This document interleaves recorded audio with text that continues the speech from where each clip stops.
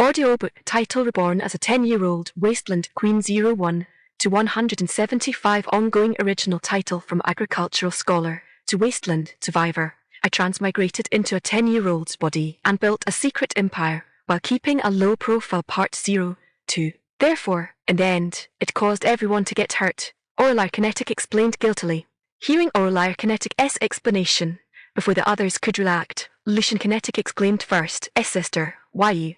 Are you saying that the ones we killed tonight were level 3 and level 4 mutated wolves, right? Yes, because the level 1 and level 2 mutated wolves fought for territory with the mutated wild boars at Wild Boar Ridge a few days ago, and they all died. Orlar Kinetic answered affirmatively. Because this was what she had seen with her own eyes, and was the truth, her answer was very definite. What? The Mu family were all shocked by this answer. Orlar Kinetic hadn't thought of it, but that didn't mean Alina Valerius and Gwendolyn hadn't. After Alina Valerius and Gwendolyn exchanged glances, they said with pleasant surprise, this was my first time going to kill a mutated beast, and I actually killed level 3 and level 4 mutated wolves. Although they were injured and their combat effectiveness dropped, they were still level 3 mutated beasts. Alistair Kinetic, doesn't this mean that I actually have the complete strength to kill level 1 and level 2 mutated beasts? As if wanting to get Alistair Kinetic's confirmation, Alina Valerius looked straight at Alistair Kinetic. Orlar Kinetic also reacted at this moment. That's right. This wasn't actually because everyone lacked practical combat experience, but because she lacked experience herself and found sparring partners whose levels were too high. Theoretically, that's the case. However, the danger level of each type of mutated beast is different. Relatively speaking, the danger level of a mutated wolf is quite high. With this practical combat experience, the danger level of small mutated beasts like the mutant rabbit and mutant rat has decreased quite a bit for you all. Well, overall, this actual combat was a success.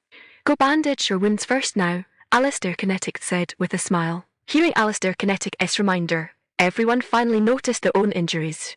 Previously, they had been holding their breath to suppress the pain. Now that it wasn't being suppressed anymore, everyone was in so much pain that they bared their teeth and grimaced. Seeing this, Orlar Kinetic took out a few glass bottles and handed them to Tristan Kinetic.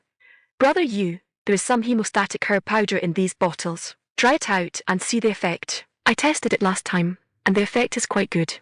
However, Orlar Kinetic didn't mention that her test subject was a mutated beast. Tristan Kinetic assumed the test subject was an injured person, a misunderstanding that cleverly kept both of them from elaborating or asking further. Tristan Kinetic and the others washed the wounds of their injured people and applied medicine for each other. After all this bustling about, the time had already reached 2 o'clock in the middle of the night. The hardly sleeping Mu family did not notice that someone had discovered their abnormality. In the Sharma clan citadel carriage behind the Mu family, Karan Sharma Roth quietly tugged at her husband Sanjay Sharma's clothes and asked in a low voice, Sanjay Sharma, did you hear any movement? What movement could there be in the middle of the night? With so many people here, even mutated beasts wouldn't dare to come. What movement could there be? Are you sleeping confusedly or dreaming? Go to sleep quickly. We still have to wake up early tomorrow to travel. Sanjay Sharma impatiently interrupted Karan Sharma Roth's words, rolled over, and went back to sleep. Karan Sharma Roth looked at Sanjay Sharma sleeping beside her, so angry that she wanted to hit someone, because just moments ago, she not only heard the Mu family next door getting on and off the vehicle, but she also smelled a faint scent of blood. Karan Sharma Roth was now extremely certain of her judgment. The Mu family was hiding a big secret. At 5 in the morning, Alina Valerius and Gwendolyn forced themselves to get out of the vehicle and prepare breakfast. Go take a look nearby. No matter what mutated beast it is, hunt one down and make some bloody scent, Alistair Kinetic instructed. Hearing Alistair Kinetic's words, Orlar Kinetic and Tristan Kinetic finally reacted. Uncle, are you worried that the smell of blood on us last night attracted other people's attention? However, we had already cleaned up before coming back last night, Orlar Kinetic asked in a low voice. Hearing Orlar Kinetic's doubt, Alistair Kinetic explained, that's right. Although you cleaned up, ordinary people wouldn't notice. However, certain olfactory genetic enhancers have extremely sensitive senses of smell. Not even a trace of blood can escape them. Alistair Kinetic's explanation made Orlar Kinetic realize her own shortcomings. In the Wasteland world, one could not underestimate anyone. Uncle, I'll go instead. Pretending to look for wild vegetables, and then discovering a mutated beast to catch and bring back won't attract other people's attention. Besides, Brother Yu was injured last night and needs to rest, Auralar Kinetic explained in a low voice. Alastair Kinetic thought about it and felt that Auralar Kinetic's words also made sense. Yu was injured, so he should rest. All right. Then Sia can go. Let your brother Yu rest. Tristan Kinetic wanted to explain that he was fine and could go, but seeing the expressions of his old man and cousin, he knew that the matter had already been decided and there was no room for maneuver.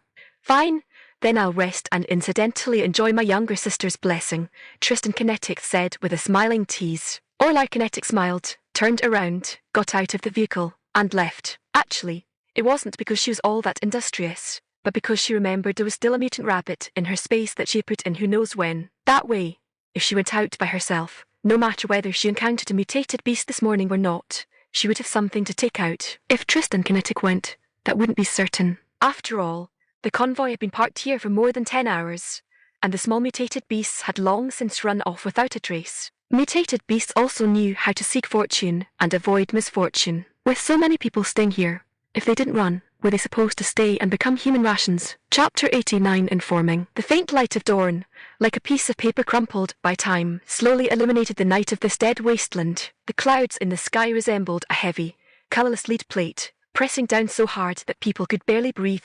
That faint light, as if someone was struggling to lift a heavy veil, desperately trying to pierce through the thick haze, only managed to exchange it for a chaotic blush. Auralar Kinetic did not walk very far.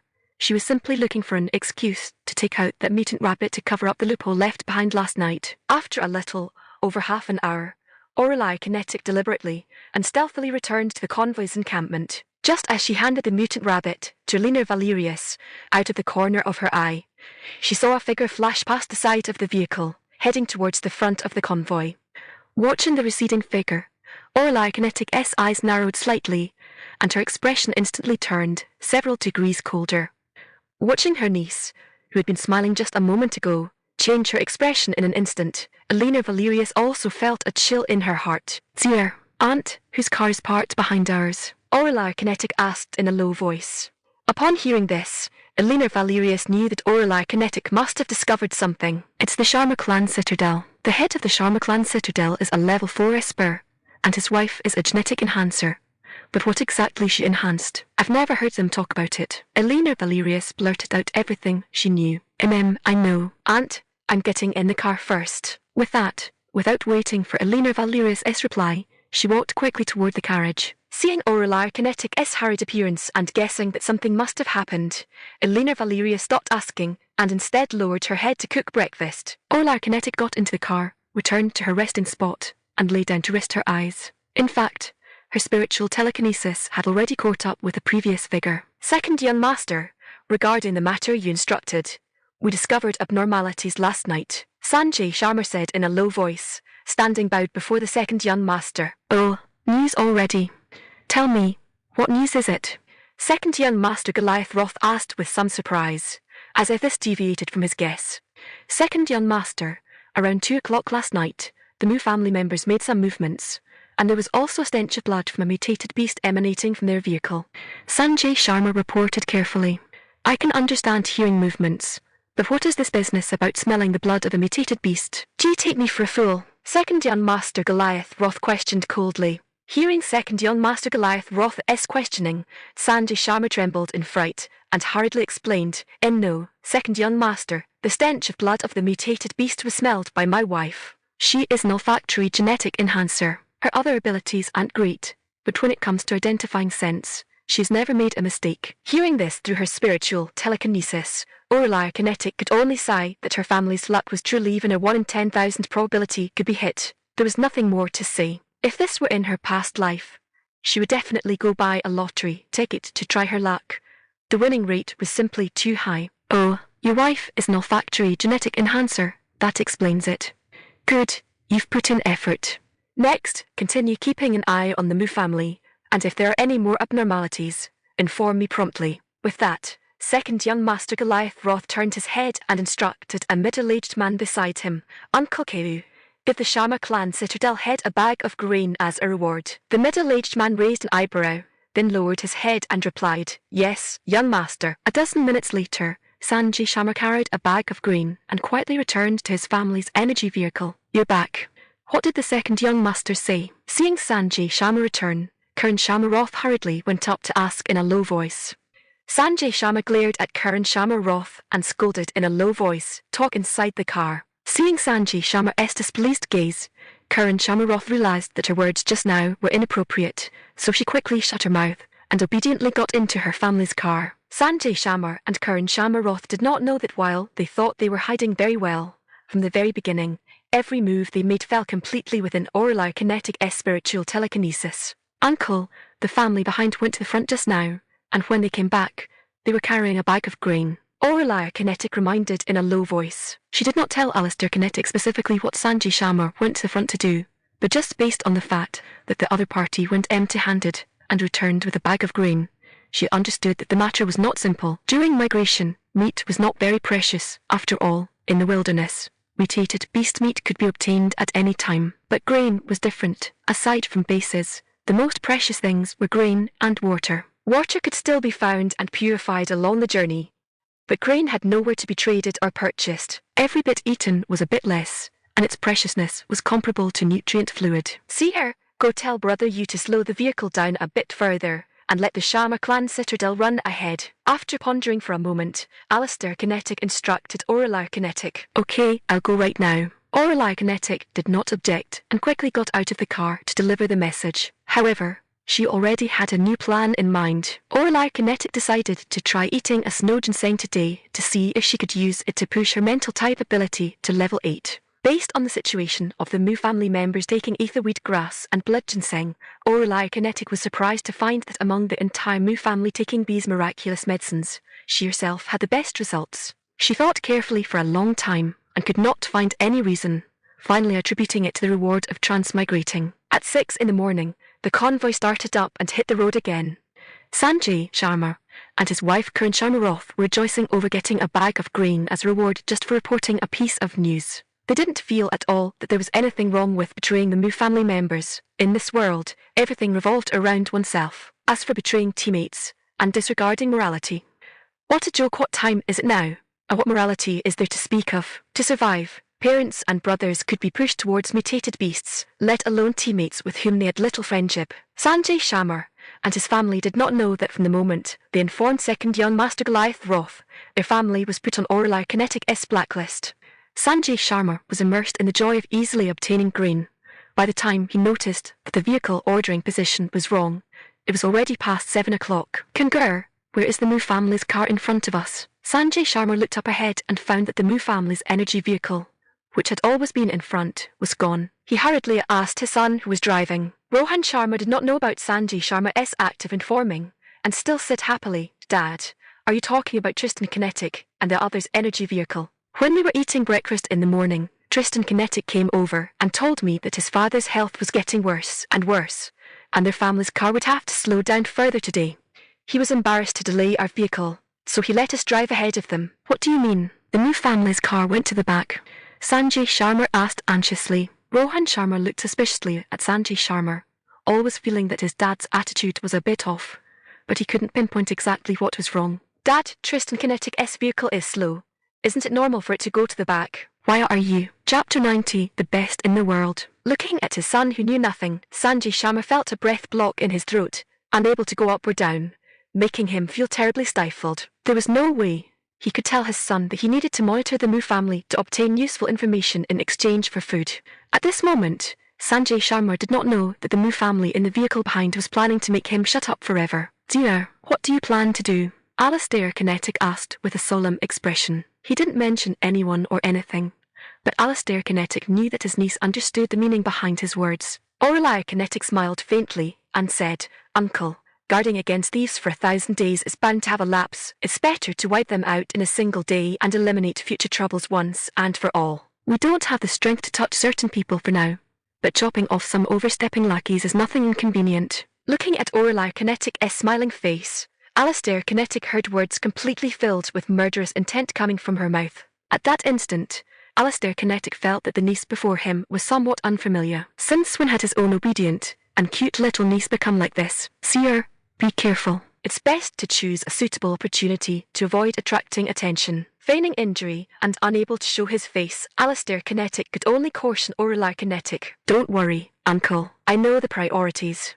Orelai Kinetic nodded, highly agreeing with Alistair Kinetic's reminder. "Uncle, I was too tired last night, so I plan to rest for a day today. Don't call me for lunch." Having said that, Orelai Kinetic had already crawled into her bed inside the vehicle. Pulling the cloth curtain shut to isolate everyone's caring gazes, Orelai Kinetic fell asleep. 2 hours later, Orelai Kinetic woke up. Without disturbing anyone, she quietly retrieved 2 snow ginsengs from her spatial dimension. Orelai Kinetic looked at the snow ginsengs on her right palm, glistening white like jade. The ginseng fragrance was refined and refreshing, lingering endlessly. She closed her eyes for a moment, then opened them, clenching her left hand into a fist and waving it as if cheering herself on. Afterwards, Orelai Kinetic slowly brought a snow ginseng to her lips, opened her small mouth, and took a fierce bite with her eyes closed. The anticipated bitterness and difficulty in swallowing did not appear. Instead, the snow ginseng was like jelly, melting the moment it entered her mouth. Orelai Kinetic never expected the snow ginseng to be like this upon entry. Paying no heed to anything else, she quickly stuffed all the snow ginseng in her hand into her mouth. Once the 2 snow ginsengs entered her mouth, there wasn't even the slightest feeling of choking. Instead, the medicinal power of the snow ginseng transformed into wisps of gentle and cool airflow, slowly flowing into her spiritual sea. There was no worrying surge, only cool comfort. The airflow nourished her spiritual sea like spring rain, moistening everything. Orelai Kinetic discovered that her spiritual sea was expanding slowly once more. Furthermore, she clearly felt that a portion of the excess airflow actually overflowed from the spiritual sea, finally flowing towards the ability seed. After entering the ability seed, the airflow emitted a soft, lustrous white light. The wood element ability, which had been somewhat floaty and restless due to consecutive rank-ups, became docile and condensed. The bottleneck of the level 7 mental type ability melted away like thin ice, climbing upward without any obstruction. The mental type ability began a slow advancement. Level 7 peak, Level 8 early, Level 8 mid, Level 8 peak. It finally stabilized at Level 8 peak. A faint glowing light blossomed atop Orelai Kinetic's head. The wandering mental type energy between heaven and earth actively gathered, condensing into a glistening white halo above her head, the energy within the halo pure and gentle. It wasn't until evening that Orelai Kinetic stopped advancing. Carefully checking her expanded spiritual sea, Orelai Kinetic's lips curled upward, and she couldn't press them down even if she tried, showing how joyful advancing her level 8 mental type ability was. It was time to pitch camp and rest for the night. Orelai Kinetic pulled open the curtain, her face carrying an irrepressible joy that made the Moo family unable to resist asking what on earth had happened. "Seer, what made you so happy?" Seeing her daughter get up, Gwendolyn hurriedly walked over carrying a bowl of meat soup, stewed from the mutant rabbit meat Orelai Kinetic had brought back in the morning. "Mom, your eyes are really sharp. You could tell I was in a good mood at just a glance." Orelai Kinetic half-coaxingly flattered Gwendolyn. Gwendolyn amusedly poked Orelai Kinetic's forehead with her finger and said, "What? You're not planning to tell your old mom?" "No,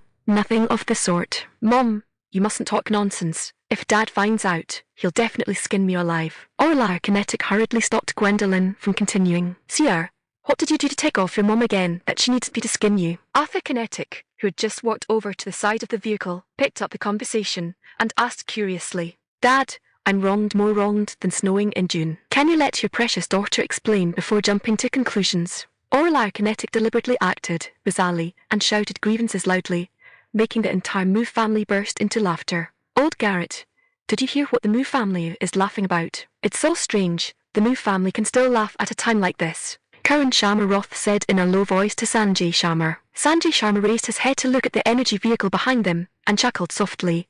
Why wouldn't they be able to laugh? They don't even know that the second young master is monitoring them. Not knowing a thing, aren't they just happily playing the fool? Karan Sharma Roth thought about it, and it really was true. Over here, after everyone finished laughing, Orelai Kinetic said with a beaming smile, "My ability improved slightly today, so I'm happy." The Moo family members exchanged glances with one another, deeply skeptical of Orelai Kinetic's slight improvement. "Little sister," I'll ask timidly, "what is your ability level now?" Lucian Kinetic stared at Orelai Kinetic and asked in a low voice.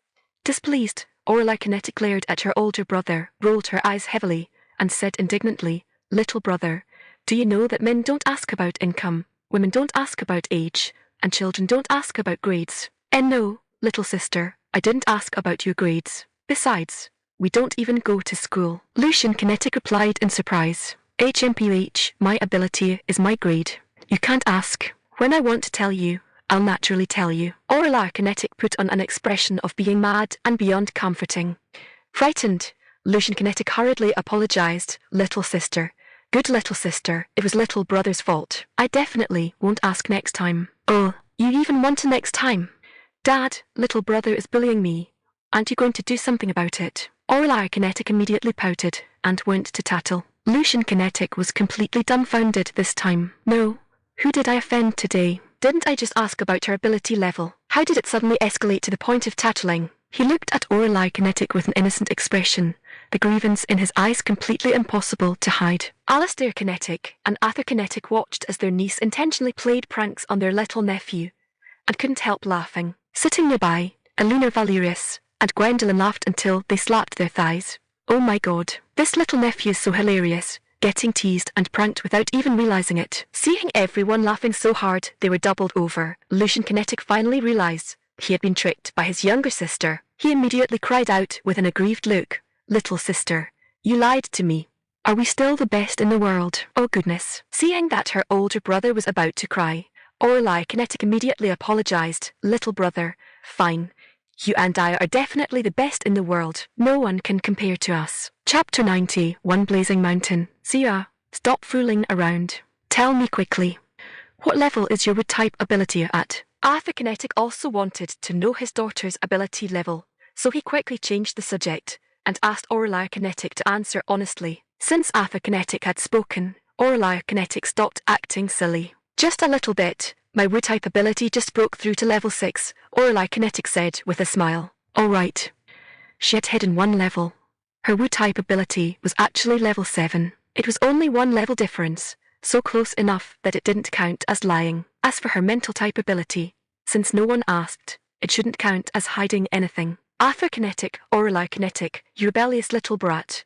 You didn't even tell your old man that you also awakened a mental type ability. How could I possibly have asked about it? What? Level 6. An exclamation suddenly rang out inside the carriage, followed by silence. A few breaths passed, and the first voice broke the silence.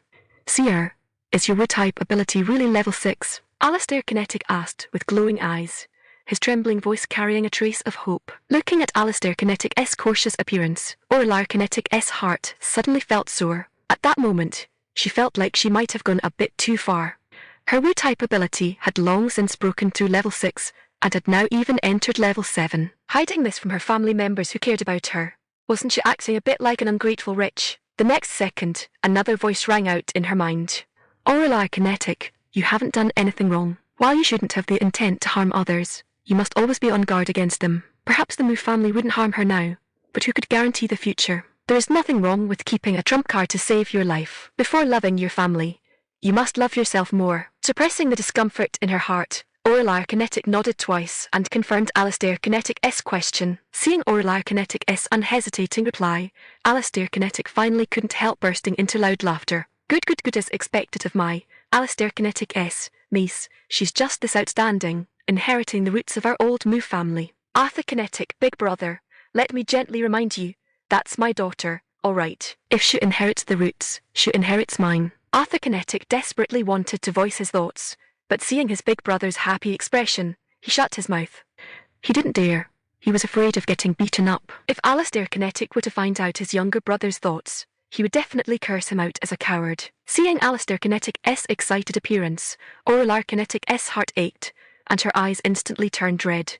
She understood Alistair Kinetic's mood at that moment. It was a sense of relief, a relaxed feeling of finally being able to unload his burden and catch a breath. For a long time, the lives of the 11 people in the Mu family had been resting entirely on his shoulders, and he hadn't dared to slack off even a bit. Now that Aurelar Kinetic's ability had broken through to level 6, adding another person to shoulder the heavy burden left him speechless with emotion. Alistair Kinetic, big brother, Dad, Elena Valerius, Arthur Kinetic, and Tristan Kinetic could all understand because they knew the pressure in Alistair Kinetic's heart. Watching his entire family look at him, Alistair Kinetic couldn't help feeling a bit awkward. I'm happy today. Arthur Kinetic, go get that bottle of wine I hid at the bottom of the chest.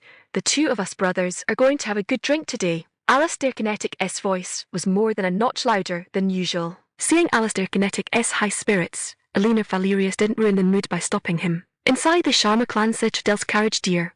What's going on with the Sharma clan citadel tonight? Laughing so loudly, could it be that Alistair Kinetic's injuries have healed? Hearing their laughter, Karan Sharma Roth couldn't help asking in a low voice.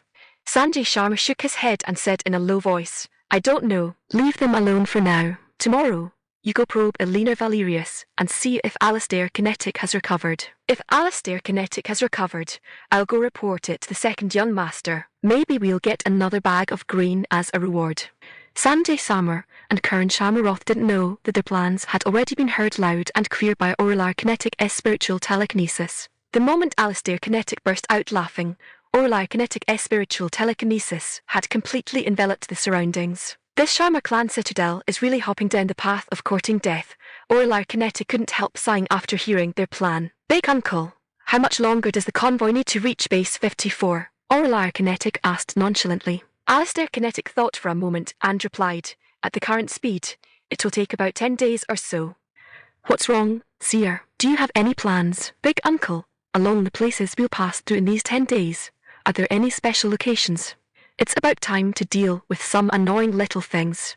I plan to make inquiries after arriving at base 54 to see if we can join base 54 and completely separate from the Roth family estate. Our time is too precious to be endlessly entangled with these people, Aurellar Kinetic said in a low voice. Hearing Aurellar Kinetic's plan, Alistair Kinetic nodded with satisfaction. Seer, your plan is good. As for special places along the way, there's indeed one, but at this time of year, I don't know if those mutated birds have flown away yet. Alistair Kinetic pondered before speaking hesitatingly. Oh, is there really a suitable place? Aurellar Kinetic had just held a try-and-see attitude, not expecting a genuine unexpected harvest. There is indeed such a place, but at this time point, it's a bit dangerous. That place is called Blazing Mountain, an active volcano. To get to base 54, we have to pass through the edge of Blazing Mountain.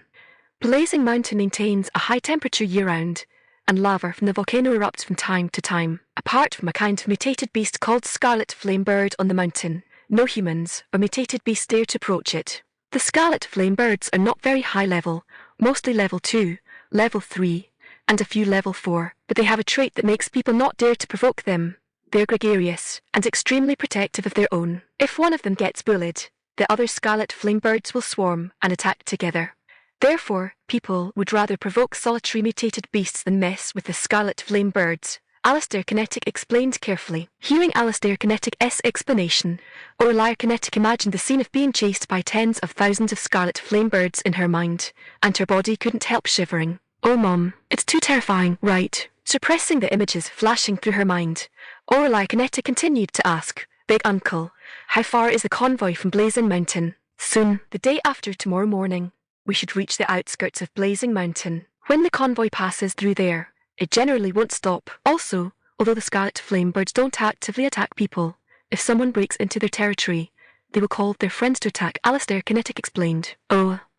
Listening to these birds, they actually sound quite reasonable. If people don't offend me, I won't offend them. If people offend me, I will definitely annihilate them. Aurellar Kinetic couldn't help teasing. Big Uncle, have you thought about when to announce that your body has recovered? Seeing Alistair Kinetic's joyous expression, Aurellar Kinetic couldn't help pouring cold water on him. Alistair Kinetic looked at Aurellar Kinetic helplessly and reproached her. All right, you little girl. You just can't bear to see me happy for even a little bit.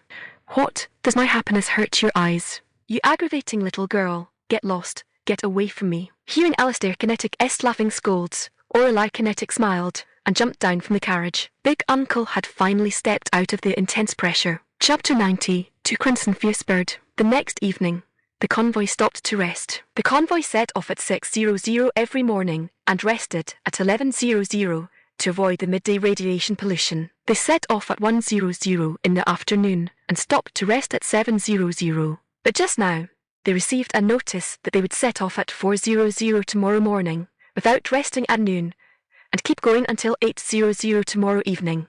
Hearing this notice, Aurellar Kinetic could not help but find it quite funny. The Roth family estate was afraid that resting midway would provoke the Scarlet Flame Bird. Not resting and wanting to avoid the Scarlet Flame Bird, How could that possibly work? Oraliar Kinetic sneered. For level 7 Esper, a distance of a few hours was nothing more than an hour or so full-speed flight. At midnight, without telling anyone, Oraliar Kinetic quietly got off the energy vehicle and headed towards Blazing Mountain alone. 2 hours later, Oraliar Kinetic stood at the foot of Blazing Mountain. The foot of the mountain was full of cracked scorched earth, devoid of all vegetation, with only withered and twisted charred stumps and thick dust. A dark brown giant mountain spanned across the wasteland, resembling a giant furnace abandoned by heaven and earth. On the tall main peak, red glowing fissures spewed dark red magma and thick black toxic smoke all year round, dyeing the entire sky above Blazing Mountain into dark brown intertwined with rust red and greyish black, giving people a sense of oppression where the sun could not be seen. The mountain body was covered with scorched and cracked folds,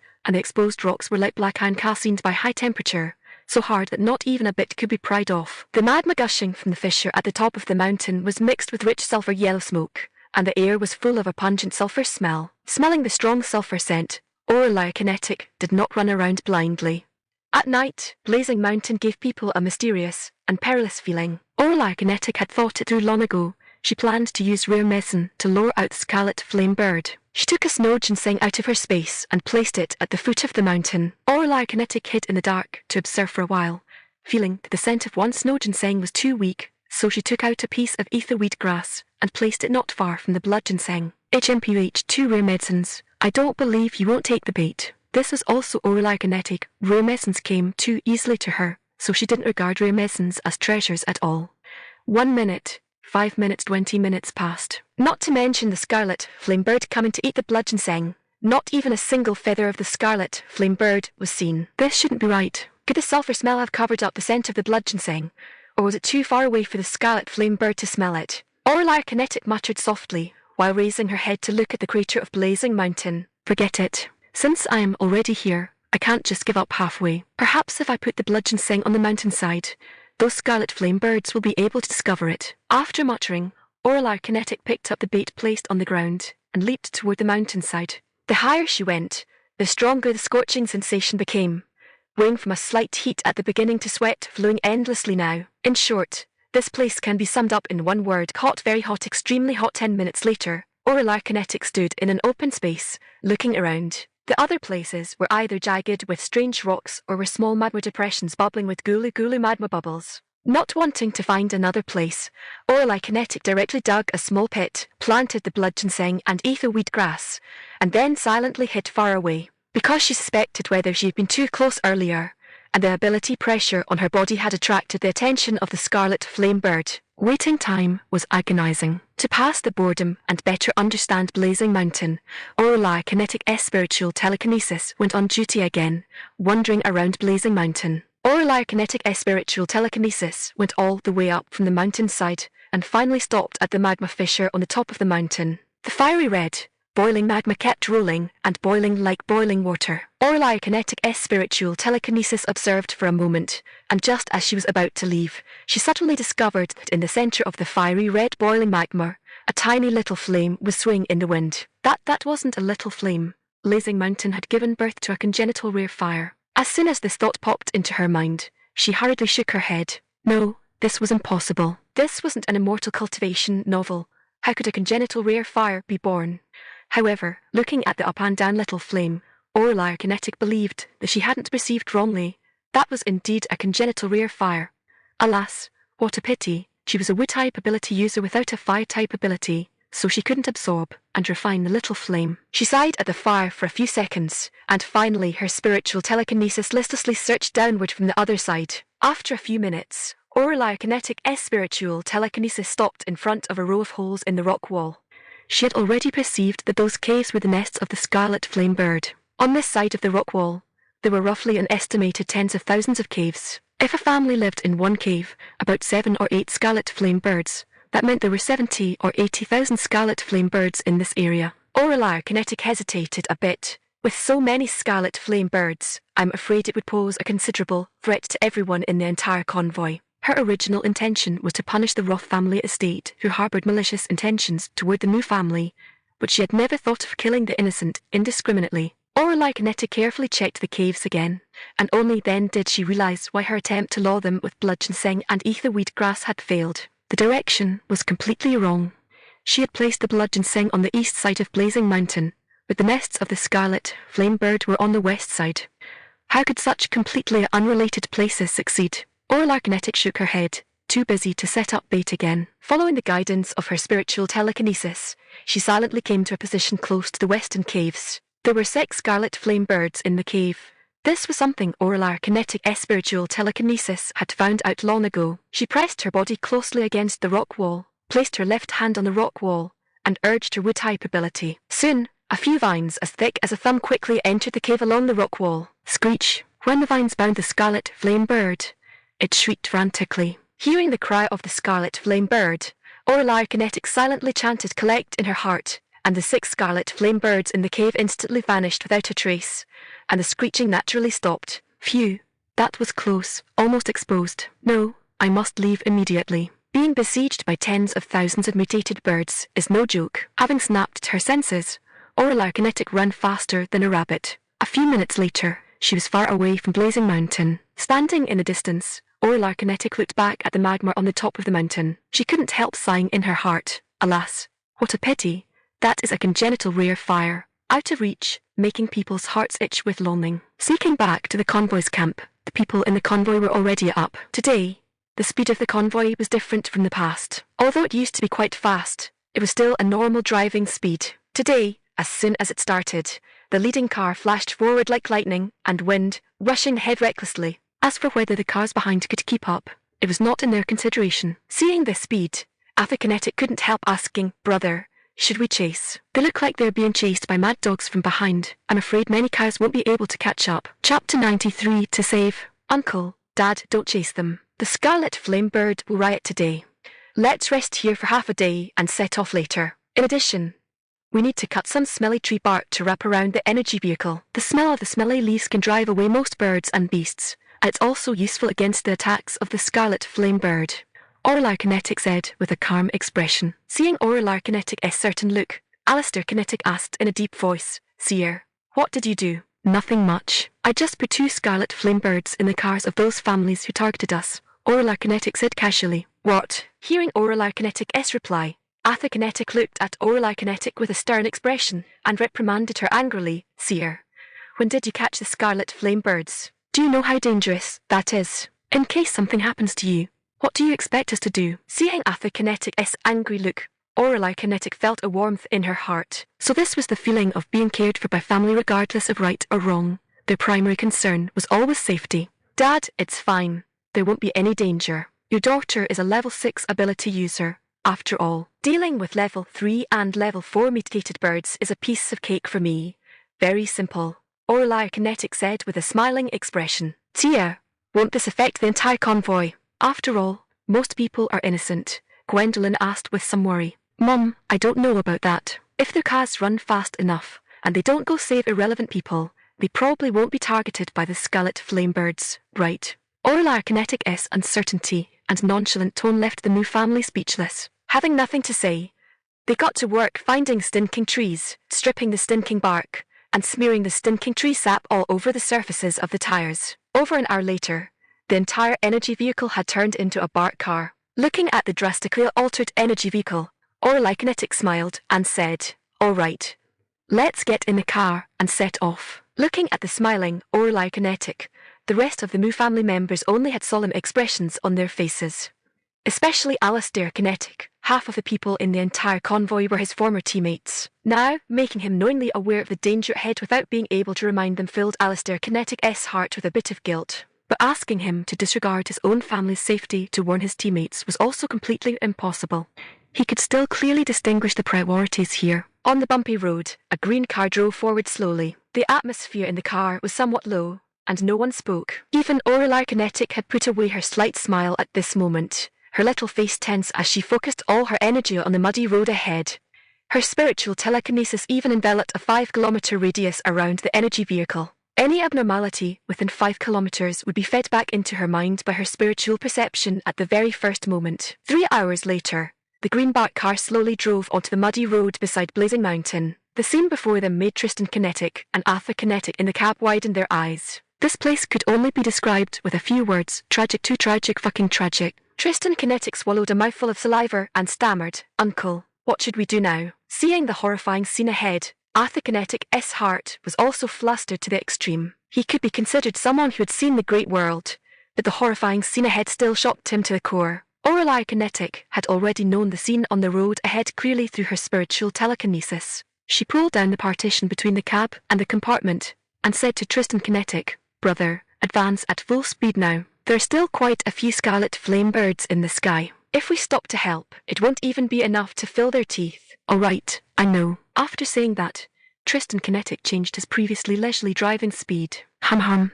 He pressed the acceleration button all the way down, and the roaring sound of the energy vehicle suddenly rang out. The car rushed forward like an arrow leaving a bow. At this moment, Aurelia Kinetic released all her spiritual telekinesis, and the coercion of a level 8 spur directly covered the entire green energy vehicle. The scarlet flame birds that originally wanted to approach and attack the green energy vehicle all turned around and flew elsewhere after feeling that powerful coercion. Over half an hour later, the green energy vehicle finally entered the center of the battlefield. Above the sky, a sea of red was filled entirely with mutated scarlet birds.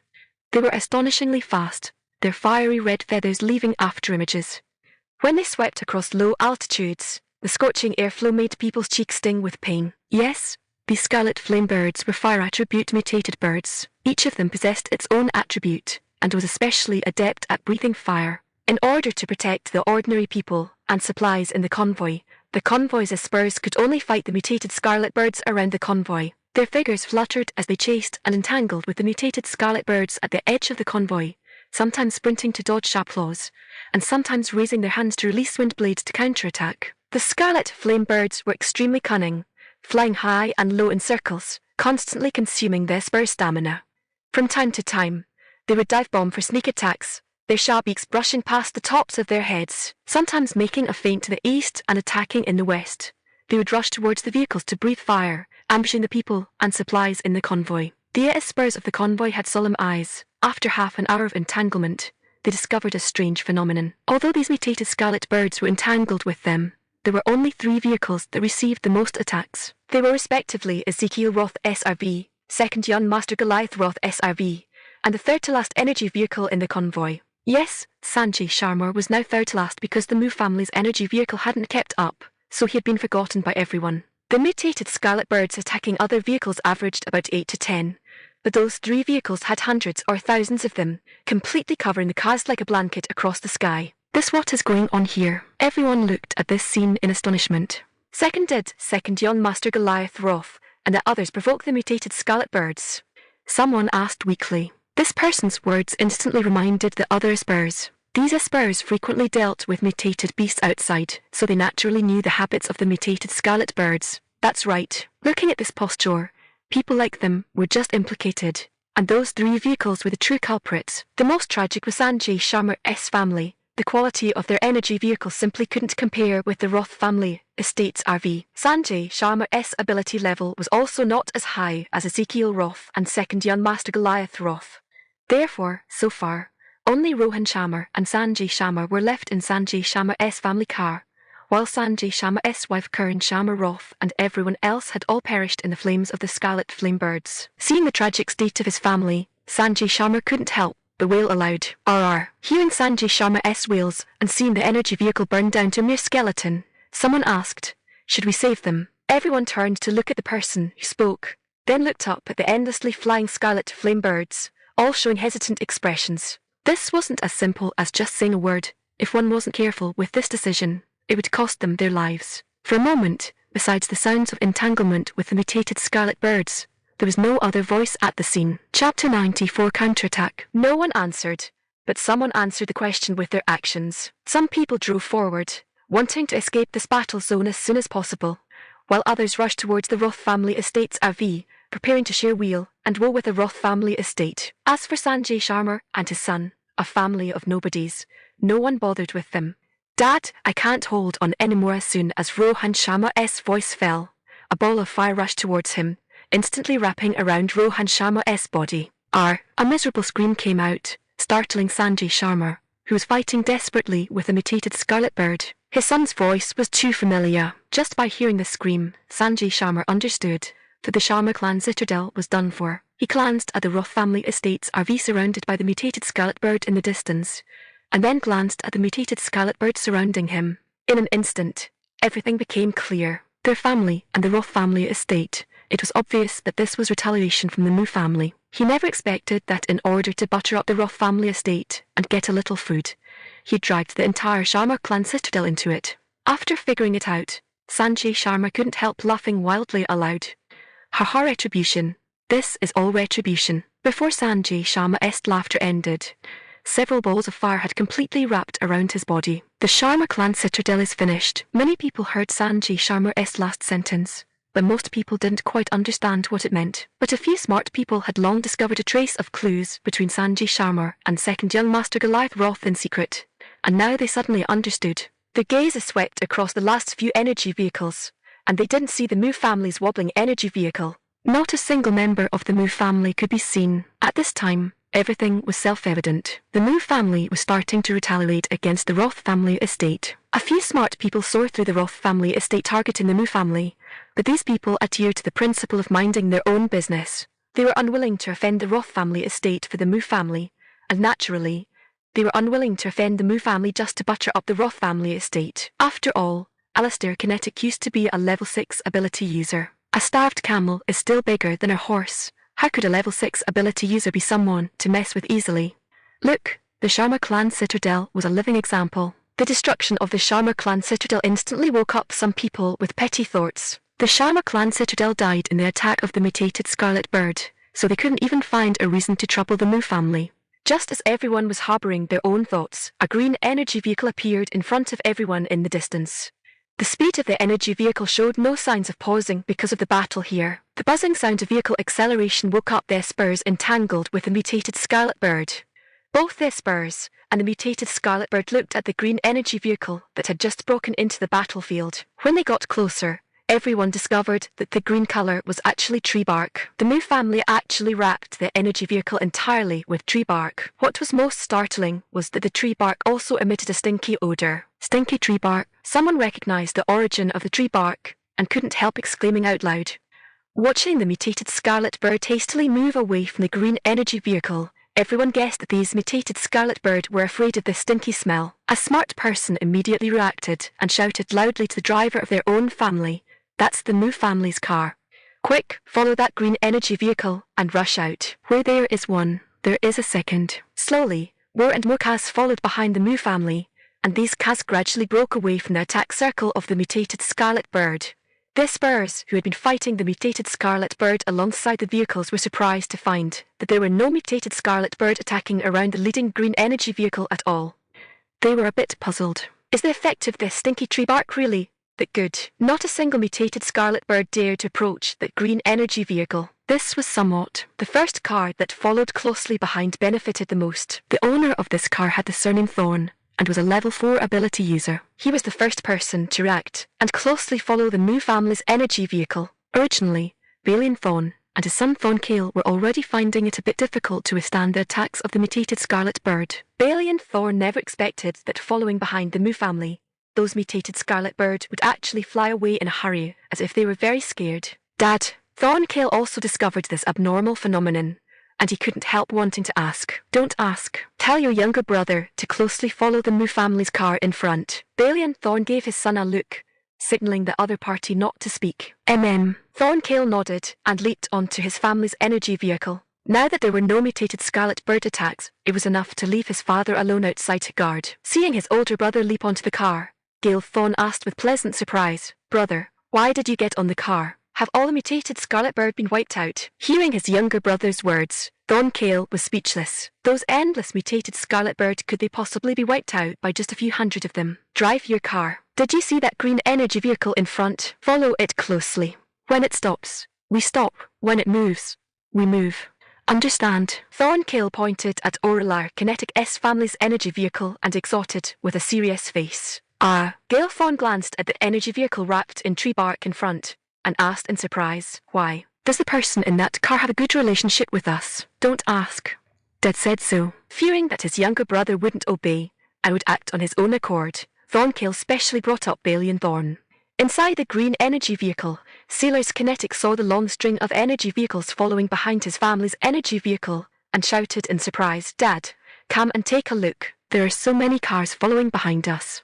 In this case, wouldn't we become the leading car? These people are so excessive, actually making us scout the path for them." Hearing Sailor's Kinetic shout, the Moo family members in the carriage also discovered this abnormal phenomenon. Everyone's gaze turned to Alistair Kinetic, quietly waiting for him to speak. Alistair Kinetic did not speak, but instead looked at Orla Kinetic and asked in a low voice, "Seer, is it okay for these cars to follow?" Alistair Kinetic had long discovered that those mutated scarlet birds simply did not attack his family's energy vehicle. He guessed it was either because of the tree bark on the car, or his niece had secretly played a trick. Alistair Kinetic leaned more towards the latter. The moment the mutated scarlet bird did not attack his family's energy vehicle, Alistair Kinetic clearly realized that his niece's ability level was probably not level 6 at all, but an even higher level 7. Alistair Kinetic was not angry that his niece concealed her ability level. Instead, he felt very gratified. His family's seer had finally grown up and could prop up a piece of the sky for the Moo family. "It's fine. They can't affect us." "Uncle, wait another 20 minutes, and let brother you slow down the car speed to wait for the cars behind." Orla Kinetic smiled and reminded, "All right, I know." Hearing this, Alistair Kinetic understood the meaning behind Orla Kinetic's words. "Younger sister, do you mean that in 20 minutes we will be safe?" Lucian Kinetic was the most impatient, and he hurriedly asked without stopping for a second. Pretty much." Orla Kinetic nodded and replied. Hearing that they would safely escape the territory of the mutated scarlet bird in 20 minutes, the Moo family members were overjoyed. Although their tree bark energy vehicle was not attacked by the mutated scarlet bird, they could still see the battle between other spurs and energy vehicles and the mutated scarlet bird clearly from the car windows. That scene, that picture, was terrifying, wasn't it? Chapter 95 Acquaintances. An hour later, Tristan Kinetic parked the car by the side of the road. After hours of speeding, the energy vehicle was already overloaded. The entire Moo family got out of their energy vehicle. Elena Valerius and Gwendolyn washed the pot to prepare dinner. Ron Kinetic and Sailor's Kinetic collected firewood to start a fire, and the three brothers of Caspian Kinetic were removing the tree bark from the energy vehicle. Tristan Kinetic and Arthur Kinetic had worked hard in the driver's cabin all day, and had already returned to the carriage to sleep. Seeing the Moo family stop to rest, Gail Thorne, who was following behind them, also stopped the car. However, they did not approach the Moo family, instead stopping 200 to 300 meters away from them. "Dad, if we park here, will the Moo family be unhappy?" Thorne Kale asked in a low voice. "No. Ever since we set out from the base, have you seen the Moo family actively interact with anyone else?" "No, right. From what I can tell, the Moo family probably wants to break away from the three major families. The Roth family estate is likely unhappy about it, which is why they sent the Sharma clan citadel to monitor the Moo family. The Roth family estate must have done something to provoke the Moo family, which is why today's fierce battle against the mutated scarlet bird happened." "Sigh, I just don't know how the Moo family managed to pull it off," Billion Thorne said calmly. "Dad, hearing you say that, the Moo family actually has quite a lot of principles." Thorne Kale couldn't help praising. Billion Thorne was just about to tell his son to stop talking when his pupils suddenly constricted. Heavens, what did he see? That wasn't Alistair Kinetic. Weren't they saying that his ability had collapsed, and he couldn't even get up? What was going on right now? CL clearly, Alistair Kinetic was completely fine, so that news, a flash of inspiration struck Billion Thorne. He connected everything together, and understood instantly. Billion Thorne suddenly saw the light. He had discovered a huge secret, and this secret would soon be known by everyone in the convoy. He glanced at the line of energy vehicles parked behind his own families, and a bold idea arose in his heart. He had to hug the Moo family's thick thigh. Having previously refused to help the Roth family estate deal with the mutated scarlet bird, he had completely offended the Roth family estate. Therefore, the Moo family right before him was the Thorne family's only chance. "Kinger, come with me to the Moo family to visit your Uncle Moo," Billion Thorne said, walking toward the Moo family's resting area. Since they had completely broken ties with the Roth family estate today, Alistair Kinetic no longer bothered to fake his injuries, so he also got out of the car to move around a bit. Standing from a distance, Billion Thorne shouted enthusiastically, "Big Brother Moo, hello. My name is Billion Thorne, and you certainly don't have any impression of me. But you must remember my eldest brother. My eldest brother is Gareth Thorne." Alistair Kinetic originally had no impression of Billion Thorne at all, but upon hearing him mention Gareth Thorne, Alistair Kinetic carefully looked that other person over. You look alike. You and your brother look 7 or 8 parts similar. I haven't seen your brother in over a decade. How is he doing? Alistair Kinetic asked with a smile. Hearing Alistair Kinetic's question, a trace of sorrow appeared on Balian Thorn's face. Big brother Moo. My eldest brother died on a mission 10 years ago. Alistair Kinetic instantly fell silent. A moment later, he apologetically said to Balian Thorn, I'm sorry, Balian. I didn't know, and ended up making you sad. Seeing that Alistair Kinetic was apologizing sincerely, Balian Thorn hurriedly waved his hand. Big brother Moo, you don't need to apologize. Those who don't know are blameless. How could this be your fault? Kenner, come over. This is your Uncle Moo. He had a very good relationship with your eldest brother back in the day. And when I was a child, your dad even went to your Uncle Moo's house to play. Balian Thorn pushed Thornkale forward, diverting the previous topic. Hello, Uncle Moo. Thornkale greeted him very politely with a bow. Hello.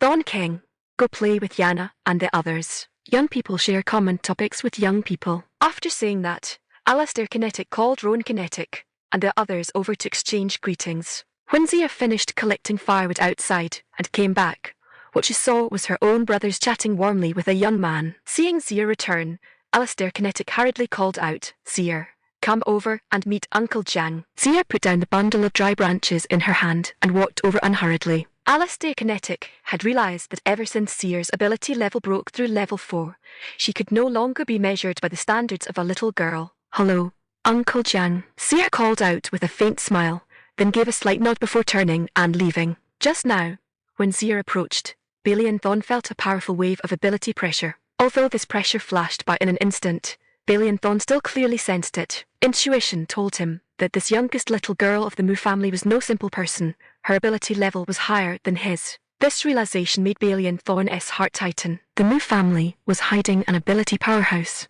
No wonder the Moo family had the confidence to stand up against the 3 major families. They had the backing to fight back now. Alistair Kinetic had no idea that Balian Thorn had such a rich inner monologue. After chatting idly for a few sentences, Balian Thorn and Thornkale took their leave and departed. Dinner was quickly served. At this time, another dozen or so energy vehicles drove over one after another from the distance. These energy vehicles did not stop, driving directly ahead. Watching the receding convoy, Silas Kinetic couldn't help asking, Dad, it's already dark, and they're still traveling. Yeah, they won't be able to travel much longer. They should stop to rest up ahead. Shinner, did you count? How many cars drove past in total? After answering Silas Kinetic's question, Alistair Kinetic turned his head and asked Julian Kinetic. Among the boys, only Julian Kinetic was a bit more meticulous and would pay attention to such details. I counted 18 cars, including 2 RVs from the Roth family estate. Julian Kinetic replied earnestly. 18 cars, plus the 12 cars here with us. That means the convoy lost over a dozen energy vehicles in this battle. Right. Before anyone else could speak, Seer took the lead in asking the key point. That should be it. Only then did the others react. In the battle against the mutated Scarlet Bird, the convoy had lost a third of its energy vehicles. This was no small number. Furthermore, in today's battle, besides losing energy vehicles, a lot of supplies were also lost. Alistair Kinetic looked at Seer and asked with some confusion, Seer, what are you trying to do? Big Uncle, over there. Not only are there energy vehicles, but there should also be quite a few corpses of the mutated Scarlet Bird. Free stuff, whoever doesn't take it is a fool, Seer said with a smile. Hearing Seer's words, the Moo family all laughed together. In the end, Arthur Kinetic said, Seer, even if we went and drove them back, we don't have the manpower to drive them all the way to base 54. As for the mutated Scarlet Bird corpses, we simply can't carry them away. In this weather, they can only be preserved for 3 to 5 days at most before the meat spoils and rots. There's simply no need to turn back just to pick up cheap scraps. Hearing Arthur Kinetic's explanation, Seer did not refute. If it were before, she might not have had a way. But now, it was just a very simple matter. Her space could easily take away the energy vehicles and the mutated Scarlet Bird corpses. Sigh. It seemed it wouldn't work without telling them about her space. Chapter 96, Stealing a Small Flame. Aurelia Kinetic did not explain with words, instead telling everyone directly through her actions. Suddenly, a blood ginseng appeared in her right hand. Before everyone could ask where it came from, the blood ginseng suddenly disappeared again. This year, you have awakened dual abilities. You are dual ability Esper. Arthur Kinetic asked tremblingly. Truly, this news was too exciting. Everyone else in the Moo family stared at Aurelia Kinetic with glowing eyes, hoping only to get an accurate answer from her lips. Seeing the hopeful gazes of the crowd, Orla Kinetic almost blurted out the matter regarding her mental type ability. At the very last second, she suppressed the surge of impulse in her heart. No, I did not awaken a space ability. In this matter, Orla Kinetic played a little trick. She merely denied that she had awakened a space ability, without denying the fact that she was a dual ability Esper. At this moment, the Mu family did not notice the loophole in Orla Kinetic's words at all. All their focus was entirely on her statement about not awakening a space ability. Sir, then what was going on with you just now? Alistair Kinetic pursued the question. It is nothing. It is just that when I went out to play some time ago, I accidentally picked up a space stone, so I got a space. Orla Kinetic explained with a calm and breezy expression. Mu family, what the hell kind of accidental pickup is that? Are space stones that easy to pick up with millions of people in the base? Why hasn't anyone else been heard picking one up? Keep fooling. Go ahead and fool us, you big fraud. Orla Kinetic had no idea that her parents, uncle, aunt, and several brothers did not believe that her space was picked up. Orla Kinetic, believe it or not, as long as I believe it myself, that is enough. Sir, is your space stone big?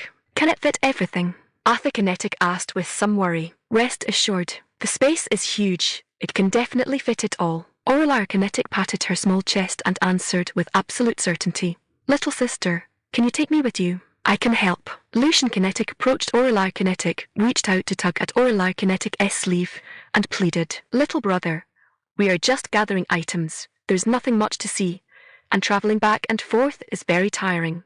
Orla Kinetic refused. Seeing Orla Kinetic refuse Lucian Kinetic, the other brothers felt too embarrassed to speak up. Sia, take them with you. At worst, we will leave tomorrow afternoon. So many supplies are worth staying half a day for, Alistair Kinetic said with a smile.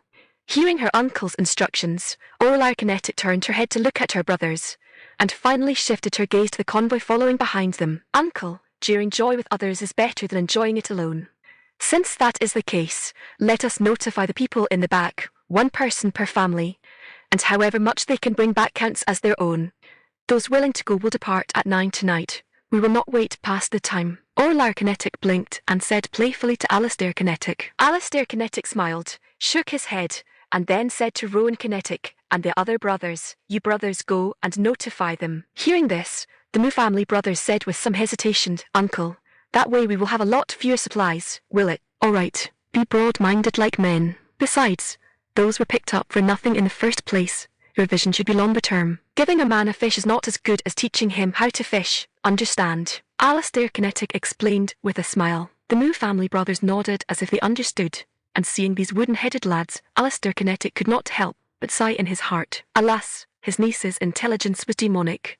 Why were these few boys as stupid as wooden fish heads? At 9 in the evening, an energy vehicle turned around and rushed toward Blazing Mountain. The stuttering tut-tut sound of the energy vehicle stood out exceptionally in the quiet night, and the vehicle was filled entirely with young lads. Over a dozen young men squeezed into one energy vehicle, naturally hitting it off and blending together. Brother you, is it really safe for us to go back? Thornkale could not help asking. Hearing Thornking's question, everyone else looked at Tristan Kinetic. Tristan Kinetic had driven all day today, had only slept for 2 or 3 hours, and had gotten back up to accompany these lads back. His mental state had not recovered at all, and his eyes were completely bloodshot from lack of sleep. I cannot guarantee this. There's danger in everything one does, and no one dares to guarantee 100% safety. If any of you are afraid, you can get out of the car and leave now. I will not force you. Tristan Kinetic reminded them impatiently. Hearing Tristan Kinetic's reply, Thornkale felt too embarrassed to speak again. Indeed, when the Mu family mentioned it in the afternoon, they had made a special reminder that going or not was entirely up to them. Now that he asked like this, it was somewhat big brother. Hurry up, little sister has already left. Seeing this, Caspian Kinetic hurriedly changed the subject and urged him on. Over an hour later, the dozen or so people finally returned to the place where they had fought the mutated scarlet bird in the afternoon. The smell of sulphur, blood, and burning stench intertwined together, making people want to vomit. All right, go look for supplies yourselves. The time is 1 hour, and after 1 hour, we will set off back. However much you can find in this hour will all belong to you. However, I remind everyone, it is best to check first if there are any drivable vehicles, so that the supplies we find can be transported back. Caspian Kinetic finished speaking, ignored the others, and hurried off to find supplies as well. You must know that all the brothers had come. If the supplies you found were too few, wouldn't you lose face completely? At this time, the Moo family brothers did not see Orelei Kinetic and assumed she had not arrived yet. Regarding Orelei Kinetic's abilities, the brothers naturally had no worries. Little did they know, they were resting assured way too early. At this moment, Orelei Kinetic was standing high above the summit of Blazing Mountain, her eyes unblinkingly staring at that little flame. She wanted this little flame. For the entire day, sitting in the carriage thinking all day long, she could not think of any good way to capture this little flame. Until evening, she finally thought of a clumsy method. Scarlet flame birds could breathe fire, so there must definitely be containers for holding fire on their bodies. She had gone ahead of time to dissect a few scarlet flame bird carcasses, and wouldn't you know it, she actually found a few fire sacks inside those carcasses. Orelei Kinetic did not know if this method would work, but if she didn't try, she felt she would regret it in the future. Orelei Kinetic wrapped her body in vines, and then her body rapidly approached the little flame. Seeing this, the little flame hurriedly fled toward the magma. What it did not know was that down by the magma, a fire sack was propped open by Orelei Kinetic's spiritual telekinesis, waiting for it to drill inside. The ignorant and naive little flame was thus stolen away by Orelei Kinetic. However, Orelei Kinetic did not have it easy either.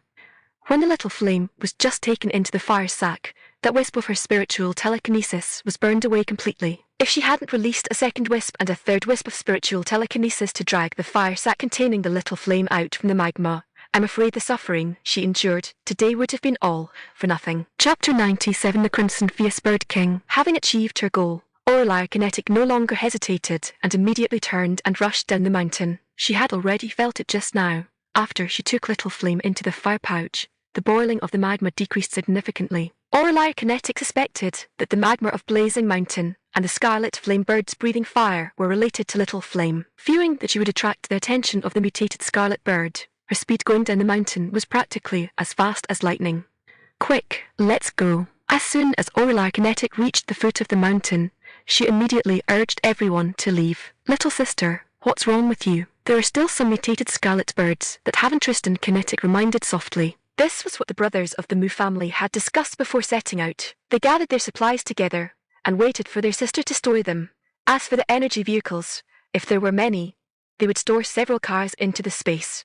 If there weren't enough to divide, they would let Roan Kinetic drive one back. Fortunately, there were quite a lot of supplies, with 15 energy vehicles alone, and especially since most of these belonged to the Roth family estate's convoy.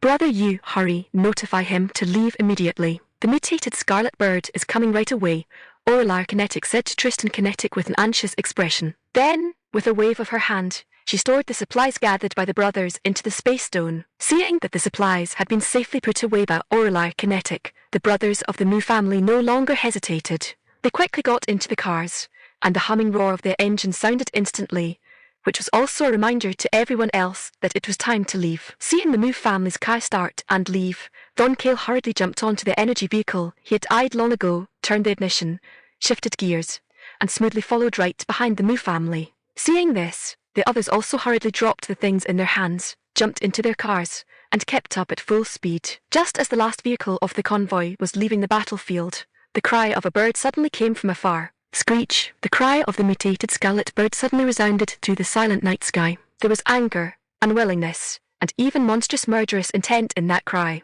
Yes, Orelei Kinetic's spiritual telekinesis sensed the opponent's intense murderous intent. Not good. The mutated scarlet bird is here.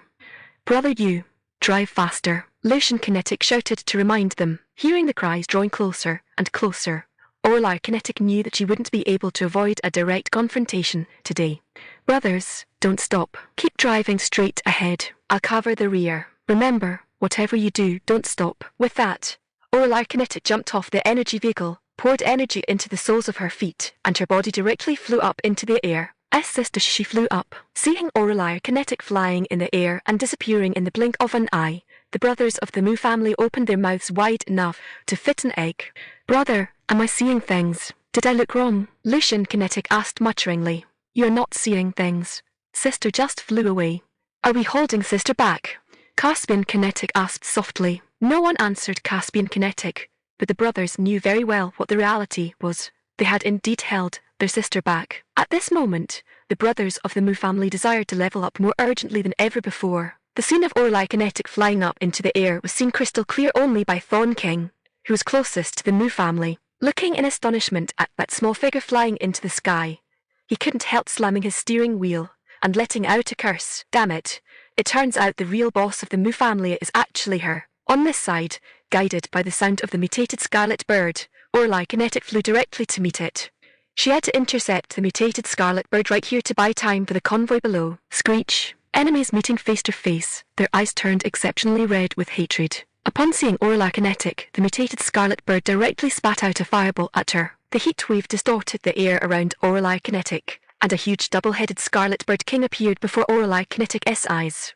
Its entire body burned with raging crimson flames, its wingspan exceeded 3 zhang, and its feathers were as red as molten iron. Every time it flapped its wings, sparks fell to the ground like dots. Green light surged violently in Lin Yi's palms, and vines burst out of the ground beneath his feet, coiling around his body like dark green snakes. A bark like stratum corneum covered his arms, isolating the scorching heat wave. He stared fixedly at the behemoth in midair, veins bulging on his temples, his ability burning wildly, leaving only absolute resolve in the depths of his eyes. Screech! The scarlet flame bird violently flapped its double wings, and feathers of fire filled the sky, carrying a high temperature capable of incinerating everything as they shot down like a rainstorm. Wherever they passed, the vines instantly charred, curled up, and turned into flying ash. Lin Yi gritted his teeth tightly, and the vines around his body suddenly surged, intertwining layer upon layer into a thick wooden shield. The fiery feathers collided with the wooden shield, making a piercing sizzling sound amid billowing smoke,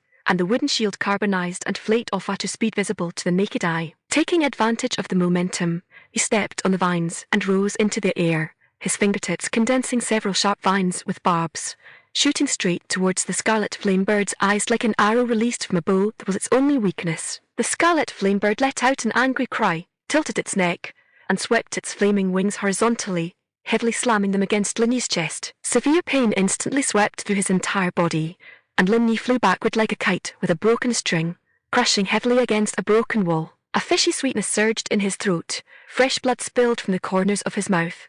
The ability within his body became chaotic, and his limbs and bones felt as if they were being scorched by raging fire.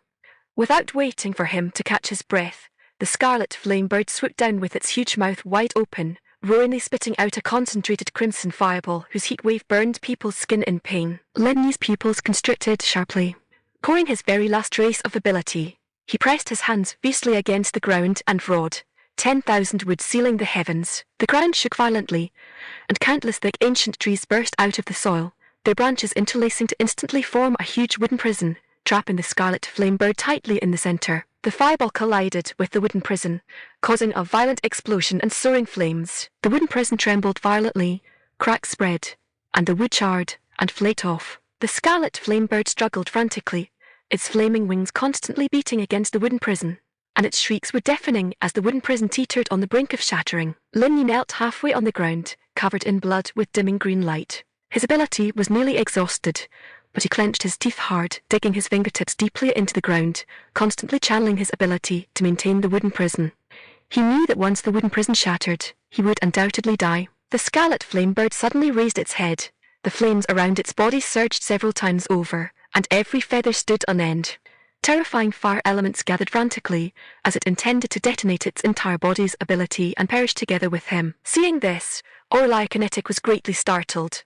Scarlet Bird King, you have no martial ethics. Although she was loudly screaming that the Scarlet Bird King had no martial ethics, the actions in her hands did not hesitate in the slightest. Stimulated by the wood-type energy, the vines in her left hand quickly coiled toward the Scarlet Bird King, while the crossbow in her right hand held nothing back, shooting straight at the Scarlet Bird King's eyes. Screech! Scarlet Bird King, humble human, you stole my holy fire, and still curse me for having no martial ethics. You're simply shameless. Seeing the vines coiling towards it, one of the Scarlet Bird King's heads suddenly spat out several fire blades, attacking the vines. Seeing this, Orlai Kinetic felt a chill in her heart. She never expected that besides breathing fireballs, this mutated Scarlet Bird's other head could actually spit out fire blades. This was simply something a level 5 mutated Scarlet Bird could not do. Uncle, you child-ruining elder, you actually told me the mutated Scarlet Bird's level isn't high. Is this considered not high? Orlai Kinetic cried out in her heart incessantly. She was certain that this Scarlet Bird King was a level 6 mutated bird. Seeing the vines being cut off by the fire blades, Orelai Kinetic could only frantically urge the wood-type energy. A streak of green light poured frantically into the vines, and the broken vines instantly grew crazily, growing countless sharp barbs at their tips. Chapter 98 Fire Poison. Scree. Seeing the vine strike again, the Scarlet Bird King flapped its wings. Just as it was about to continue spitting fireballs, a crossbow bolt carrying a wisp of arrow wind had already arrived right before its eyes. Whoosh! In the nick of time, the Scarlet Bird King swept its tail and deflected the close-range crossbow bolt, causing it to miss and shoot past the side of its head. What a troublesome Scarlet Bird King!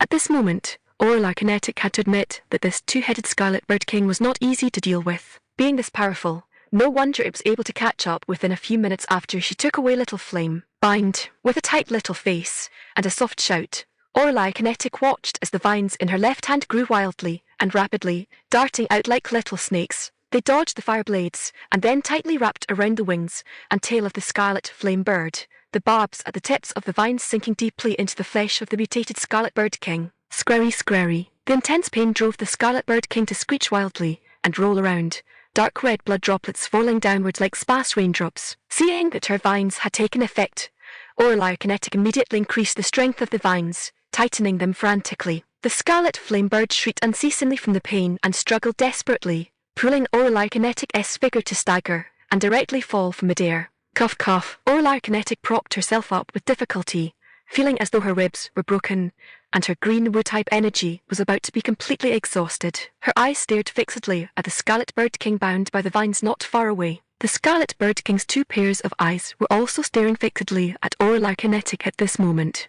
Its four red eyes grew even more crimson, and the killing intent in its gaze almost materialized. Cheer! Orelai Kinetic spat out a mouthful of blood and glared fiercely at the Scarlet Bird King. Bastard! You actually managed to hurt me. After finishing her curse, Orelai Kinetic's spiritual telekinesis condensed into two hammers, then charged into the Scarlet Bird King's two heads and went on a fierce smashing spree. Scrary, scrary, scrary. After howling and screaming miserably a few times from the sudden attack, the mutated Scarlet Bird King suddenly spat out another fireball, as if experiencing a flash of brilliance before death. Seeing the fireball flying over, Orelai Kinetic hurriedly leaped to dodge. However, she had forgotten that while the vines bound the Scarlet Bird King, they also restricted her range of movement. Thus, she dodged the fireball, but was pulled by the vines right in front of the Scarlet Bird King. Rip! The sound of clothing being torn apart reached Orelai Kinetic's ears, followed by waves of intense pain coming from her arm. As it turned out, at the very last moment, the Scarlet Bird King used its sharp claws to snap the vines, and also tear through Orelai Kinetic's protective suit. The Scarlet Bird King originally wanted to drag Orelai Kinetic down with it to perish together, but its soul had been smashed to pieces by Orelai Kinetic's spiritual hammers, so it simply didn't have the time. Gritting her teeth and enduring the intense pain, Orelai Kinetic stored the mutated Scarlet Bird King into her spatial storage. Just as she wanted to get up and prepare to find a place to rest for a bit, an energy vehicle approached from afar, and several shouts came from a distance. Little sister, little sister, little sister. Brother, you, drive faster. Little sister is over there. This was the last voice Orelai Kinetic heard before falling unconscious. 3 days later, Orelai Kinetic slowly woke up, and upon opening her eyes, she was met with Gwendolyn's swollen, red eyes. Mum. Hearing this hoarse and parched voice, Orelai Kinetic simply couldn't believe her own ears. This voice was actually emitted by herself. Sia, you're finally awake. Are you hungry? Mum cooked some porridge. Wait a moment, I'll call your dad to bring it over. Finished speaking, Gwendolyn shouted loudly toward the outside. Arthur Kinetic, Sia is awake. Hurry up and bring the porridge over. Sia hasn't eaten for 3 days, and must be starving. 3 days, Orelai Kinetic muttered to herself. She had actually been unconscious for 3 days. No, just being scratched by the mutated Scarlet Bird King caused her to be unconscious for 3 days. This wasn't right. For her, a high-level wood-type ability user, to be unconscious for 3 days. If it were any other Esper, wouldn't they have kicked the bucket directly? This mutated Scarlet Bird King was abnormal. There were secrets on its body, and it was definitely not an ordinary Scarlet Bird King. Suppressing the thoughts in her heart, Orelai Kinetic's eyes looked toward her left arm. Her left arm at this moment had no sleeve covering it, completely exposed to the outside, looking somewhat terrifying. The purplish-black muscles were completely turned outward and exposed, and the wound ran through her entire left arm, deep enough to see the bone. Seeing a wound like this, even Orelai Kinetic herself drew in a cold breath. Purplish black. It's poisonous. Aurora Kinetic's very first thought was that she had been poisoned.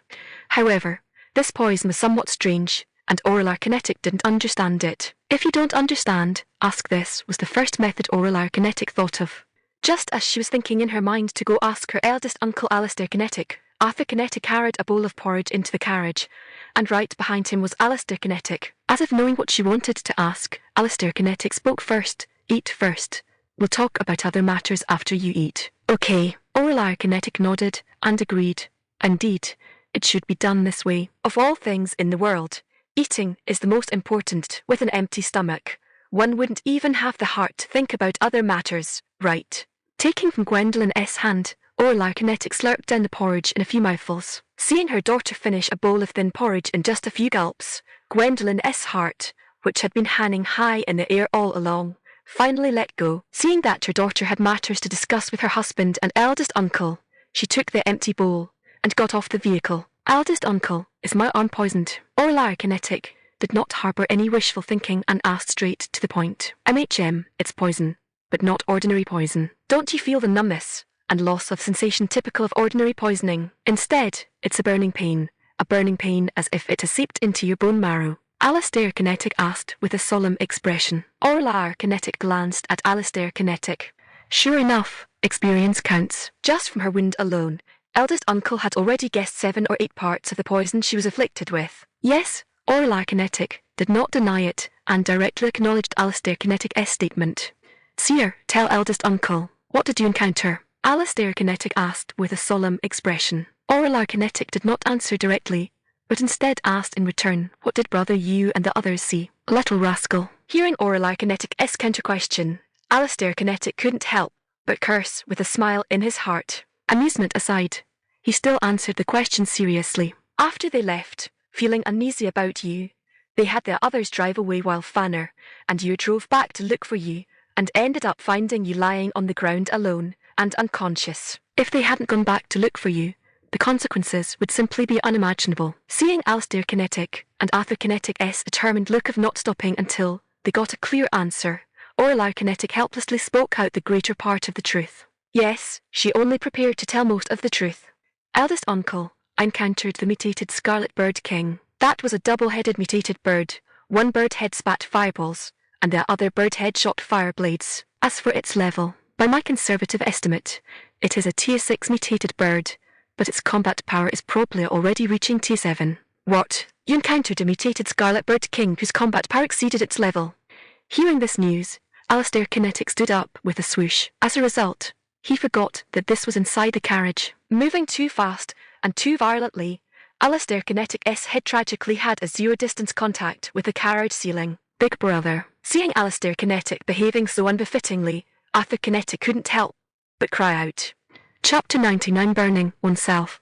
Watching the astonished and out-of-control Alistair Kinetic, both Aurora Kinetic and Arthur Kinetic wisely shut their mouths and lowered their heads to play wooden figures. After a long while, Alistair Kinetic calmed his emotions and anxiously asked, Seer, where is that scarlet bird king? Did you kill it? Seeing Alistair Kinetic's anxious appearance, Aurora Kinetic's heart skipped a beat. Alistair Kinetic's anxious look made her realize that this scarlet bird king was probably not simple. It probably ran away. We both suffered heavy losses, and after I passed out, it must have fled while injured. Aurora Kinetic did not tell Alistair Kinetic that she had destroyed that scarlet bird king and stored its corpse in her space. Hearing that the scarlet bird king was injured and escaped, Alistair Kinetic's eyes were filled with pity and regret. Uncle, is there any way to cure this fire poison of mine? Is it useful to drink a recovery potion? In order to prevent Alistair Kinetic from continuing to ask about the scarlet bird king, Aurora Kinetic hurriedly changed the subject and asked, Seer, recovery potions treat ordinary injuries, but you're poisoned. It only has an inhibitory effect and no restorative effect. The reason your injury did not worsen is precisely because we gave you the recovery potion. Alistair Kinetic explained carefully. Oh, uncle, could it be that the Wasteland world does not have a specialized potion to treat fire poison? Aurora Kinetic was somewhat puzzled. There were quite a few fire-breathing scarlet flame birds and mutated beasts in this world. How could there be no antidote for this kind of thing?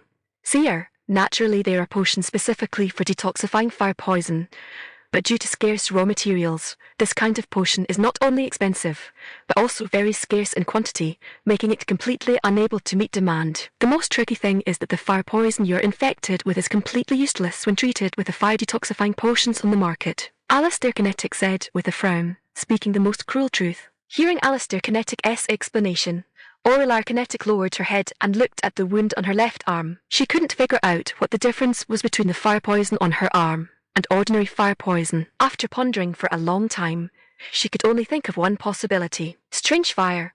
It was innate strange fire.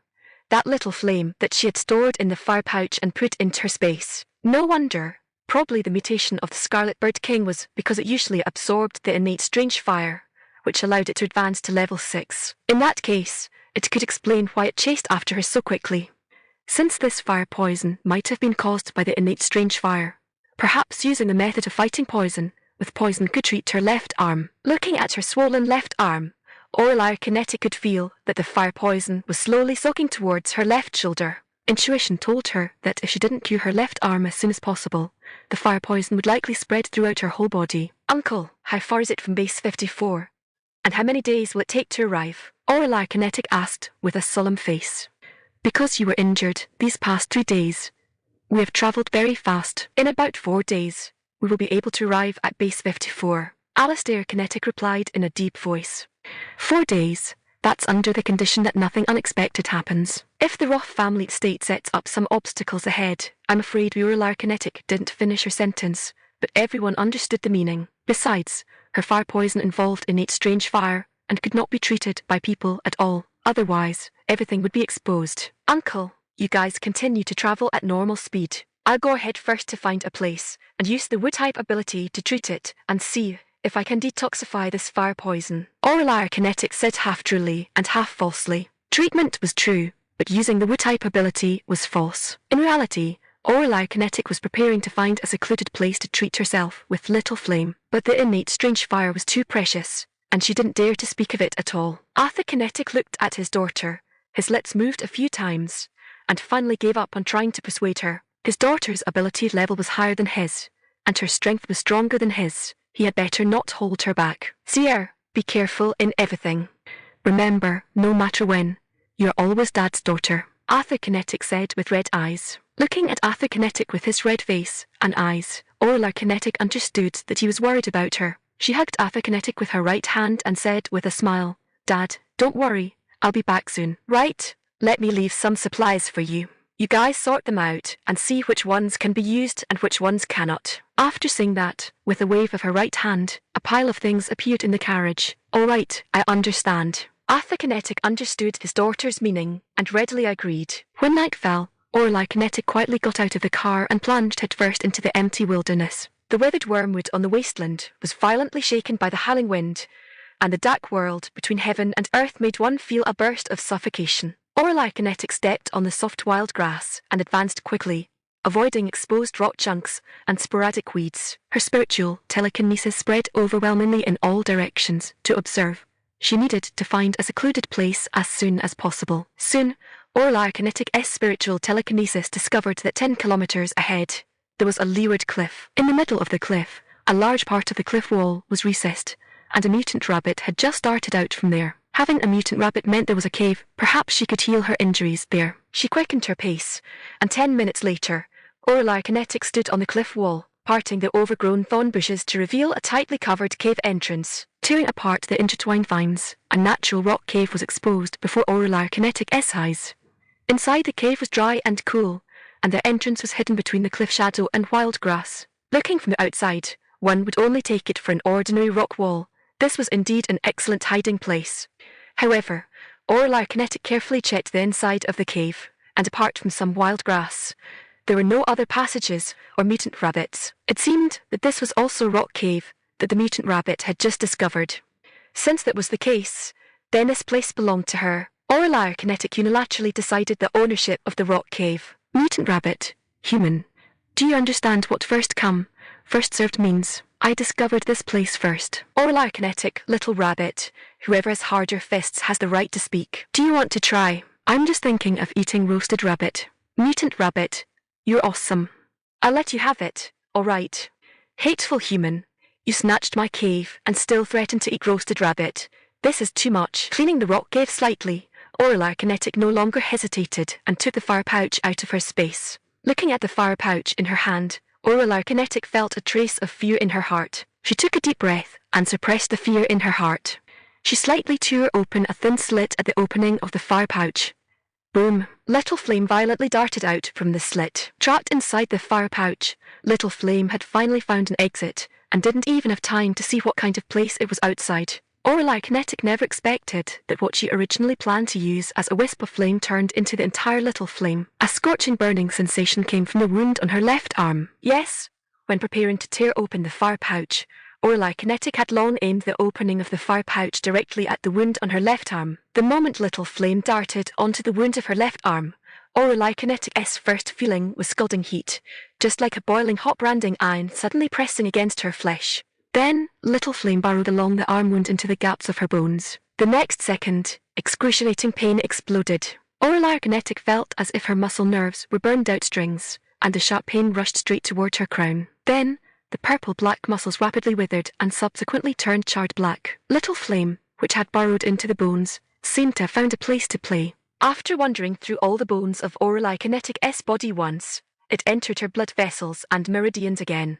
Chapter 100 Blazing Flames. A foul stench of burnt flesh drifted through the air, accompanied by an exceptionally harsh, sizzling burning sound. Orla Kinetic couldn't help trembling all over, her teeth chattering so hard they clicked. Cold sweat instantly soaked her back, only to be quickly evaporated away. Her left arm twitched and curled up uncontrollably. At this moment, Orla Kinetic wanted to forcefully shake off Little Flame, but she could no longer find that innate strange fire. Only then did Orla Kinetic discover in panic that the innate strange fire had completely entered her body. Most astonishingly of all, it was actually acting like a blacksmith, calcining every single inch of her body.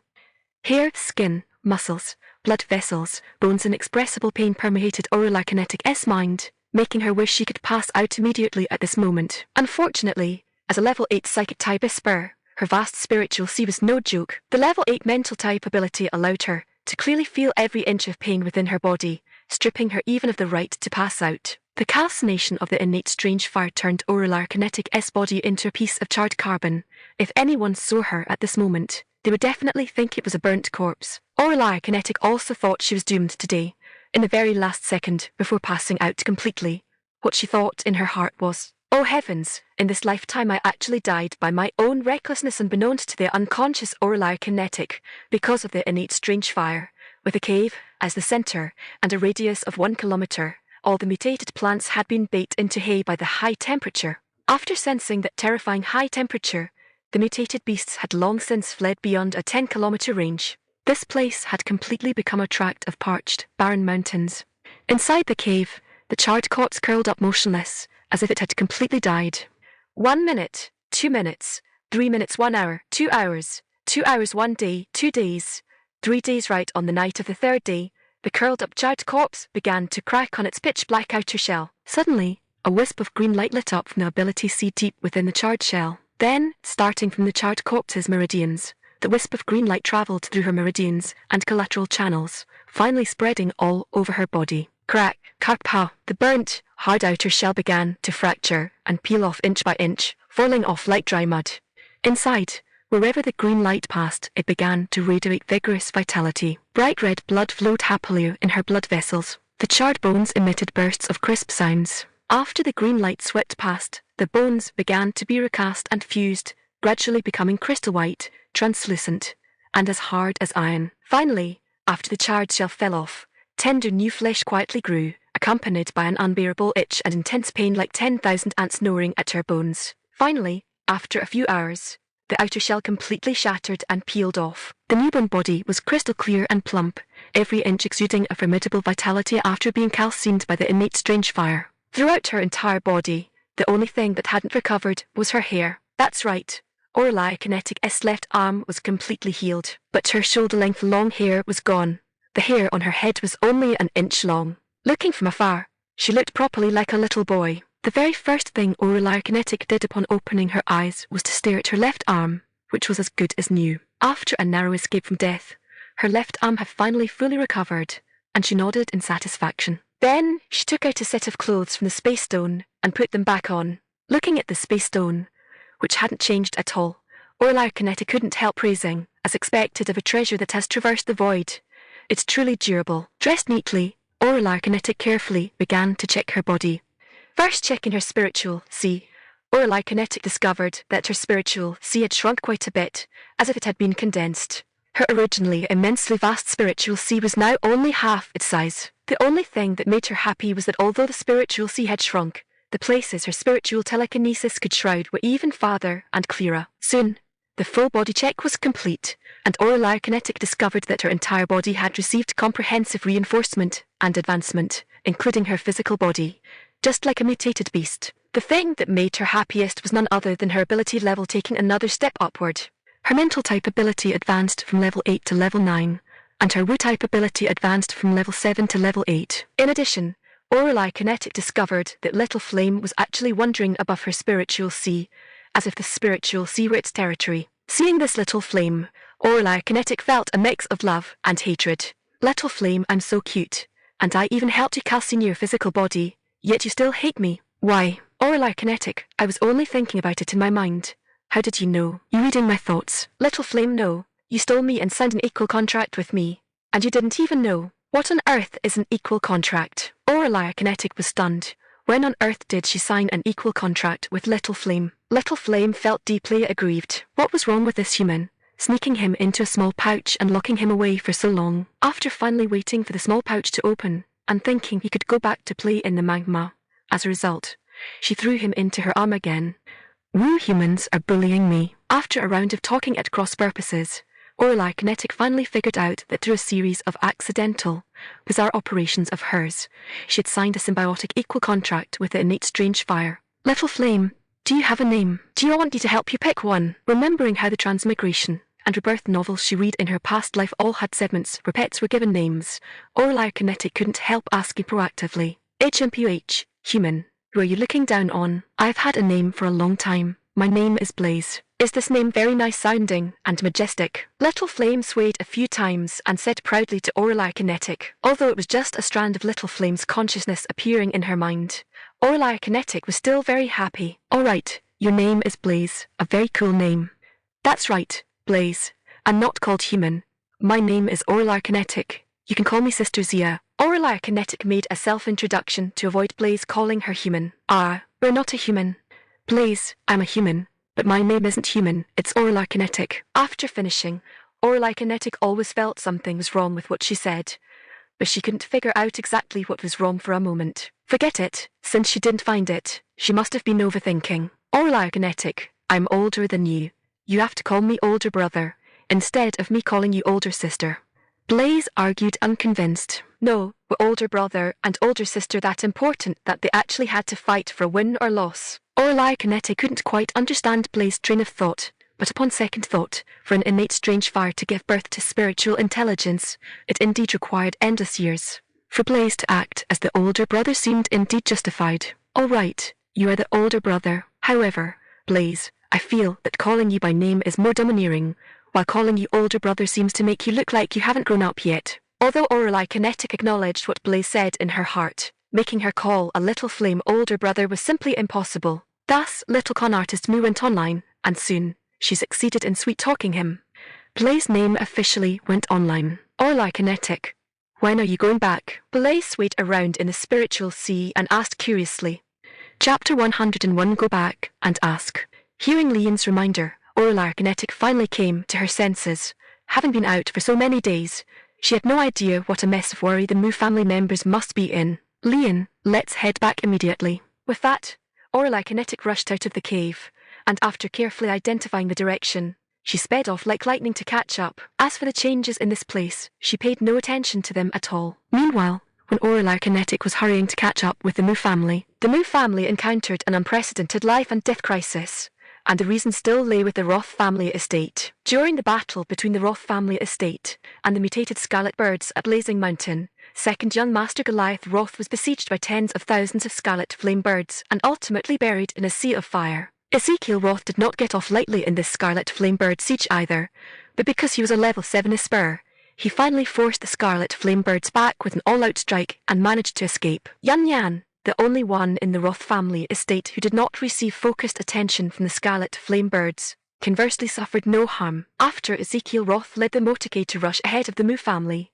he also understood that the Roth family estate must have been plotted against by the Moo family. As to how exactly they were plotted against, Ezekiel Roth did not know. Because of Aurelia Kinetic, the Moo family drove their vehicles extremely slowly, and even stayed in place for a full day on the second day after Aurelia Kinetic left. Such speed gradually made the families following behind the Moo family impatient, and eventually they left together, no longer following behind the Moo family. Among the dozen or so families in the entire motorcade, only the Thorn family did not leave, always following behind the Moo family. The Moo family picked up an energy vehicle at Blazing Mountain, and the Thorn family did the same. The two families, with a total of 4 energy vehicles, kept moving forward slowly on the road. The Thorn family did not leave because Thorncale told Bailey and Thorn about Aurelia Kinetic flying through the air and fighting the Scarlet Flamebirds. Flying through the air was an ability that only a level 7 Esper possessed. After learning about this, Bailey and Thorn completely agreed with Thorn King's idea to cling tightly to the Moo family. Are you kidding me? A 12-year-old level 7 big shot, you tell me? Should such a powerful backer be hugged or not? In the empty wilderness, the Moo family members were setting up stoves and washing pots, preparing to cook dinner. Dad, why hasn't little sister come back yet? It's already been 3 days. Should we go back and look for her? Caspian Kinetic asked with a worried expression. Arthur Kinetic was also burning with anxiety inside, but upon hearing Caspian Kinetic's words, he did not echo them. His daughter was important, but the others at home were equally important. He could not bring himself to speak of going back to look for his daughter. Winter was about to arrive, and because of his daughter, they had stopped and gone all the way, leaving them still 3 days away from Base 54. Even if they reached Base 54, they didn't know what the situation would be. Arthur Kinetic sighed and turned around to inspect the vehicle condition. Nearby, the Thorn family was also cooking.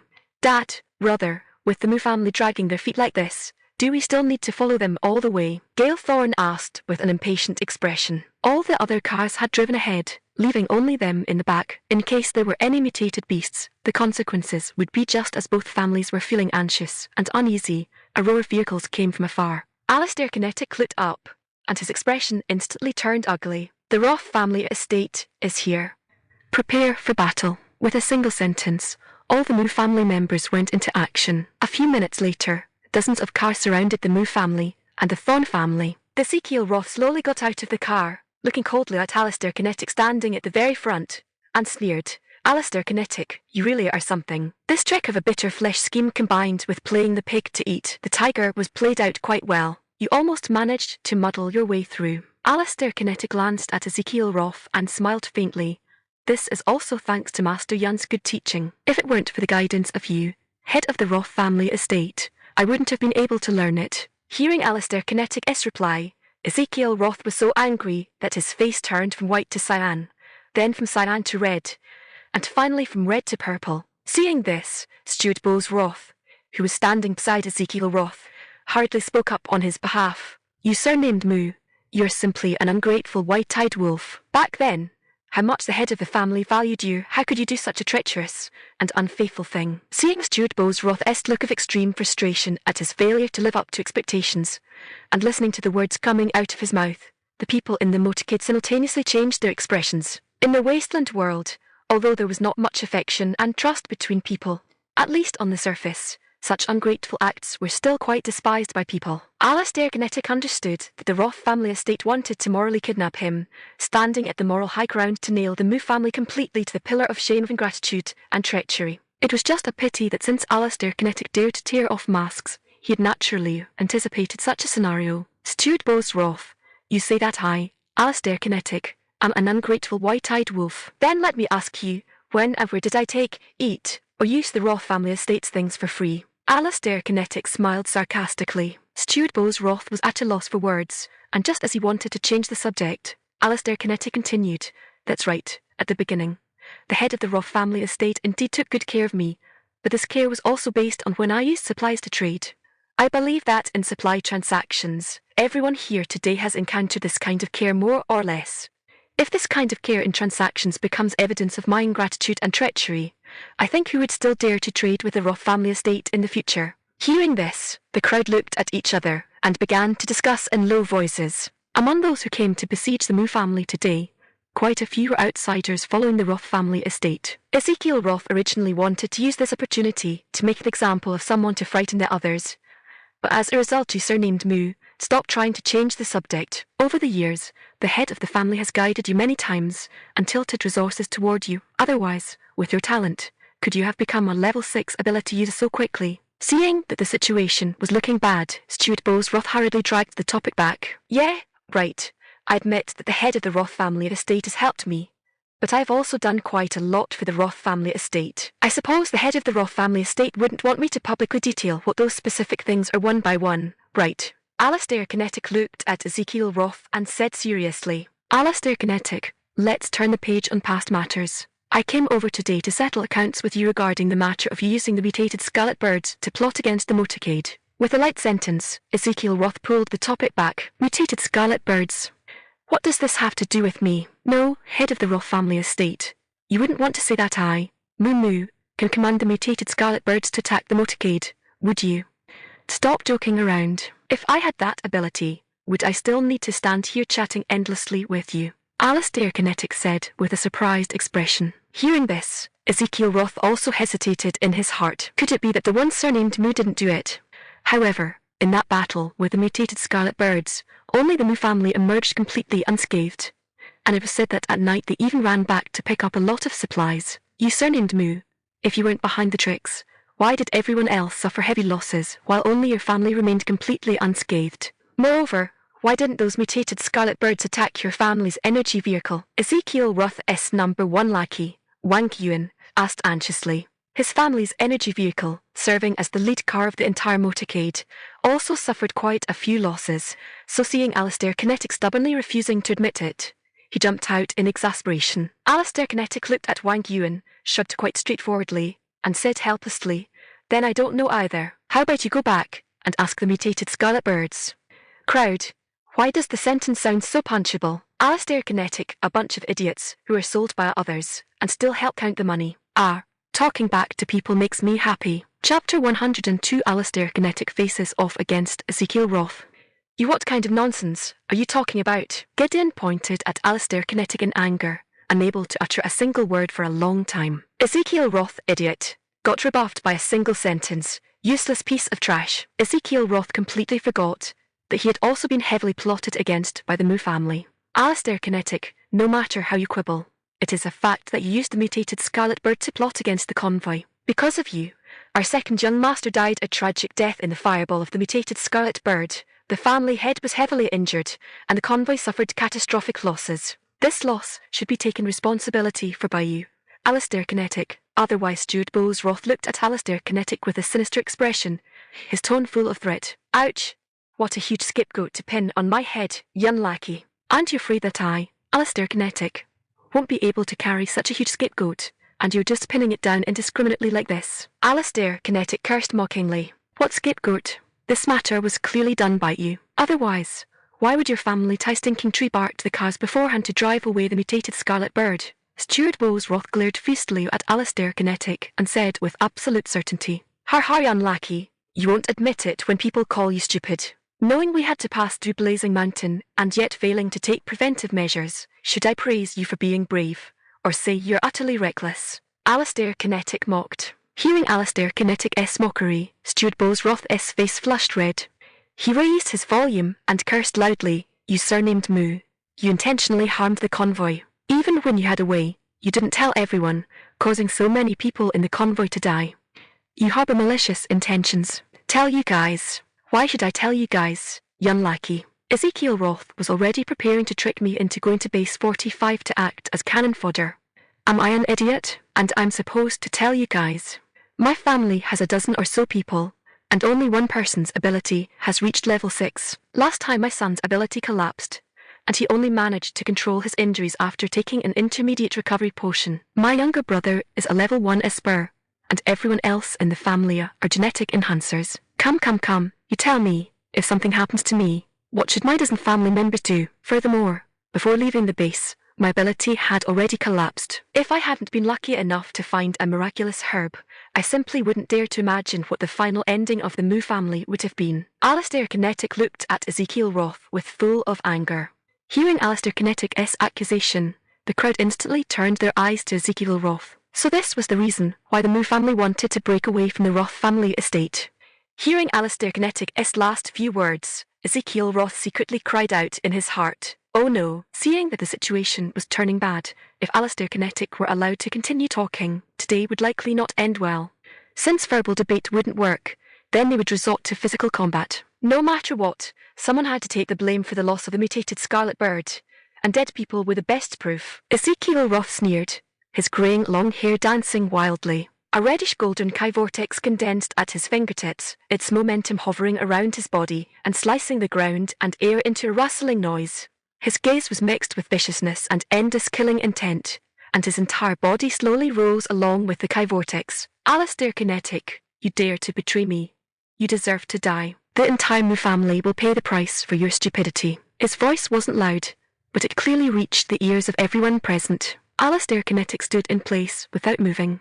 He quietly looked at Ezekiel Roth, a trace of sarcastic smile appearing on his lean face. "Roth family estate head, is this you being flustered out of shame and wanting to silence me by killing me? So much nonsense. The truth only belongs to the winner.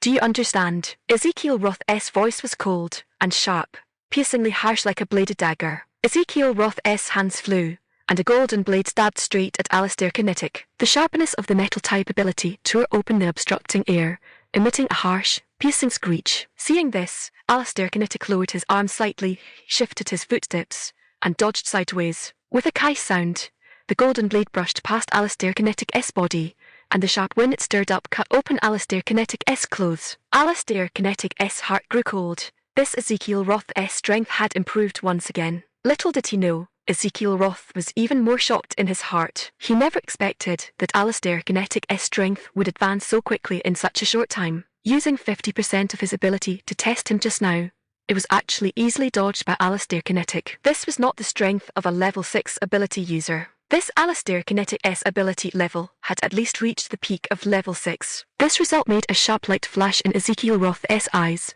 followed by a vicious, cold sneer. Interesting, a little bug under him in the past had actually grown to such a stage without him knowing. What a pity, since he cannot be used by himself. No matter how formidable he is, he only has a dead end. Alistair Kinetic did not know what Ezekiel Roth was thinking. At this moment, he was under immense pressure. Ezekiel Roth's probing made him understand the huge barrier between a level 6 ability user and a level 7 Esper. Could it be that today I'm going to lose my life right here? No, absolutely not. Hang in there. Zier will be back soon. Strike first to gain the upper hand.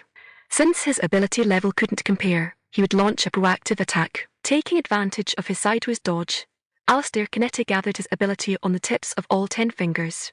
In an instant, countless tiny purple lightning bolts shot out from his fingertips, dense like a rainstorm of pear blossom needles, shooting toward Ezekiel Roth's body. Ezekiel Roth's eyes narrowed. The chi vortex surrounding him surged wildly, and his body flew straight up, dodging the attack of the purple lightning.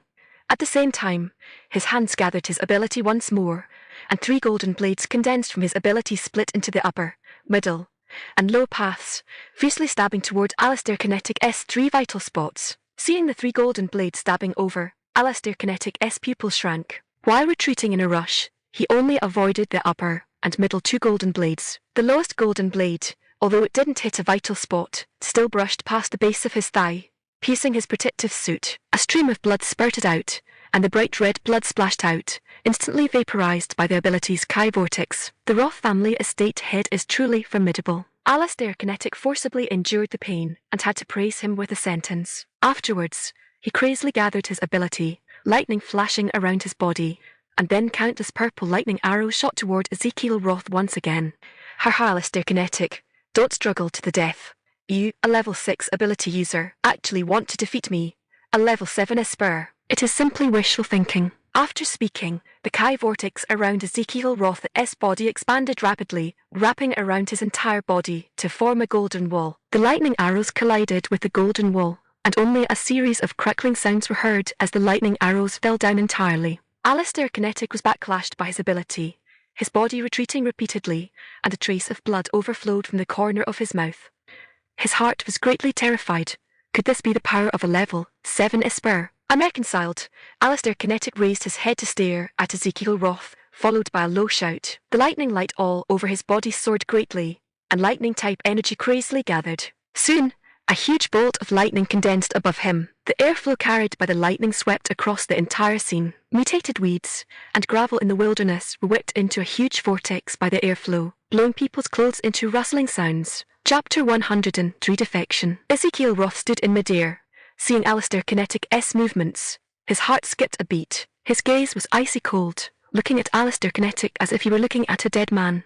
He didn't care at all about the lightning vortex that was about to sweep toward him. This was the confidence of being a high-level Esper. Just as the vortex was about to arrive, Ezekiel Roth moved, and the golden walls surrounding him all turned into golden blades. These sharp blades flew outward, tearing through the lightning vortex before shooting directly toward Alistair Kinetic. No, the new family members watching from afar exclaimed in unison. Alistair Kinetic also felt an unprecedented sense of crisis. He had no choice but to prematurely activate the lightning, whose energy was still a bit short of reaching its maximum effect. Rumble, clang, clang, bang, bang. After a burst of noise, both Alistair Kinetic and Ezekiel Roth collapsed to the ground. Ezekiel Roth underestimated the power of the lightning and was hit squarely by it. His clothes were completely shattered, his skin was charred and cracked, and his hair stood up like brown bristles. Ezekiel Roth clenched his teeth tightly, his facial expression twisted and terrifying, looking like someone who would devour human flesh and blood. Damn it! To think I was actually injured by this dying person. Alistair Kinetic was also covered in wounds, his body battered all over by the golden blades. What was even worse was that the final blow exhausted his ability, and he no longer had the strength to continue fighting. Arthur Kinetic, Tristan Kinetic, and the others wanted to rush over to support him, but they were blocked by Steward Bose Roth and the others. To make an example of them, Ezekiel Roth had deliberately chosen to fight one-on-one. He wanted to use the blood of the Mu family to warn the double-minded people in the convoy. Bailey and Thorn and the others were also extremely nervous. Not knowing that Aurelire Kinetic was absent, they were still wondering why Aurelire Kinetic hadn't appeared yet at such a life-or-death moment. Could it be that Thorn Kale had seen wrong? A few breaths later, Ezekiel Roth staggered to his feet. With his snake-like, gloomy gaze locked tightly onto Alistair Kinetic, he said fiercely, "Alistair Kinetic, it's time for you to hit the road. Don't worry. You won't be lonely. The Mu family will soon go down to accompany you." Alistair Kinetic struggled to sit up and sneered. "Clan Head Yun, my Alistair Kinetic's skills are inferior, and I willingly admit defeat. It's just that this matter is a grudge between the Mu family and the Roth family estate. Can you spare the Thorn family? They were coerced by me." Seeing that Alistair Kinetic was still pleading for the Thorn family even when death was imminent, Ezekiel Roth couldn't help laughing out loud. "Ha ha, Alistair Kinetic, you are so ridiculous. You can't even protect yourself, yet you still want to plead for others. I'm telling you, neither the Mu family nor the Thorn family will be spared by me today. This is the consequence of betraying the Roth family estate. Understand?" Ezekiel Roth bantered. Hearing Ezekiel Roth's merciless words, Alistair Kinetic's heart instantly sank to the bottom of the valley. Just as Alistair Kinetic was wondering whether to risk detonating his ability seed to fight for a sliver of survival for the Mu family, a familiar, bantering voice suddenly came from midair. "Oh, your Roth family estate has produced a level 7 Esper, and you're already this arrogant. You actually want to wipe out my family. Who gave you the guts to do this? Is it your 2 youngest sons, who died long ago, or your eldest son who has always been hiding in the dark? Or do you think a level 7 Esper can walk sideways like a crab across all the major bases? Seer, little sister, Dad, the Mu family's little sister is here." The Mu family and the Thorn family all looked toward that familiar figure in midair. Alistair Kinetic even laughed out loud. "Clan Head Yun, I'm afraid I'll have to disappoint you. Who lives and who dies right now is not up to you to decide." From the moment he heard Aurelire Kinetic's voice, Ezekiel Roth stared fixedly at the small figure in midair without blinking. "You are that little girl from the Mu family." Although it was phrased as a question, Ezekiel Roth clearly had already recognized Aurelire Kinetic. Looking at the little girl standing in midair, he recognized at a glance that she was that bitchy little girl who had accompanied Alistair Kinetic to the Roth family estate manor. Those familiar brows and eyes filled Ezekiel Roth with endless regret. Had he known that this little girl was the Mu family's biggest variable, he shouldn't have let her leave the manor alive back then. He had spent all his life hunting geese, only to be pecked in the eye by a goose. Unfortunately, there was no cure of regret to be bought in this world. Watching Orlai Kinetic standing in the air with flying ability, everyone standing on the ground was simply dumbfounded. A 12 or 13-year-old little girl was actually a high-level Esper. Everyone present knew very well what walking through the air represented. Speaking of the people on the ground, who was the most excited? That had to be Thorn King. Back then, when he came back and told his dad Balian Thorn that Orlai Kinetic was flying through the air, Balian Thorn was half skeptical. Earlier, when Alistair Kinetic and Ezekiel Roth were fighting to the death, his younger brother Gale Thorn was still muttering in dissatisfaction. Now, seeing Orlai Kinetic standing in midair, besides the sense of relief of having survived a catastrophe, the Thorn family members also had the smugness of having latched onto a powerful backer. As for those families who had originally followed behind the Thorn family, they were now filled with incomparable regret. This feeling of having originally latched onto a powerful backer only to give them up due to one's own blindness was truly regretful and heart-wrenching. Orlai Kinetic stood in midair, seeing the situation below clearly. Seeing that Steward Bose Roth was blocking in front of the Moo family, a cold sear curved the corner of her mouth. This guy really was the Roth family estate's most loyal dog. What a pity. With a wave of her left hand, an arm-thick vine instantly wrapped around Steward Bose Roth. The speed of the vine was so fast that Steward Bose Roth couldn't even cry out for help before he was entangled by the vine and thrown toward the Roth family estate. With a loud bang of bam, Steward Bose Roth didn't even have the chance to let out a miserable scream before he became a lifeless corpse. Seeing this brutal scene, the crowd didn't exclaim in surprise, nor did they plead for mercy. All they had was whole body trembling. It was too terrifying, wasn't it? Who would have thought that a 12 or 13-year-old little girl would resort to killing moose without saying a word, simply pushing the principle of if you can use your hands, never use your mouth to the absolute extreme. Those people who had originally seen that Orlai Kinetic was young and wanted to fool her couldn't help wiping the cold sweat off their foreheads. Fortunately, they hadn't said it out loud yet. Otherwise, they didn't dare to imagine what the outcome of offending this big shot would be. Having disposed of Steward Bose Roth, who threatened the safety of the Moo family, Orlai Kinetic's gaze once again turned to look at Ezekiel Roth. There was no questioning, no threat, and even less pity. In prison, Orlai Kinetic gave a light shout, and a cage transformed from vines descended from the sky, directly trapping Ezekiel Roth inside. The crowd was astonished to find that as the cage descended, Ezekiel Roth actually didn't move at all, as if he had been scared silly, quietly waiting for the cage to imprison him, waiting to be imprisoned. That was impossible and unscientific. The only possible explanation was that Ezekiel Roth couldn't move. A more powerful energy had controlled him, and he could only quietly wait to be imprisoned. What kind of immense energy could achieve this step? This question made the crowd not dare to think too deeply about it, because the more they thought about it, the more terrified they became. They were scared, filled with dread. Suddenly, someone knelt down and begged for mercy. "My lord, we are not members of the Roth family estate. We came here because we were forced to." Once someone took the lead, others followed suit. Many of the followers regretted it immensely. How could they have been a step slower than others? Someone else had beaten them to it. What a loss, or massive loss. While some begged for mercy, naturally others rushed forward, disregarding their lives. They knew they couldn't fight that figure in midair. Therefore, they all rushed toward the Moo family on the ground. Seeing this, Balian Thorn, oh ho, such a great opportunity, could not be missed. "Kinger, sinner, help out quickly." After saying that, he took the lead and rushed forward himself. Damn it, that dog Balian Thorn stole the lead again. There were quite a few smart people kneeling on the ground begging for mercy. Seeing this, they stopped kneeling and directly defected, attacking and charging toward the Roth family estate. Chapter 104. A crowd. Looking at the two groups of people who were inexplicably fighting in a melee, Orlai Kinetic and the Moo family were all stunned. Moo family, no. You guys flip your faces faster than flipping a book. Is that really okay? Thorn family, holy crap, a bunch of people who steal jobs are here.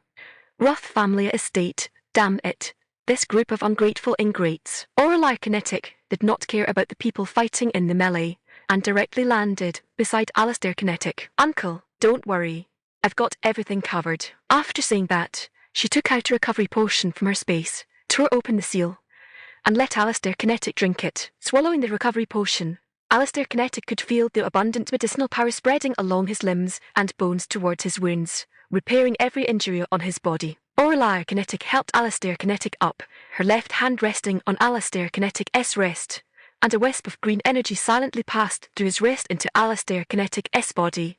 At Alistair Kinetic S wounds, the muscles could be seen visibly wriggling and forming scabs. "Sia, it's fine. Don't worry about me. Go do what you need to do first." Alistair Kinetic felt that he had recovered quite well, and hurriedly said to Orlai Kinetic. Orlai Kinetic glanced at Alistair Kinetic-'s expression, and seeing that he wasn't faking or forcing himself, she let go of the hand supporting Alistair Kinetic. She turned around and came to the front of the cage, looking at the furious Ezekiel Roth, and said with a smile, "Ezekiel Roth, actually our two families could have minded our own business, and left with dignity. It was you. It was your selfishness at play, insisting on scheming against us step by step and forcing us to make a move against the Roth family estate. The first time, I warned you with your youngest son's death, but not only did you not stop, instead you intensified your efforts. Therefore, I punished you again with the mutated scarlet bird, originally thinking you would learn to behave, but you didn't. The world says that things shouldn't happen more than 3 times. You've used up all your chances." Hearing every single word from Orlai Kinetic, Ezekiel Roth only felt a chill run through his entire body. The Roth family estate.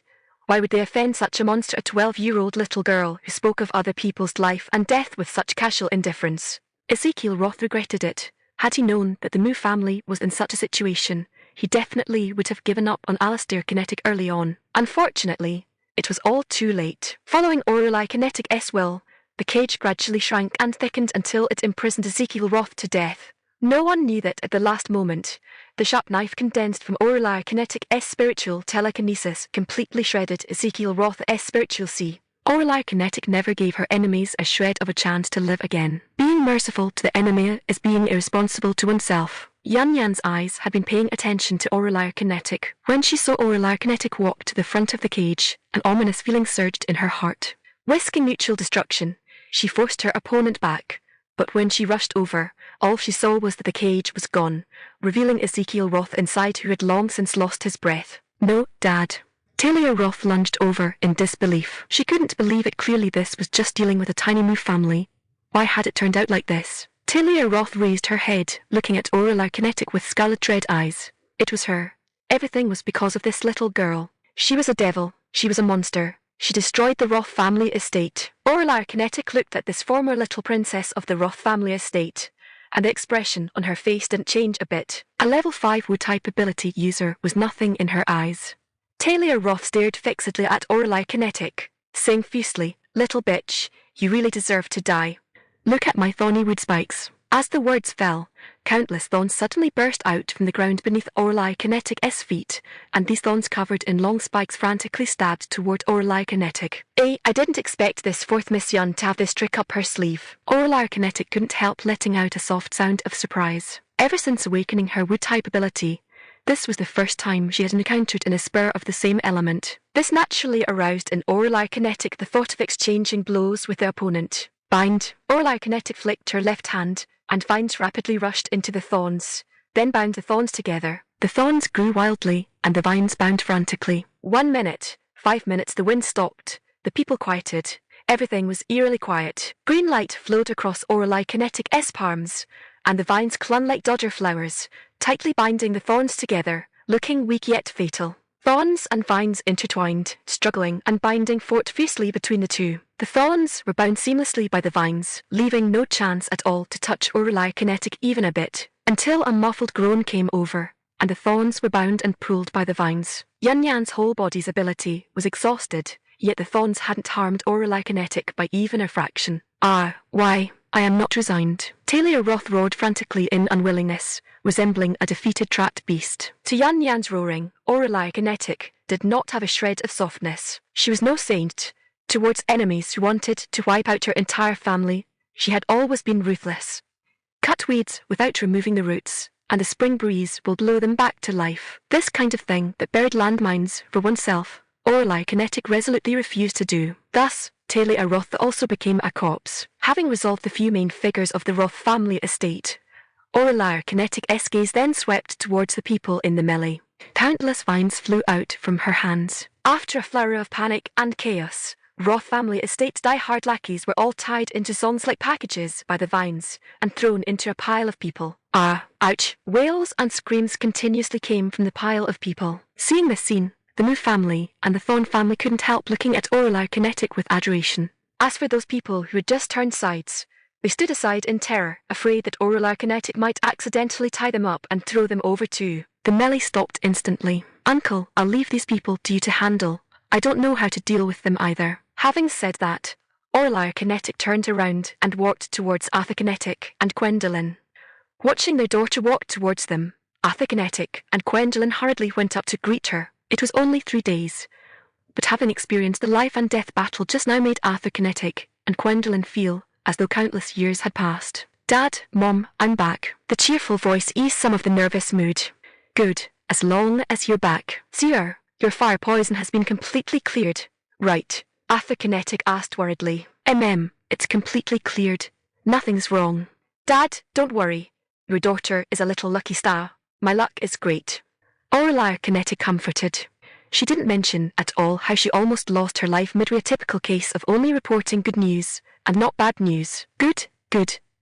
My daughter is amazing. Arthur Kinetic nodded with a happy expression. Over here, just as Alistair Kinetic walked over, the people who had been standing on the side acting like quails hurriedly crowded around. Brother Mu, I'm Fang Wenchen. We went on a mission together before. I wonder if you still remember me. Brother Mu, I'm sorry. We were blind before. Look, if there is anywhere you need us, just give the order. We will definitely go all out. A middle-aged man said with a fawning expression. He really had no choice but to fawn. He didn't want to join that pile of people over there. Alistair Kinetic glanced at Fang Wenchen. This person had indeed gone on missions with him before, but their relationship was just average. Alistair Kinetic raised his head to look at the nervous and helpless crowd, unable to help sighing inwardly. Half an hour ago, wasn't he just like them? Nervous and helpless, with his life and death hanging in the balance. Chapter 105 Settlement Requirements. No need, you guys go ahead. This matter has nothing to do with you. It is a grudge between the Roth family estate and our Mu family, and it dragged you into it. Although Alistair Kinetic did not want to deal with this group of people, it was still very hard for him to accept this group of opportunists who blew with the wind. Letting these people leave was the best method he could think of at present. Hearing these words from Alistair Kinetic, Caelan Frost felt a sense of loss, joy, and even the regret of having survived a disaster. He regretted not following closely behind the Mu family all along like Balian Thorn. If he had not left, he would have also latched onto the golden thigh of the Mu family. What he was grateful for was that the Mu family did not completely cut off all means of survival for someone like him who shifted with the wind. Embarrassed to beg to stay any longer, he could only cup his hands and thank Alistair Kinetic. Brother Mu, thank you for your understanding. We will leave immediately. Watching the departing vehicles, Alistair Kinetic shook his head. He turned around and asked Balian Thorn, Balian, where do you plan to go next? Hearing Alistair Kinetic's question, Balian Thorn knew that the critical moment concerning the life and death of the Thorn family had arrived.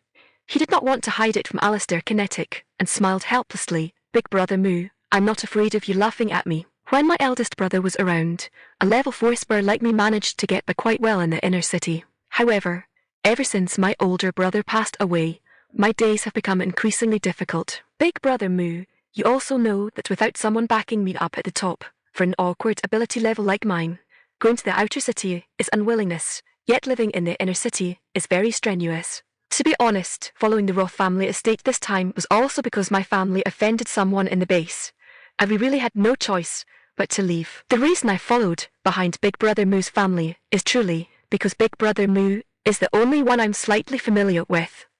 Being able to enter the Roth family estate convoy was also because I paid someone to help me sneak into it. Alistair Kinetic never expected Balian Thorn to be so candid. He thought for a moment and said to Balian Thorn, Balian, I will not hide it from you either. The Mu family never intended to go to base 45 from the very beginning. Therefore, you'd better discuss with your family members what your plans are for the future. Hearing Alistair Kinetic say that they had no intention of going to base 45 at all, Balian Thorn sighed inwardly. The Mu family really planned it this way.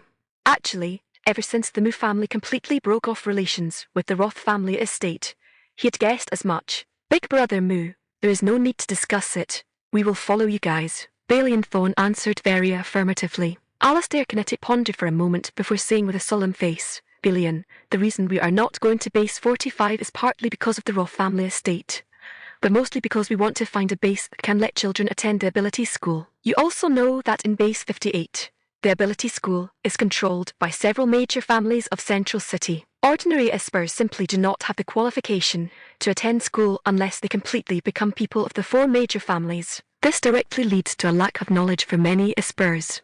Several of the younger children in my family are preparing to enter the ability school, so we need to find a base where civilian Espers can also attend school. Balian Thorn was stunned. He could never have imagined that the Moo family had such plans. Bearbet is not the youngest little girl of the Moo family, already a senior Esper. At this level, she still needs to go to school to study. This you must be joking. Even a big shot still has to go to school to study. Should not people like us, I dare not think about it. Are you still going to let people live? After wildly complaining in his heart, Balian Thorn smiled faintly and said to Alistair Kinetic, Big Brother Moo, it is fine. We are willing to. Actually, Big Brother Moo, the reason I dared to follow the Roth family estate convoy to leave Base 58 this time is because a friend introduced me to go to Base 54. Hearing from my friend, over the past year, Base 54 has been extremely short of fire-type ability users, and I happen to be a fire-type ability user. Needing fire-type ability users, do you know why? Suddenly, the voice of Aurelar Kinetic came from behind the two of them. Hearing the voice, both Alistair Kinetic and Balian Thorn turned their heads to look at Aurelar Kinetic standing 2 meters away. Seeing that the golden thigh was asking, Balian Thorn's enthusiasm surged. He immediately explained, the specifics are not very clear. It is said that Base 54 discovered a rare ore. This ore contains a rare substance, and this substance can upgrade the level of the base's protective shield. However, the melting point of this ore is extremely high. Ordinary flames simply cannot melt this ore, and thus cannot extract this rare substance. Therefore, Base 54 secretly sent invitation letters to other bases, inviting Level 4 and above Fire-type ability users to join Base 54. Level 4 Fire-type ability user, rare substance, upgrading the protective shield level. Aurelar Kinetic could not help muttering softly in her mouth, her mind spinning frantically. Although she had not awakened the Fire-type ability, she had signed a symbiotic contract and other agreements with the innate divine Fire Leon. That is to say, she actually counted as half a Fire-type ability user. Uncle Jiang, put that way, you can settle down in this Base 54, right? Aurelar Kinetic asked with her eyes shining. Balian Thorn was slightly taken aback. He did not quite understand Aurelar Kinetic's meaning, but his head nodded honestly, and he replied, yes, a friend gave me a recommendation quota. I can bring my relatives to settle down in the inner city of Base 54. Aurelar Kinetic turned her head to look at Alistair Kinetic. After exchanging a glance with each other, Alistair Kinetic instantly understood Aurelar Kinetic's thoughts. He was silent for a few breaths, then opened his mouth to ask, Balian, if we want to stay in Base 54, can you help recommend us? Balian Thorn was stunned for a moment, then understood. He nodded and said, Big Brother Moo, I do not have a recommendation quota. However, the older brother of my friend should have one. He is an employee of the management center in the inner city of Base 54. My trip there this time is to ask him for a favor. However, Big Brother Moo, you are a level 6 Thunder-type ability user, and Seaver is a senior Wood-type ability user. I do not know Base 54 requirements regarding the settling down of such Espers. It does not matter.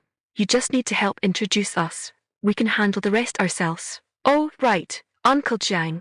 My older brothers went scavenging. Are the brothers of the Thorn family not going? After speaking, she also swept a meaningful glance towards the crowd over there. Balian Thorn was stunned, then turned his head to look at several members of the Moo family who were looting corpses. Oh yeah. This is also a form of scavenging. Go, of course we will go. Seer, Uncle will tell them to go help right away. After reacting, Balian Thorn hurriedly shouted, Kinger, Sinner, hurry over there and help. Her heart is not helping. Whatever you pick up belongs to yourself. I'm going too, otherwise those few rascals will grab all the good things.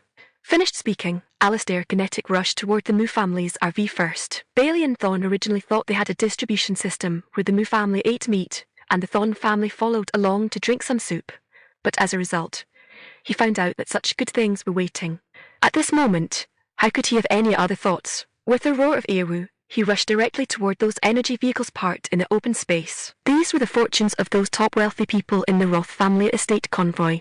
Chapter 106. 10 days later, at the entrance of the Seeking Knowledge School in Base 54, Aurelar Kinetic stood at the school gate with a backpack on her back, the alloy gates reflecting a dim yellow light under the sunlight.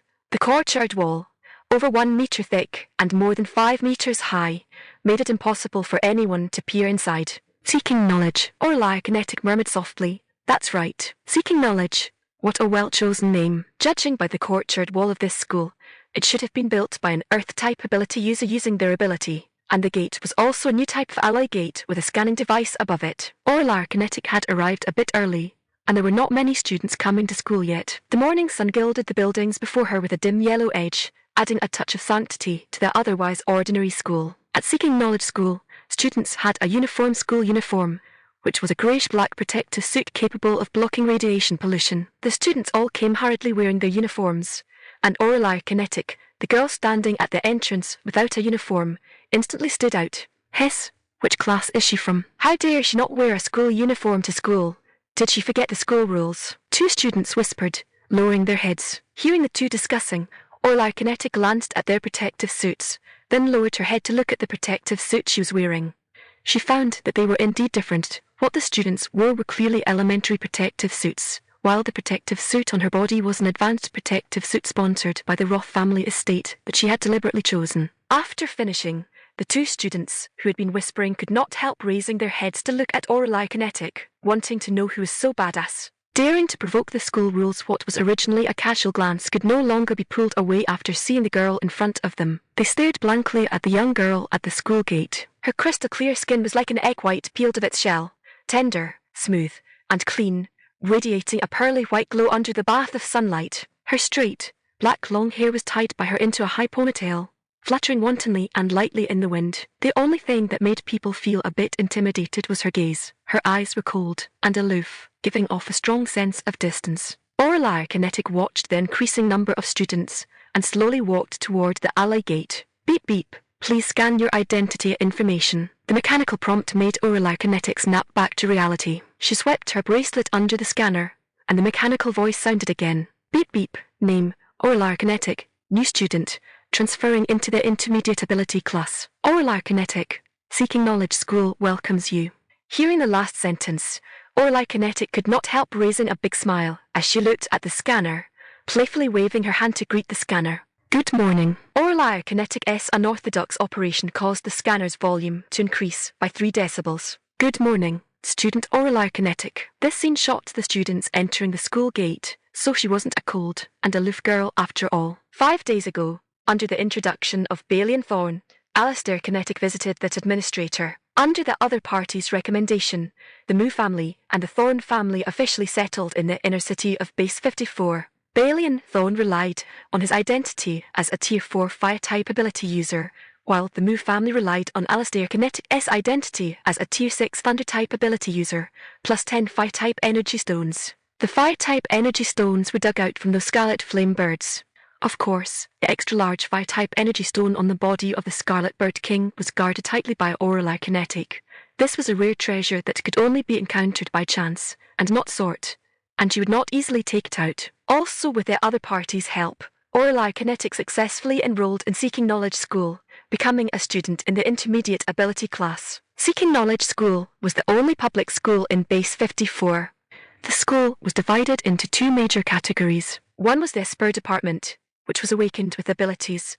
This department was divided into the elementary class, intermediate class, and graduation class. The elementary and intermediate here did not refer to ability levels. Elementary students were Espers who had just awakened their abilities, and what they learned was some simple ability knowledge. The intermediate ability class referred to Espers who had mastered a certain amount of ability knowledge and could skillfully use their abilities. As for the graduation class, they were Espers who had already participated in wilderness missions and could kill mutated beasts of the same level. Each grade was further subdivided according to ability attributes into wood element, metal element, water element, fire element, earth element, wind element, thunder element, light element, dark element, psychic element, and so on in order to enter Seeking Knowledge School.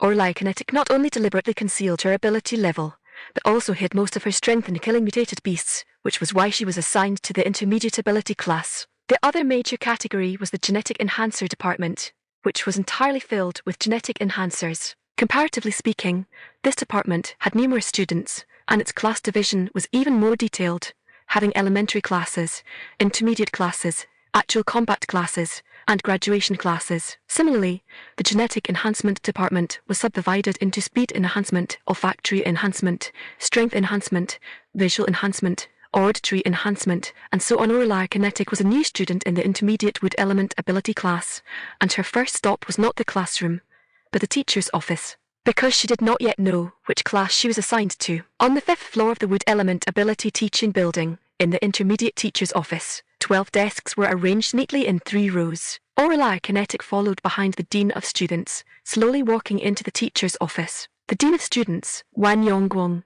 clapped his hands, signaling the teachers to stop what they were doing. Teachers, you've worked hard. Please pause for a moment now. I already told you all yesterday that a transfer student would be coming today. Let me introduce her to you all. Student Aurelia Kinetic, 12 years old, coming from the neighbouring base 58, with a Tier 3 ability level. Laihi, doesn't your class have someone advancing to the graduation class? Send Aurelia Kinetic to your class. Laihi looked Aurelia Kinetic up and down, seeing that her expression was cold and aloof, her appearance outstanding, and her attire extraordinary. She slightly frowned and refused. Dean Wan, I'm sorry. Going to my class probably won't do. Yesterday a student from the elementary class just happened to advance to my class. Hearing Laihi's reason for refusal, Wan Yongguang frowned. This Laihi was simply to avoid taking a transfer student. She actually pulled off such a stunt. He glared at her angrily. If it weren't for her strong backing, he would definitely have taught her how to respect her direct supervisor properly. Wan Yongguang looked awkwardly at Aurelia Kinetic. Student Mu.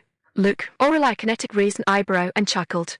Dean Wan, it doesn't matter. See which class lacks students, and whose head teacher doesn't mind me, and assign me there. It's all fine by me. I completely submit to the school's arrangements. Hearing Aurelia Kinetic's words, the teachers in the office all cast amused glances at Laihi. This student was bold enough to dare passively aggressively mock a teacher.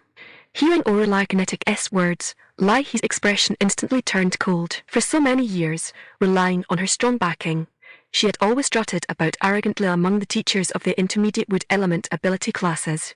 She knew everyone was gossiping behind her back, but so what? Getting the benefits into her own hands was the hard truth. Gossip behind her back as long as it wasn't said to her face. She didn't care at all. For so many years, Aurelia Kinetic was the first student who dared to mock her to her face.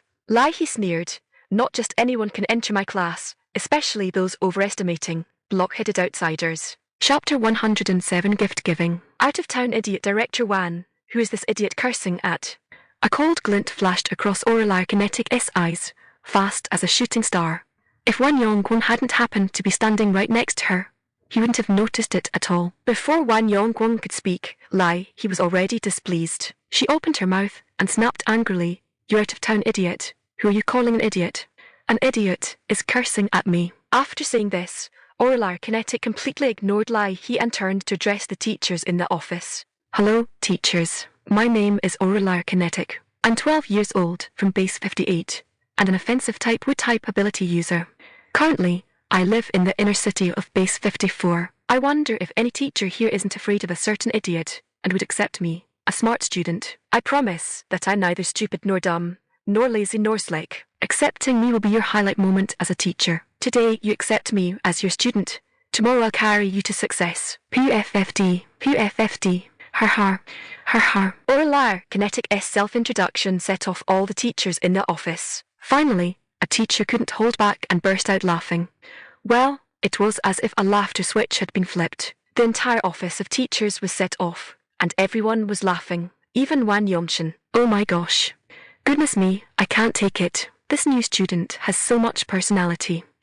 What a sharp tongue. At the desk right in the center of the office, a beautiful young female teacher laughed so hard she could barely stand up straight. Aurelia Kinetic knew this female teacher was the first to laugh. It seemed she was a teacher who wasn't afraid of trouble. Standing in front of Wan Yongchen, Laihi's face turned blue, then white, and finally a reddish purple. Pointing her finger at Aurelia Kinetic, she stammered, "UD Director Wan, does the school really want to accept a student who has no respect for elders and teachers like this? Isn't the school afraid you'll corrupt the other students?" After roasting her, Aurelia Kinetic originally didn't want to pay any more attention to Laihi. However, hearing that Laihi actually wanted to ruin the school spot she had worked so hard to get, if this could be tolerated, what couldn't? If she tolerated it any longer, she wouldn't even be able to go to school. Opening her pair of clear, big eyes, she asked curiously, Director 1, is the school run by this teacher's family?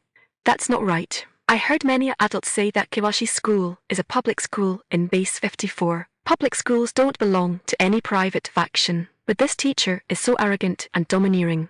Are teachers in public schools also uncultured? That shouldn't be. Isn't it said that to become a teacher, one needs to pass a qualification test and get certified? How did such an uncultured teacher pass the assessment, get her certificate, and sneak into Kiyashi's school? Could it be through the back door?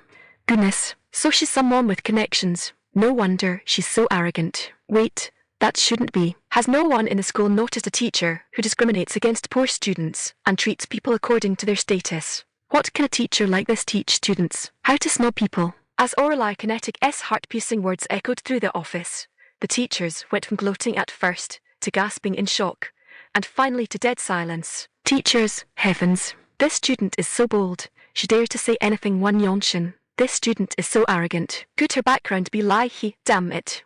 I'm going to destroy her. Otherwise, how can I keep my foothold in this school? The scene fell into a tense stalemate for a moment. Orally Kinetic, come to my class. My surname is Kin. You can call me Teacher Kin. However, let me clarify first that I just became a teacher this year and don't have much experience. You can't dislike me for lacking experience. A crisp voice broke the suffocating silence in the office. Orally Kinetic followed the voice and saw a bright, sunny face. It was precisely the female teacher who had laughed the hardest earlier. Okay, thank you, Teacher Kin. Orally Kinetic thanked her delightfully. Hearing that Lady Alara Clearance had accepted Orally Kinetic, Wan Yongshin breathed a sigh of relief. Good Lord. He had finally gotten rid of this little ancestor. Thank goodness. Lady Alara Clearance's background was slightly stronger than Lai-He's, so Lai-He wouldn't dare mess with her. Now everything was settled. Seeing Wan Yongshin's relieved expression, Orally Kinetic also knew her words and actions today had frightened him. But as a dignified level 9 Esper who was just coming to school, whom did she provoke to have to suffer this kind of nonsense? That was absolutely impossible. It would affect her heart of the strong. Oh well, she'd part with a little wealth to soothe Director Wan's wounded little heart. Director Wan, thank you for helping me find a good teacher. Sorry to trouble you today. Consider this a gift to show my respect to my elder teacher. With that, Orally Kinetic took out a small cardboard box from her backpack, actually from her space, and casually handed it to Wan Yonshin. Wan Yonshin looked at Orally Kinetic in utter astonishment, frantically complaining in his heart. Wan Yonshin, wait, whose silly kid is this? Is this how you give gifts? Right in front of so many people. Even if you dare to give it, do I dare to accept it? Believe it or not, less than 5 seconds after accepting it, a report letter would land in the Base Inspection Bureau. Teachers, is there something wrong with this student's head? She actually dares to offer a bribe in front of so many people. Lai-He, haha, this out-of-town idiot actually dares to give a gift right in front of me. Just watch how I report you.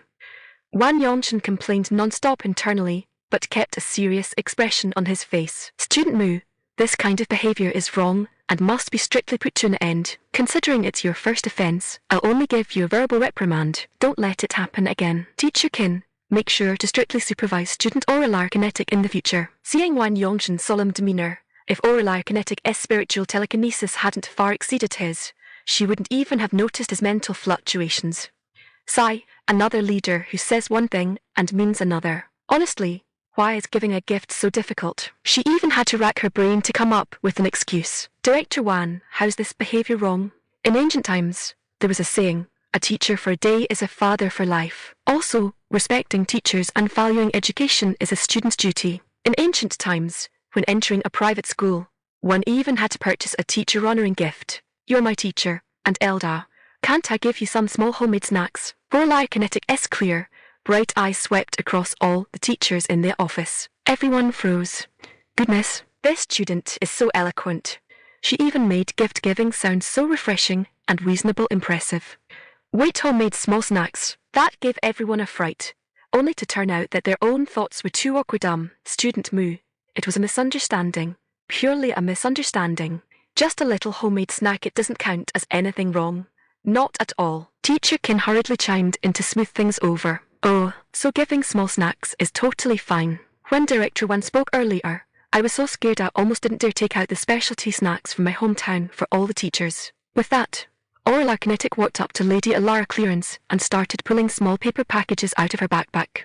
Chapter 108, First Day After School. Teacher Kin, How many teachers are in our office in total? How many bags do we need if everyone gets one?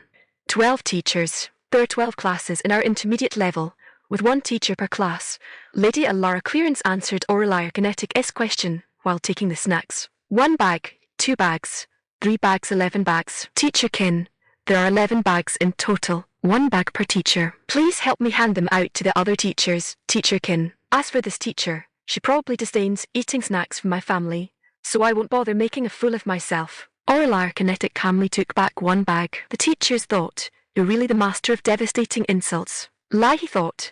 You little bitch, flaunting yourself today. Just you wait. Wan Yongshin thought. Time to leave, before more trouble pops up. This Aurelia Kinetic is really none of the people who received a gift paid much attention to the small present in their hands, thinking it was just ordinary snacks given by a child. Aurelia Kinetic, naturally, didn't tell anyone that ether wheat grass had been added to the snacks, which had a soothing effect on the spiritual sea when eaten. Lady Alara Clearance led Aurelia Kinetic toward Class 12 of the intermediate ability level. Yes, Aurelia Kinetic had been assigned to Class 12. The classroom for Class 12 of the intermediate wood element ability wasn't far, and loud, chaotic noises could already be heard coming from inside. Lady Alara Clearance had an expression of frustration at their failure to live up to expectations, which made Aurelia Kinetic want to laugh. This teacher Kin was quite amusing. Lady Alara Clearance pushed open the classroom door, and Aurelia Kinetic followed behind her. What are you doing?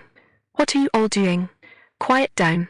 We have a new classmate today. Aurelia Kinetic, introduce yourself to everyone, Teacher Kin shouted angrily, slapping the podium.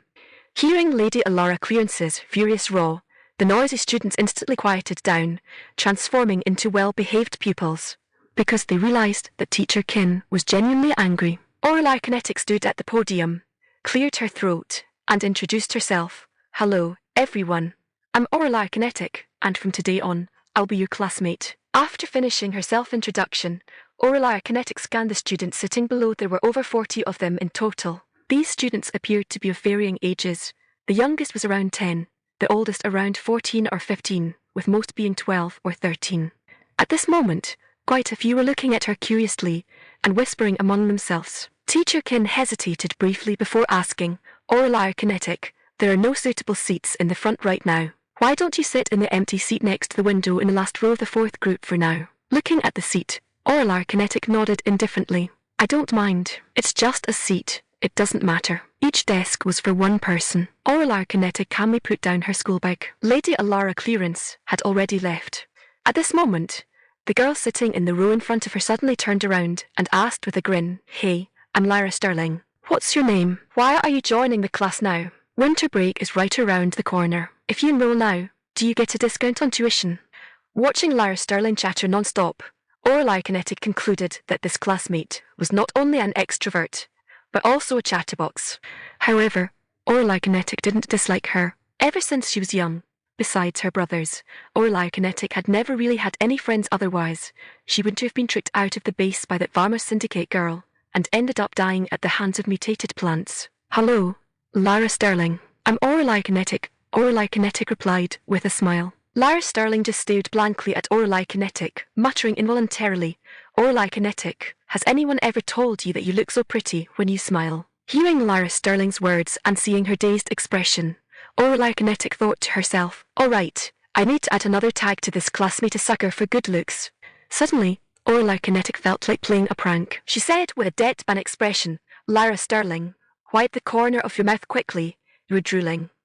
Really? Lyra Sterling asked while wiping the corner of her mouth with her hand, only to find nothing there, of course. Lyra Sterling had never expected to make such a fool of herself on her first day meeting a new classmate. She couldn't help but glare angrily at Aurelia Kinetic, then turned back around and ignored Aurelia Kinetic. Looking at Lyra Sterling's back, Aurelia Kinetic shook her head, sighing inwardly. Another girl raised dotingly by her family, how nice. In the Wasteland world, such happy girls were far too rare. Aurelia Kinetic shook her head, calming her mind. She pulled a palm-sized handheld reader from her school bag. This was an essential learning tool for every student. In the Wasteland world, paper materials were extremely scarce and precious. Downloading study materials onto a wristband wasn't ideal because the storage capacity was too small, so the base specifically developed handheld readers for students to use. Not only could it download study materials for various subjects, but it also allowed students to take paid online supplementary classes. She had joined the latest and the final exams were only a few days away, so Orla Kinetic was pressed for time. Tapping open the handheld reader, she typed in the keywords, Intermediate Wood Type Ability Class. 2 seconds later, a splash of green popped up on the display screen, followed by the 3 major categories of the wood element: cultivation, healing, and combat. Orla Kinetic looked at the 3 categories. She had originally intended to click directly on combat, but after thinking it over, she tapped on cultivation instead. She wanted to gain a comprehensive understanding of the entire wood type ability. Time always flew when studying, and before she knew it, it was 5 o'clock in the afternoon. As the bell rang for the end of class, the quiet classroom instantly erupted into commotion. Orla Kinetic, where do you live? Is someone picking you up after school? Lara Sterling asked Orla Kinetic while packing her school bag. Hearing the sunshine-like girl ask her, Orla Kinetic smiled and said, I live in the inner city, and someone is coming to pick me up. Speaking of which, Orla Kinetic couldn't help but remember the scene from this morning when several people were fighting over who would drop her off at school. Ugh, too terrifying, she couldn't help shaking her head to push the image out of her mind. Bro, Orla Kinetic, you live in the inner city. I live in the inner city too. Come over to my house to play sometime, when you're free. Let's go quickly. Parking is tough at the school gate, especially when school lets out, it gets totally jammed. After saying this, Lara Sterling put on her school bag, grabbed Orla Kinetic's arm, and dashed outside. Looking down at the hand holding her arm, Orla Kinetic couldn't help reflecting that this was probably the first person outside of her family to hold her arm like this. It felt quite novel, and she didn't dislike the physical contact in her heart. It seemed she was adapting quite well to being a student. Before registration, Arthur Kinetic and the others were worried that Orla Kinetic wouldn't be able to adapt. After all, Orla Kinetic's ability level was too high, which would naturally affect her disposition. At the west gate of Kiaji School, Arthur Kinetic and Gwendolyn squeezed through the crowd, craning their necks toward the exit for fear that missing a single blink would cause them to miss Orla Kinetic. She's here. She's here. Zia is coming out. Arthur Kinetic suddenly shouted. Where? How come I don't see her? Hearing Arthur Kinetic's words, Gwendolyn stretched her neck and squeezed forward. There, right in the middle. Zia's clothes are different from the school uniform. Do you see? Arthur Kinetic reminded Gwendolyn. Chapter 109, Applying for a Mercenary Group. Zia, over here, over here. Arthur Kinetic shouted, waving his right hand. As Orla Kinetic approached the west gate, a familiar voice echoed in her ears. Looking toward the sound, she saw Arthur Kinetic and Gwendolyn waving their right hands and calling out to her. She turned to Lara Sterling and said, Lara Sterling, my parents are here to pick me up. I'm heading off first. See you tomorrow. Waving goodbye, Orla Kinetic didn't stay to see Lara Sterling's reaction and quickly turned to run over to Arthur Kinetic. At this moment, Orla Kinetic felt that she had truly become little Orla Kinetic and fully integrated into the Moo family. Before, she had always felt like an intruder who took over little Orla Kinetic's body, treating the Moo family with guilt and a sense of fulfilling obligations on little Orla Kinetic's behalf. Taking Orla Kinetic's backpack, Arthur Kinetic's first words were, Zia, are you tired? Did anyone bully you? If it's too tiring, we don't have to go to school anymore. If anyone bullies you, tell Dad, and Dad will go beat them up for you. Hearing Arthur Kinetic's caring words, Orla Kinetic couldn't help but laugh. She tugged at Arthur Kinetic's arm and whispered, Dad, I'm not tired. As for bullying me, Dad, did you forget my ability level? I'm a high-level Esper. Gwendolyn stood to the side, covering her mouth as she giggled. This doting dad's IQ dropped to 0 whenever it came to his daughter. Ah, how worrying. Let's go home. Arthur Kinetic smartly changed the subject, carrying his daughter's light backpack as they started walking back. Orla Kinetic linked arms with Gwendolyn, chatting away about things at school. At this time, many different types of energy vehicles were parked outside the school entrance. The Moo family was not short on vehicles. Aside from the portion given to the Thorn family, all the vehicles and supplies left behind by the Roth family estate had been stored in her spatial dimension and brought along. The Moo family had bought 2 apartments in the west district of the inner city, one for each household, separated by a street. However, the apartments weren't large, just big enough to live in. Dad, did Uncle really go apply to register a mercenary group? Orla Kinetic asked after getting home and putting down her backpack. Your uncle has already registered it. Valerius Mercenary Group. The members are just our family and Uncle Jen's family. Arthur Kinetic handed a glass of water to his daughter and explained in detail. Between the Moo family and the Thorn family, there are only a dozen or so people in total. Will that work? Does the base allow so few people to register a mercenary group? Aureli Kinetic was unfamiliar with these matters and asked with some concern. Hearing Aureli Kinetic's words, Arthur Kinetic burst out laughing. It's enough, Seer.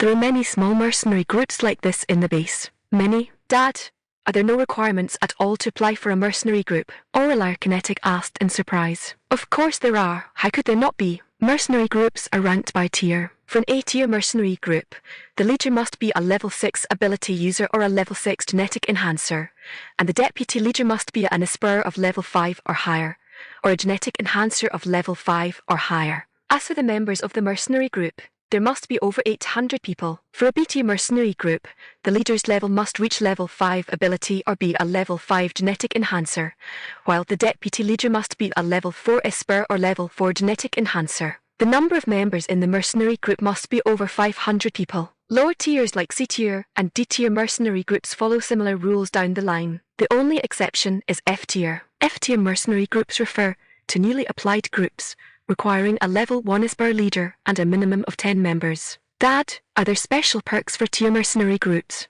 Of course, Seer. A-tier mercenary groups get the highest quantity and best quality of all types of potions and resources when applying to the base. Because the base needs mercenary groups to go out into the wilderness and salvage all sorts of supplies, the subsidies are naturally much higher grade. For example, ability awakening potions, genetic enhancement potions, trauma recovery potions, and hemostatic potions, as well as energy vehicles, energy weapons, and so forth. All of these are allocated according to the tier of the mercenary group. Arthur Kinetic explained in detail. Aureli Kinetic thought for a moment and asked, somewhat puzzled, Dad, why did Uncle suddenly think of starting a mercenary group? And didn't Uncle Thorn go to work at the guild? How did he get involved in the mercenary group too? Hearing Aureli Kinetic mention Balian Thorn's job, Arthur Kinetic couldn't help but shake his head. Your Uncle Thorn had bad luck. The job that was already agreed upon was taken by someone else who pulled strings. There was no choice. He couldn't just sit around and drain his savings. So when your uncle brought it up, your Uncle Thorn agreed immediately. The application has already been approved, so over these couple of days they're probably looking for a base site for the mercenary group. Hearing that a set-in-stone job was stolen from him, Aureli Kinetic couldn't help but shake her head. His luck really was something else. All right, stop chatting and help bring out the dishes for dinner. Gwendolyn's voice called out from the kitchen. Truth be told, ever since scathing the supplies left behind by the Roth family estate, the Moo family's standard of living had leaped up a full tier. Their 3 daily meals were no longer nutrient solutions, but various natural foods. Rice, noodles, vegetables, and the like were basically eaten in an alternating mix of low radiation contamination and moderate radiation contamination. In truth, the Moo family didn't know that those so-called moderately radiation-contaminated foods had long since been privately purified by Aureli Kinetic using her wood-type ability. The ability to purify was awakened when her wood-type ability advanced to level 8. Since Aureli Kinetic didn't want anyone to know her wood element ability was level 8, she secretly hid the fact that she could purify radiation contamination. She understood the principle that possessing a treasure makes one a target. Improving her family's standard of living on a small scale was fine. But if others found out and locked her up to force her to purify food specifically for high and mighty figures, it would be disastrous. She herself was strong enough not to fear them. But if they used the Moo family to threaten her, wouldn't that put her in a terrible dilemma? When that time came, should she silence them all by killing them, or give up on the Moo family? Abandoning the Moo family was out of the question, so she would have no choice but to silence everyone with bloodshed. She was a peace-loving good person who had always adhered to the motto, if others do not provoke me, I will not provoke them. If others provoke me, I will wipe them out. Oh well, for everyone's good, it was better to keep a low profile. The family sat around the dining table with a bowl of braised mutated beast meat, a bowl of mutated beast bone and radish soup, a bowl of stir-fried cabbage, and a tub of steamed rice. Honestly speaking, Aureli Kinetic was extremely satisfied with such a spread. This was the Wasteland world. After all, meals like this could only be afforded by high and mighty figures. If the Moo family hadn't salvaged the supplies left behind by the Roth family estate, they couldn't possibly afford such food. Just think about the scale of it, the supplies of a top-tier faction being shared among only 17 or 18 people from the Moo and Thorn families. This was literally a sudden, massive stroke of wealth falling from the sky. The family ate until their bellies were round, rubbing their stomachs and slumping on the sofa, unwilling to move. Oh man, This is what real living feels like. No worrying about food or clothes. No needing to risk our lives scavenging. Just thinking about this life makes me bubble over with bliss. Lucian Kinetic said happily with his eyes closed while rubbing his stomach. Seeing his younger son slumping as if he had no bones, Arthur Kinetic couldn't help but feel a headache coming on. Back when the family was poor, the boy at least knew to go out scavenging every day. Now that the family didn't lack food or clothing, he had turned into a complete lazy bum. Chapter 110 Camouflage. Dad, Kiaji's school has a dedicated gene enhancement class. Let older brother go to school, Orlar Kinetic suddenly suggested. Arthur Kinetic was taken aback, then reacted and asked hesitantly, will that work? Why not? Older brother is so young. Before, our family lacked the means, so he had to go scavenging. Now the family doesn't need him to scavenge, and he has nothing to do all day. Going to school is perfect for him. The same goes for you all. Before, there was no choice, so you had to work tirelessly. But now our family lacks neither food nor clothes, so there's no need to push yourself so hard. As long as you go out with Uncle every few days to kill a few mutated beasts just for show, so others know we have an income, that will be enough. Same with Uncle. Dad, tell Uncle not to rush into leveling up the mercenary group. We can take our time. First, let's use the resources on hand to raise everyone's strength, so it won't be supported by Uncle alone. Since it's our own mercenary group, we don't have to care about what outsiders think. For now, boosting our own strength is the main priority, Orlar Kinetic reminded him. After listening to Orlar Kinetic, Arthur Kinetic said hesitantly, will that really work? Seer, your uncle applied to establish a mercenary group precisely for freedom, and not to care about what others think. He likes going out to challenge mutated beasts stronger than himself. He says this is a way for his ability to advance. Hearing this, Orlar Kinetic finally understood why Alistair Kinetic's ability level had advanced so quickly. He was stimulating his body's potential through actual combat to achieve rapid ability advancement. Dad, in the past there were no resources, so Uncle had to risk his life to find opportunities to advance in actual combat. But now that our family has ample resources, there's no need to take such risks. We only need to go out every few days to kill mutated beasts and gain combat experience for everyone. Dad, starting from now, your mindset needs to change. You can't use the old way risking your lives to earn points just to survive to live our current lives. Although we shouldn't show off like the newly rich, we also don't need to hide our wealth and live like poor people. Dad, only a fool doesn't spend money when they have it. Resources only count as yours if you use them on yourself, Orlar Kinetic explained in detail. Arthur Kinetic thought about it and felt his daughter made a lot of sense. Living a hard life when poor was unavoidable, but living a hard life when rich was looking for unnecessary suffering, something only a fool would do. Seer, since we're sending your older brother to the gene enhancement class, why not send Brother Faye from your uncle's family too? That way your brother will have a companion, Arthur Kinetic suddenly suggested. Orlar Kinetic thought for a moment. Although Sealer's Kinetic was a bit older, he could go to the intermediate class. That works. Thus, without Sealer's Kinetic's knowledge, Orlar Kinetic decided his upcoming miserable school life. As for Lucian Kinetic, they discussed it right in front of him. He wanted to resist, but he didn't dare. Thus, he too happily unlocked student life. Meanwhile, Alistair Kinetic and Balian Thorn drove an energy car and followed the staff member from the Inner City Real Estate Management Center to inspect several properties, but none satisfied them. Commander Mu, are you unsatisfied with all of these? The staff member asked with a hint of impatience. If not for Alistair Kinetic's status as a level 6 ability user, this person would likely have lost his temper and cursed at them long ago. Manager Kai, I'm sorry to trouble you so much today. We want to find a more spacious place. After all, it's a mercenary group base, and if it's too small, there won't be space to park our vehicles. Balian Thorn hurriedly interjected with an explanation, subtly slipping a small energy stone to him while speaking. Targ hadn't expected the two of them to be so generous, earning extra cash just from showing a few houses. His impatient expression vanished instantly. Silently tucking the energy stone into his bag, he spoke up, Commander Mu, Vice Commander Jiang, to tell you the truth, finding a larger place in the inner city to build a mercenary group base is practically impossible. As you should know, the good spots were bought up long ago by powerful factions with deep backgrounds. Right now, there's only one place in the inner city that fits your requirements, but that place is involved in a dispute. If you aren't afraid, I can tell you the location, and you can go check it out and handle the transaction yourself. A dispute? Then forget it.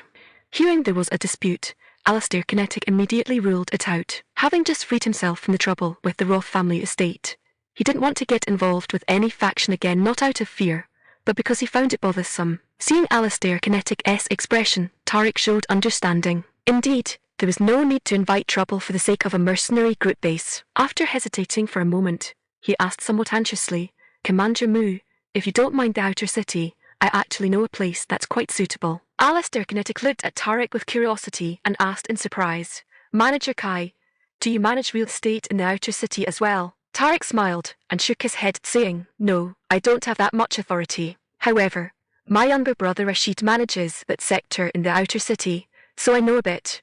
Well then. It turned out their whole family was deep in the real estate business. Buying in the outer city was pretty much the same as buying in the inner city, keeping the wealth within the family, as it all went to the Kai family anyway. Alistair Kinetic thought for a moment and said to Kai Khan, Can we check out the place first? Sure, I'll call my younger brother right now. Just look for him directly once you reach the outer city, Tarek said readily. All right, thank you for your trouble, Manager Kai. Alistair Kinetic hurriedly thanked him. He understood in his heart that if not for his own high strength and Balian Thorn giving a gift, this man wouldn't have been so warm and helpful. After parting ways with Kai Khan, Balian Thorn was silent for a moment before asking with hesitation, Brother Mu, are we really going to build the mercenary group base in the outer city? Won't that be too dangerous? Alistair Kinetic sighed, rubbed his temples, and answered helplessly, Balian, let's go take a look first. If the place is suitable, we'll wait until school breaks for vacation and have Zia come over to confirm it. Balian, we've been running around for a few days now and have basically checked out the entire inner city. Either the places are too small or the prices are too expensive. There's simply no suitable spot. As for the expensive ones, it's not that we can't afford them, but that doing so would be too eye-catching. We're just ordinary Isbers who migrated from base 58. If we suddenly produce a massive amount of resources, it might draw unwanted attention, and it wouldn't be good if someone targeted us. We're outsiders, and even a powerful dragon can't crush a local snake. If we flaunt our wealth, it probably won't end well. Do you understand? Hearing Alistair Kinetic's analysis, Balian Thorn finally understood why the Mu family had stayed so low-key on the road despite having a powerhouse like Aurelia Kinetic, hiding, keeping a low profile, and playing the fool to catch the tiger that was the protective coloration prepared by the Mu family. Lesson learned. No wonder the Roth family estate lost so miserably back then. Arrogance, contempt, and underestimating their opponent cost the Roth family estate their very lives. Balian Thorn couldn't help but mourn silently for the Roth family estate for a few seconds. An opponent like this was truly impossible to guard against. Chapter 111 Site Selection. 3 hours later, Alistair Kinetic and Balian Thorn, led by Kai Wen, stood at the edge of the outer city. Looking at the open land right next to the outer city wall, Alistair Kinetic frowned deeply. Commander Mu, this place is spacious enough, and driving to the outer city exchange center takes only an hour, so transportation is quite convenient. As for the price, it's extremely cheap, just 200,000 points. Rashid introduced with a smile. 200,000 points is cheap.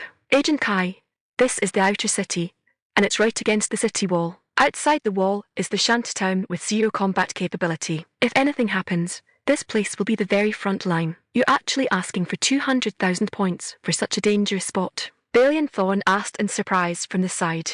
Rashid rubbed his nose awkwardly. Ever since the beast tide 2 years ago had ravaged this plot of land, no one had bothered to inquire about it. He had originally thought he could fool these 2 outsiders today and sell off this unwanted piece of land. In the end, he seemed to have quoted too high a price, scaring them off. Didn't Big Brother say these 2 weren't short on money?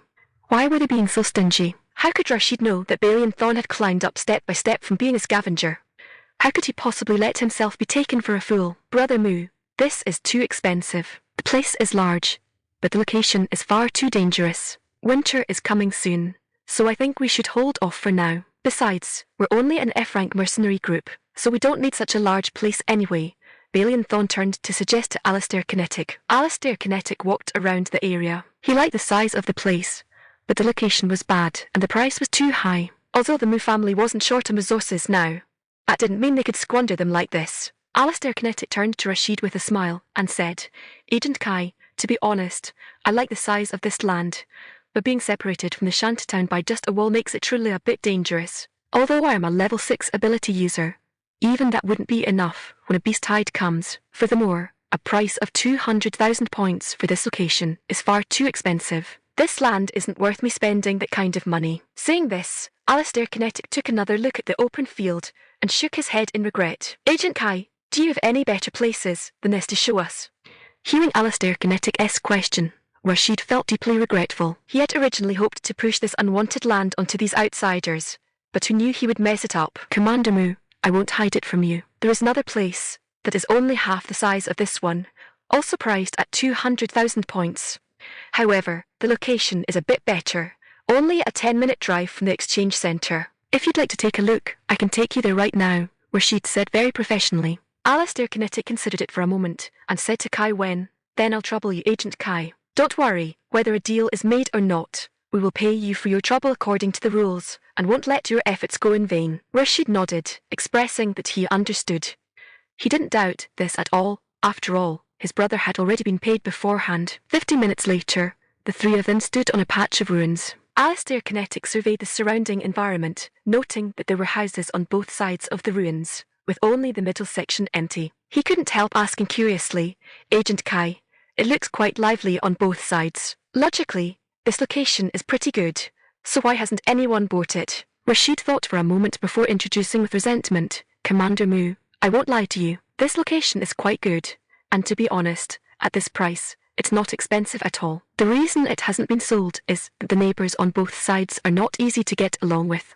On the left is a C-rank mercenary group called the Froststorm Mercenary Group. The commander is a Wind Element level 5 Esper, the deputy commander is an Ice Element level 4 Esper, and the two of them are husband and wife. On the right is the Thunderfire Mercenary Group, which is also a C-rank mercenary group. The commander is a Lightning Element level 5 Esper, and the deputy commander is a Fire Element level 4 Esper. The commander and deputy commander are brothers. Both mercenary groups want this land, but whenever one side tries to buy it, the other sabotages it, which is why it has never been sold. If it were sold to anyone else, these two groups would unite against the common enemy and join forces to target the third party. Kai Wen's words rendered both Alistair Kinetic and Balian Thorn speechless. So after all this place couldn't actually be bought. Alistair Kinetic didn't blame Rashid either, but instead spoke very politely, Agent Kai, both of these places have their pros and cons. We need to go back and discuss it, as 200,000 points is no small sum after all. Rashid nodded and agreed wholeheartedly. Commander Mu makes sense. One should always shop around when buying things, let alone for something as major as real estate. How about this? Commander Mu, I won't lie to you if you're genuinely interested in buying. We can still negotiate on the price. Go back and discuss it among yourselves. Call me once you've made up your minds, and I'll make sure to process the paperwork for you right away. Alright, Agent Kai is straightforward, so I won't dilly-dally either. 3 days from now is Sunday, and at the latest, I'll give you a definite answer next Monday, whether we decide to buy or not, Alistair Kinetic said with certainty. He had already decided to bring Aurelie Kinetic along on Sunday to let her take a look and see which location was worth buying. After bidding farewell to Kai Wen, Alistair Kinetic and Balian Thorn drove directly back to the inner city. Alistair Kinetic and Balian Thorn did not return to their own homes, but instead went straight to Aurelie Kinetic's place. Seeing the two of them arrive together, Arthur Kinetic guessed they were there to discuss the mercenary group's headquarters. Gwendolyn, go buy some extra groceries. Big Brother and Balian are eating dinner here tonight. Arthur Kinetic turned and instructed Gwendolyn. The few of them sat down to chat. At 6 o'clock, Aurelie Kinetic returned home from school. Seeing Alistair Kinetic and Balian Thorn sitting in the living room, she greeted them with a smile. Uncle Chang, you're here. Have you found a location? We've been searching for a few days and searched all over the inner city. There was one suitable place, but it involves too many complications and isn't great. The other 2 places are in the outer city. One is in a central area of the outer city, covering about 10 mu. The location is pretty good, but the neighbours on both sides are difficult to get along with. The other place is the largest, around 20 mu in size, but it's right at the foot of the city wall, separated from the Shantytown by just a wall. If a beast tide comes, that spot will take the brunt of it. Plus, the price is a bit steep at 200,000 points. After listening to Alistair Kinetic's explanation, Aurelie Kinetic's mind spun rapidly. A few seconds later, she spoke up. Uncle, based on what you said, let's forget about the one in the inner city. As newcomers, we shouldn't compete or clash with other factions. As for those 2 places in the outer city, they probably aren't easy to sell, so we should still be able to bargain the price down. How about this? After this week, school starts winter break. I'll go take a look with you then. I plan to choose a place to move our entire home there, so I have a few more requirements. Alistair Kinetic and Balian Thorn were both stunned. They hadn't expected Aurelar Kinetic to have such plans. Sir, why do we need to move our whole home over? What about this house we just bought? Arthur Kinetic asked from the side. His daughter had never brought this matter up before, catching him completely off guard. Chapter 112 New Goals. Aurelar Kinetic looked at the three of them, picked up her water cup, and took a sip, and only continued to speak after putting it down. Uncle, the further along we get, the bigger the commotion everyone's breakthroughs will be. Our home is too small and inconvenient. After listening to Aurelar Kinetic's explanation, the three of them finally understood. Furthermore, resources were insufficient in the past, so advancement was very slow, and it was completely normal to take a few years to go up a level. Now, our family is not short on resources, and I will use resources to quickly pile up everyone's ability levels and genetic levels. Because of this, the commotion will be even greater. Alistair Kinetic and the other two were completely stunned. They had never thought that now that resources were not lacking, the frequency of everyone's breakthroughs would undergo heaven-shaking and earth-sapping changes. The three exchanged glances and smiled bitterly. Old thinking had imprisoned their vision. They forgot that the present was long different from the hard days of scavenging in the past. All right, then once your holiday starts, we will all go take a look together. Sir, if we move to the outer city, wouldn't it be too far for you to go to school? Going back and forth every day will be very inconvenient, Arthur Kinetic reminded. It's fine. Every night I will return to the inner city to sleep, and on holidays I will return to the mercenary Groot's camp. At that time, I can still go scavenging with you, Aurelar Kinetic said with a smile. The three of them thought about it. This was indeed a method. After Alistair Kinetic and Balian Thorn left, Aurelar Kinetic also returned to her own room. She had already attended school for 2 days and basically figured out the functions of the handheld reader. Today, she downloaded quite a lot of study content at school. Wood-type ability control technique, wood-type ability healing technique, wood-type ability planting technique, wood-type ability acceleration technique, wood-type ability mutation technique. Aurelar Kinetic sat on the bed, carefully examining this knowledge. An hour passed, and Aurelar Kinetic turned off the handheld reader, her brow slightly furrowed. Except for the last mutation technique which she could use herself, the rest of this knowledge could fill the gap in her basic knowledge of the wood-type ability. But precisely because it was basic knowledge, they shared a common characteristic. It was too simple, and no longer suitable for her. After her wood-type ability entered level 8, Aurelar Kinetic discovered that wanting to advance further would probably be difficult. This problem became even more obvious after looking at these basic knowledge materials tonight. So do I really have to make a trip to base 62? Aurelar Kinetic muttered to herself. As for the mental type ability, she also hadn't found a trace of growth. Aurelar Kinetic understood that she had encountered a bottleneck period. After pondering for a long time, Aurelar Kinetic decided to first look at the knowledge discussed in wood-type ability mutation technique. Wood element mutation technique. Mutation abilities. The first refers to the wood-type ability clone, using a 10,000-year-old lotus root as a carrier, using the wood-type ability as an energy pool, and then using the soul as divine sense.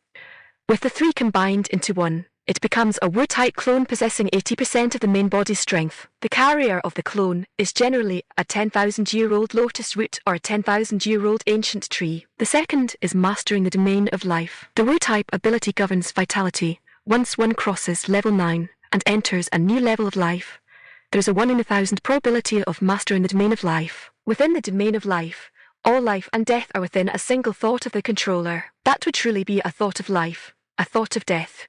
Once entering the domain of life, the cycle of life and death is entirely up to the controller to decide. After carefully reading the mutation techniques of the wood-type ability user, a new corner of Aurelar Kinetic's world unfolded. Aurelar Kinetic once again had a new goal to strive for, to be a king rank Esper who controls the wood element domain. This was also something Aurelar Kinetic had just learned. After level 9, there's king rank, emperor rank, deity rank, god rank. However, in the Wasteland world, no one had ever reached these ranks. Gradually, this information existed in the fantasies of generation after generation of Wasteland people. Perhaps it's just like what those cultivation novels of the past life wrote. After level 9 come laws, and laws are extremely profound. Even 1 in 100,000 people might not necessarily be able to master them. Aurelar Kinetic couldn't help muttering to herself. Laws, the void at this moment, Orlar Kinetic suddenly thought of her space stone. This space stone could carry the soul of a void beast to traverse the endless void.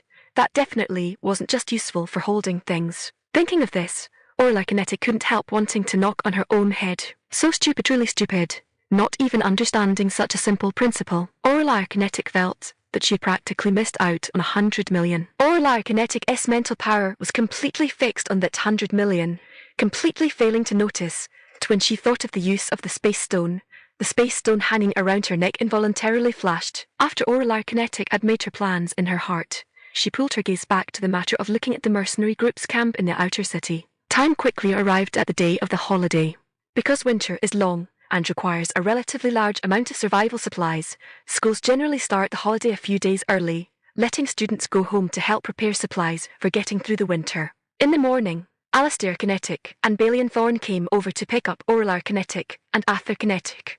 Today they were going to the outer city together. 2 hours later, Orlar Kinetic stood at the first target location, looking at a vacant lot of ruins, and then glanced at the flags on both sides printed with the mercenary group's logo. "Uncle, is this the ruins you were talking about?" Orlar Kinetic asked. "Yes. The reason I'm interested in this place is, firstly, it is close to the exchange center, making it convenient to handle scavenging harvests in the future. Secondly, it's that both sides are mercenary groups, so sometimes information can be shared, preventing us from suffering losses by fighting alone," Alistair Kinetic explained. Orlar Kinetic did not speak, but in her heart, she had already crossed this place off the list. This place was too crowded. It was fine now while there were few people, but once the mercenary group exerted its strength in the future, the space would simply be much too small. However, she hadn't rejected it outright yet. She would check the last location first. If she still wasn't satisfied, Orlar Kinetic wondered if she needed to make a strong move and snatch a territory from someone else's hands. In the Wasteland world, the strong are respected. Whoever has harder fists has more useful say. However, unless it was an absolute last resort, Orlar Kinetic didn't want to do this, because doing so would make her seem like a female bandit who forcibly seizes property. Just as several of them were standing on the ruins observing, 2 groups of people walked out from both sides. "Hey, what are you doing standing here? This is a private place. Unauthorized entry is not allowed," a middle-aged man with a beard said loudly. Today, Alistair Kinetic was only taking Orlar Kinetic and the others to look around privately, so he hadn't called upon Kai Wen, the local tyrant. "Private place? But how come I heard that this place is for sale?" Balian Thorn asked intentionally. "Sell? Sell what sell? This place is not for sale. You guys hurry up and leave, otherwise I'll make you pay," the bearded man finished, not forgetting to wave his clenched fist. Orlar Kinetic raised an eyebrow, unable to help whistling inwardly. "Oh ho, quite arrogant. It seems this Thunderfire mercenary group has quite a bit of influence in this outer city. Not for sale? How can that be? Just a few days ago, someone even brought us to look at this plot of land. How could it not be for sale? The intermediary didn't notify us that it wasn't for sale either," Balian Thorn said in surprise. He acted as if he didn't know that the Thunderfire mercenary group and the neighboring Froststorm mercenary group wanted this land. Chapter 113, Killing the Chicken to Warn the Monkey. "This place really isn't for sale," said the young woman standing on the other side coldly at that moment. Alistair Kinetic looked at the people from both sides. 1 level 5 Thunder type Esper, 1 level 4 Ice type Esper, and 2 level 3 Espers. Such strength could indeed rule the roost in the outer city. "Big brother, forget it. Since this place isn't for sale, let's leave. Let's go look somewhere else." Arthur Kinetic chimed in at the right moment. They were just buying a piece of land. There was no need to provoke such trouble. Hearing this, the bearded man and the cold woman were both taken aback. They had thought the other party would argue a bit more, never expecting that just 2 sentences would scare them away. As the 4 of Alistair Kinetic turned and walked outside, 2 words suddenly reached their ears. "Cowards." Hearing this, Orlar Kinetic slowly turned around and asked the level 3 Esper from the Thunderfire mercenary group, "Who's the coward calling?" "The coward is calling you, PUFFT." Right after he finished cursing, someone beside the cold woman couldn't help laughing out loud.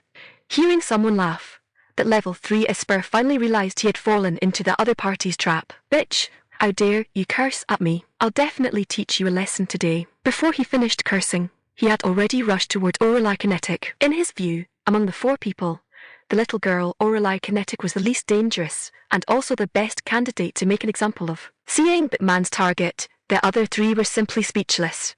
Just how blind could this person be? He actually chose to attack the strongest one among the four directly. Sigh, let's observe a moment of silence for him. Seeing the figure rushing toward her, Orla Kinetic didn't move at all, until the two were only a meter apart. A green vine like lightning tightly bound the charging man's body. Orla Kinetic's speed was too fast. Before the bearded man and the cold woman could react, the person had already been tied up. This speed made the two's hearts shiver. This was definitely not a strength that a mid-level Esper could possess. It seemed they had provoked a big shot today. My lord, I'm sorry. We were blind and failed to recognize Mount Tai. Please forgive us and don't hold it against us. We are willing to compensate, the bearded man said respectfully, lowering his head. Compensation? Do I look like I care about your petty cash? We left not because we were afraid of you, but simply because we didn't want to stir up unnecessary trouble. However, you seemed to treat our concession as a sign that we were easy targets. Since you kicked a steel plate, you must pay the price. Remember, the saying misfortune comes from the mouth is never just for show. What shouldn't be said, you'd better keep your mouths shut. Otherwise, I wouldn't mind letting you know what it means to be shut up forever. Having said that, Orla Kinetic ignored them completely and turned to walk outside. Seeing this, the three of Alistair Kinetic hurriedly followed. At this moment, the bearded man and the cold woman noticed that the little girl's position seemed to be right in the center. This discovery revealed a sense of inexplicable fear in their eyes. Even a level 6 ability user could only walk behind her, so she either had higher strength than a level 6 ability user or her identity. Thinking of this, the two hurriedly lowered their heads. Although they ruled the roost in the outer city, they had still heard some inside information about the inner city and central city. The young masters and misses of some major factions didn't care about reason when doing things. They acted entirely on their whims. When the figures of Orla Kinetic and the four of them completely disappeared, the bearded man finally went to check on his bound subordinate. He saw that the other person was already breathing more out than in. Seeing this person lose his life over 2 words, the backs of the standing people felt a chill. Meanwhile, the four of Orla Kinetic had already gotten into the car. Seer, that person Arthur Kinetic asked softly after hesitating for a moment. He was dealt with. We are making an example of someone. Since we want to establish a foothold in the outer city, we have to see some blood. As luck would have it, this idiot bumped right into us. We had to make a cut with him.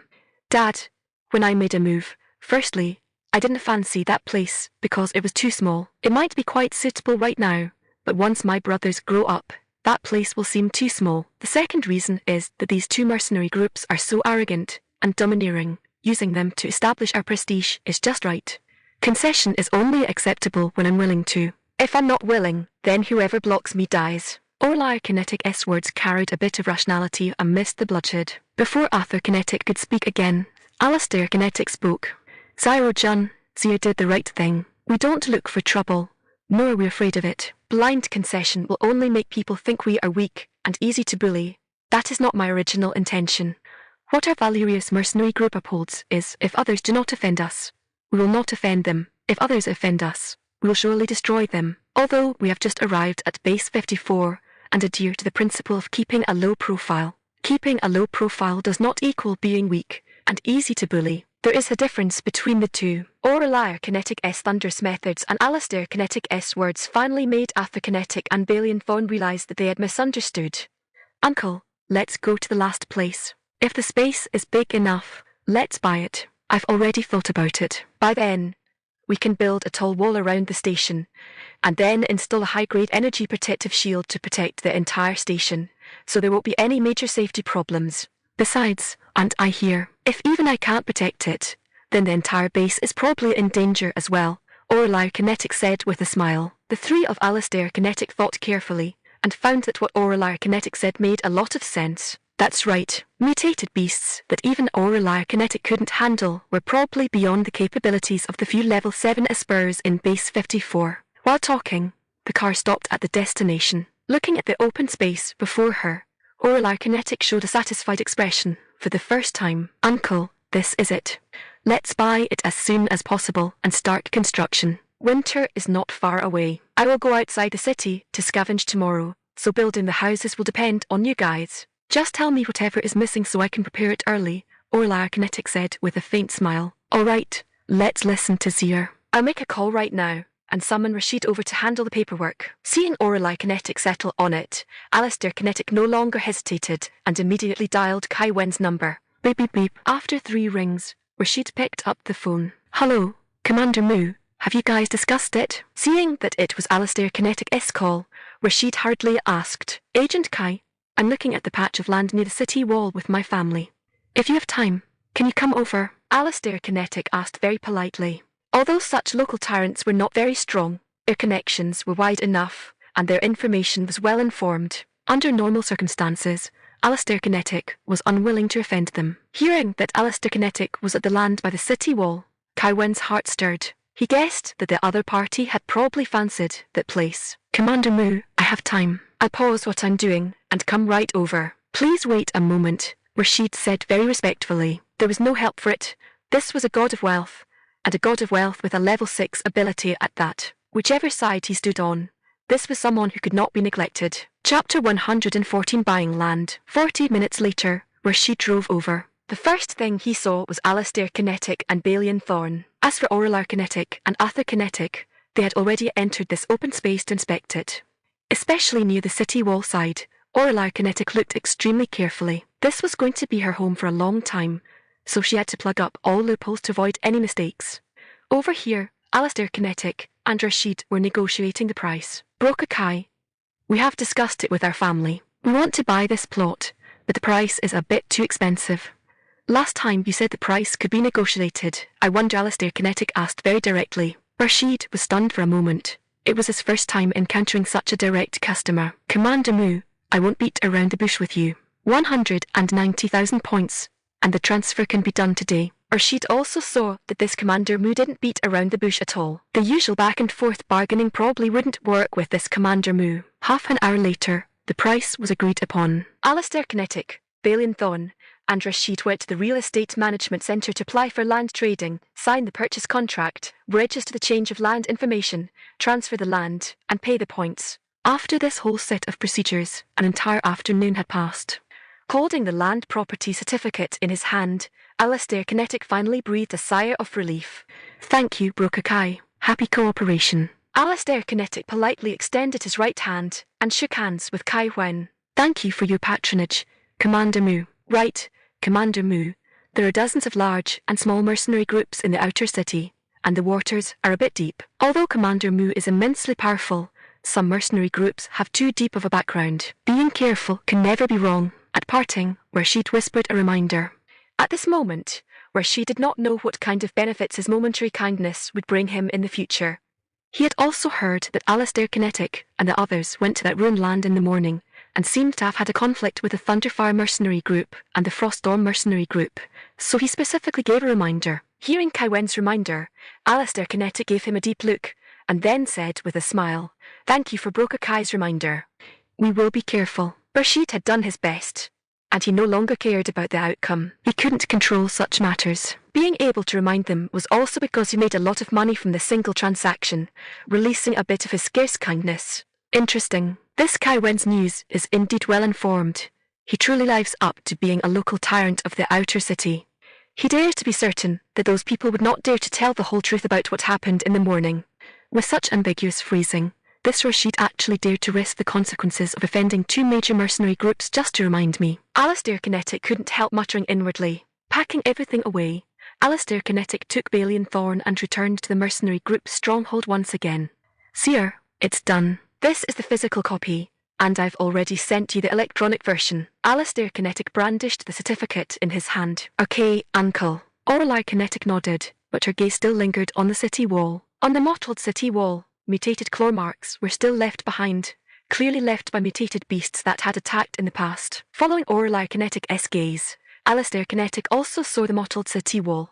Seer, these city walls are a bit aged. Usually it's fine, but if we encounter a beast tide, I'm afraid Alistair Kinetic didn't finish his sentence, but Aurelar Kinetic completely understood the meaning. Hearing this, Arthur Kinetic and Balian Thorn nodded repeatedly in agreement with Alistair Kinetic's statement. Uncle, since the land has already been bought, let's find people to build on it tomorrow.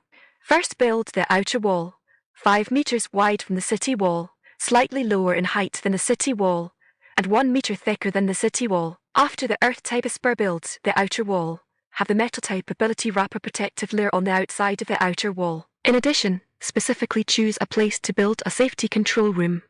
I want to install a level 7 energy shield to protect the entire mercenary group stronghold. Finally, when building the houses, separate our living quarters, warehouses, team member dormitories, etc. one by one, and do not build them together. Aureli Kinetic stated her requirements one by one. Arthur Kinetic hurriedly wrote it down. This was his daughter's request after all, and he couldn't miss anything.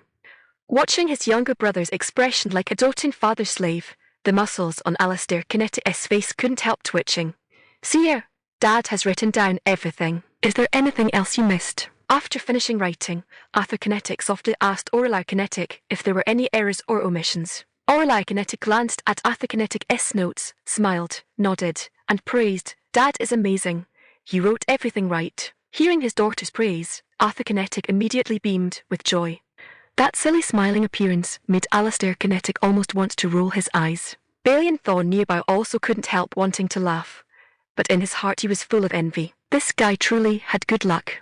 Relying on parents when young, relying on an older brother when growing up, and now relying on a daughter. He was a proper winner in life, the kind who could just lie flat. You couldn't help but be impressed. Brother Mu, Zier, in that case, I will go to the mission center tomorrow to post recruitment tasks. What we need most are Earth-type Espers and Metal-type ability users. We don't need many other people, so we should be able to recruit people very soon, Balian Thorn said with a smile. His ability level was a little lower, so he could do more of the errands. Balian Thorn had a very clear understanding of his own position. Alistair Kinetic thought for a moment and said to Balian Thorn, Balian, call everyone from our families. This is building houses for ourselves. Let them all participate and do their part. Yeah, Big Brother's idea is great. I'll tell Gwendolyn and the others when I get home tonight, and we'll come over early tomorrow morning, Arthur Kinetic said with an excited expression. Balian Thorn also nodded in agreement with a happy expression. Uncle, the winter cold wave is coming in a few days. Did the base issue mandatory missions to the mercenary group? Aureli Kinetic suddenly asked. Alistair Kinetic smiled and looked at this niece of his family. She truly had an exquisite and clever heart. She knew everything. It was issued, but because we just applied. The task isn't heavy. Uncle just needs to go for a few days. Alistair Kinetic replied with a smile. After pondering for a moment, Aureli Kinetic said to Alistair Kinetic, Uncle, send the task to me. I'll go check it out. You stay behind to build the stronghold. Zier, no. This mission is to develop a new gathering place. Various mercenary groups will take the lead to clear out mutated beasts within a 20-kilometer radius of gathering place No. 20. The hazard coefficient reaches level 5. Alistair Kinetic refused with a serious face. Although his niece's ability level was high, she had never done such a task of clearing mutated beasts. If she wasn't careful, unexpected dangers would arise. This was something Alistair Kinetic was unwilling to see. This girl was the treasure of the Mu family, and no slight mishap was allowed. Uncle, I've encountered a bottleneck and need to go out to find an opportunity for a breakthrough. Aureli Kinetic's single sentence left the three Alistair Kinetic stunned all at once. Encountered a bottleneck? What is that bottleneck in their understanding? Zier, the bottleneck you mentioned is... Aureli Kinetic did not answer out loud. She only nodded, indicating it was just what they thought. His Chapter 115 collection site No. 20. The next morning, when Aureli Kinetic flew all the way from the base and stopped above the soon-to-be-developed No. 20 gathering site, the sun had just drilled out from the depths of the grey dust haze. The bright red sun, which should have been dazzling, was now covered with a layer of dust haze. The round outline of the sun was blurred, and its red light was faint and scorching. This scorching heat was not simply brought by sunlight. It was a skin-deep scorching heat mixed with radiation pollution. This scorching heat was harmful to humans. The scorching light passed through the heavy suspended dust, turning into grey beams of light that diagonally swept across the earth, also weakening the radiation a lot. But Aureli Kinetic knew that as time went on, the radiation pollution would become more and more severe, reaching its peak at noon. Aureli Kinetic looked up at the sky, and then cast her gaze into the forest below. Saying it was a forest was not accurate. The trees here had mutated long ago. For people with low ability levels, the dense mutated forest with a radius of 20 kilometers required extreme caution, because the mutated animals and mutated plants here could harvest their lives at any time. But in front of Aureli Kinetic, a level 9 psychic type Esper, the 20-kilometer radius, under her powerful spiritual telekinesis, was like a scene right in front of her eyes. Scene crystal clear. Interesting. There are no big guys here either. There aren't even a few mutated beasts, and the most powerful ones are just 2 level 6 mutated brown bears. How was this rated as a level 5 dangerous gathering site? However, there are quite a few mutated plants, especially the giant tree near the southern mountain. I'm afraid its level is not low, Orlar Kinetic muttered to herself after observing from midair. Only Orlar Kinetic came from the Valerius mercenary group, and she flew through the air, so she was the earliest to arrive at the No. 20 gathering site. Other mercenary groups had to bring their teams and drive over from the base, which took at least 6 hours, so Orlar Kinetic had time to carefully search the place. 10 minutes later, Orlar Kinetic withdrew her spiritual telekinesis. Except for that mutated giant tree over 100 meters tall, other mutated animals and plants could no longer catch Orlar Kinetic's attention. She looked at the giant tree with burning eyes.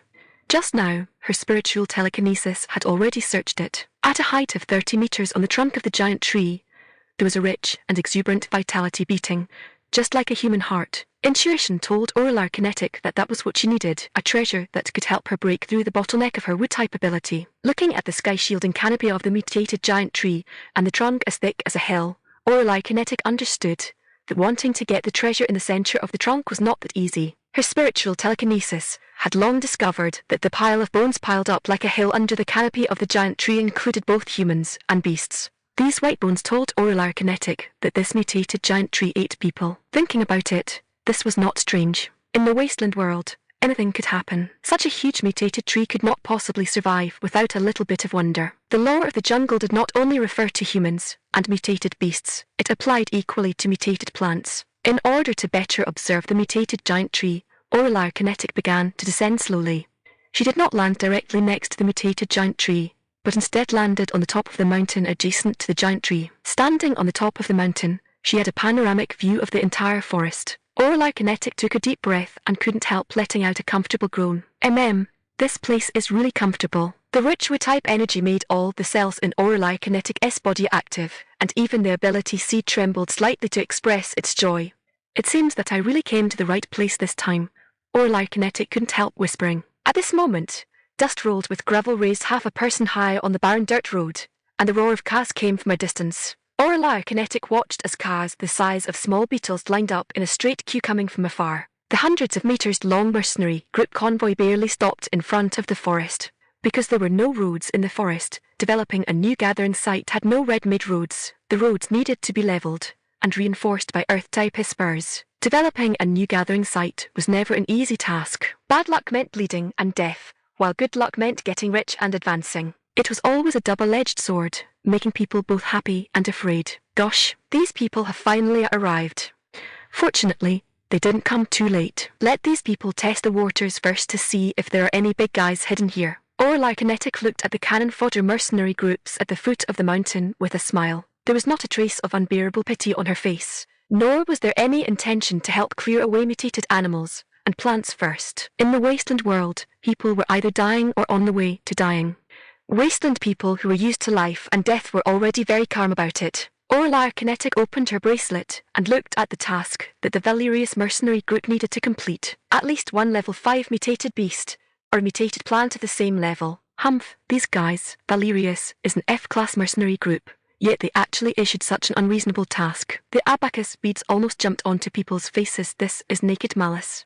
It seems that if I don't give some people a taste of color, some people won't know how the word death is written. Orlar Kinetic snorted coldly. This matter didn't even need to be investigated. It must have been done by the backers of the Thunderfire mercenary group. Orlar Kinetic's spiritual telekinesis went straight toward the mercenary convoy. Here, she saw 2 familiar flags, and even saw an acquaintance she had met once, Chun-Lei, the leader of the Thunderfire mercenary group. As for the other mercenary group flag, it was naturally that of the Froststorm mercenary group. However, the cold woman from last time was not seen.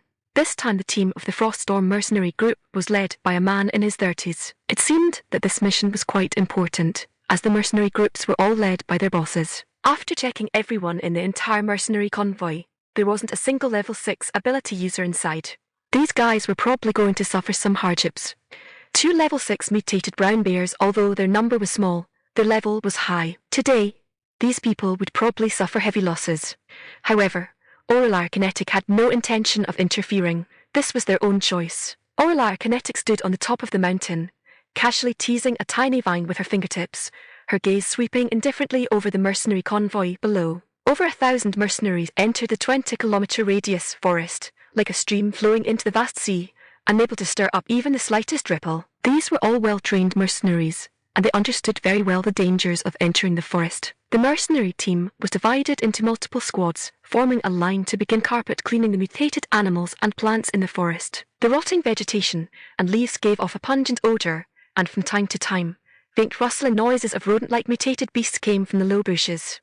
Watching the mercenary team cleaning forward rapidly, Orlai Kinetic couldn't help sighing. This method was fine for dealing with low-level mutated animals and plants, but when encountering those high-level mutated animals and plants, I'm afraid Chapter 116 taking a different approach. Orlai Kinetic couldn't be bothered to pay attention to the movements of the various mercenary groups cleaning up the No. 20 gathering site down the mountain, turning around and heading straight for a flat, smooth bluestone slab on the mountain peak, sitting cross-legged on the ground. After sitting cross-legged, she gently closed her eyes, banished the distracting thoughts in her mind, and concentrated on operating the cultivation method buried deep in her heart, starting to absorb the dense wood-type energy here. This cultivation method was not something from the Wasteland world, rather, it was a health-preserving cultivation method she had learned in her past life when she was in graduate school, in order to keep up with the head professor's pace, and learning that the professor favoured arts of self-cultivation. She had specifically visited to seek guidance. Orlai Kinetic S mind stirred, and a faint, gentle sigh and light emerged from the ability seed within her body, automatically circulating through her body along with the cultivation method. Outside her body, an invisible suction force emanated from around her, and the emerald green wood-type energy generated by the trees all over the No. 20 gathering site seemed to sense it. Fine, lustrous green light spots slowly rose, gathering together along with that suction force. The green light spots entered from the top of her head and slowly circulated inside her body along with the cultivation method. Feeling the wood-type energy absorbed from the outside into her body, Orlai Kinetic was wild with joy.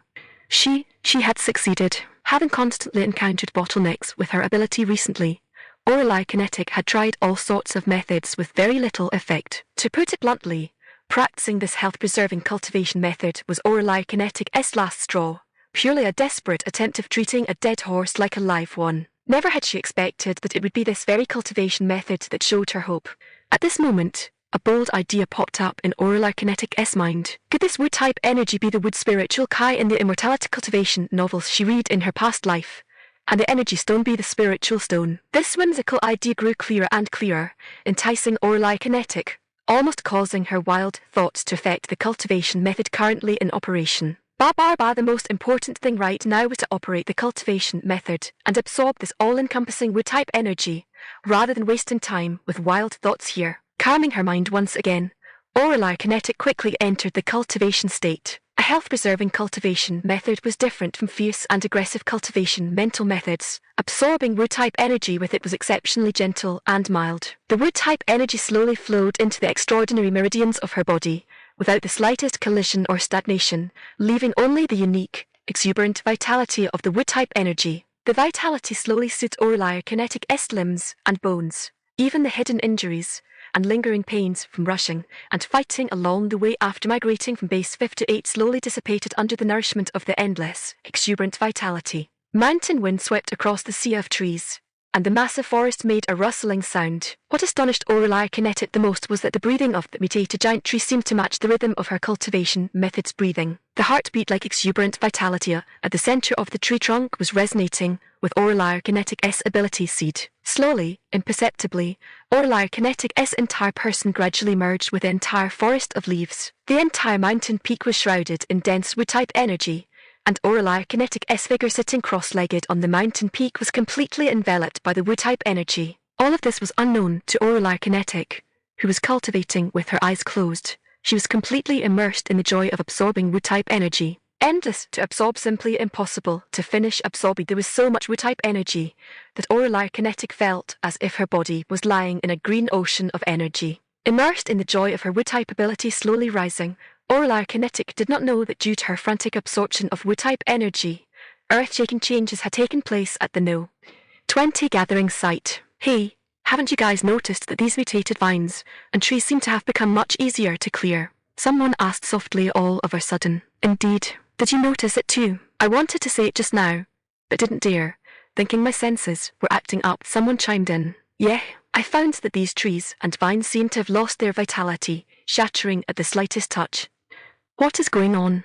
Is there any wood-type ability user here who can explain this? A smarter person discovered a trace of clue and hurriedly shouted out, "The unknown is always terrifying." 2 days quietly passed. While the major mercenary groups were working hard to clean up the No-20 gathering site, Orla Kinetic, sitting on the mountain peak, finally saw a change in her wood-type ability.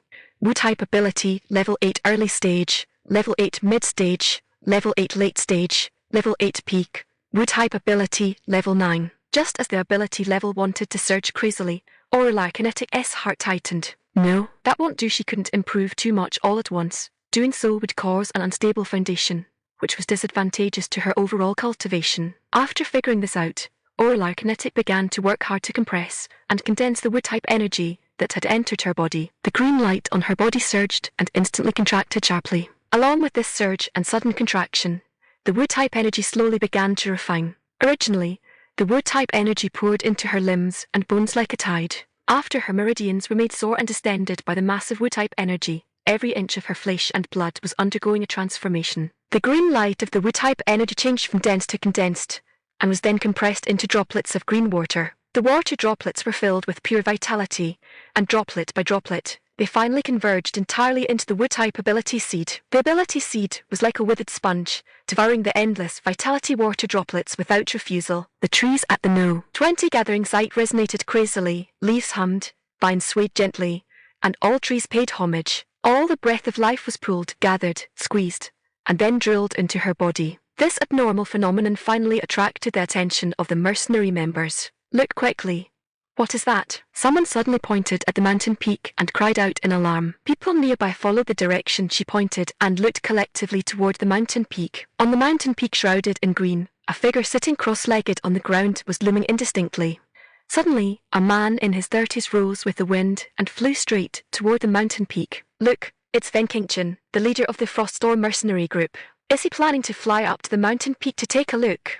someone asked loudly. Following Venkinchin's figure, one after another, several figures quickly approached the mountain peak. No one noticed that at the foot of the mountain close to the large mountain, there was an exceptionally huge mutated giant tree. No, perhaps they had noticed it, but right now they were attracted by the abnormality on the mountain peak, forgetting the exceptionally thick trunk and sky-covering canopy of the mutated giant tree. While some people flew in midair, naturally there were also some smart people leaping across the treetops. For a time, no one cleared the gathering site anymore. Everyone's entire focus was on the exuberant vitality at the mountain peak. Seeing that several people were about to fly to the mountain peak, countless thick branches shot out like lightning from the canopy of the mutated giant tree. The emerald green branches stretched, coiled, and retracted in just 3 movements. They pulled in a spur, flying at a low altitude into the canopy.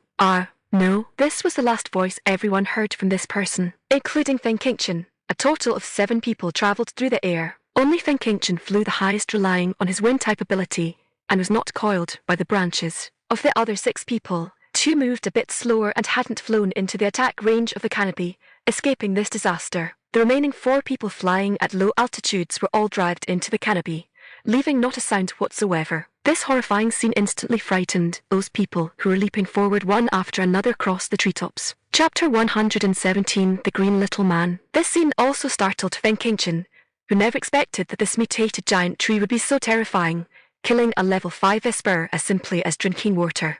You must know that he was also just a level 5 Esper. It was only by taking advantage of his wind-type ability that he had managed to narrowly escape the attack of the mutated giant tree. Just as Venkinchin was hesitating whether or not to continue flying toward the mountain peak, a light scold came down from the peak.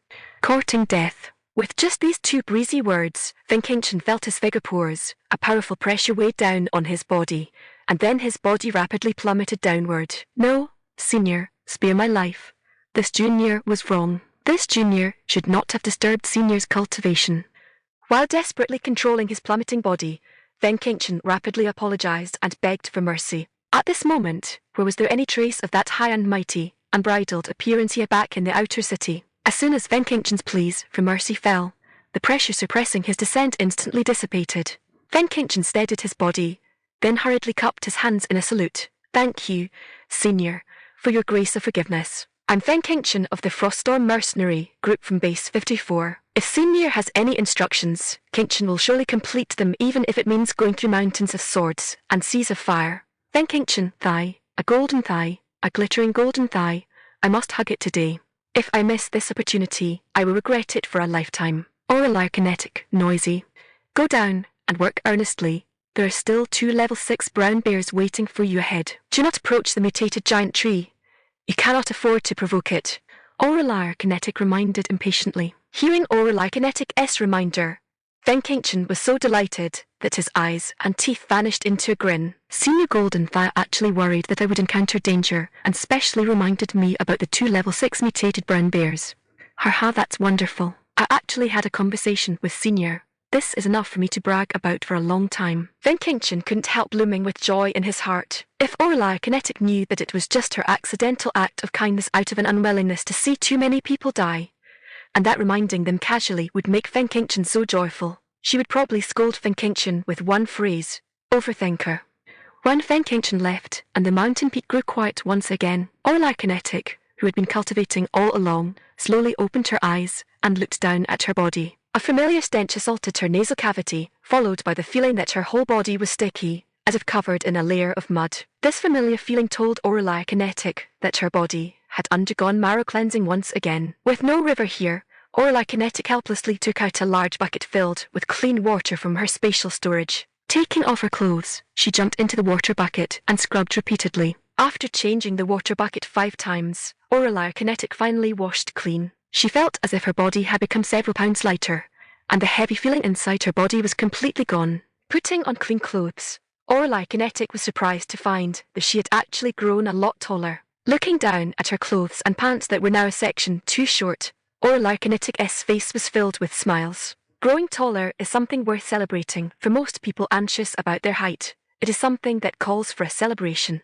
Just as Aureli kinetic was immersed in the joy of her height increase, 2 strange voices were transmitted into Aureli kinetic's mind. Boss, the vitality energy of that human on the mountain peak is so abundant. If we pull her down and eat her, will you be able to step into a new realm? Boss, when you enter a new realm, will you transform and walk around? A strange voice asked. After a few breaths, another hoarse voice replied, Daughter, that human with very abundant vitality energy on the mountain peak is not easy to deal with. Although devouring the vitality energy within her body indeed has the possibility of helping me advance, I'm afraid it will require a great battle. The human on the mountain peak vitality energy, are they talking about me?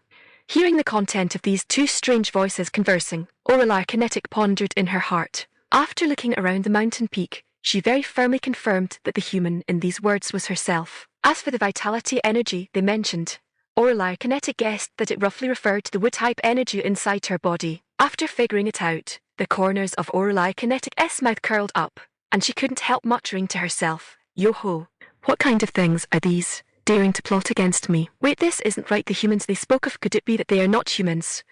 Before Aureli kinetic's heart tightened, and her spiritual telekinesis surged out wildly, heading straight for the source of the voices. Boss, don't be afraid. I will help when the time comes. Daughter's voice sounded once again. All right, daughter, if you can help me take down this human on the mountain peak this time, whatever is left over after my advancement will all belong to you. If there is nothing left over, you can choose 2 of those humans outside, and I will definitely catch them for you. The hoarse voice affirmed. The owners of the 2 voices did not notice that not far away from them, countless strands of spiritual telekinesis had already surrounded them.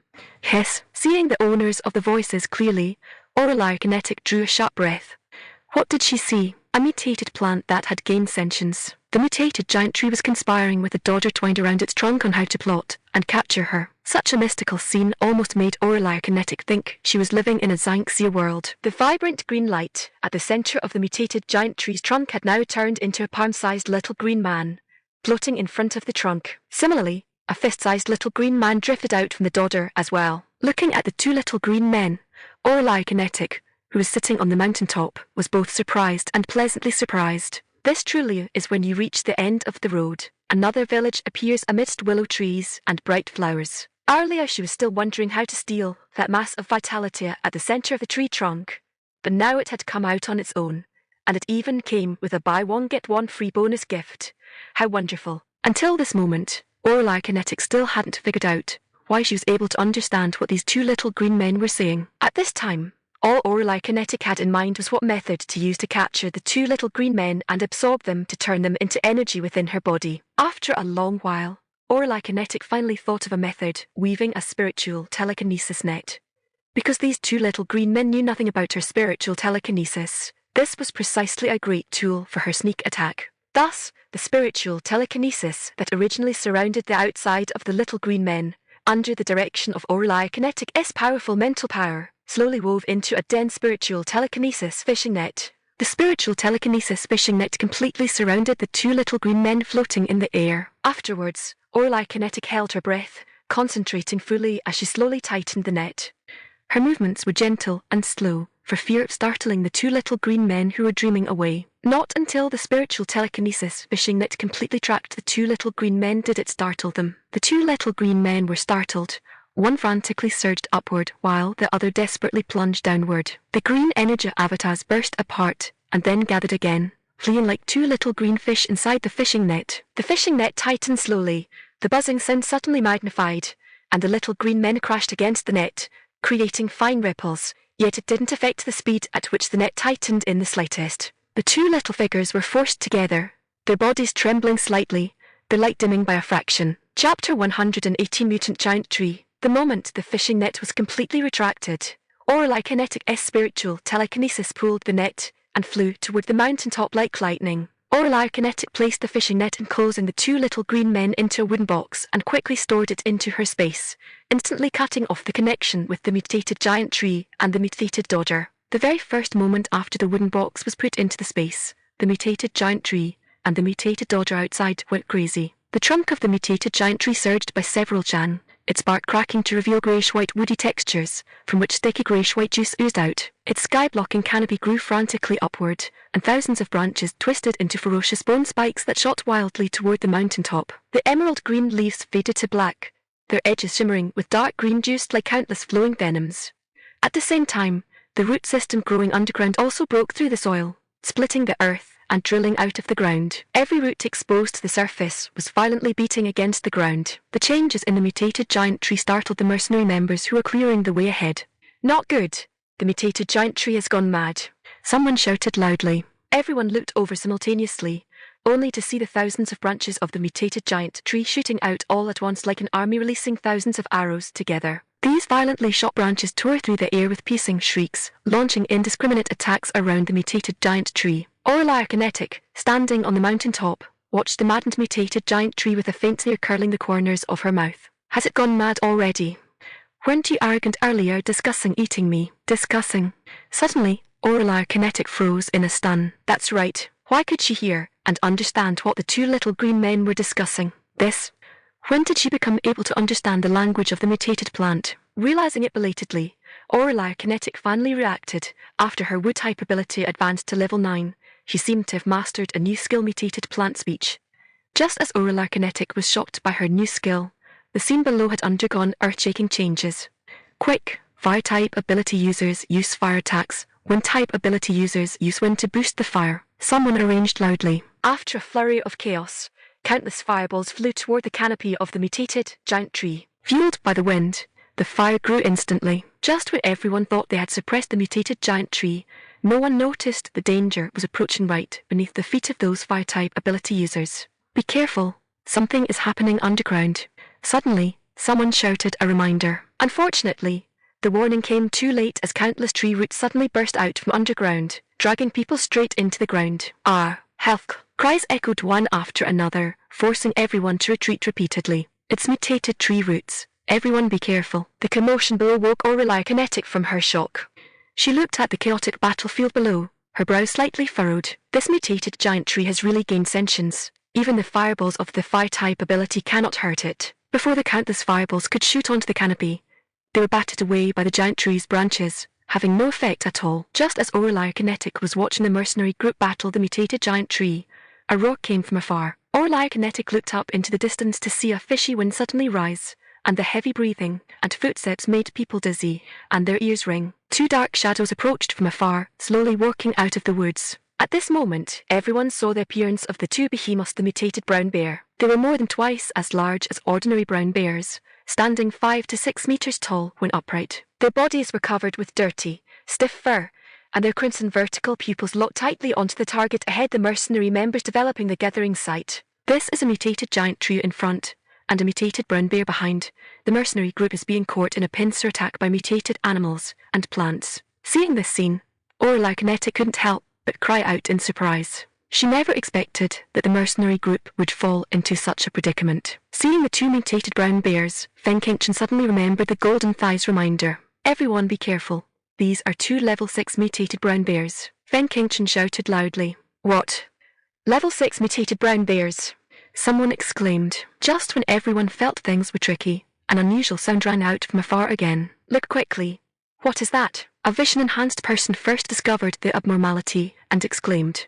Kinetic, standing on the mountaintop, had actually seen it clearly long ago. This is a small-scale beast tide. Kinetic was extremely shocked seeing the surging mutated beast horde. She never expected that this mutated giant tree was actually the king of this place and could command mutated beasts. Although they were all level 2, level 3, and level 4 mutant rabbits and mutated chickens, the quantity was truly considerable. The mercenaries naturally discovered these mutated beast hordes as well, and someone immediately shouted loudly, Beast Tide. Earth-type ability users block them, other Espers attack in turns, cover each other and retreat. Some Espers who could travel through the air stood even higher in the sky, attacking the mutated beast horde downward. If they couldn't beat the mutated giant tree, they could step back and stay away.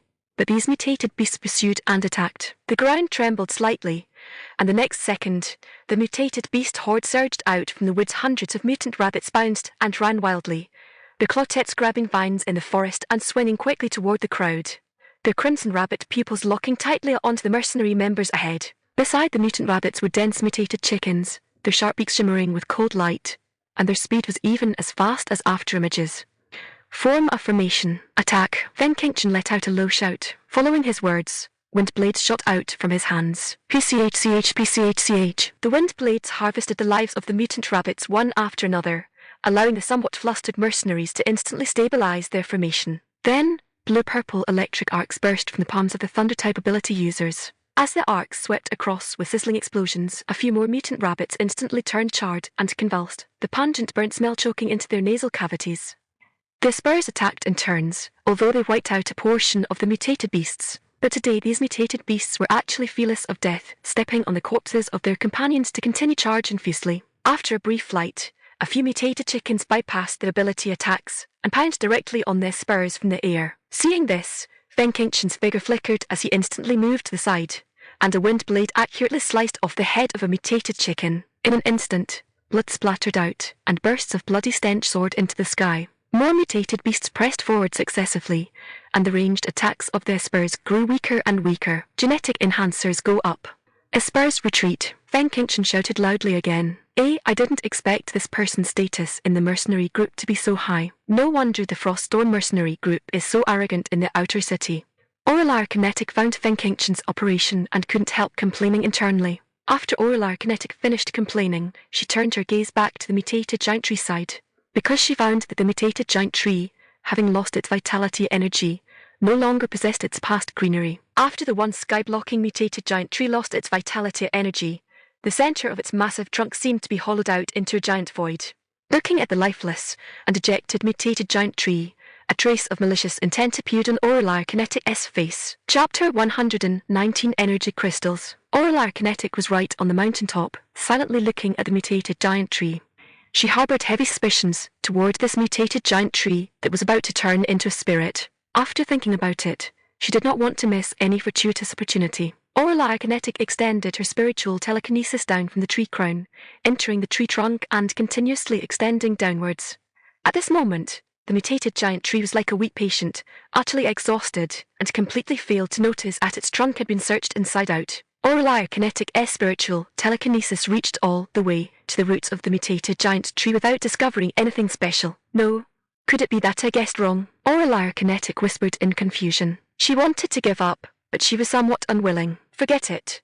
Let's take a look another 100 meters down.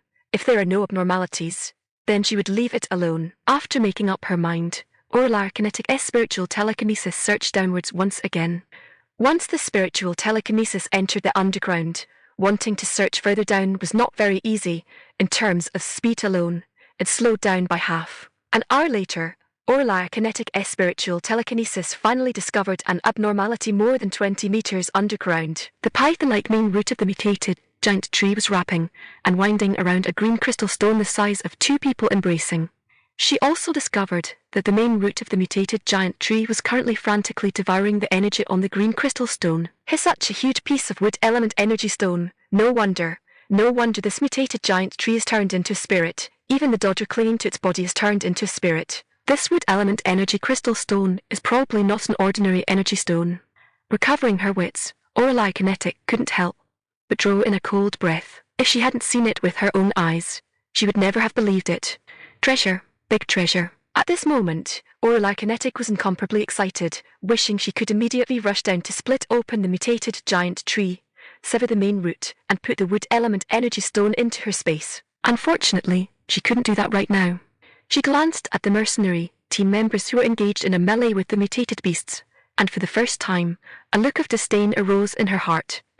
These people were too slow. They were simply delaying things. The mercenaries thought, "You're not slow, you go up then. You aren't even lending a hand.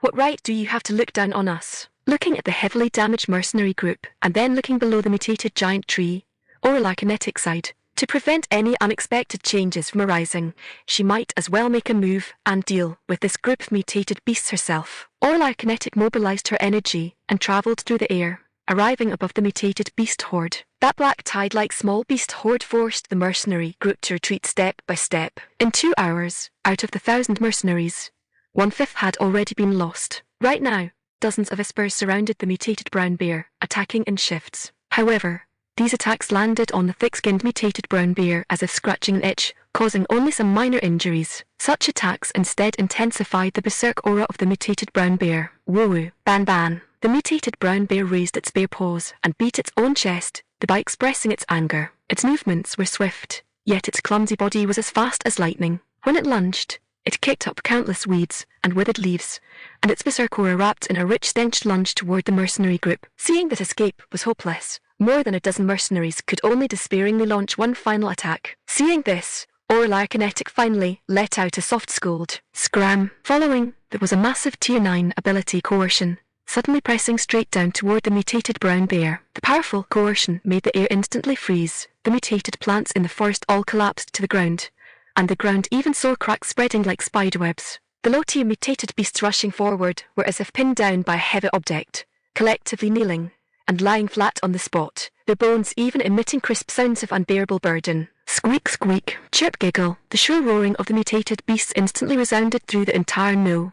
20 gathering sight. The mutant rabbit's limbs trembled violently, and in its crimson rabbit eyes, only extreme fear remained that was a manifestation of being unable to resist. The flock of mutated chickens was even more frightened into shivering, all lying down, and not daring to move at all. Naturally, the mercenaries also felt the massive coercion in midair. Fortunately, the majority of Orla Kinetic's coercion targeted the mutated beasts, so the mercenary state was still considered normal. Orla Kinetic ignored those mutant rabbits and mutated chickens. 2 amphic vines descended from the sky, tying up the suppressed mutated brown bear securely.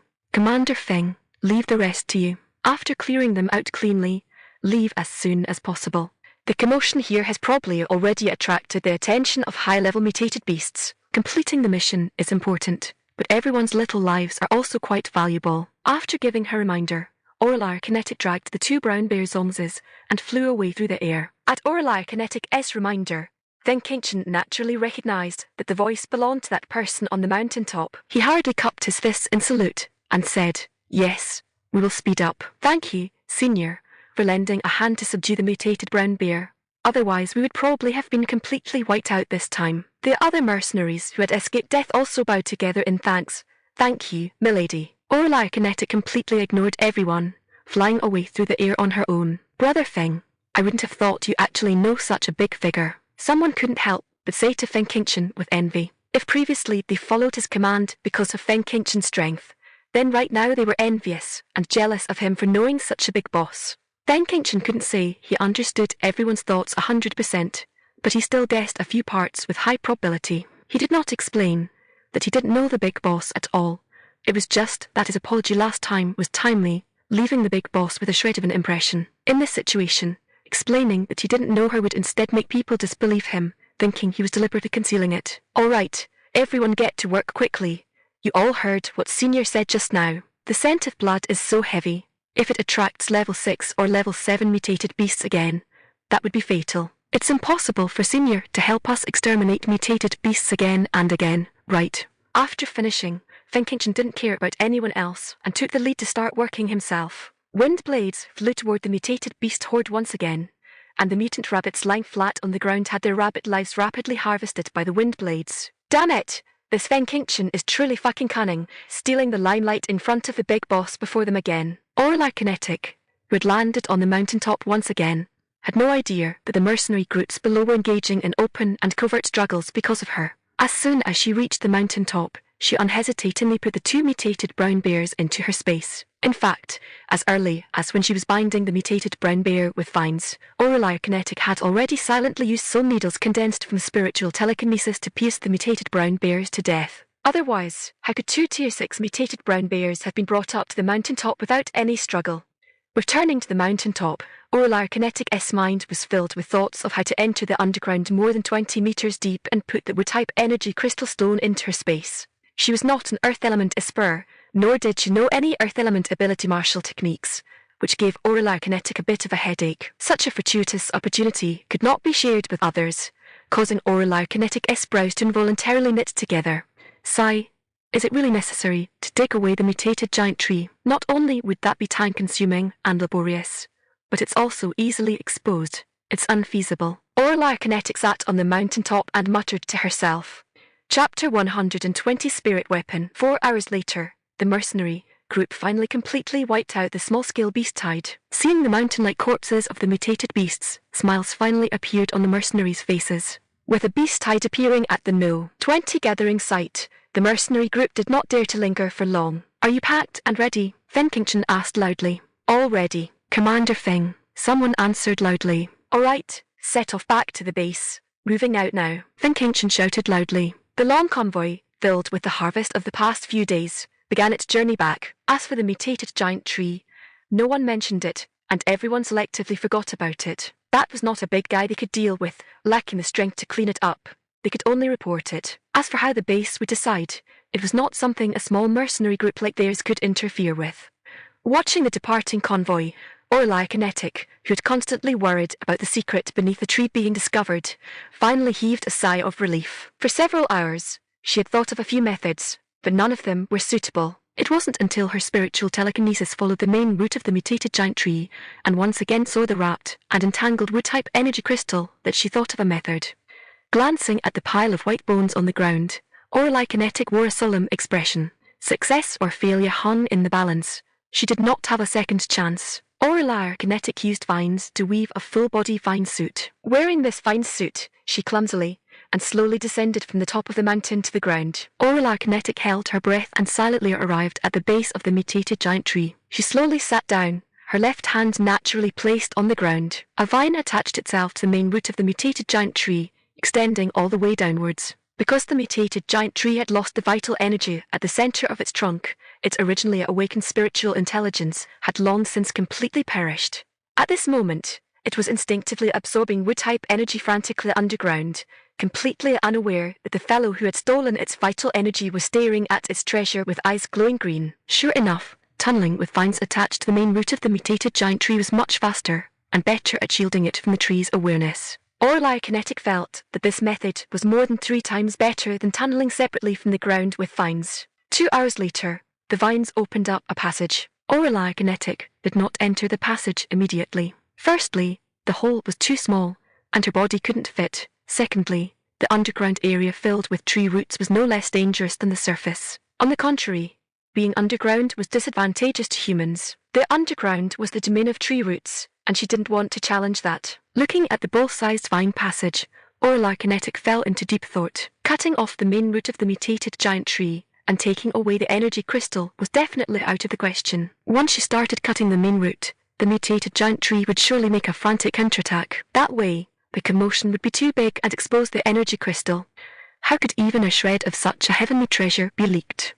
Just as Orlar Kinetic was extremely dejected, the space stone hanging around her neck actually flew automatically into Orlar Kinetic's hand. Master, Master, I have a way, I have a way. A milky, cute voice sounded in Orlar Kinetic's mind. What the heck? What kind of situation was this? The suddenly sounding voice, and the space stone lying in her palm scared Orlar Kinetic so much that she almost threw it away. Seeing Orlar Kinetic startled, the space stone seemed to realize it had made a huge mistake and instantly entered a state of silent feigned death. But this time Orlar Kinetic did not let it off. All along, Orlar Kinetic had not taken the space stone into her body because she suspected that a remnant divine soul consciousness of the void beast still remained inside the space stone. Now that the milky, cute voice appeared, Orlar Kinetic felt as grounded as if a shoe that had been hanging in the air finally dropped. Who are you? Why are you in my space stone? Orlar Kinetic pretended to know nothing and questioned it with righteous indignation. Who am I? I am the space artifact spirit. No, Master, how could you forget me? The milky, cute voice said aggrievedly. That tone was thoroughly like a wronged little milk bun. No, what kind of situation was this? Can anyone tell me? Is this an artifact spirit or a little tea spirit? Orlar Kinetic was dumbfounded. Orlar Kinetic had shut down, because she actually discovered that even though she clearly knew she was being tricked by the little tea spirit, she was still willing. Had she gone mad, or was her spiritual sea controlled by something? Just as Orlar Kinetic was self-reflecting, the milky, cute voice sounded again. Master, Master, I'm super capable. You can use vines to wrap around my main body, and then send it into the passage. As long as my main body can touch the energy crystal, I can take it away intact. Master, am I awesome? Am I capable? In that smug tone, there was a trace of hope. This little artifact spirit, what was it hoping for? Could it be hoping for her praise? Fine, to prove that you're awesome and capable, and not bragging, I'll try this method. Orlar Kinetic deliberately provoked the little artifact spirit. All right, Master, just watch my performance. The little artifact spirit agreed excitedly. Because of its excitement, the space stone wobbled in Orlar Kinetic's hand. In order to take away the energy crystal silently as soon as possible, Orlar Kinetic treated a dead horse as a living doctor, and adopted the little artifact spirit's method as a last resort. To conceal the aura of the space stone, Orlar Kinetic used tiny vines to completely wrap around the space stone, and then quickly approached the energy crystal through the vine passage. Time is money, time is life. Through the 20+ meter passage, after a few breaths, the small green ball wrapping the space stone stopped at the very front of the passage. Looking at the energy crystal wrapped tightly by the mutated giant tree, Orlar Kinetic's spiritual telekinesis felt a sense of frustration at being unable to start for the first time. There was simply no way to create space for the space stone to touch this thing without alarming the mutated giant tree. Headache after a long while, Orlar Kinetic finally held the thought of giving it a try and came up with a crazy idea. Years later, whenever Orlar Kinetic recalled the impulsiveness of her youth and ignorance, her heart would still palpitate with lingering fear. But for now, the ignorant are fearless that described Orlar Kinetic at this moment. Closing her eyes, Orlar Kinetic fell entirely into immersion. Soon, the center of her brows grew hot, and her spiritual telekinesis surged into the underground like a turbulent undercurrent, actively attacking the main root wrapping the energy crystal. In an instant, the root veins of the entire mutated giant tree tightened simultaneously. The thick main root suddenly curled up like a dormant giant python, and the rootlets vibrated frantically, scraping against the rocks and producing a muffled, tiny rustling sound. The scorching spiritual telekinesis no longer wandered.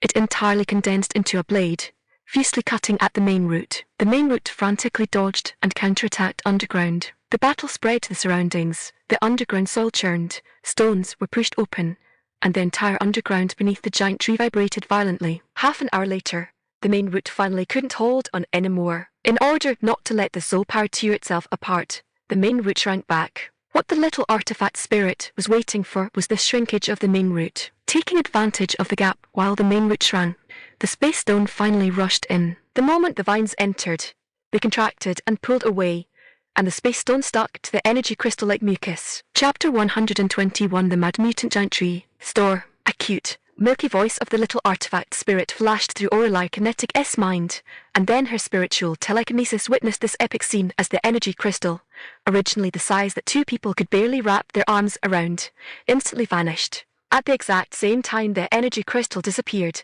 the vines wrapped around the space once again and returned to Orlar Kinetic's hands within a second. The moment the space stone returned to her hand, Orlar Kinetic took it back into her body. In truth, she had no choice but to take it back into her body now, because the mutated giant tree had completely gone out of control. First, a muffled tremor came from deep underground, because the energy crystal was gone. The main roots surged and scurried around in the depths of the earth, searching everywhere for the energy crystal. Such actions by the main roots drove the mutated giant tree completely mad. Its thick, chapped trunk violently twisted and spasmed, its hard bark cracking inch by inch, and viscous, greyish-white sap flowed wildly down the crevices like incessantly dripping thick pulp. Countless gnarled branches flailed wildly out of control, and vines of varying thicknesses like tens of thousands of maddened venomous snakes covered in venom-tipped spikes whipped and swept randomly through the air. The giant main roots buried deep underground even burst through the soil layer, sweeping and lashing wantonly across the ground as if venting boundless fury. The pile of bones resembling a small mountain on the ground was instantly smashed into tiny fragments by the main roots, mixing into the cracked soil.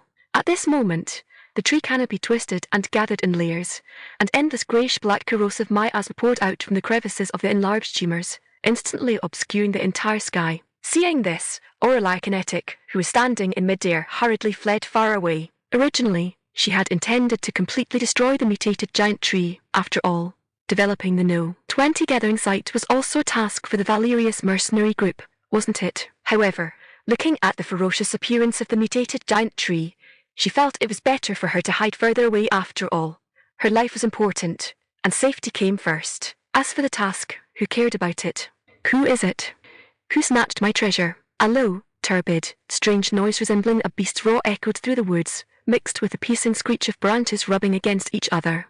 Others couldn't understand it, but Orlar Kinetic understood it. The mutated giant tree was cursing the little thief who stole the energy crystal, which had nothing to do with her. The one who stole the energy crystal was the spatial little artifact spirit. Little artifact spirit, master is not human, actually making me take the blame. This is too much. Orlar Kinetic, little one, I'm human.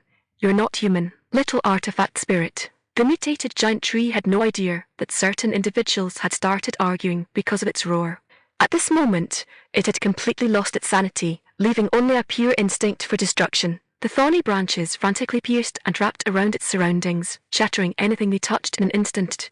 The mutated beasts fleeing on the ground were tightly bound and pierced to death by the main roots and root fibers. The mutant birds and beasts flying in the sky were pierced and wrapped by the thorny branches, and then devoured. The tree body constantly shuddered and twisted, and the entire forest grew dark under the frenzied fury of the mutated giant tree, while a foul and pungent odor instantly spread in all directions. Witnessing the madness of the mutated giant tree, Orlar Kinetic could not help but feel waves of lingering fear in her heart. Fortunately, thanks to being cautious enough, if I had been the least bit careless today, I'm afraid my life really would have been lost here, Orlar Kinetic muttered to herself in her heart. The smugness and self-satisfaction that had just arisen from breaking through to level 9 wood element ability instantly vanished into thin air. The ancients truly did not deceive me. There is always someone better, and a heaven beyond the heavens. It seems that one cannot underestimate any person or mutated foreigner, and flora. Otherwise, one might really capsize in a gutter. Stay calm.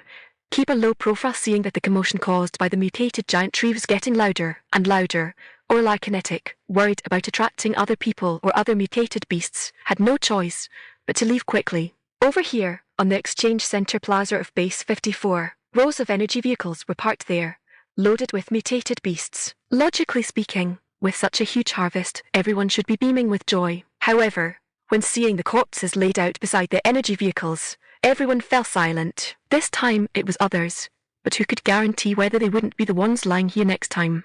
People who received the news rushed over. Some wept bitterly upon seeing the corpses of their family members, while others saw their living family members and finally felt relieved. For time, all forms of human life were staged on the plaza. Orlar Kinetic quietly returned to the encampment. A few days had passed, and this place was no longer an open space. The tall and thick outer walls blocked the countless probing gazes from outside.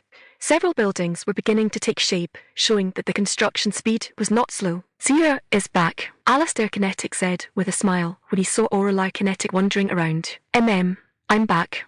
Uncle, please call Uncle Jang, drive the energy vehicle, and send the mutated beasts hunted at the No. 20 gathering site to the exchange center. Right. A small beast tide broke out at the No. 20 gathering site, and some people died. Be careful when you go there, Orlar Kinetic reminded him after giving her instructions. She was afraid that Alistair Kinetic and the other would go over knowing nothing, which would arouse suspicion from others. Soon, Bailey and Thorn received Alistair Kinetic's call and drove an energy vehicle over. Seeing the mountain-like mutant rabbits and mutant chickens, he asked with a look of astonishment, "Seer, what happened at the No. 20 gathering site? You hunted so many mutated beasts all by yourself, are you hurt?" Hearing Bailey and Thorn's concerned words, Orla Kinetic smiled and replied, "It's fine." A small beast tide appeared at the No. 20 gathering site, and they were all mutant rabbits and mutant chickens. All the mercenary groups in the outer city of Base 54 have returned. This time, those mercenary groups suffered quite heavy losses, and a portion of people died. Furthermore, there is a very powerful mutated giant tree at the No. 20 gathering site, the kind of mutated giant tree that eats people. Hearing that there was a man-eating mutated giant tree at the No. 20 gathering site, Alistair Kinetic and Bailey and Thorn felt a chill in their hearts. After exchanging glances, they asked in unison, "Has the mutated giant tree been cleared out?" Although they had never encountered this kind of mutated giant tree, they had heard of it. Furthermore, they had seen mutant man-eating flowers, a kind of flower that eats people, which is largely similar to the man-eating mutated giant tree. No, the mutated giant tree is too powerful. Quite a few people died, and getting close to it is impossible. The mutated giant tree not only uses its branches to coil around people and devour them, but its roots can also burrow out of the ground to pierce people. Most formidable of all, the mutated giant tree can also release a type of poisonous mist. You must be extremely careful when going to the No. 20 gathering site in the future. Later, I will send you the recorded video of the No. 20 gathering site. Take a close look at it, and then submit a copy to the base, which will count as the completed task for the Valerius mercenary group. Alright, we'll listen to Seer. Alistair Kinetic nodded in agreement. Rather moo, Seer. Why don't we go right now? We can just mingle together to avoid attracting other people's attention, Bailey and Thorn suggested. Having followed the Moo family for so long, he had figured it out. The Moo family members kept a very low profile, acting weak to trick opponents. Since that was the case, the Thorn family would definitely follow in the footsteps of the Moo family. Recently, he had constantly been brainwashing his youngest son, Gale Thorn, at home, making him follow behind Tristan Kinetic and the others to learn the benefits of low-key advancement and making a fortune quietly, lest he accidentally let this rash kid go out and ruin things again. Chapter 122 Basement. Orla Kinetic no longer paid attention to Alistair Kinetic and Bailey and Thorn going to the exchange centre and the management centre. All her mind was now inside the space stone, which was the true harvest of this trip.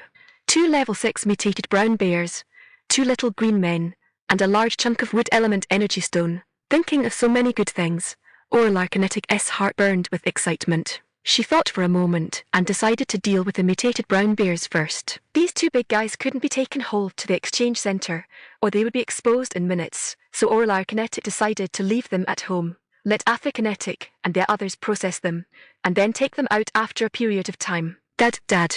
Orla Kinetic shouted loudly as she came into her courtyard. Coming, coming. Atha Kinetic responded while walking out. He muttered softly at the corner of his mouth. This child, now that she's home. What is she shouting for? Don't you know I'm busy? Busy, busy. Is your business more important than Zia coming back? I think you've gone crazy over the house these past few days, Gwendolyn muttered with dissatisfaction from the side. Keep your voice down. If Zia hears you, she'll think I don't care about her. Arthur Kinetic said to Gwendolyn with dissatisfaction. You still have the nerve to tell me to keep my voice down. The daughter has been back for so long. Her eldest uncle and Bailey and Thorn have both gone over. But you've been tinkering with this house the whole time, and haven't even gone to look. You still have the nerve to say you care about your daughter. Gwendolyn complained in a lowered voice. What nonsense are you talking about? Aren't I just trying to get the house ready early so Zia can move in? You know nothing. You just know how to mutter and sow discord in our father-daughter relationship. Arthur Kinetic complained with dissatisfaction. The 2 of them thought they were whispering their bickering, but Orla Kinetic, standing outside, heard every single word clearly. Hearing the conversation between Arthur Kinetic and Gwendolyn, a smile involuntarily appeared on Orla Kinetic's face. As a father, although Arthur Kinetic's ability level was not high, he always cared for his child in his own way. Shaking her head, Orla Kinetic didn't wait for Arthur Kinetic and the other to come out. She had already walked in. Dad, Mom, look what good things I brought back. Having said that, Orla Kinetic had already placed the 2 mutated brown bear carcasses in the courtyard. Looking at the suddenly appearing mutated brown bears, Arthur Kinetic and Gwendolyn were already used to it.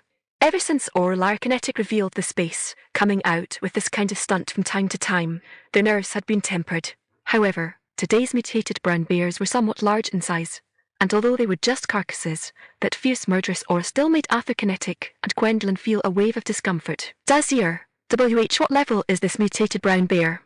Why do I feel a bit uncomfortable? Arthur Kinetic swallowed hard and asked with some difficulty. Level 6. Dad, call your brothers over to process them together. I got this at no 20 gathering site, so it's not easy to take out. Aurora Kinetic's casual tone left Arthur Kinetic speechless. It turned out that he was trembling with fear, while to his daughter, it was as ordinary as drinking water. At this moment, Arthur Kinetic felt a deep sense of frustration, while at the same time a wave of smugness swelled up in his heart. Such a formidable young woman was actually his daughter Awesome. Aurora Kinetic did not know what Arthur Kinetic was thinking. Having taken out the mutated brown bears, she felt as if she had completed another task and prepared to leave in a hurry once more. Seeing Aurora Kinetic ready to leave, Arthur Kinetic hurriedly said, "Seer, the basement is done. Go take a look and see if you like it. If you think anything needs modification, tell me in time so I can have people fix it." Hearing that the basement was done so quickly, Aurora Kinetic was startled in her heart.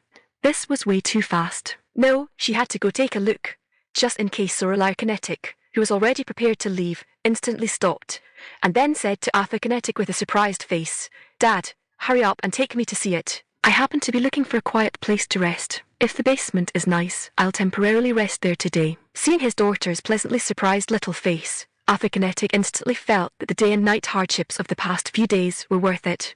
"Seer, it's definitely good. These past few days I've been eating and living right here, just wanting to get your basement finished quickly," Arthur Kinetic said with a certain expression. "Thanks, Dad. Dad is the best." Aurora Kinetic knew how to provide emotional value, firmly welding the identity of a considerate little padded jacket all the way, coaxing Arthur Kinetic so happily that his teeth couldn't be seen for his grinning eyes. Seeing this scene, Gwendolyn couldn't help shaking her head with a smile. These father and daughter put on this act every day, and they never got tired of it. She didn't follow them, but instead called her sons back to process the mutated brown bears. Getting these big guys dealt with early would give peace of mind, right? Not to mention how happy the brothers of the Moo family were when they received the sons from their old mother. Now the one who was happy was Aurora Kinetic. Looking at the alley gate of the basement, the electronic password lock, the voice passphrase lock, and the facial recognition lock, 3 locks in one, she was completely dumbfounded. "Dad, this is too awesome," Aurora Kinetic exclaimed in admiration. Hearing his daughter's heartfelt praise, Arthur Kinetic revealed a smile on his face. "Seer, this lock hasn't been set yet. Set it yourself. From now on, besides you, no one else will be able to enter the basement. This is your own exclusive basement," Arthur Kinetic reminded. "All right, I'll set it. But Dad, you remember the password, just in case the basement needs to be opened one day. Someone can open it, right? As for the others, forget it. They all have their own independent basements," Aurora Kinetic said straightforwardly. Arthur Kinetic wanted to refuse, but after thinking for a few seconds and not knowing what he thought of, he also agreed to Aurora Kinetic's proposal. After Arthur Kinetic left, Aurora Kinetic entered the basement. Calling it a basement, it was actually like a high-end underground fallout shelter. The thick alloy blast door closed silently behind her, isolating the surface heat and radiation. The first step was a spiral staircase going down dozens of meters, and at the end of the staircase was the basement. Aurora Kinetic's first feeling upon entering was a constant coolness wrapping around her whole body. In the 23 degrees C temperature, there was a trace of the smell of soil. This was fresh air purified by an air purifier. Although there was a smell of soil, without radiation pollution, it was still quite safe. Besides the air purifier, Arthur Kinetic had also specially dug a deep well in the corner of the basement, with a water purification equipment at the mouth of the deep well. Clean water and fresh air were the most basic conditions for human survival. With these 2 things, plus food, this place was a survival space. Aurora Kinetic looked around. Besides these 2 things, Arthur Kinetic hadn't prepared anything else, likely figuring that Aurora Kinetic had her own space and would prepare food herself. With a light smile, Aurora Kinetic came to a small room. This was Aurora Kinetic's bedroom, a 1.5-meter large bed, with bedding already laid out on it. Seeing those silver-grey bedsheets, Aurora Kinetic knew that this was prepared by Arthur Kinetic, because Arthur Kinetic himself liked silver-grey, while Gwendolyn liked to prepare pink for Aurora Kinetic. Chapter 123 Wonderful Sleep. Looking at the two dying little green men inside the spiritual telekinesis fishing net, Lorelei Kinetic scratched her head. She didn't know how to deal with these two little green men for a moment. Although she guessed they were the sole avatars of the mutated giant tree and Dodder, she had no evidence. After pondering for a moment, Lorelei Kinetic took out her palm reader, preparing to look it up on it to see if anyone knew what this was. Lorelei Kinetic first entered a Wasteland World Bizarre Events website, then entered the two keywords, mutated giant tree and little green men, according to her own guess. Soon, a lot of news about the mutated giant tree popped up in the reader. Some said it was fake and just trying to gain clout, while others said they had only seen the mutated giant tree and hadn't seen any little green men. Lorelei Kinetic looked at it for more than 20 minutes, and only one of them caught her attention. A netizen named Cannibal Flower said he hadn't seen the mutated giant tree and little green men, but he had seen a mutated cannibal flower and pink little men. Lorelei Kinetic's mind turned, and she felt that this pink little man should be of the same type as her little green men. She hurriedly found Cannibal Flower's ID and sent a private message. At Cannibal Flower, hello, do you know what the pink little men are? How to catch them? Lorelei Kinetic played a little trick. She didn't say she had caught the little green men, but if she had no news of the little green men, the other party certainly wouldn't believe it. A few minutes later, Cannibal Flower replied, at Flower Planter, I don't know what little green men you're talking about, but the pink little man I saw was a soul avatar, which is the soul avatar of a mutated cannibal flower that has gained spiritual intelligence. The little green men you mentioned, I estimate, are the soul avatars of that mutated giant tree. Catching a soul avatar is basically impossible, because it is integrated with the mutated plant. I once used countless methods and failed to catch it, and in the end, I almost got eaten by the cannibal flower. Later, someone told me that kind of soul avatar is a miraculous medicine, especially most effective for a psychic type Esper. Cannibal Flower spoke as if it had found someone to confide in, telling everything it knew. How does this person feel so weird? Lorelei Kinetic muttered to herself. Then she put the matter aside. How could you know that Cannibal Flower was like this? Because no one believed she had seen a pink little man. When Cannibal Flower told others about encountering the mutated Cannibal Flower and the pink little man back then, everyone else said he was bewitched. Today, having finally encountered a similar person, he naturally talked endlessly about it. Knowing the true identity of the little green men and unexpectedly gaining their benefits, Lorelei Kinetic was naturally overjoyed. Others might not need them much, but she was a level 9 psychic type Esper. How could she let go of such a miraculous medicine that was good for the spiritual sea? Soul Avatar. Is it just like back then when devouring the Void Beast remnant soul, biting them down piece by piece and devouring them? Lorelei Kinetic recalled how she had devoured the Void Beast remnant soul back then while thinking of a way to devour the little green men. After all, these two little guys were complete. Finally, Lorelei Kinetic decided to test the waters with Dodder's soul avatar first. She carefully pulled the spiritual fishing net containing Dodder's soul avatar slowly to the center of her eyebrows. Subsequently, a massive spiritual telekinesis dragged the entire spiritual fishing net into Lorelei Kinetic's spiritual sea. As soon as the spiritual fishing net entered Lorelei Kinetic's spiritual sea, the little green men inside the net seemed to have a premonition of something and began to crash wildly inside the net. In an instant, Lorelei Kinetic felt a splitting headache, and cold sweat instantly flowed from her head. At this moment, Lorelei Kinetic wished she could throw the spiritual fishing net out of the spiritual sea. It hurt like hell, but Lorelei Kinetic couldn't bear to let go. She had already experienced such pain, and Lorelei Kinetic was unwilling to let the culprit go. She tried hard to recall how she had eaten the Void Beast remnant soul back then. Right, the soul avatar, deep in her own spiritual sea. There seemed to be a soul avatar as well. At this moment, Lorelei Kinetic finally remembered that she also had a soul avatar, except that her own soul avatar had been sleeping deep in the spiritual sea ever since it devoured the Void Beast remnant soul. Wake up quickly. Lorelei Kinetic used spiritual telekinesis to suppress the wildly crashing little green men while desperately calling out to the sleeping soul avatar with spiritual telekinesis. Perhaps she was too nagging, or perhaps the soul avatar had slept enough. Finally, amidst Lorelei Kinetic's thousands of calls, her soul avatar woke up. Looking at the shrunk version of herself, Lorelei Kinetic was stunned for a moment. Just as she wanted to speak, the soul avatar itself had already flown towards the wildly crashing spiritual telekinesis fishing net. Another soul avatar actually came in here, and it's even complete. The soul avatar exclaimed in surprise. Lorelei Kinetic was numb. She had an unreal feeling. Why was her soul avatar independent and not of one mind with her? Lorelei Kinetic felt that this was different from the psychic type Esper she knew about. However, for such a thing. She didn't know who to ask. No one could give her an answer. The mini-sized Orly Kinetic didn't wait for anyone to answer, but looked at the spiritual fishing net with a rascal smile, as if the spiritual fishing net was prey she had chosen long ago. Orly Kinetic looked at the soul avatar with the rascal smile, and for a moment didn't know how to describe her mood at this moment. Before she could figure it out, the soul avatar with the rascal smile grabbed the spiritual fishing net and opened its small mouth to eat. What terrified Orly Kinetic the most was that the little green men, who had been struggling desperately, didn't move at all after being caught by the mini-sized self, as if they were willingly being eaten. This eerie scene made Orly Kinetic unable to believe what she saw. Too outrageous. Orly Kinetic didn't know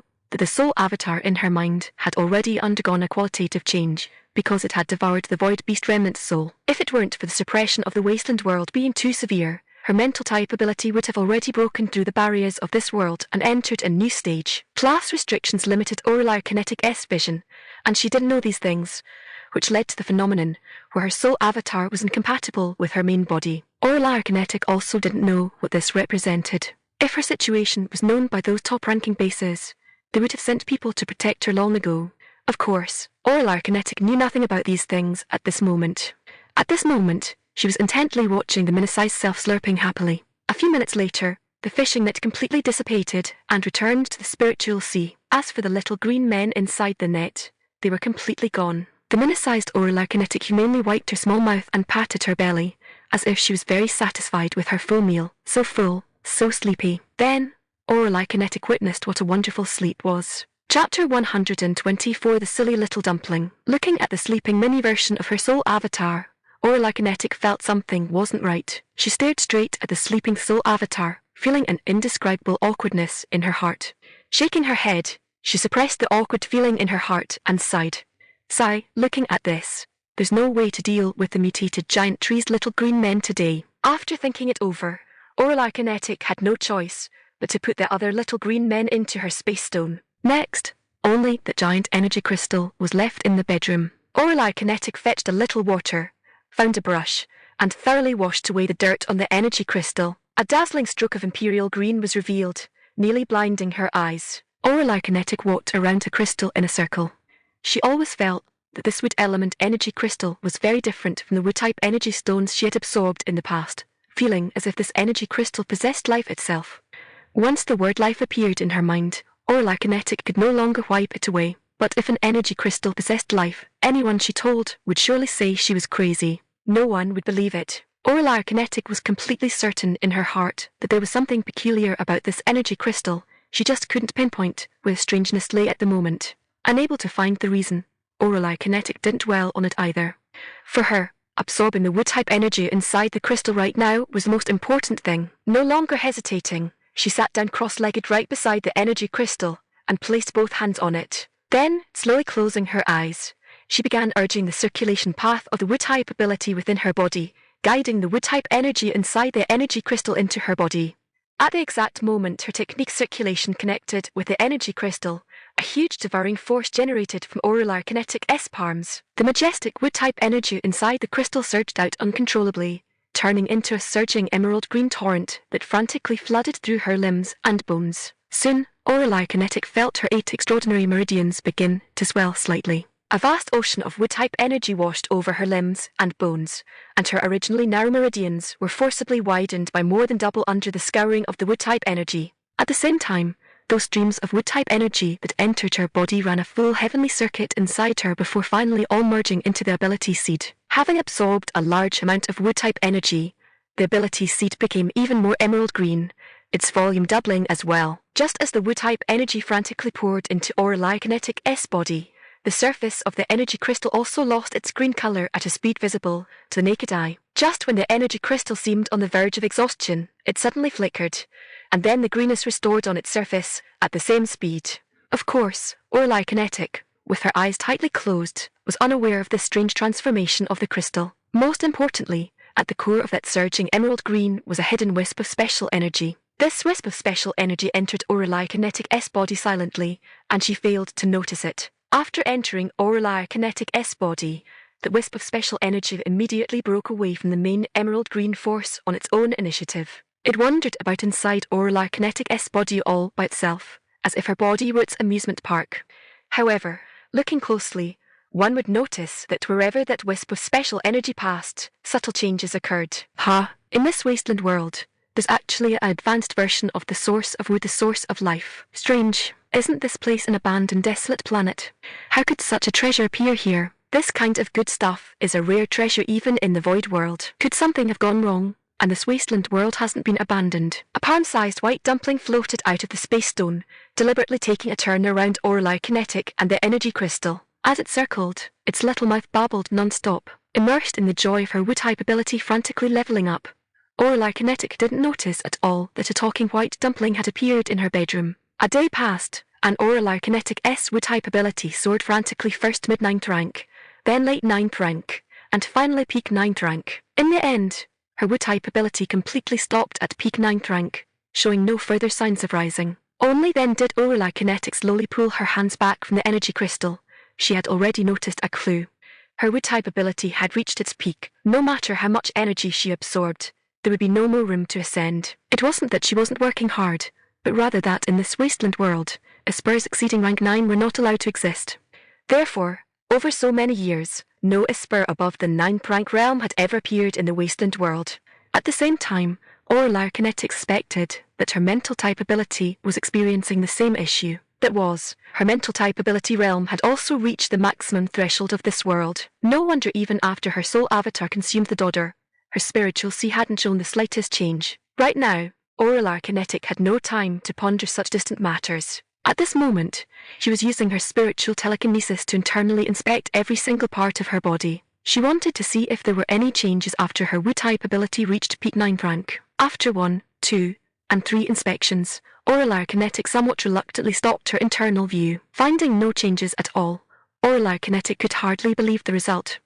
When she first broke through to rank 9, a new skill had awakened. Why wasn't there one this time? Unable to figure it out, Orlai Kinetic could only helplessly stop inspecting. Only now did Orlai Kinetic have time to look at the energy crystal in front of her. Seeing the energy crystal still unchanged as before, Orlai Kinetic was somewhat puzzled. Previously, when absorbing energy stones, after absorbing all the energy, the stone stripped of energy would turn into white powder. Why was the energy crystal different? Haha, foolish master, of course it's different. Those energy stones are single-use. Without the continuous regenerative capacity of origin power, once their energy is absorbed, they naturally become useless. This energy crystal contains the source of life, which can continuously regenerate energy, so naturally it won't turn ash white and become useless powder. After poking fun, the little white dumpling didn't forget to explain, making Orlai Kinetic realize how precious this energy crystal was. Looking at the palm-sized white dumpling and listening to that familiar voice, Orlai Kinetic couldn't help facepalming. This little artifact spirit, oblivious to her master's authority, was truly naggy. Moreover, she felt that this little artifact spirit wasn't quite right in the head. As a tiny artifact spirit, instead of kissing up to your master to make her like you, or helping your master find ways to solve problems, you're standing here watching a joke. Is that really appropriate? She wondered who gave it the nerve to mock its master. Why did this little artifact spirit feel so genuinely foolish? Chapter 125, The Origin of the Mother. Little guy, are you laughing at me? Orlai Kinetic asked without a trace of emotion. The little blob, he was merely an artifact spirit, shuddered in fright. Oh my god, how could I forget that this human is my master? At this moment, the little blob was filled with immense regret. It wanted to weep and beg for mercy, but couldn't open its mouth, which truly distressed the little artifact spirit. Master, I definitely wasn't laughing at you. I was just explaining things to you. Yes, just introducing it. Don't misunderstand. The little white blob swayed as it denied. Looking at the little white blob, Orlai Kinetic didn't believe its words at all. In the wasteland world, she had never heard of anything called an artifact spirit. It seemed her previous worries were justified.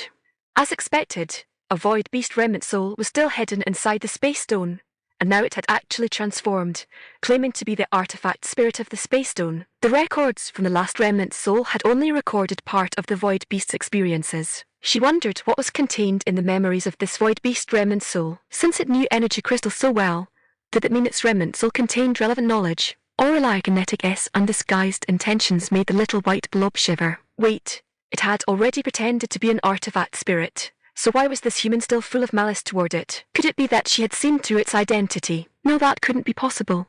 Right. Just as the little white blob was caught in doubt and hesitation, it had already fallen into a net of spiritual telekinesis. By the time the little white blob belatedly realized what happened, it began to struggle frantically. Unfortunately, if it were in the past, it might have had the strength. But now, a tiny remnant soul's consciousness was simply far too weak before a peak rank 9 psychic type Esper. Seeing no hope of escape, the little white blob squirmed a few times within the net of spiritual telekinesis, reverting to the original appearance of the void beast remnant soul. Damn human, how did you find out? Orlair Kinetic looked at the furious void beast remnant soul and sneered. I've been on guard against you for so long. If the energy crystal hadn't been so irresistible, would you have remained hidden instead of revealing yourself? With just this single sentence, the void beast remnant soul closed its mouth helplessly. It was its own fault for being unable to resist temptation. Smelling that source of life, it had been eager to restore itself and ended up completely exposing itself. At this thought, the void beast remnant soul couldn't help glare at Orlair Kinetic hatefully once more. This human was far too cunning. Seeing the fierce look of the void beast remnant soul, Orlair Kinetic didn't panic at all. She said unhurriedly, "You said that inside the energy crystal wasn't Wu-type energy, but the source of life. What is this all about? Explain clearly, otherwise I don't mind consuming a void beast remnant soul once again. When that time comes, everything you know, I will know as well." Hearing Orlair Kinetic's unabashed and blatant threat, a certain remnant soul was angered to the point of almost croaking on the spot. "Human, stop threatening me. Worst comes to worst, I'll detonate my remaining soul. And you won't get off easy either." The void beast remnant soul huffed angrily. "Is that so?" Seeing how arrogant the void beast remnant soul was, Orlair Kinetic couldn't help sneering. Next, the void beast remnant soul only felt the net of spiritual telekinesis shrinking and tightening. Trapped inside the net, it felt as if it would be strangled to death by the spiritual telekinesis in the very next second. The void beast remnant soul never expected that this human would actually do it. "Human, let's talk this out. There's no need for this. What do you want to know? I'll definitely tell you everything I know without holding anything back." "Yo, how impressive. You, a mere void beast remnant soul, can actually use idioms. It seems you know quite a lot. Cut the nonsense and answer my question. Why did you say that what's inside the energy crystal isn't Wu-type energy, but the source of life?" Orlair Kinetic ignored the void beast remnant soul trying to derail the conversation and brought it straight back. Seeing that it couldn't dodge this question, the void beast remnant soul could only answer helplessly. On the surface, that energy crystal appeared to contain Wu-type energy, so most people would estimate based on Wu-type energy that it houses the source of wood inside. However, when the life energy of the source of wood reaches a certain concentration, it advances to a higher level above the source of wood, the source of life. The source of wood is merely a branch of the source of life. However, this classification does not exist in this wasteland world. Wood-type energy, source of wood, source of life, origin power. Isn't this just the cultivation world described in those cultivation novels from my past life? Little Boyd, you're fooling me. Do you think I'm stupid and easily tricked, or do you want to become nourishment for my spiritual sea? Orlair Kinetic asked with a dark expression. The expression on her face told the void beast remnant soul that she was currently very angry. The void beast remnant soul was so infuriated by Orlair Kinetic's warning that its voice went shrill, and it roared loudly, "Human, do not use your shallow knowledge to imagine the vast and infinite universe. Do you still remember where you came from? What difference is there between that place and this place? Let me tell you, whether it's your former Blue Star world or the current Wasteland world, they are nothing more than a speck of dust in the vast universe. In this vast universe, you don't even count as a speck of dust, do you understand, ignorant human?" Orlair Kinetic fell silent. At this moment, she somewhat believed the void beast remnant soul's words. Indeed, in the vast and boundless universe, what couldn't happen? She didn't even understand the wasteland world fully, and when it came to the vast universe, she was even more like a blind and deaf person. After a long while, Orlair Kinetic asked softly, "Little Void, besides the source of life, what source is most likely to appear in the wasteland world?" The void beast remnant soul was slightly surprised to see that Orlair Kinetic wasn't angry despite its outburst. "Human, besides the already discovered source of life, this wasteland world also has the mother source," the void beast remnant soul answered with certainty. "Mother source? What is that?" Orlair Kinetic had never heard this term before and asked in utter astonishment. The mother source is also called the star core source or the earth source. It is the ultimate version of the source of earth. Earth is the mother of all land, an indispensable component of every world, and the mother source is the continuous stream that feeds and nurtures the land, the void beast remnant soul explained in a jumbled fashion. However, Aurelia Kinetic still understood the general gist. She didn't mind the void beast remnant soul's messy explanation after all. It was just a remnant soul. It was only normal for its explanation to be incomplete. Aurelia Kinetic thought for a moment and continued asking, Little Void, since survival in the Wasteland world is so difficult, can it be understood that something went wrong with the mother source? Hearing Aurelia Kinetic's question, the void beast remnant soul couldn't help letting out a soft hum of surprise. I couldn't tell. Human, you're actually quite smart. That's right, the Wasteland world's mother source isn't complete, which caused the entire world to mutate. Moreover, most importantly, if the mother source continues like this, I'm afraid the time left for the Wasteland world to exist won't. Chapter 126 The Cold Season Arrives. This topic was too heavy, and Aurelia Kinetic suddenly shut her mouth. She did not continue asking the void beast remnant soul other questions, but instead dragged it directly into her own spiritual sea and trapped it there. Human, let me go back. I don't want to be here. Entering Aurelia Kinetic's spiritual sea, the void beast remnant soul began to scream frantically. Because it was only here that it felt true danger, the kind of danger where its soul would be scattered into nothingness. It wanted to escape, but found that no matter how it struggled, it was to no avail. Aurelia Kinetic did not continue paying attention to the void beast remnant soul. All her focus at this moment was captured by the sentence that the Wasteland world was formed because the source power of the Mother of the Earth flowed away, and this loss had already affected the life and death of the Wasteland world. However, no one knew about these problems. If the void beast remnant soul hadn't spoken out, she wouldn't have known either, and that trap would have just resulted in her aimlessly scavenging for a lifetime. Right now, there were only two ways to survive. First, find the mother's source, and then look for a method to repair it.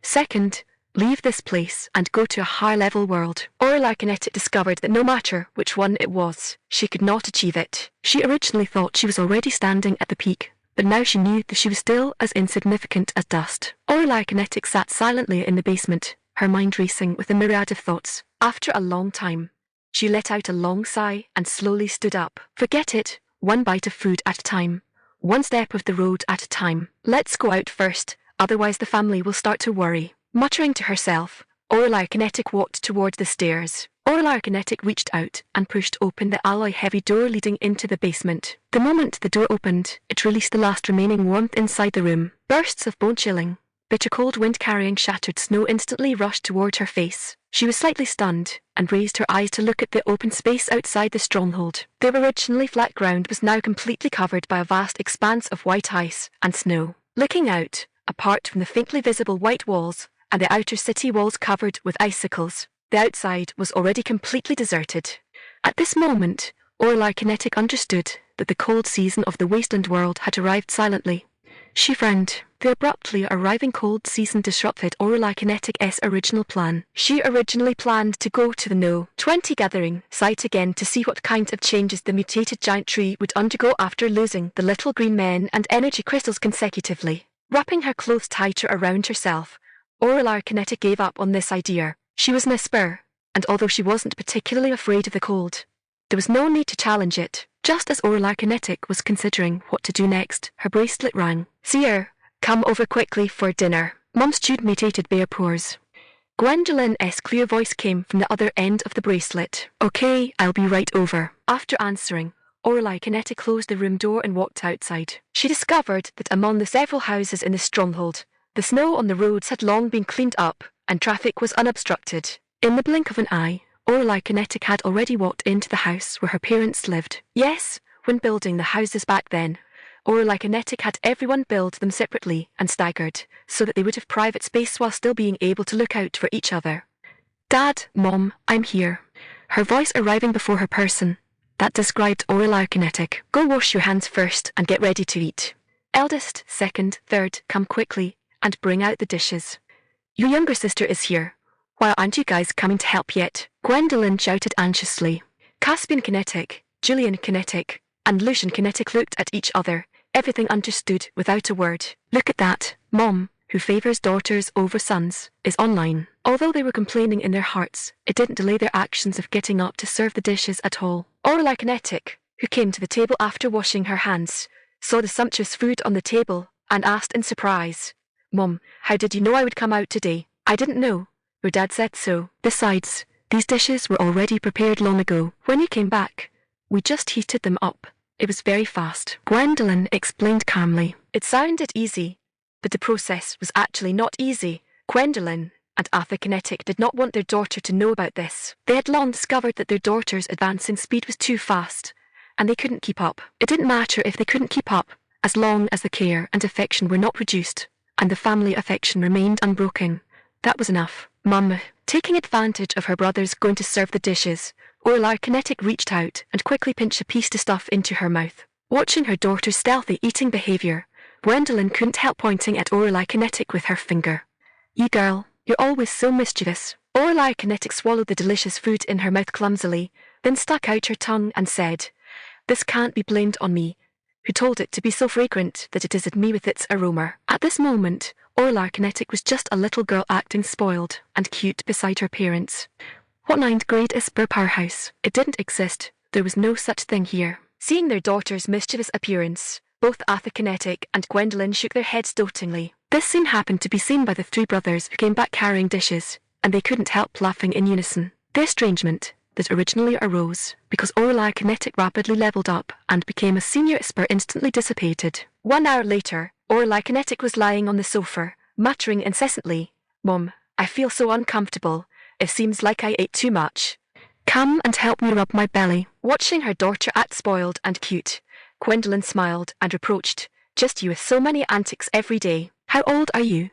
And you can still stuff yourself full from eating. Aren't you afraid others will laugh at you if word gets out?" Although Gwendolyn was reproaching verbally, her hand movements of rubbing the belly did not stop at all. Arthur Kinetic was watching from the side with a full face of smiles. Lucian Kinetic looked at the bowls and chopsticks on the table and shouted dissatisfiedly, "Little sister, you did it on purpose. You want us to wash the dishes."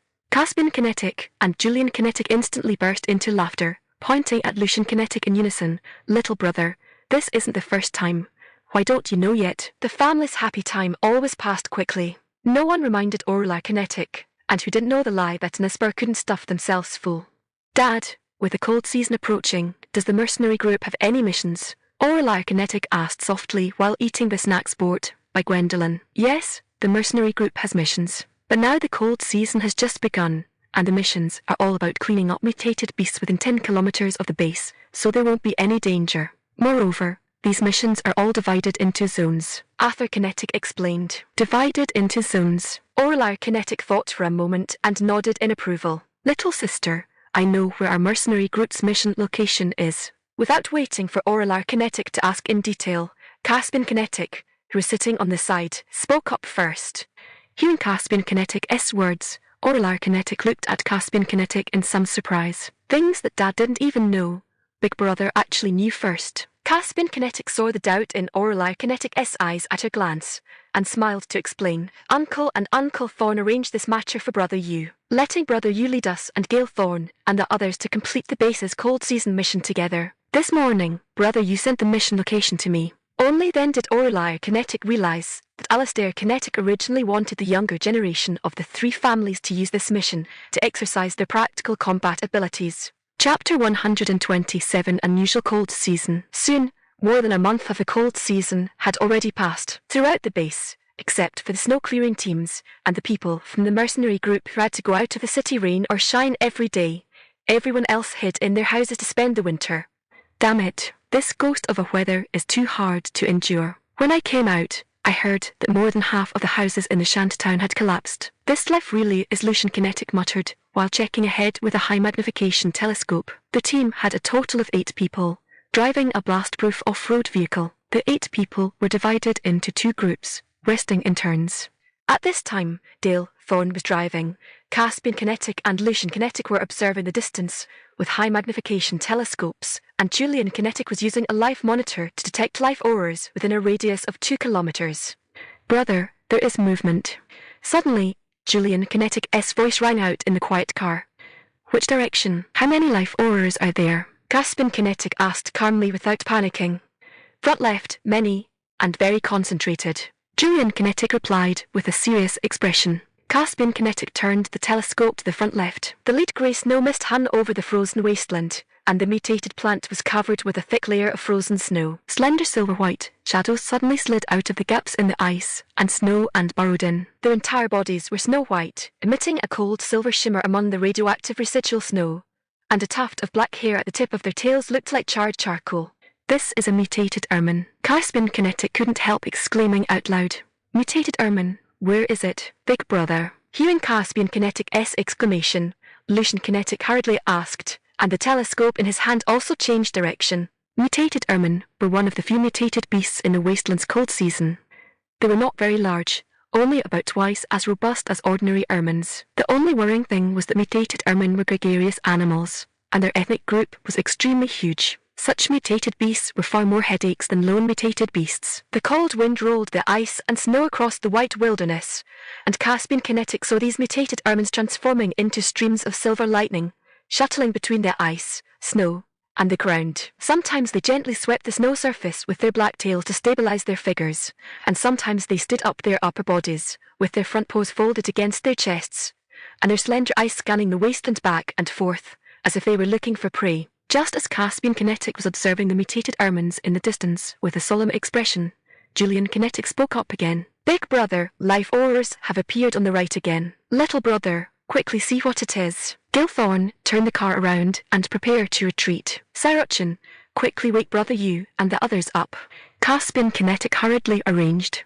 His eyes stared fixedly at that group of mutated ermines, and the roughly estimated number made him somewhat startled. Big brother, there are so many mutated snow hares in the front right. Lucian Kinetic's reply made Caspian Kinetic's heart sink instantly. At this time, Tristan Kinetic and the other four had woken up from their resting state. Sirofin, what's the situation? Tristan Kinetic asked in a low voice while putting on his clothes. Brother you, mutated ermines have appeared on the front left, and mutated snow hares have appeared on the front right. These are two kinds of mutated beasts that specifically haunt the cold season. The hardest part is that they are two kinds of mutated beasts with particularly huge populations. I'm worried Caspian Kinetic didn't say out loud what he was worried about, but the few people living in the wasteland already understood. Tristan Kinetic didn't speak, but took out his own telescope and looked in the two directions Caspian Kinetic mentioned. 2 minutes later, Tristan Kinetic issued the team's orders. Thorn King, make a call to tell Uncle Thorn about the situation here. Rowan Kinetic, make a call to tell Dad that a large number of mutated ermines and mutated snow hares have simultaneously appeared at the 10-kilometer edge of the base. Silas Kinetic, make a call to tell little uncle to let him tell Seer about what happened here. Brother you, little sister is in seclusion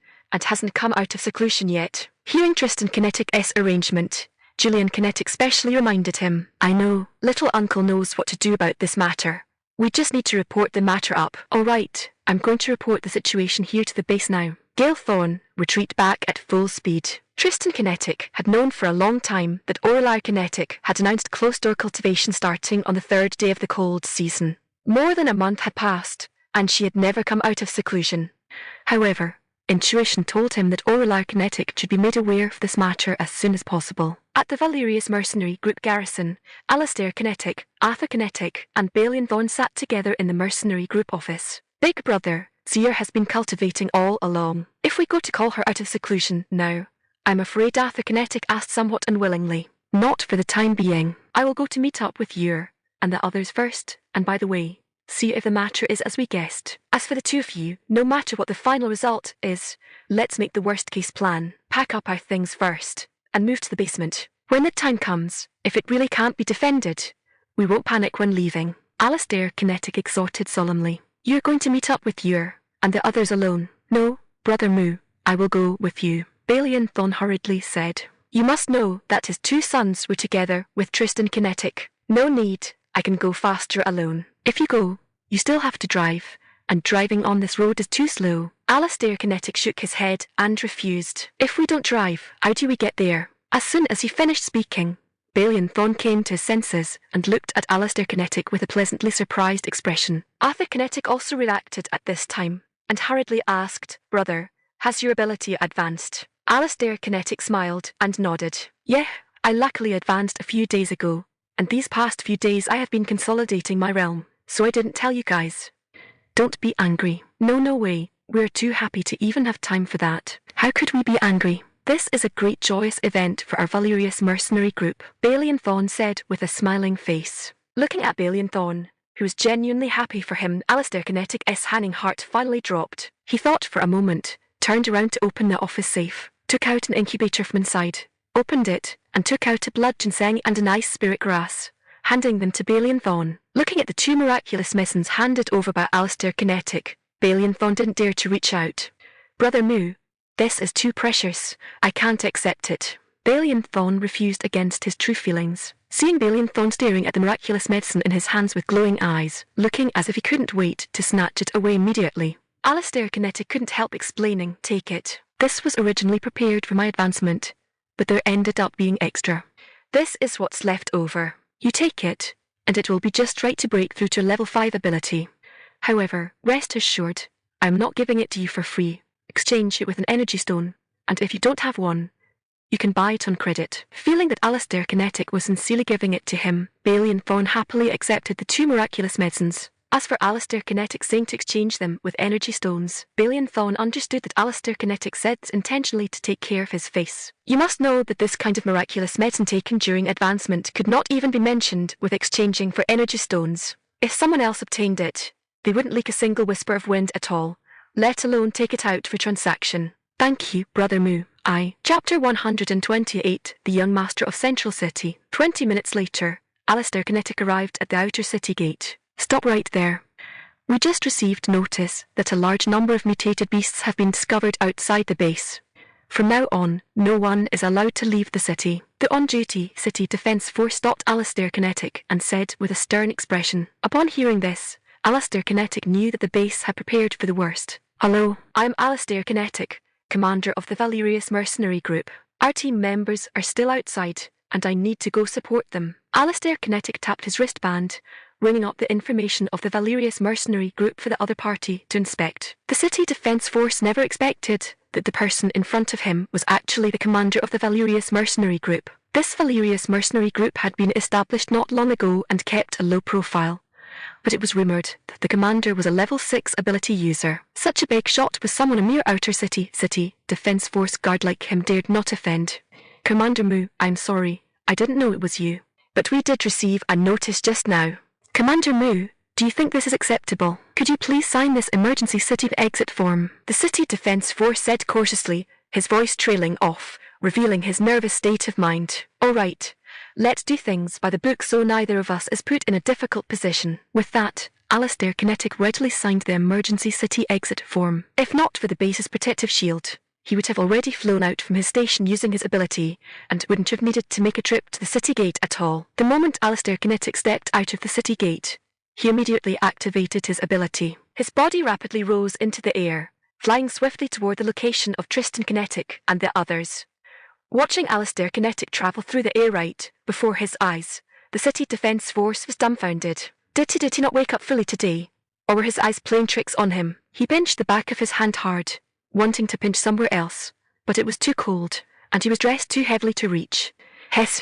The sharp pain told him he wasn't dreaming. Hiss! Wait, no. Who said the commander of the Valerius Mercenary Group was a level 6 ability user? Commander Moo is clearly a level 7 Esper. Alright, HMPH, rumours really can't be trusted. I almost brought a huge disaster upon myself today. Fortunately, this person has a pretty good temper, unlike some high-level Espers who are simply such a good-tempered high-level Esper no one would believe it if I told them, and even if I wanted to brag to my bros, nobody would believe me. The city defense force couldn't help muttering under his breath. Alistair Kinetic had no idea that just stepping out of the city gate had earned him an admirer.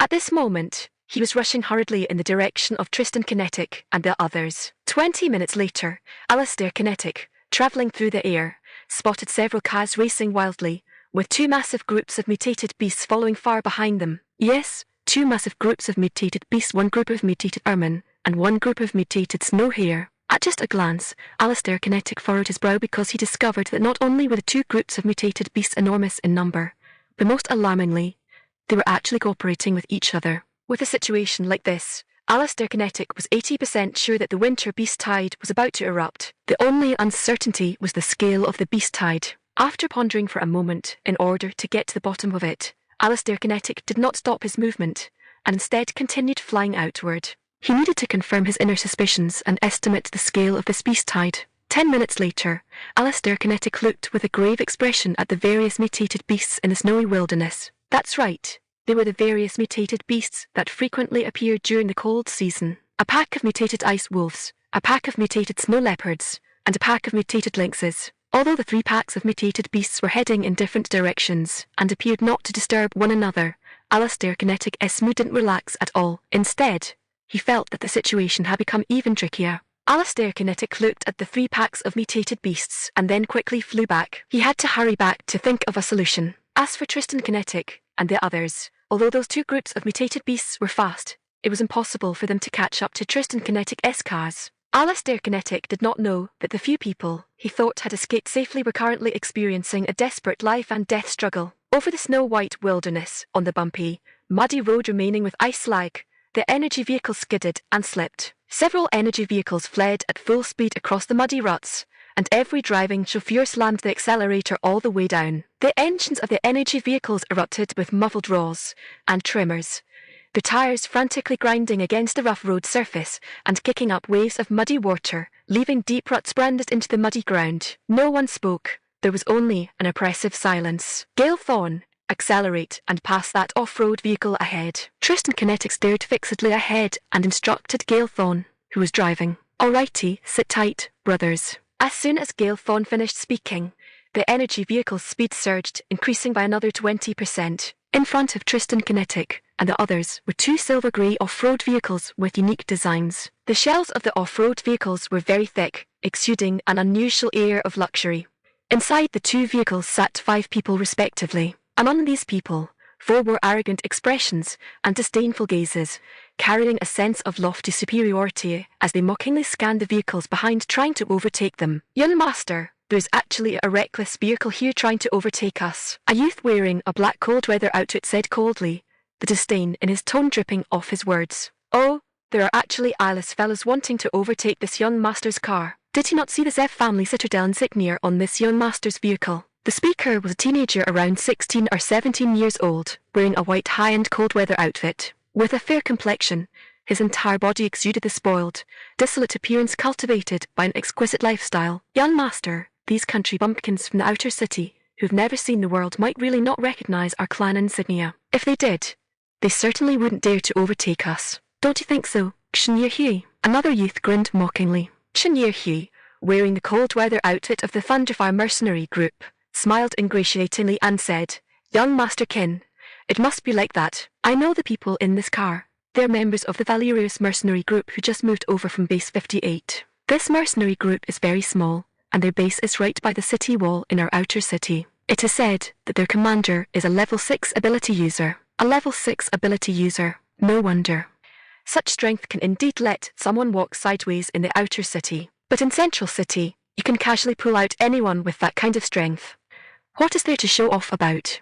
Young Master Kin said proudly and coldly. He indeed had the capital to be this arrogant, because he was Kin Yuri, the 3rd young master of the Zev family Citadel in Central City. The head of the Zev family Citadel, Kineoshin, was his grandfather peak level 7 fire-type powerhouse about to step into a level 8 Esper. Among the Espers in base 54, fire-type users accounted for the largest percentage. Most of them joined the Artifact Refining Research Guild, because the Artifact Refining Research Guild was the sole organization that researched various Oz and various mutated beast bones. Kin Eoshin was the president of the Artifact Refining Research Guild, and this guild was established single-handedly by the Zev family Citadel. Young Master, what should we do now? Should we teach them a lesson? Someone asked. Chapter 129 Car Crash. How is a mere lesson enough? Didn't they want to overtake us? Kim Ju ran their car and flip it over for me. A piece of junk car actually dares to compare with my silver glory, simply overestimating their capabilities. 3rd young master Avizev said viciously. Tristan Kinetic and the others in the car behind had no idea at this moment that a simple attempt to overtake would lead to a life-and-death assassination attempt. Tristan Kinetic's eye stared fixedly ahead, while out of the corner of his eye in the rearview mirror, he saw the wave of mutated beasts rushing forward wave after wave. Just as he was about to urge Gale Thorne to speed up, he saw a hand reach out from the front windshield and make a gesture of a fatal headshot. Not good. A strong sense of crisis made Tristan Kinetic cry out involuntarily, Gale Thorne, be careful. The people ahead are up to no good. Before his voice fell, the silver-grey car ahead had already rammed into them. "Gale Thorne, these madmen, they've rammed into us. Jump out of the car quickly." Caspian Kinetic let out a loud roar as he already opened the door and rolled out of the vehicle. Bang, bang. Amidst the successive sounds of impact, Gale Thorne had no time to jump out before the car was flipped over several times. The silver-grey car departed dashingly, completely indifferent to the life or death of the people inside the vehicle it had flipped over. In Third Young Master Avizev's eyes, they were just a few insignificant outer city pariahs. If they died, they died. What did it matter? As for level 6 ability users, he had seen plenty of them, and in his eyes, they held no deterrent force whatsoever. You must know that he was also a level 5 ability user. Although it was piled up by his family using a massive amount of resources, a level 5 was still a level 5, right? Besides, the wave of mutated beasts would soon catch up, and these people would definitely be buried in the beasts' mouths today, so there wasn't even any need to clear away the traces of the crash. On this side, Caspian Kinetic had no time to chase after that rapidly departing silver-grey car. He quickly rushed toward the overturned energy vehicle, forcefully tore open the deformed door, and rescued the heavily injured and unconscious Gale Thorne and Tristan Kinetic. At this time, Rowan Kinetic, Thorn King, and the others also crowded around. Thorn King, feed your younger brother a recovery potion first. Rowan Kinetic, give brother you a recovery potion. Then 2 people come carry them on your backs. We must leave this place quickly. The mutated ermines and mutated snow hares behind are about to catch up. Finishing his words, Caspian Kinetic looked around with a vigilant expression. Rowan Kinetic and the others also knew the situation was urgent, so without another word, they hurriedly took out recovery potions from themselves and fed them to the 2. Silas Kinetic and Thorn King, one carrying Tristan Kinetic on his back and the other carrying Gale Thorne, then turned onto the main road and ran forward quickly. The truth was, they could already hear the sounds of mutated ermines and mutated snow hares running rapidly from a distance. "Move fast," Caspian Kinetic shouted in a low voice. The 4 of them, with 2 people protecting Gale Thorne and Tristan Kinetic on each side, ran towards Base 54. On the blindingly white wilderness road, the overturned energy vehicle lay quietly by the roadside, completely ignored. In the dazzling snow color, dozens of silver-white shadows darted rapidly close to the ground. On their right side was a group of bouncing and leaping mutated snow hares, numbering upwards of several dozen. In the crimson pupils of the mutated snow hares, they stared fixedly at the few people fleeing ahead. They did not roar loudly, only emitting faint squeak sounds between their teeth. "You guys go quickly, I'll stay behind to cover." Seeing the wave of mutated beasts getting closer and closer, Caspian Kinetic had no other choice and could only grit his teeth to make this decision. Staying behind to cover meant giving up the chance to live. "Brother, you go, I'll stay," Julian Kinetic suddenly said. "This isn't a discussion, this is an order, go quickly." Caspian Kinetic didn't explain or reason, speaking directly in the harshest tone. The eyes of the others were red, but they no longer hesitated, speeding up their pace and running forward. Caspian Kinetic stopped running and stood in place instead, raising his right hand and pressing the crossbow switch on his right hand. Whoosh whoosh. The sound of the crossbow bolts piercing through the sky resounded in Caspian Kinetic's ears. With 2 thud-thud sounds, the sound of crossbow bolts hitting their targets came from afar. Squeak squeak. Following that came 2 miserable screams of mutated snow hares being hit by arrows. If he heard this sound during normal hunting, Caspian Kinetic's heart would definitely be exceptionally happy. But today, hearing these 2 sounds made Caspian Kinetic's heart shiver. The fact that he casually loosed 2 arrows and easily hit mutated snow hares could only mean that there were simply too many mutated snow hares. This was definitely not good news. Soon, an encirclement with a diameter of over 10 meters quickly approached from a distance. The black hair at the tips of the mutated ermine's tails was tense. Their front paws scraped the ground. Their muscles gathered strength like tightly wound springs, and their scarlet pupils stared fixedly at the prey ahead. As for the mutated snow hares, their bodies leaned forward with hind legs straightened, looking ready to attack at any moment. Seeing the mutated ermines and mutated snow hares surrounding him simultaneously, the last shred of luck in Caspian Kinetic's heart vanished completely. His body leaned slightly, and his genetically strengthened bones even crackled and popped. He slowed his breathing, his eyes locked firmly onto the mutated ermines and mutated snow hares ahead. At a glance, these mutated ermines were no scattered soldiers. They were a pack that frequently participated in hunting. Within those scarlet pupils, a bloodthirsty fierce light was revealed. Ordinary ermines were only about a foot long, but the mutated ermines in front of him were each half a meter long, and beneath their smooth, snow-like fur, taut muscles showed that they were not lazy mutated beasts. They did not roar, nor did they immediately attack Caspian Kinetic. The first to move were the mutated ermines on the east side. A dozen or so mutated ermines transformed into silver-white streaks of light, springing forth with sharp fangs aimed straight at Caspian Kinetic's ankles and throat. Caspian Kinetic lowered his waist and turned to the side. After consecutively shooting the crossbow in his right hand, a mutated ermine actually dodged the crossbow bolt and rushed right in front of him. Without any hesitation, Caspian Kinetic swung his left hand, his iron fist carrying a sonic boom as it smashed straight toward the mutated ermine. Bang! The wind of the fist shattered the air, striking dead center on the head of the Russian mutated ermine. In an instant, a crisp sound of bone cracking rang out. A fist imprint was sunken into the mutated ermine's head, and blood splattered 3 feet as it instantly lost its life under Caspian Kinetic's palm. Seeing their companion dead, not only were the pack of mutated ermines not frightened, but their pupils instead revealed an even fiercer gaze. Almost simultaneously, 7 or 8 ermines either darted out from the ground, leaped up and down, or slipped around to the back to dart out, forming an all-around encirclement net. It looked as if they wouldn't stop until they devoured Caspian Kinetic. Seeing this, Caspian Kinetic frowned, and alarm bells rang loudly in his heart. These mutated ermines were practically sentient. Not only did they know how to cooperate with the mutated snow hares, but they actually knew encirclement tactics as well. Seeing that the encirclement was about to form, Caspian Kinetic lingered no longer, rapidly and continuously firing the crossbow in his right hand. At this moment, he had no way to conserve crossbow bolts anymore. Life was paramount. If his life was gone while arrows were left over, wouldn't that be a huge loss? As the crossbow bolts flew rapidly in Caspian Kinetic's hands, the mutated ermines continuously fell after being hit by the arrows. Soon, even more mutated ermines, utilizing the cover of their companions' corpses, rolled and jumped close to the ground, then lunged straight toward Caspian Kinetic's body.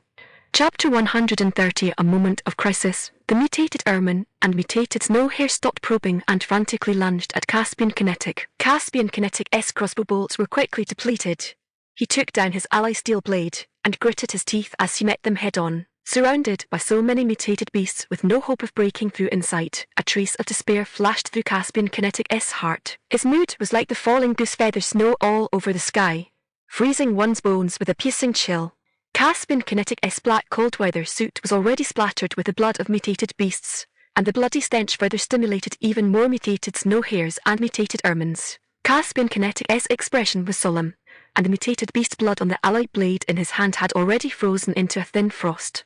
Caspian Kinetic panted heavily, his feet firmly planted in the snow layer, his gaze locked tightly onto the mutated snow hare and mutated ermine a few meters away.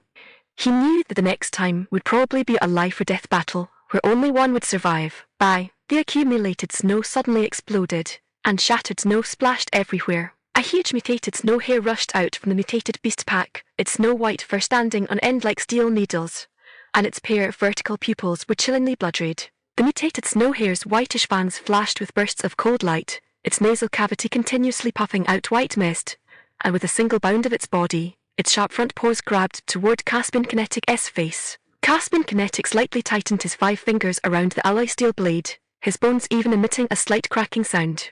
Clang! The ally steel blade swung toward the mutated snow hare's sharp claws, producing a crisp collision sound. Squeak! The mutated snow hare let out a sharp and piercing screech, its front claw being slashed with a white mark by the ally steel blade. Seeing that the mutated snow hare's attack was blocked, the mutated beast pack frantically clawed at the accumulated snow. In an instant, ice and snow fluttered all over the sky, blocking Caspian Kinetic's vision. Such a cunning mutated beast. Caspian Kinetic couldn't help but let out a bitter laugh. He couldn't beat them to begin with, and with his vision now blocked, he feared he would die even faster. The mutated snow hare twisted its posture, its hind legs suddenly kicking off the ground, and its massive body turned into a snow-white afterimage, so fast that it dragged a long ice trail across the snow, charging straight at Caspian Kinetic's neck with its fangs aiming directly for his carotid artery. Caspian Kinetic's nerves instantly captured the trajectory of the surprise attack, sidestepping and horizontally raising his left arm to block. Clang! A harsh metallic collision sounded out, and the snow hare's fangs bit fiercely onto the crossbow bolt protective sleeve on Caspian Kinetic's forearm, sending sparks flying as the ally protective sleeve was gnawed by the fangs. The huge impact force pushed Caspian Kinetic to slide several meters across the ice surface, his shoe soles ploughing 2 deep grooves into the ice layer. Before Caspian Kinetic could stabilize his figure, a mutated ermine launched a sneak attack from behind. Its abdomen contracted, and it opened its mouth to spew out surging frost. The -100-degree white cold Kai lunged straight over the accumulated snow along the way, instantly freezing into hard ice chunks, about to wrap around Caspian Kinetic's entire body. Caspian Kinetic immediately bent his knees and rolled, narrowly avoiding the large-scale cold breath. The edge of his combat uniform's shoulder was grazed by the cold Kai, instantly covering it with a layer of thick ice, freezing the fabric until it was brittle and hard. He raised his hand to shatter the iced layer, the chill in the depths of his eyes intensifying, and with his legs exerting force, he rushed toward the snow hare, the alloy steel blade in his right hand instantly swinging out a flurry of blade shadows. The snow hare agilely sidestepped to dodge, while its hind legs fiercely kicked toward Caspian Kinetic's chest. Caspian Kinetic hastily raised his hands in a cross block, a dull, sharp pain coming from his chest as his entire body flew backwards, crashing heavily into the deep snow, cracking the iced layer beneath him. After 2 consecutive rounds of engagement, Caspian Kinetic knew that his state was beginning to show exhaustion. If he continued to fight on, there would still be no chance of winning. His eyes secretly observed, wanting to find a gap to rush out of the encirclement. Whether his movements were too obvious or the mutated beast pack was losing its patience. Before he could make any move, dozens of mutated ermines lunged at him all together. No, Caspian Kinetic couldn't help but cry out in despair. At the very moment he was about to be submerged by the mutated ermines, Caspian Kinetic seemed to hear a familiar voice calling him. "Sai, I really am going to die. I'm actually hallucinating, and hearing someone coming to save me." This was Caspian Kinetic's final thought as he closed his eyes. Big Brother. Seeing more than a dozen mutated ermines lunging at Caspian Kinetic, Julian Kinetic and the others fired the crossbow bolts in their hands simultaneously. Crossbow bolts were the standard equipment of the Valerius mercenary group, with every person having a set. Julian Kinetic's 5 people sent Tristan Kinetic and Gale Thorn to a slightly safer place, and after the 2 recovered a bit, all 5 turned around and ran back to save Caspian Kinetic. Without the wounded, the return speed was very fast, but they were still a step too late. Watching helplessly as Caspian Kinetic was submerged by the dozen or so mutated ermines, Julian Kinetic's eye sockets turned crimson, and he fired the crossbow bolts in his hand frantically as if they cost nothing, his body charging right at the very front. With the 5 people's sudden fierce attack, more than a dozen mutated ermines all died beneath the crossbow bolts. However, the remaining mutated ermines and mutated snow hares were infuriated by them. Their about-to-be-eaten delicacy had been snatched away, and more than a dozen companions had died. The mutated ermines launched the attack first. Dozens of snow-white streamlined figures darted across the snow, the black fur at the tips of their tails glowing with fluorescent points, and their scarlet vertical pupils densely locking onto Julian Kinetic's 5 people. They did not bark, only emitting a low-frequency, tooth-grinding sound of hiss-hiss, forming an invisible pressure that tightly trapped Julian Kinetic and the others in the center, sealing off all paths of retreat. Julian Kinetic and the others felt a chill in their hearts, and Thorncale gave a low instruction back-to-back to circle around. No one spoke out, directly answering Thornking's command with actions. Without any warning, the few mutated ermines in the front row suddenly sprang forward, half a meter off the ground, their slender bodies taut like arrows, their claw blades tearing through the air and emitting a sharp whooshed sound. Seeing the mutated ermines attack, the crossbow bolts in the hands of Julian Kinetic and the others aimed once again at the mutated ermines lunging toward them. Whoosh, whoosh, whoosh, whoosh, whoosh. 5 crossbow bolts were shot simultaneously, their tips tearing through the air with a piercing, sharp sound, accurately nailing into the heads of the mutated ermines. With a succession of PFFT sounds, the major part of the arrow shaft sank in, leaving only the tail feathers vibrating violently, followed by black blood splashing onto the snow-white ground. Several mutated ermines, about the size of half-grown local dogs, plummeted downwards, their snow-white heads exploding instantly. Seeing that the crossbow bolts had made contributions once again, the 5 people's nervous moods relaxed slightly. Woo-woo. Suddenly, a few cries came from within the mutated ermine pack, as if they were directing operations.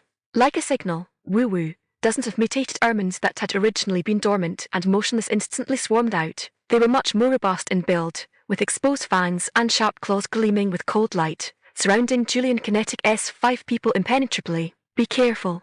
This is the backbone strength of the mutated ermines. The previous ones were just some Thorncale reminded with a solemn expression. Just as both sides reached a stalemate, before the mutated ermines and mutated snow hares could launch an attack, the pressure of advanced ispers came in waves from the distant sky. The sudden pressure made the mutated ermines and mutated snow hares instantly sense danger. Animal intuition told them that the newcomers were too powerful and they were no match for them. Woo woo woo. The mutated ermines and mutated snow hares seemed to have received some kind of command.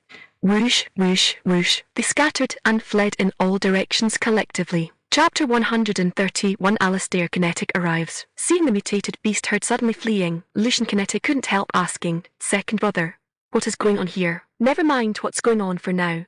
Let's see how big brother is." Julian Kinetic didn't have time to think deeply and didn't answer Lucian Kinetic. Instead, he rushed straight to the place where Caspian Kinetic had fallen. Lucian Kinetic also snapped back to his senses and hurriedly followed. Several of them shoved aside the corpses of a dozen mutated ermines, revealing Caspian Kinetic underneath.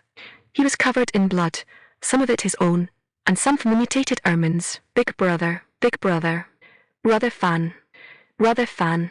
Brother fan. Panicking, they pulled Caspian Kinetic out. Julian Kinetic hurriedly ripped open a bag of recovery potion and fed it into Caspian Kinetic's mouth. Fortunately, although Caspian Kinetic was still unconscious, his swallowing instinct remained, though it was a bit slow and difficult. The recovery potion slowly flowed into Caspian Kinetic's mouth, and the hearts of several people finally relaxed with a sigh of relief.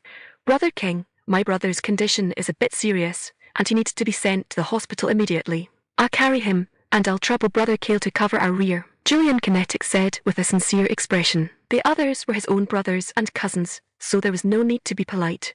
But Thorn Kale was different. Although their relationship had always been good, the proper attitude still needed to be expressed. "All right, don't stand on ceremony, HN. We're all brothers." Thorn Kale agreed readily. Just as Julian Kinetic carried Caspian Kinetic on his back and prepared to leave, a familiar voice came from above. "Chinner, what happened to your brother? Where are Brother Yu and Cyrosin?" Hearing the voice, several people raised their heads in unison and saw Alistair Kinetic slowly descending. Seeing Alistair Kinetic, the tense nerves of the young men finally relaxed. "Uncle, my brother was hurt by a mutated beast, and Brother Yu and Gale Thorn were also injured. They're on the road ahead. Uncle, please take a look at Big Brother. He's hurt so badly," Lucian Kinetic said while crying. Alistair Kinetic glanced at the unconscious Caspian Kinetic, and his expression instantly turned gloomy. However, he didn't immediately ask what happened. Instead, he reached out to take Caspian Kinetic and instructed Julian Kinetic and the others. "I'll take Fanner to the hospital first, and you guys come back with Ur and the others." "All right, tell Ur and the others to go to the hospital too." With that, his figure had already flown away through the air. At this moment, Julian Kinetic and the others finally realized that Alistair Kinetic had flown through the air to get here. "Brother, Dad is a level 7 Esper now," Sailors Kinetic asked dumbfounded. Their dad had advanced, and none of them knew. That was simply outrageous. The others also had their mouths open in shock. "All right, stop standing around like fools. We'll talk about everything back at base." Thorn Kale was the first to snap back to reality. Glancing at the scattering mutated beasts, he finally figured out the reason in his heart. Hearing the urging, Julian Kinetic and the others nodded and immediately sprinted toward Base 54. As for the mutated beasts scattered all over the ground, they couldn't be taken away at all, so they had to be abandoned. After all, no matter how valuable mutated beasts were, they weren't more important than their lives, right? On this side, Tristan Kinetic and Gale Thorn dragged their bodies, which had just recovered a little, supporting each other as they slowly walked toward the base. "Gale Thorn, how are you? How about we rest a little longer? Uncle Thorn will be here to pick us up soon." Tristan Kinetic looked at Gale Thorn, who was devoid of colour, and persuaded him with a worried expression.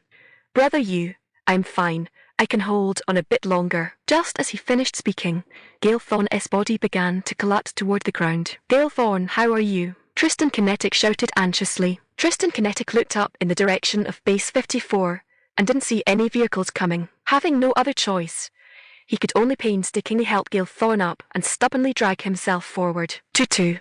Suddenly, the sound of a large tricycle speeding over came from behind. This kind of high-powered tricycle was generally the standard transportation tool for those small mercenary groups. The reason why the Thalirius mercenary group had so many energy vehicles was because Aurelia Kinetic had spatial storage and had taken all the energy vehicles left behind by the Roth family estate. Otherwise, they wouldn't have had so many energy vehicles. Hearing the toot-toot sound, Tristan Kinetic supported Gale Thorn and stood on the roadside with a guarded expression, watching the large tricycle approach from afar. Sarah Alhassan drove the large tricycle back with a depressed look on her face. Her luck was bad today.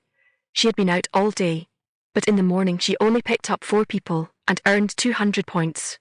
She had originally thought she could pick up a few more people who wanted to go out and scavenge in the afternoon. As a result, the base suddenly announced that there was a herd of mutated beasts outside, scaring those people into spending big money to ride energy trucks instead of her large tricycle. Muttering about her bad luck, Sarah Al-Hassan frantically accelerated forward. After all, she didn't want to be eaten by mutated beasts either, right? From afar, Tristan Kinetic saw a sturdy large tricycle rowing toward them. The young woman in the driver's seat looked to be just over 20, wearing a fiery red cold weather suit that made her look radiant and flamboyant. Her hair was covered by a cold weather cap, making it impossible to tell whether it was long or short.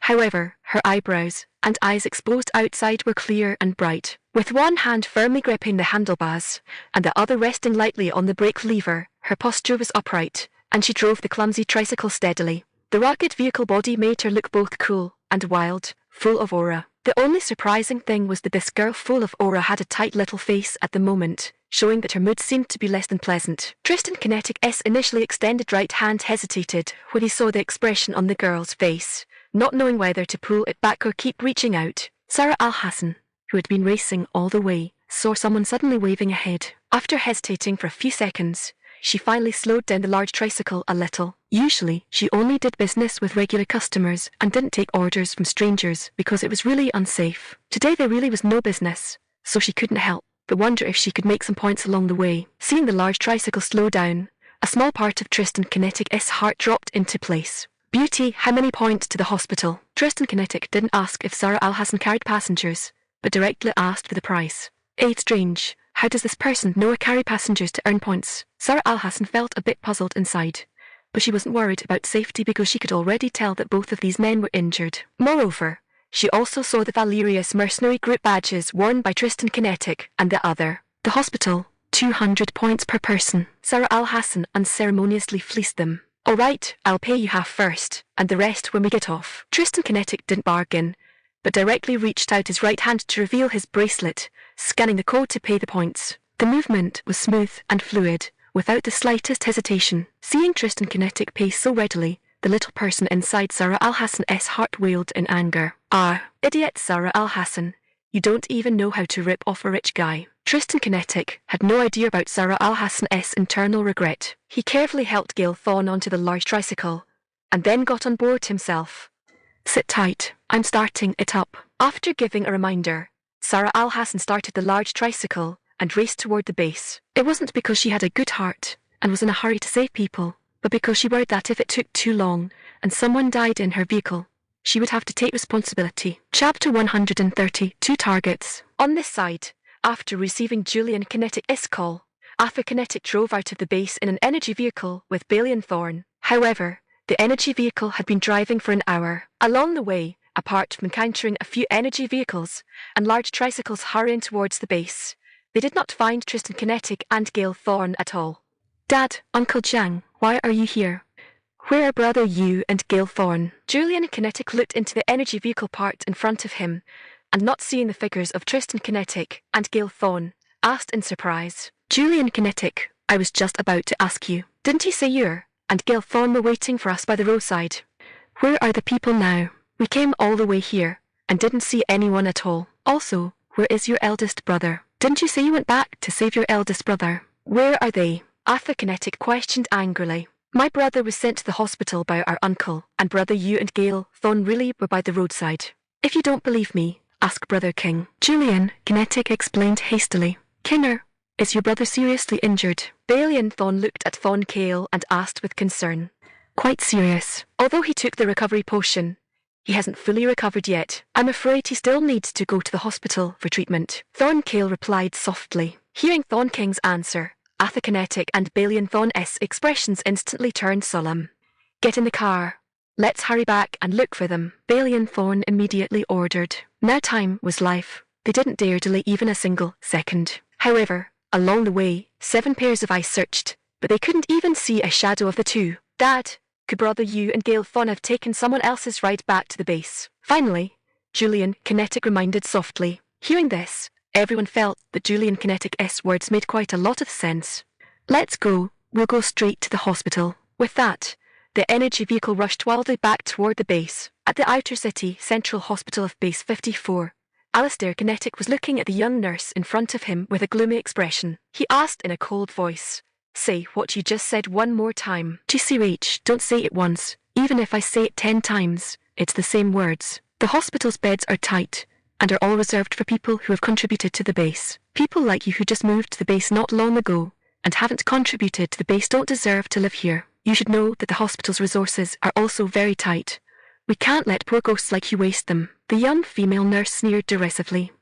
Glancing at the female nurse in front of him who was obviously deliberately making trouble and not letting them enter the hospital, Alistair Kinetic swept his gaze toward the doctors watching coldly from the sidelines in the hospital corridor. "Fine. This is what your hospital means, right? This is Base 54 attitude toward wounded meritorious officials, right? Good. Very good. I hope you won't regret what you did today." Having said that, Alistair Kinetic swept a cold glance across the entire hospital building, then helped Caspian Kinetic up and turned to leave. TCH, a bunch of outsiders from Base 58 who don't even know when they've offended people. No wonder they're being targeted. A bunch of morons, cowards. Seeing that Alistair Kinetic was no longer arguing and instead turned to leave, the young female nurse thought in her perception, Alistair Kinetic leaving with swallowed anger meant that Alistair Kinetic was cowing down. Little did she know, the reason Alistair Kinetic was in a hurry to leave was out of fear of delaying the time to save Caspian Kinetic. In the entire hospital, no one knew that the hospital had offended a level 7 Esper. By the time they found out, the entire hospital had already paid a destructive price for today's matters. Of course, that is a story for later. How happy they were at this moment is how much they would regret it in the future. Supporting Caspian Kinetic, Alistair Kinetic had just walked out of the hospital entrance when he saw Tristan Kinetic and Gale Fawn getting down from the large tricycle. "You're Gale Fawn. How did the two of you get over here?" Seeing the appearance of the two, Alistair Kinetic asked with concern. "Dad, why did you come out? With Xyrophon like this, is he not staying in the hospital?" Seeing the unconscious Caspian Kinetic, Tristan Kinetic asked in astonishment. "For reasons unknown, this hospital won't admit him, so I'm anxious to send Fanner back to let you take a look. Right on time. You guys are here. You're take Fanner and Gale Fawn back together." Remembering the hospital's attitude, Alistair Kinetic explained to Tristan Kinetic. Tristan Kinetic was slightly stunned, and then he thought of that silver grey car that had crashed into them for no reason. "Dad, we might have been targeted," Tristan Kinetic said softly. Alistair Kinetic was stunned, and then said with a gloomy expression, "You guys go back first to save people. Leave this place to me." "Do you really think I have no temper? Today, I will let them see that the dignity of a senior Esper cannot be offended. Others say a gentleman takes revenge even after 10 years, but my, Alistair Kinetic S, revenge doesn't wait overnight."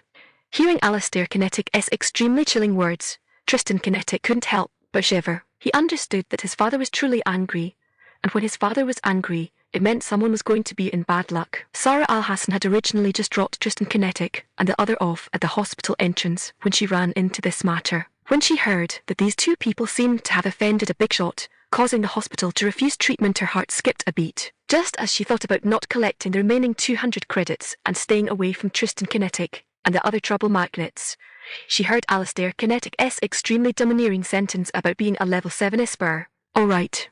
Watching the starting large tricycle stopped instantly. Oh my goodness, with all these twists and turns, she almost missed a golden thigh. She turned off the engine, parked, and said to Tristan Kinetic very enthusiastically, "Handsome, do you still need the large tricycle? It's free." Tristan Kinetic looked at Zara Al-Hassan with some confusion. This money-obsessed woman actually wanted to give them a free ride. Before Tristan Kinetic could figure it out, Alistair Kinetic grabbed Caspian Kinetic and Gale Fawn with one hand each and tossed them into the vehicle. "You're go back quickly, call Seer out, and tell her that Base 54 will soon welcome a medium-sized beast horde. In addition, notify your younger uncle and Uncle Fawn to activate the protective shield at the garrison immediately. Everyone is allowed only to enter, not to leave. I will return after tearing down this hospital." In Alistair Kinetic S' gloomy and ruthless gaze, there was a trace of mockery. Hearing this, Sarah Al-Hassan S' small body couldn't help but shiver. She tried hard to recall whether she had said anything wrong along the way and offended Tristan Kinetic and the other. After thinking for a long time, she felt that aside from charging a bit too much for the fare, there was nothing inappropriate about anything else. It's fine. It's fine. Sarah Al-Hassan patted her proud chest and let out a secret sigh of relief. Her little actions, which she thought no one noticed, were actually all seen crystal clear by Alistair Kinetic. Watching the departing large tricycle, Alistair Kinetic did not enter the hospital. Alistair Kinetic urged his ability, and his body slowly rose, finally standing firm in the sky 100 meters high. His blood-stained purple clothes rustled in the wind, and tiny purple lightning bolts darted from his fingers, flashing with a mesmerizing glow. With his raised hands, he waved his fingers toward the hospital, and 2 thunder serpents let out a whoosh sound, striking squarely onto the hospital's main gate. Chapter 133. Me was angry. Sizzle. The violet lightning exploded over the hospital with blinding white light. The sudden sound of lightning startled everyone in the hospital. What kind of person dares to cause trouble at the hospital? Where's the guard team? Where did the hospital's guard team go? Don't they even know to catch the culprit when someone attacks the hospital? Director Asher Cohen cursed in exasperation, while recklessly rushing out, ready to capture the attacker. This was his territory, yet someone dared to stir up trouble here. They were simply courting death. As the director of the Outer City Central Hospital, not only was his medical skill excellent, but his wood-type ability had also reached level 6, making him a proper level 6 ability user. Most importantly, Director Asher Cohen was a collateral cousin of the head of Base 54. Based on this alone, he had been a swaggering figure in the Outer City for so many years, never having suffered such bullying before. As for the young female nurse's sarcasm and sneers toward Alistair Kinetic today in order to suck up to third young Master Avizev, in Director Y's eyes, all of that was completely normal. In this world where the strong were respected and strength reigned supreme, the rigid hierarchy of different classes should naturally be this way. By the time Director Asher Cohen rushed out of the hospital and saw the plaque at the main entrance scorched and falling off by the lightning, seeking death, Director Asher Cohen roared angrily and looked up at Alistair Kinetic standing mid-air. How bold. Someone, bring out the energy guns and fire at him. If he's beaten to death, I, the director, will take responsibility. Such arrogant words spilled unhindered from Director Y's mouth. No one felt that Director Y's words were wrong. Therefore, as soon as Director Y's words fell, a row of guards holding energy guns appeared before everyone's eyes. However, what greeted them was lightning suddenly crashing down from mid-air. Countless little snakes of lightning fell, drilling into everyone's bodies with waves of numbness. Before the entire guard team could even fire a shot, they all collapsed. You're all trash. With so many people, you couldn't even hit a single shot. I've raised a bunch of freeloaders for nothing. Seeing the situation, Director Asher Cohen was so furious that he began to curse violently. Hearing Director Y's curses, Alistair Kinetic cast an ice-cold gaze at Director Y. Noisy, you are the director of this hospital. Alistair Kinetic sneered and asked with extreme chills. That's right, I'm the director of this hospital. My surname is Y, and I'm a collateral branch of the Cohen family citadel. To think you dare to bomb the hospital with your thunder-type ability, we're dead for sure this time. Although you're a level 7 Esper, this is not a reason for you to be arrogant and domineering. Just wait, someone will come to deal with you very soon, Director Asher Cohen said with a proud and spoiled look. Hearing Director Y's idiotic and thoroughly unoriginal words, and watching Director Y's arrogant and domineering demeanor, Alistair Kinetic suddenly felt that talking to someone like him was a complete waste of his own time. Alistair Kinetic stood mid-air, pale purple arcs of electricity wrapping around his 10 fingertips, and then winding and slithering up his forearms. Every single arc carried a scorching, searing high temperature. They are all waste and garbage. They all need to be cleaned up. As his words fell, Alistair Kinetic suddenly pressed down with his fingertips, and dozens of purple lightning bolts the thickness of wine glasses swooped down like cannonballs, carrying a shrieking whistle that tore through the air as they fiercely smashed into the hospital's main building. Boom boom. One deafening loud bang after another exploded in everyone's ears. The purple lightning precisely struck the central wall of the hospital. The wall, jointly built by Earth-type ability users and Metal-type ability users, was instantly blasted apart by the lightning, sending soil and a small amount of metal debris flying in all directions. Lunatic. You are simply a lunatic. Director Asher Cohen cursed frantically. Although he was a level 6 wood-type ability user, he was of the healing type, and his combat power was practically zero. Hearing Director Y's curses, Alistair Kinetic raised his hands once more. No, you can't bomb anymore. Stop. Whatever demands you have, we can discuss everything peacefully. Seeing signs that Alistair Kinetic was about to make a move again, Director Asher Cohen shouted in a hurry. There was no longer any aloof superiority in his tone. All that remained was a humble plea for him to stop. Fine. Then you tell me why your hospital targeted the delirious mercenary group, and why you didn't treat the injuries of the mercenary group's members. You must give me a reasonable explanation today, otherwise I don't mind tearing down this hospital. Alistair Kinetic stared closely at Director Y, his eyes brimming with murderous intent. Director Ashercone stiffened all over, feeling as if he had been targeted by a mutated fierce beast, and if he wasn't careful, his little life would be forfeit. Although Director Ashercone knew about Third Young Master Avizev giving a heads-up to target an F-grade mercenary group, he was not clear about the specific details. Who did this? Get the hell out here right now. Director Ashercone immediately roared out loud, hiding in the corner of the crowd, and originally thinking she had escaped a calamity. The young female nurse heard Director Y's furious roar. She was so frightened that she fell straight to the ground. She didn't understand why things had turned out this way just because she wanted to suck up to Third Young Master Avizev. Hurry up. Which moronic idiot did this? Come out quickly and explain what on earth is going on. Seeing that no one stepped forward for a long time, Director Ashercone roared anxiously once more.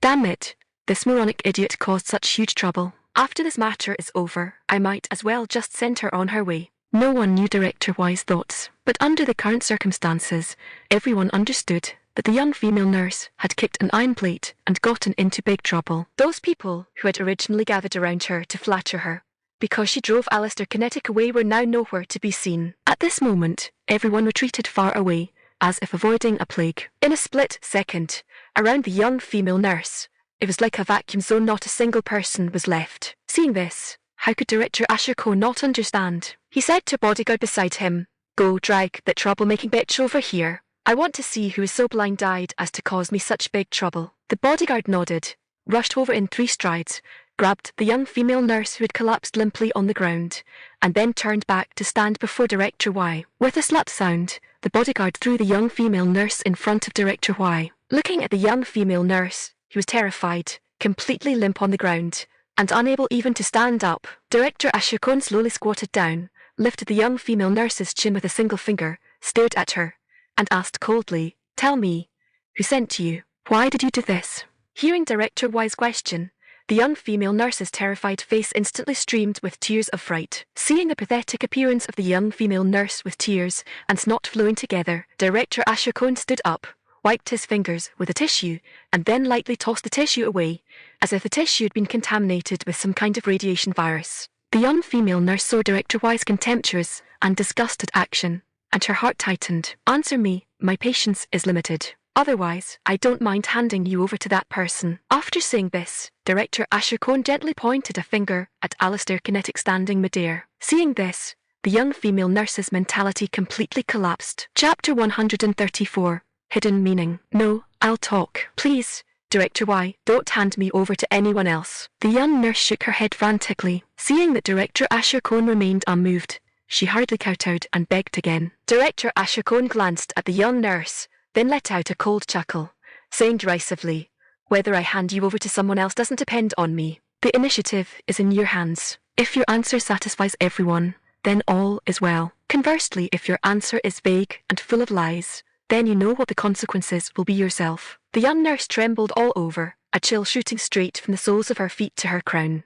She knew she was completely finished. No matter how she answered, she was looking at certain death. "Director Y, it was the people from the Thunderfire mercenary group who told me that the Valerius mercenary group offended Third Young Master Avizev of Central City, and Third Young Master Avizev really dislikes the Valerius mercenary group." After hearing this news, I was momentarily blinded by greed and wanted to suck up to Third Young Master Avizev. That's why, when I saw the Valerius mercenary group badge on that person, I spoke rudely and deliberately made things difficult for them. To protect herself, the young nurse spilled everything she knew like beans pouring out of a bamboo tube. She spat it all out. After listening to the young nurse's confession, Alistair Kinetic sneered and pointed a finger at her. In an instant, before the young nurse could even react, she was struck by a bolt of lightning as thick as a thumb. "Ah, spare my life. I won't dare do it again." Before the young nurse's hurried cries for mercy had even faded, a flash of electricity swept across, and a lightning snake directly struck down. "Ah!"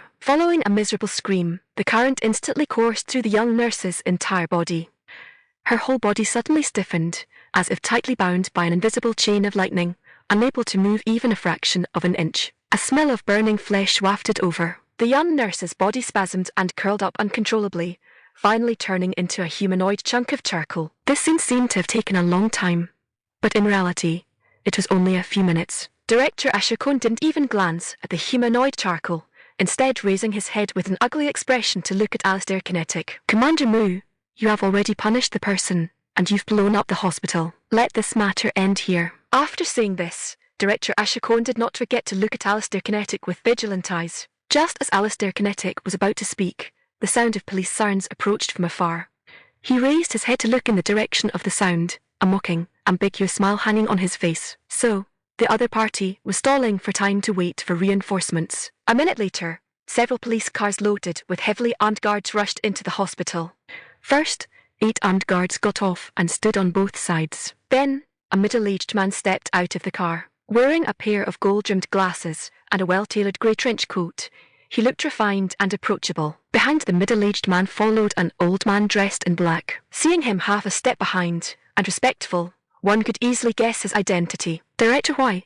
What happened to your hospital?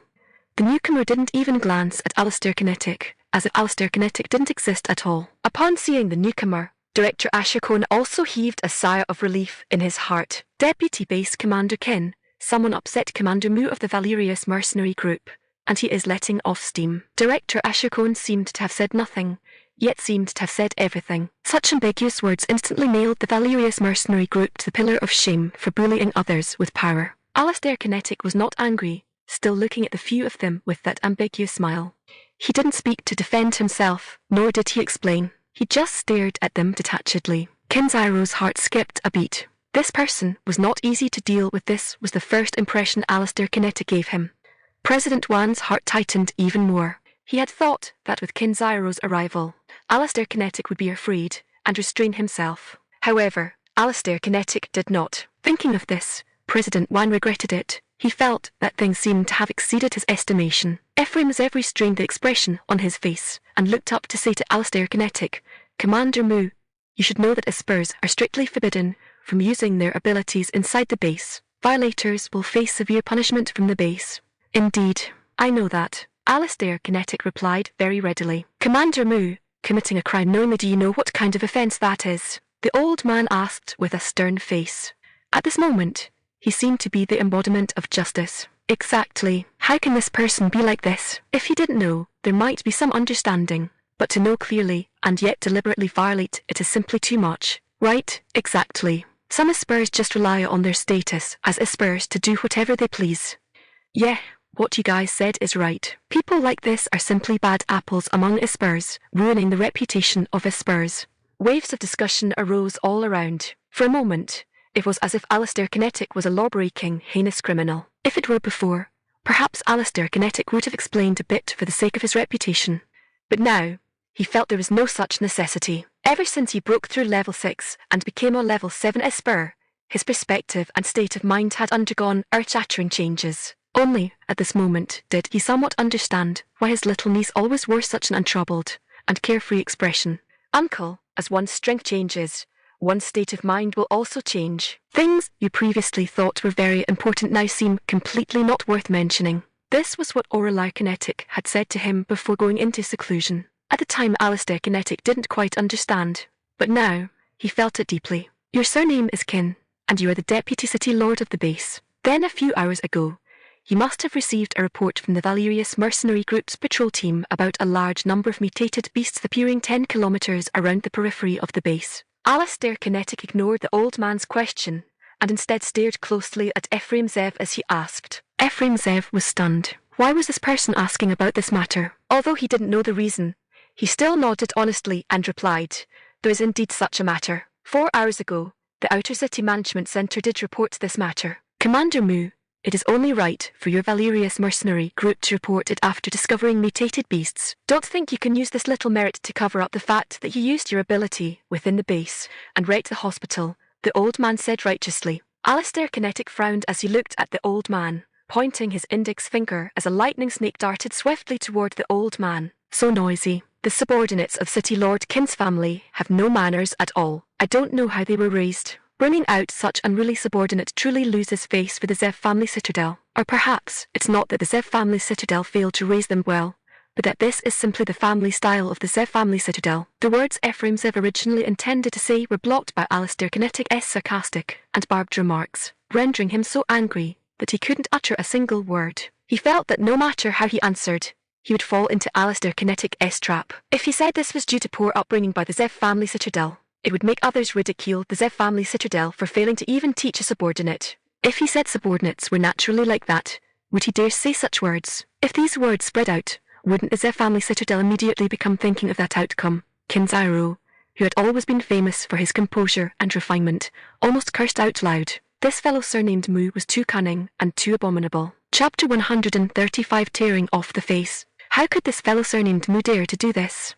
He was a member of the Zev family citadel, yet Mu didn't care about the Zev family citadel's face at all, and wanted to beat him to death in public. Indeed, this giant pit made the old man feel the murderous intent of Alistair Kinetic. Seeing this scene, Ephraim Zev could no longer maintain his facade of elegance and friendliness. He let out a cold snort and said, "Commander Mu, do you think that as an Esper who's just been promoted to Tier 7, you can act unscrupulously and run amok in the outer city? Is there no one who can hold you in check? Commander Mu, I advise you to keep a low profile. Do you not understand the principle that the bird that sticks out gets shot?" After Ephraim Zev finished speaking, Alistair Kinetic sneered and said, "Deputy City Lord Kin, are you threatening me or warning me? After you came in, did you ask for the cause of the matter? Did you ask why I blasted open the hospital gates? The sentencing in the base court not require evidence and investigation. Yet when you came to the hospital, you asked about nothing at all. Is this the quality a Deputy City Lord should have?" The crackling string of questions left Ephraim Zev stunned. Growing up,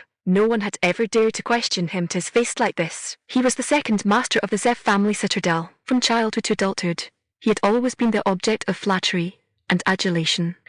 When had he ever experienced such embarrassing questioning? Director Asher Cohn saw Ephraim Zev getting deflated with his own eyes. In his heart, it felt as refreshing as drinking a can of iced cola in the dead of summer, and even the grievance he had felt earlier dissipated quite a bit. If that person wouldn't even give the second master of the Zev family citadel any face, how much less would he care about others? Human beings. Once there was a comparison, everything suddenly felt balanced and comforting. Perhaps this was the so-called better a dead fellow Taoist than a poor Taoist. Alistair Kinetic's questioning not only stumped Kinzairo, but even the people around who had caught wind of the matter and came to watch the show felt that Alistair Kinetic's questions made a lot of sense. Without waiting for Ephraim Zev to answer, Alistair Kinetic continued, "You slapped labels on me vaguely without even asking me. Now, let me explain clearly to everyone what is going on here. 4 hours ago, when members of our Valerius mercenary group were patrolling 10 kilometers outside the base, they discovered herds of mutated ermine and mutated snow hare, with numbers reaching over 100 each. Does everyone understand what this means during the cold season? Good grief. With a mutated beast herd of over 100 so close to the base, could a beast tide be coming to attack the base?" Someone exclaimed in shock. In an instant, discussions and exclamations rang out one after another in the hospital open space. Alistair Kinetic did not interrupt their discussion, but continued, "At that time, my team members immediately reported the new discovery to the management center of the base and requested support from me. After receiving the call, I urgently left the city to check. There's surveillance footage for this, and everyone can go and see if I am lying. After I went out, I found that the vehicle of the mercenary group was rushing toward the base. In order to understand the situation more thoroughly and accurately, I didn't mind my team members and went directly 10 kilometers away. There, I discovered packs of mutated ice wolves and mutated snow leopards. After figuring it out, I rushed back. In just such a short time, my team members suffered fatal injuries. First, a silver grey rat energy vehicle inexplicably crashed and overturned the mercenary group's vehicle, causing the driver and the squad leader in the passenger seat to be seriously injured and lose their combat effectiveness. Without the vehicle, several of my team members turned around to engage in a bitter battle with the mutated beast herd in order to save people. When I arrived, one of the team members was already in critical condition. To save people, I flew directly through the air and rushed to the hospital against the clock. Do you want to know what I encountered at the hospital? I was so angry I laughed. The members of the Valerius mercenary group went out to patrol in such terrible weather for the sake of the base and everyone's safety. In the end, when he was on the verge of life and death, this hospital refused to treat him. That damned nurse said that people who have made no contribution to the base are not qualified to receive treatment at the hospital. Let me ask you, If someone who reports for the base, clears out, and resists the attacks of the mutated beast herd is not qualified to receive hospital treatment, then what kind of person is qualified? Later on, I found out that the nurse who blocked me was hinted at by members of the Thunderfire mercenary group. They said that Third Young Master Avizev of Central City loathed the Valerius mercenary group, and she intentionally made things difficult for us to curry favour with Third Young Master Avizev. Right, Deputy City Lord Kin. Do you know this Third Young Master Avizev from Central City? Both of you share the same surname. Are you family? Or is it that Third Young Master Avizev was hinted at by certain people, found our Valerius mercenary group in Isor, and did this intentionally to get rid of the Valerius mercenary group? Alastair Kinetic S tearing off of the mask and questioning completely pushed Ephraim Zev to the opposite side. Kin Zyro's face turned red, then white, and finally purple with anger. He never expected that this Alastair Kinetic would give him zero face, directly embarrassing him to his face and putting him on the spot. Throughout Base 54, who didn't know that Third Young Master Avizev was the third young master of the Zev family Citadel's eldest branch and his eldest brother's son. Right now, Director Wan had only one word in his mind: awesome. The base camps of both the Wan family and the Zev family Citadel were in Central City. For this reason, no one in the base dared to offend them, yet he hadn't expected this Alastair Kinetic to be so iron-headed. At this moment, Ephraim Zev was both furious and hateful inside. He wished he could strip Alastair Kinetic's skin and cramp his tendons, but on the surface, he could not show the slightest bit of it. Commander Mu, you can't just talk nonsense like that. After all, you are a person of status. It's better to listen less to such streetwife rumours, Ephraim Zev said with a frosty face and a verbal warning. Alastair Kinetic gave Ephraim Zev a cold, sideways glance. Since this guy still dared to threaten him at a time like this, it seemed he felt that the Zev family Citadel had a monstrous background and wasn't afraid of trouble. Since he wasn't afraid, he would just add fuel to the fire for him. Deputy City Lord Kin, what you said is quite interesting. Streetwife rumours are merely flowing in the mouths of the crowd, but a hospital refusing to treat someone who has contributed to the base is something I experienced personally. This is definitely not a rumour. Or does Deputy City Lord Kin feel that it is normal for ordinary espers like us, who've no background or backing, to suffer such unfair treatment? If that is the case, what I want to say is, that even treatment after getting injured cannot be guaranteed. Why should I risk my life for the base? Do you all think what I said is right or wrong? Raising his voice at the end, Alastair Kinetic asked the surrounding crowd loudly. In an instant, the entire scene fell silent. Those who had originally watched with a none-of-my-business attitude, upon hearing Alastair Kinetic's words, subconsciously projected themselves into the scenario, only to suddenly realise how unfair it was.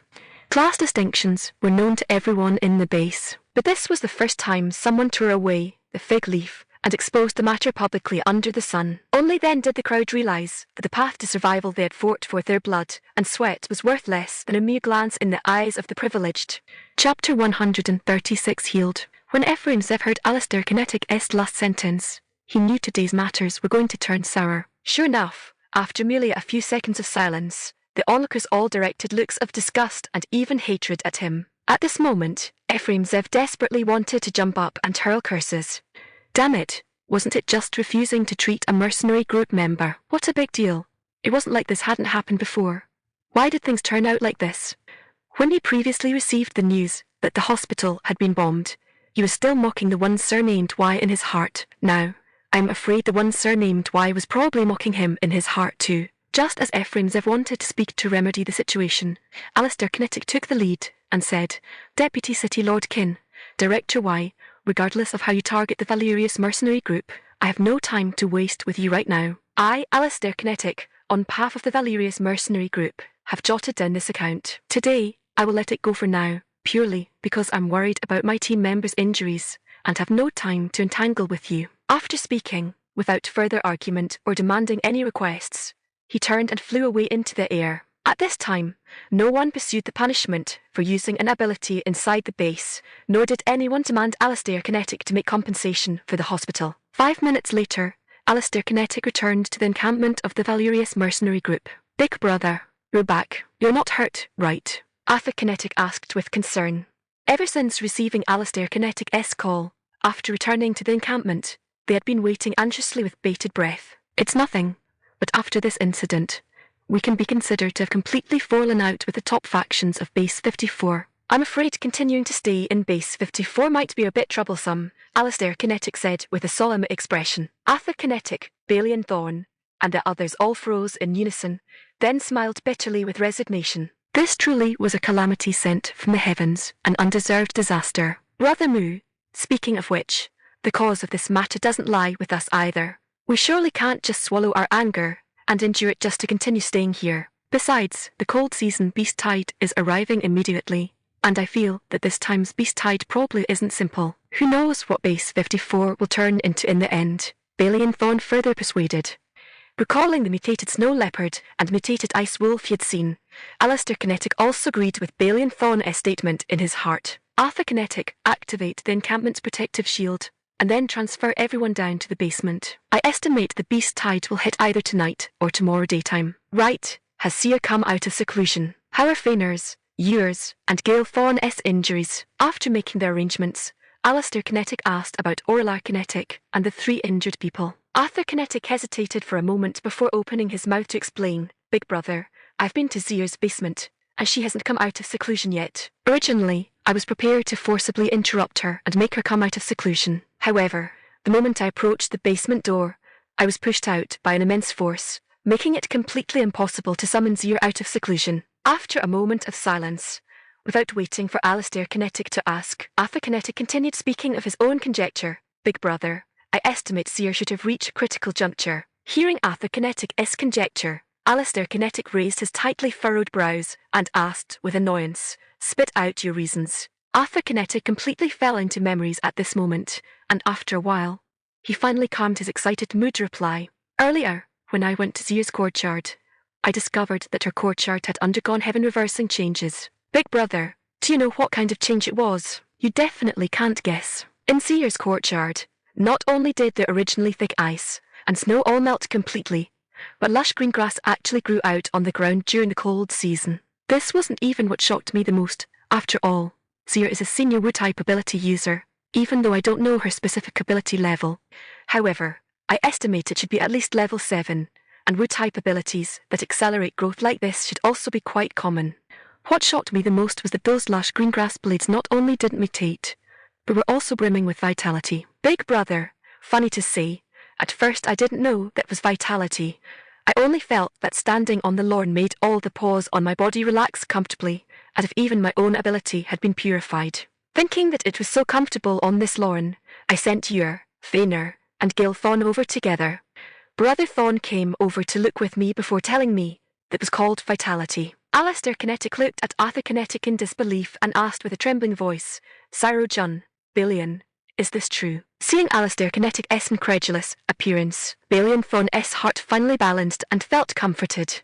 Heavens, who could know the shock and wild joy he felt when he first discovered it? Now there was finally someone else in the same boat, and his little heart, that had been beating thump-thump incessantly, was finally balanced. It wasn't that he, Bailey and Dawn, was lacking in experience, but rather that the golden thigh was too monstrous. After listening to the two's explanations regarding Arthur Kinetic's words that Aurelier Kinetic was a level 7 wood-type ability user, Alistair Kinetic couldn't help but sneer inwardly.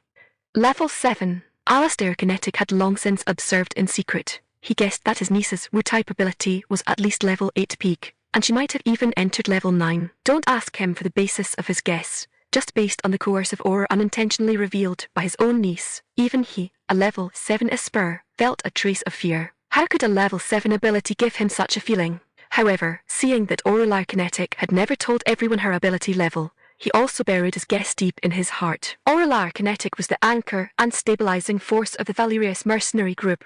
The fewer people who knew, the better. Alistair Kinetic actually quite liked things like playing the pig to eat the tiger. Let's go take a look. Without hesitation, Alistair Kinetic took the lead and rushed toward the courtyard, where Aurelier Kinetic lived.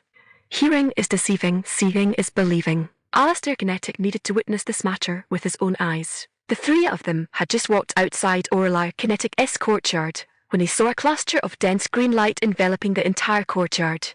As for the 3 people who were originally lingering in the courtyard to sponge off energy to recover their injuries, they were also pushed out by 3 clusters of soft green light. Seeing the completely unscathed Tristan Kinetic, Caspian Kinetic, and Gale Fawn, the three of them Alistair Kinetic, Arthur Kinetic, and Balian Fawn gaped with mouths wide enough to swallow an egg, looking at the three in utter disbelief, completely unable to utter a single word. A moment later, just as Alistair Kinetic was preparing to question the three in detail, a voice entered their ears. Big Uncle, Dad, Uncle Jiang, you guys go back or stay further away from here. I'm going to break through to High Realm, and if I'm not careful, I might hurt you. Aurelia Kinetic did not have a single word of nonsense the entire time, just a simple reminder. At this time, Alistair Kinetic could already feel that the vital-filled energy inside the courtyard was everywhere.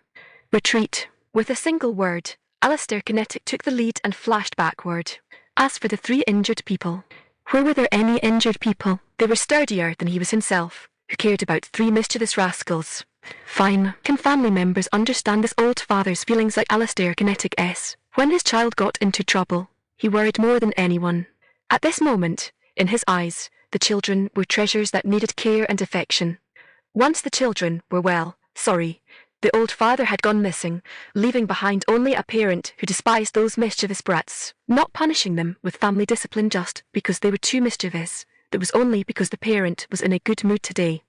What a fickle person. Chapter 137. I'm too full. In the center of Aurelia Kinetic S basement, the energy crystal was originally as large as two people embracing, was now only the size of a wash basin in the middle. The energy inside the outer crystal had been completely absorbed, leaving only a pile of greyish-white powder on the ground. As for the middle part, Aurelia Kinetic had already discovered that this was not the source of wood energy. This should be the source of life mentioned by the Void Beast Remnant Soul. Feeling that exuberant vitality, Aurelia Kinetic S heart couldn't help but beat wildly. At this time, Aurelia Kinetic did not know that because of the source of life, her courtyard had long since become unrecognizable. Looking at the thing before her, Aurelia Kinetic had already seen clearly that the source of life was not a solid, but a lump of viscous liquid. Previously, it was wrapped by the source of wood crystal, but now the wrapping crystal had been absorbed by herself until only a thin layer remained. If she absorbed any more, I'm afraid the source of life liquid would flow everywhere, which would be a terrible waste of a heavenly treasure. After pondering for a moment, Aurelia Kinetic took out a few bottles from her spatial storage, and then carefully used vines to drill a small hole in the crystal. After the source of life liquid slowly flowed out, Aurelia Kinetic used the bottles to catch and collect it. After collecting half of the source of life, Aurelia Kinetic carefully put away those bottles, and only then let out a long breath of turbid air, her tense nerves subsequently relaxing. Well, as for the rest, I'll just absorb it and see if it can break the shackles of the wood-type ability in the Wasteland world and break through into a new realm. Besides, good things are not as safe staying outside as being eaten into one's belly, Aurelia Kinetic muttered to herself. Having made her decision, Aurelia Kinetic looked at the source of life in front of her. Previously it was the energy crystal, and she absorbed energy through her palms. Now this source of life was a viscous liquid, so using her hands again didn't seem quite appropriate. After pondering for a few seconds, Aurelia Kinetic looked at the source of life, her tongue unconsciously sticking out to lick her lips. I don't even know what this source of life tastes like. It looks so delicious. Can't absorb it with the palms. Should I just eat it with my mouth? The more Aurelia Kinetic thought about it, the more she felt this method was good. Just a small bite. I'll just eat a tiny bite. It shouldn't hurt. At this moment, where was there any trace of the cold and aloof image of a level 9 spur on Aurelia Kinetic? If anyone saw her, they would definitely think it was someone's gluttonous girl craving snacks. Taking a deep breath, Aurelia Kinetic picked up the thin crystal containing the source of life, and with a do-or-die expression, aligned her small mouth with the small hole. With a slurp, she sucked a mouthful into her mouth. It's icy cool, a bit like jelly, but without any sweetness, only a faint woody taste. So this is the taste of the source of life. Aurelia Kinetic was baffled, and since she couldn't find anyone to ask, she could only mentally grumble to herself. After eating a mouthful of the source of life, she carefully felt the changes in her body. The result was nothing at all. And no, is this thing fake? How could there be no reaction? After thinking for a long time, Aurelia Kinetic finally concluded that her wood-type ability level was too high, and she had eaten too little of the source of life, so it had no effect. Believing she had found the reason, Aurelia Kinetic certainly couldn't let her plan to break through the shackles fall through halfway just because she ate too little. Thus, she once again began to slurp up the source of life. One bite, another bite, yet another bite. Half an hour later, Aurelia Kinetic herself couldn't remember how many mouthfuls of the source of life she had slurped. Anyway, When she found she couldn't eat anymore, the source of life in the crystal was left with only a small bowl. Seeing that small bowl of the source of life, Orla Kinetic was stunned. And no, did I eat this much? Before she could figure it out, a sense of expansion emanated from all her limbs and bones. At this time, Orla Kinetic reacted. It wasn't that the source of life had no effect, but rather that its effect took time to manifest. Orla Kinetic only felt a swelling pain all over her body, as if she were about to be blown apart by a massive amount of energy the next moment. The massive torrent of the source of life within her body suddenly rushed into every inch of her skin, and then entered every bone. A fine, nibbling pain like ants devouring spread from her muscles into her bones. Orla Kinetic bit her lower lip tightly, desperately holding back so that a cry of pain wouldn't spill from her throat. She regretted it to death. She shouldn't have eaten so much of the source of life all at once. Unfortunately, there was no medicine for regret sold in this world. Therefore, Orla Kinetic could only forcefully suppress the pain, frantically running her health preservation cultivation technique, striving to circulate the source of life to the ability seed. Wisps of dense green light rushed around the ability seed, which had originally condensed and shrunk by half. At this moment, it was completely enveloped by the source of life. 1 cycle, 2 cycles, 3 cycles after the source of life wandered around her limbs, bones, and meridians for a full circle, it finally surged entirely around the ability seed, and the originally thin green light mist piled up layer upon layer. 1 layer, 2 layers, 3 layers finally, the source of life completely wrapped the ability seed into a translucent green cocoon. The ability seed inside Orla Kinetic's body was wrapped into a cocoon, and her body sitting in the basement was likewise wrapped into a cocoon by the dense green mist. The moment she was wrapped into the cocoon, Orla Kinetic's aura seemed to enter a dormant state. Between every breath, it seemed to be in sync with the vegetation in the courtyard. However, no one discovered this phenomenon, and even Orla Kinetic, who had fallen into dormancy, was likewise unaware of it. Inside the cocoon, fine, flowing green patterns began to emerge on the surface of Orla Kinetic's body. Like vines, these patterns crawled all over her ankles, wrists, neck, and every part of her body. If anyone saw Orla Kinetic at this moment, they would definitely exclaim that she was a green-haired monster. Fortunately, Orla Kinetic was in the basement and was wrapped into a cocoon, so no one discovered her mutation. Slowly, as each pattern lit up, the energy channels that were originally sluggish and blocked were all broadened, becoming thick and sturdy. As the breathing frequency of the cocoon accelerated, the wrapping green light began to frantically surge into the green cocoon's body.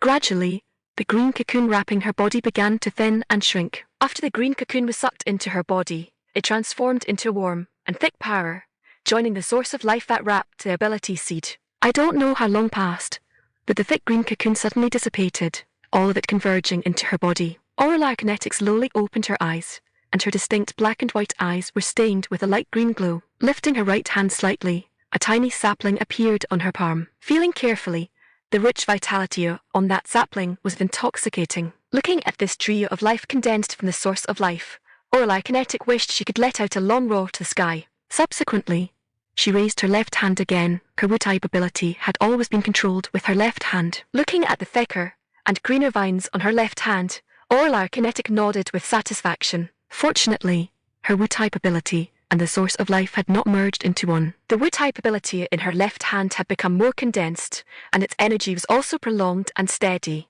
several times stronger than before. Chapter 138, The Ruined Outer City. The green cocoon remaining on Orla Kinetic's body had completely dissipated, leaving only the source of life wrapping around the ability seat inside her body that had not yet fully transformed. After taking a deep breath, Orla Kinetic closed her eyes once again. The cultivation technique that was originally operating turned into compression, refinement, recompression, re-refinement once, twice, 3 times. Time slowly passed amidst the compression and refinement of the source of life. Through Orla Kinetic's countless times of compression and refinement, the originally liquid-like source of life completely fused with the ability seed, turning into a smooth, round green bead.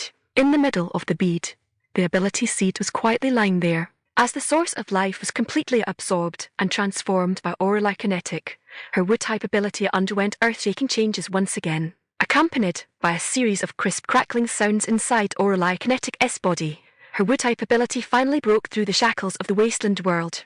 Level 9 Peak Early Sovereign Tier, Mid Sovereign Tier, Late Sovereign Tier Peak Early Imperial Tier, Mid Imperial Tier, Late Imperial Tier peak, finally stopping at the Imperial Tier peak. Orlar Kinetic opened her eyes and exhaled a long breath of foul air from her mouth, then couldn't help muttering in pleasant surprise. Could this be the new realm after breaking through level 9? She carefully sensed the changes brought by the new realm.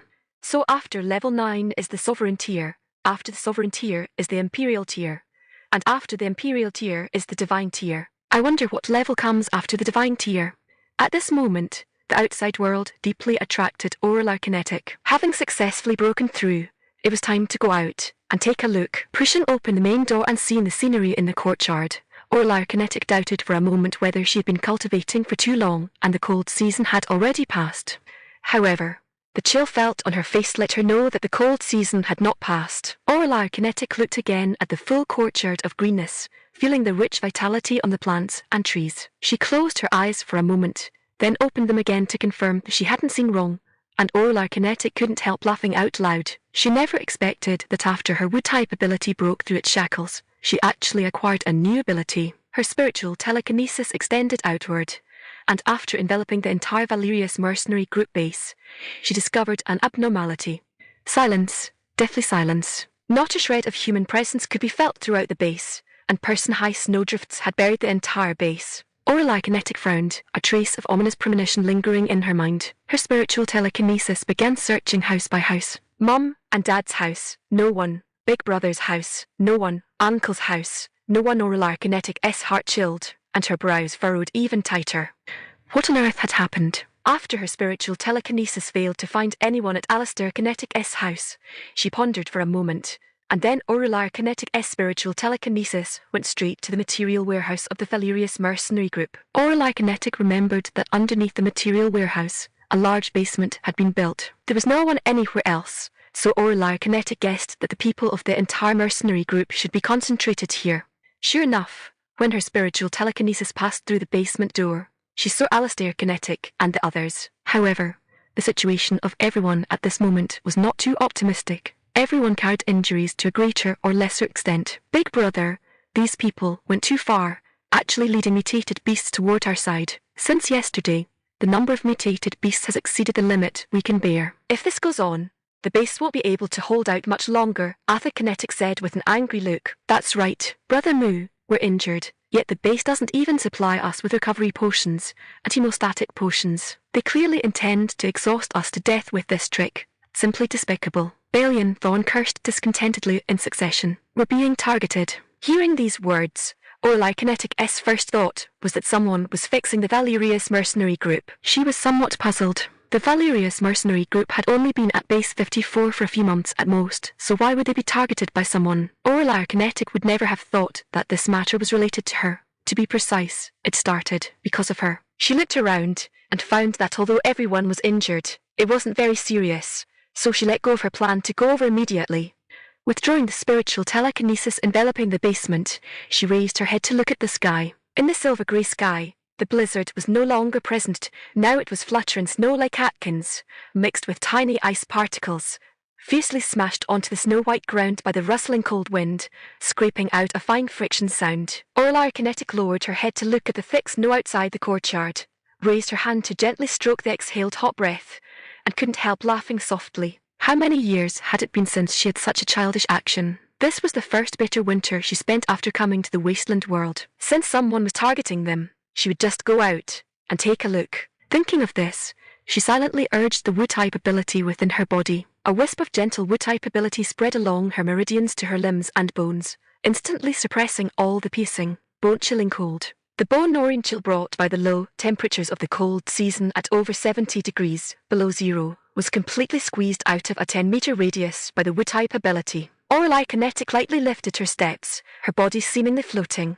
and wherever she passed, not a single footprint was left on the snow. On the vast snowy ground, it was as if no one had ever walked across it. A few minutes later, Orlar Kinetic stood at the entrance of the Valerius mercenary group base.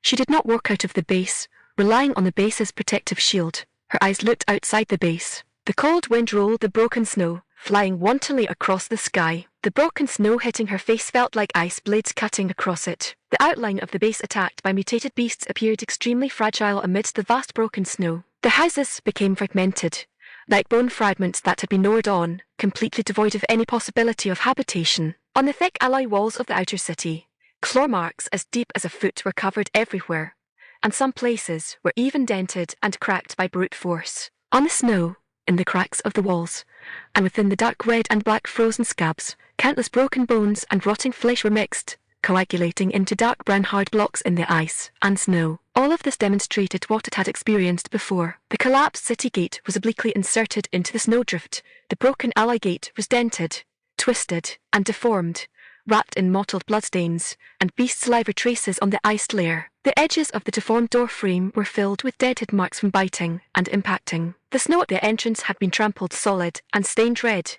scattering countless broken alloy shields, scattered firearm wreckage, and dozens of frozen, mutilated corpses. The city inside was even more a mess. Walls had collapsed, icicles hung from the corners of the walls, and dark red snow stains were mixed in the person-high leftover snow accumulated on the ground. Collapsed houses and trampled cars were twisted askew.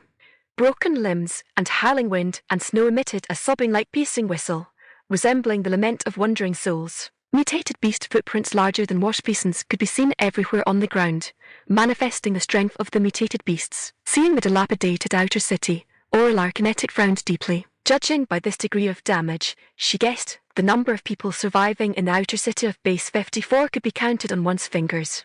As for the inner city and central city, those top forces were not short of small protective shields, so they should still be able to barely hold on. Chapter 139: The Castle on the Ground. Looking at the dilapidated outer city, Orlar Kinetic fell into silence. With natural and man-made disasters, wanting to survive in the wasteland world was truly too difficult. She estimated that in this beast tide, the people living in the Shantytown basically had no survivors. Orlar Kinetic looked at the protective shield above the encampment and sighed helplessly. It was not that they were hard-hearted, but rather that this world did not allow saints to survive. After a few breaths of silence, Orlar Kinetic's small figure walked out of the protective shield of the Valerius mercenary group. After stepping out of the protective shield, Orlar Kinetic's body slowly rose into the air, and her spiritual telekinesis instantly encompassed the surrounding 5 kilometers into her mind. It was not that Orlar Kinetic was being a saint and wanted to save people, but ever since Orlar Kinetic broke through the ability shackles of the wasteland world in the dark,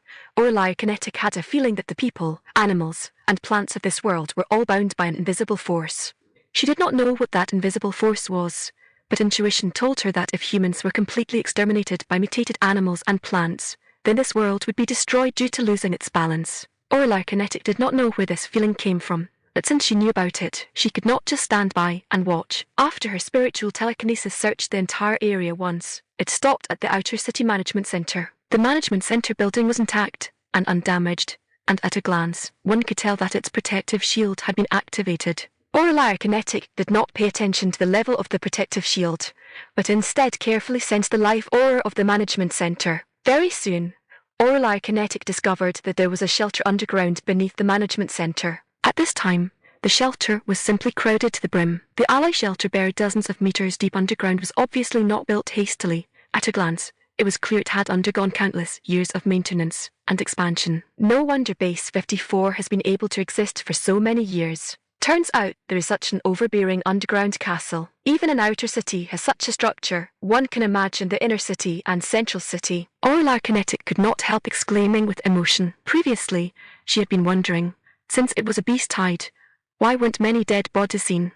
She had thought they were eaten by mutated beasts, but seeing this underground castle made her realize that most of the people in Base 54 had hidden here. Shaking her head, Orlar Kinetic's eyes fell on the entrance of the underground castle, a thick anti-radiation alloy door, with a castle number engraved on the door body. Behind the alloy door was a long disinfection passage, with orange-yellow indicator lights flickering on the walls. The air filters on both sides of the passage hummed continuously. After a brief thought, Orlar Kinetic finally decided to go into the underground castle to take a look. With a slight movement of her figure and a teleportation, when she steadied her figure again, she was already standing in the passage of the underground castle. In the central control room of the underground castle, 2 young men in their 20s were chatting. "Hey, Darius, did you notice? Just now, a shadow entered the underground castle," one of the young men said doubtfully. Darius glanced at his colleague beside him, then carefully looked at the high-definition display screen in the central control room. "Zaimo, your eyes are no good even though you are so young." What shadow could have possibly entered the underground castle? Really none. Hearing Zymo's teasing, Darius also became somewhat uncertain. Zymo, stop being so suspicious. Think about it. If anyone entered the underground castle, the protective shield would block them outside. Assuming the protective shield didn't block them when entering the underground castle, the radiation scanner at the ally gate would have sounded an alarm long ago, Darius reminded. Hearing Darius' reminder, Corin also felt that he was being overly nervous and had seen wrongly. Hearing the two men's conversation through her spiritual telekinesis, Orla Kinetic could not help shaking her head with amusement.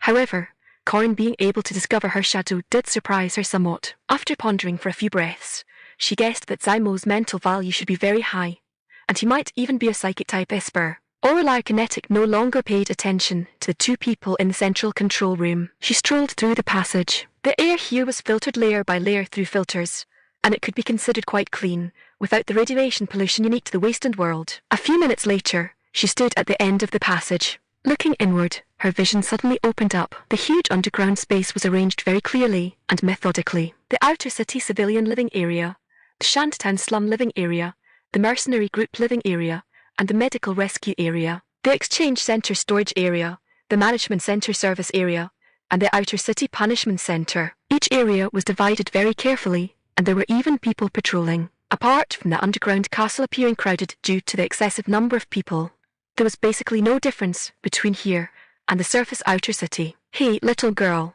Whose family do you belong to? What are you standing in the passage for? A rough voice sounded in Aurelia Kinetic's ear. Aurelia Kinetic looked toward the source of the sound and saw two men wearing patrol clothes walking over. Seeing Aurelia Kinetic looking over, the tall man among them couldn't help saying with disdain, "That's right, little girl. What are you looking at? I'm talking about you. What are you standing here for? Why aren't you going back? In a while, the mercenary squads that went out to kill mutated beasts will be back. Won't you be in the way standing here? The mercenary squads that kill mutated beasts," Aurelia Kinetic repeated incomprehensively. Looking at Aurelia Kinetic's ignorant appearance of knowing nothing, the man who called out to her was also speechless. "No. Whose little girl is this? How come she knows nothing at all?" Without waiting for the other party to continue asking, Aurelia Kinetic spoke first. "Where do the mercenary squads go to kill mutated beasts? There isn't a single person outside, right? You girl, of course there's nobody outside. The mercenary squads went outside the base to kill mutated beasts. Little girl, you don't think that we've just been hiding here waiting for the cold season to pass so those mutated beasts will leave on their own, do you?" The tall man looked at Aurelia Kinetic with a speechless expression, and for a moment, he couldn't figure out Aurelia Kinetic's identity. Looking at this little girl's attire, she was obviously a wealthy person. Could it be that wealthy people raise such idiots? The tall man's blatant disdain made Aurelia Kinetic feel somewhat ashamed. This really couldn't be blamed on her. The original owner didn't care about anything, and just did whatever her family members told her to do. As for her, she really didn't know. Seeing the other party's disdainful gaze, she was also speechless. She could only helplessly take the blame for the original owner. That, isn't that the case?" she asked somewhat awkwardly. "Little girl, of course not. If we don't drive the mutated beasts away, once the cold season is over, the base would have long been occupied by the mutated beasts and become their territory. In the past, there was a small base that wanted to save trouble, and as a result, after the cold season ended, when they went out from the underground shelter, they were eaten clean by mutated beasts right away." The tall man was also a chatterbox. Having finally caught a little fellow who knew nothing, it happened to satisfy his urge to talk. Aurelia Kinetic found this person quite interesting, clearly showing disdain for her, yet chatting with her and telling her everything in detail. "What? Eaten clean? Are those mutated beasts that formidable? Wouldn't the mercenary squads going out to kill mutated beasts be in great danger?" Aurelia Kinetic was a good conversationalist and was very adept at keeping the conversation going. Chapter 140 Mutant Snow Sculpture. After more than 10 minutes, Aurelia Kinetic finally figured out how the base handled the beast tide. The mercenary groups of the entire base formed countless mercenary squads, taking turns to go out and exterminate or drive away mutated beasts. When injured or when their rotation time was up, they would return to their underground castle to rest. The mercenary squads here included the city defense force and guard corps sent by major factions from the inner city and central city, and even mercenary squads formed independently by solitary Spurs. In addition to the base's mandatory rotation missions, the squads here also had exchange missions similar to those taken by the mercenary group. After figuring it out, Aurelia Kinetic thought of the injured members of the Mu family and Thorn family. They most likely got injured while out on a mission. Orla Kinetic couldn't help muttering to herself, "Thank you. This is a gift from me. I hope you won't mind it." After expressing her gratitude, Orla Kinetic handed a small bottle to each of the two men. The two men wanted to refuse, but found that they couldn't move at all. Then, they discovered with horror the little girl who had been standing in front of them chatting vanished in the blink of an eye, as if she had never appeared. "Old why? Am I dreaming? How could I dream of a little girl?" the tall man asked in a panic. "Old Garrett, I don't know if you were dreaming, but the bottle in your hand is still here." After a long while, Old John replied in a daze. Old Garrett lowered his head to look at the bottle in his hand, and then looked at the empty corridor. "Old why? Did we meet an expert? What do you think an expert would give us? It must be very precious." Old Garrett came back to his senses, and looked at the small bottle in his hand with wild joy. Needless to say about the pleasant surprise Old Garrett and Old John felt upon receiving the gifts. On the side, 2 minutes later, Orla Kinetic had already flown through the air to the outside of the base. She stood in midair, quietly watching the battle between the mercenary squads and the mutated beasts below. Both sides had their wins and losses, and it was hard to tell who would win or lose for a moment. Just as Orla Kinetic was pondering whether to step in and suppress the beast tide, several sharp, clear cries rang out. Screech, screech. Hearing the successive sharp cries, Orla Kinetic's eyes accurately looked toward the source of the sound. Her eyes didn't see what kind of mutant bird it was, but failing to see it with her eyes, Orla Kinetic's spiritual telekinesis directly locked onto that direction. A few breaths later, 2 small white dots appeared in Orla Kinetic's mind, moving at lightning speed,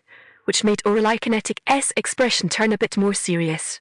Yes, white dots, not black dots. If these white dots weren't moving quickly and blending into the flying snow fragments all over the sky, ordinary Esper-S would never be able to discover them. 2 high-level mutant snow eagles, 1 level 9 and 1 level 8. Information about the 2 mutant snow eagles clearly appeared in Orla Kinetic's mind.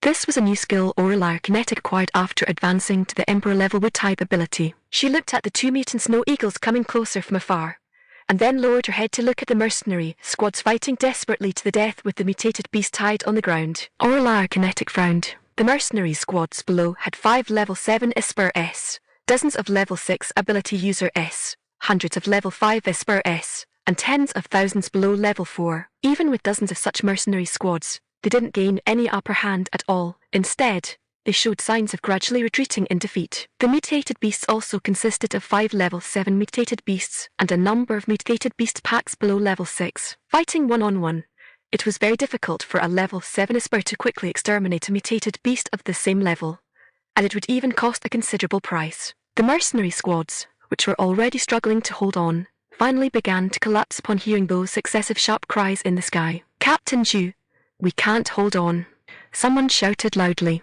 Captain Ju forced back the mutated beast in front of him with a single move, and looked up at the approaching mutant snow eagle. Feeling the fatal sense of crisis brought by the powerful coercion of the mutant snow eagle, he had to shout out, "It's a high-level mutant snow eagle, retreat quickly." Unfortunately, his decision was too late. Mutated beasts were also very smart. Seeing that their side had helpers, how could they be willing to let these Esper-S go? Mutated beast calls were treasures for Esper-S to raise their levels. Similarly, the bodies of Esper-S were also good things for mutated beasts to raise their levels. Otherwise, why would the mutated beasts spare no effort to launch a beast tide and attack the human base? One side wanted to retreat, while the other pursued relentlessly, and the retreating side would suffer losses themselves. Health, run. Many injured Esper-S, who were too slow, were gradually swallowed and devoured alive by the mutated beast catching up from behind. Seeing this cruel scene, Orla Kinetic sighed helplessly. Although the Wasteland world had its own laws of survival of the fittest, in the end, she couldn't help but feel a shred of pity. Several green vines descending from the sky completely bound the few level 7 mutated beasts, frightening the other mutated beasts that were preparing to chase wildly into instantly stopping their pursuit. Ow! Squeak, squeak.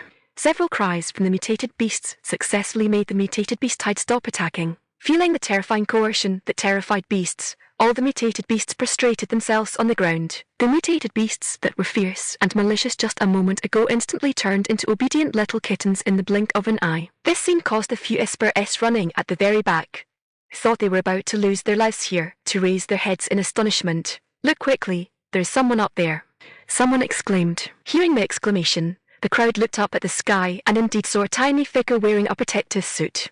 She looks so young, someone muttered. Shut up, if you want to die, don't drag us down with you. Maybe it's because the Lord is positioned too high up, so another person scolded their companion before explaining in a low voice. Stop arguing. Do you have too much time left to live? You dare to discuss the Lord to their face. Another person hurriedly interrupted the two. Hearing this, the few of them shut their mouths in unison, lowering their heads and not daring to speak again. Orla Kinetic looked at them, her gaze finally resting on the last injured Esper. Then Kinchin, the crisp and pleasant female voice reached the ears of several people, not only shocking the few Esper S, but also causing Fen Kinchin, who was standing motionless there, to raise his head in pleasant surprise. This familiar voice was simply like a straw to clutch at, instantly restoring the exhausted Fen Kinchin to full health. Senior. Fen Kinchin's tears could no longer be held back, rolling down like a wronged child seeing their parents. Orla Kinetic, no. What is this situation? You are level 5 Esper. Why are you crying just from hearing my voice? This anyone who doesn't know would think I bullied you. Fen Kinchin, how embarrassing. Damn it, it's so embarrassing. Why did I uncontrollably cry the moment I heard Senior's voice? Seeing the crying Fen Kinchin through her spiritual telekinesis, Orla Kinetic had a huge headache. How to coax a crying adult? Waiting online. Quite urgent. A helpless Orla Kinetic thought for a moment, and a small bottle descended from the sky, flying straight toward Fen Kinchin. Swallow this, and the injuries on your body won't hurt anymore. The implication was, stop crying. Fen Kinchin, who was flusteredly wiping away his tears, was instantly dying of embarrassment. Chapter 141 Battle Against the Mutant Snow Eagle. Fen Kinchin didn't care to wipe his tears, and cautiously reached out to catch the small bottle falling from the sky. This was a gift from the senior, and he originally wanted to put it inside his chest pocket, but unexpectedly, Orla Kinetic S voice came over again. Drink it down. These simple 3 words, however, contained a hint of unquestionable authority. Yes, thank you, senior. With that, Fen Kinchin unscrewed the bottle cap without even inspecting it, tilted his head back, and swallowed it all down in one gulp. Everyone only smelled an unusual scent of fresh grass drifting past. Interwoven within the grassy scent was a trace of rich vitality that made people change their expressions upon smelling it. Good stuff. Everyone had only this single thought in their minds. The one who felt it most deeply was Fen Kinchin, who had drunk the liquid in the bottle. The slightly cool liquid slid down his throat, turning into a gentle warm current the moment it entered his stomach, slowly flowing along his meridians like spring snow melting and streaming across a parched riverbed. There was no scorching pain, only a numb, itchy feeling spreading from his extraordinary meridians to his limbs and bones. Every inch of his skeleton and every cell was gently trembling and stretching. A pale green shimmer seeped out from beneath his skin, healing his newly injured body. Every part of his body was gently throbbing, greedily absorbing this strand of pure vitality. Fen Kinchin's originally panting breath slowly steadied and grew long. Closing his eyes, he only felt his whole body light, and his overdrawn ability was rapidly recovering. The fatigue and hidden injuries from the fierce battle were also swept away. With a thump, Fen Kinchin knelt straight down, and then kowtowed in gratitude to Orla Kinetic. Many thanks to Senior for the grace of bestowing this medicine. From now on, I, Fen Kinchin, swear here that whenever Senior gives an order in the future, even if it means climbing a mountain of swords or plunging into a sea of fire, I will not hesitate even in death. Fen Kinchin's action startled everyone, and what followed closely was envy, jealousy, and hatred. Damn it, this guy is really so fucking smart. The skill of showing loyalty and climbing up the pole along with the situation was thoroughly acted out by him. Smart people weren't many, but copycats weren't few. Fen Kinchin's kneel reminded the rest of the people, and someone immediately learned and applied it on the spot. This humble one, Gujen, many thanks to Senior for saving my life. This humble one, Doubting, many thanks to Senior for saving my life. People kneeling and thanking one after another directly left Orla Kinetic speechless. Fen Kinchin, the mutant snow eagle will arrive immediately. Leave the mutated beast on the ground to you guys. Having said that, Orla Kinetic S body standing in midair abruptly teleported, directly disappearing from everyone's sight. Such fast speed. That's teleportation. If only I could have half of Senior's strength someday. Everyone enviously looked at Orla Kinetic S disappearing figure. Alright, stop being envious for now. Quickly look at that kid Fen Kinchin. Someone reminded. When everyone looked back, good grief, as expected of you Fen Kinchin, without a sound you flattered the Senior again. It turned out But while these people were enviously discussing, Venkinchin had long since started working on what Oralai Kinetic had instructed. Everyone, Fletcher. Lesson learned, mainly focusing on being obedient and seizing the initiative. Venkinchin, a bunch of copycats trying to curry favor and act cute in front of senior to snatch my position. What are you dreaming about? I am the first person to follow senior after all. Oralai Kinetic didn't know that it was simply because she didn't know anyone else, so she could only find the only person she knew, Venkinchin. This move, however, allowed Venkinchin, whose status was originally mediocre within the mercenary team, to leap forward and become a mercenary group leader with a powerful background in the eyes of others. The biting cold wind mixed with crushed snow blew against her face. Oralai Kinetic instinctively waved her hand, driving away the drifting snowflakes filling the air in front of her. Looking at the rapidly approaching mutant snow eagle in the distance, her brows slightly raised. These two big guys actually delivered themselves to her door. Just right. She had just entered a new realm, and didn't know what changes her strength had undergone. She was just worrying about not finding a sparring partner. These two mutant snow eagles thoughtfully delivered themselves to her door. What truly good eagles? Oralai Kinetic unhesitatingly issued a good guy card to the two mutant snow eagles. Mutant snow eagle, no. We don't need beneath the vault of heaven. Two huge shadows that blotted out the sun suddenly appeared amidst the flying snow. The mutant snow eagle's huge wings spread out, almost covering half the sky. The white feathers covering its body were not soft feathers like those of ordinary mutated birds and beasts, but rather icy feather arrows condensed through mutation. When the cold wind blew, the sharp feather edges rubbed against the cold wind and ice and snow, making a fine, harsh, crisp creak sound. A tuft of silver bright long feathers stood tall on top of its head, trembling slightly with its circling movements. That pair of ice blue vertical pupils locked tightly onto Oralai Kinetic standing tall in mid-air. In the turbid yet cold avian pupils, there was not a trace of warmth for living things, only revealing the predatory ferocity of a mutated beast. The white-grey hoof-like giant beak continuously opened and closed, constantly spitting out white chilling mist. Snowflakes fell onto the mutant snow eagle's feathers, instantly condensing into a layer of hard ice shell. A pair of thick talons hung in mid-air, their toe tips wrapped in thick ice, gleaming with a cold, hard, and sharp light. Just looking from afar, Oralai Kinetic could perceive that bone-chilling coldness. Looking at such a mutant snow eagle, Oralai Kinetic couldn't help but ignite a blazing fighting spirit in her eyes.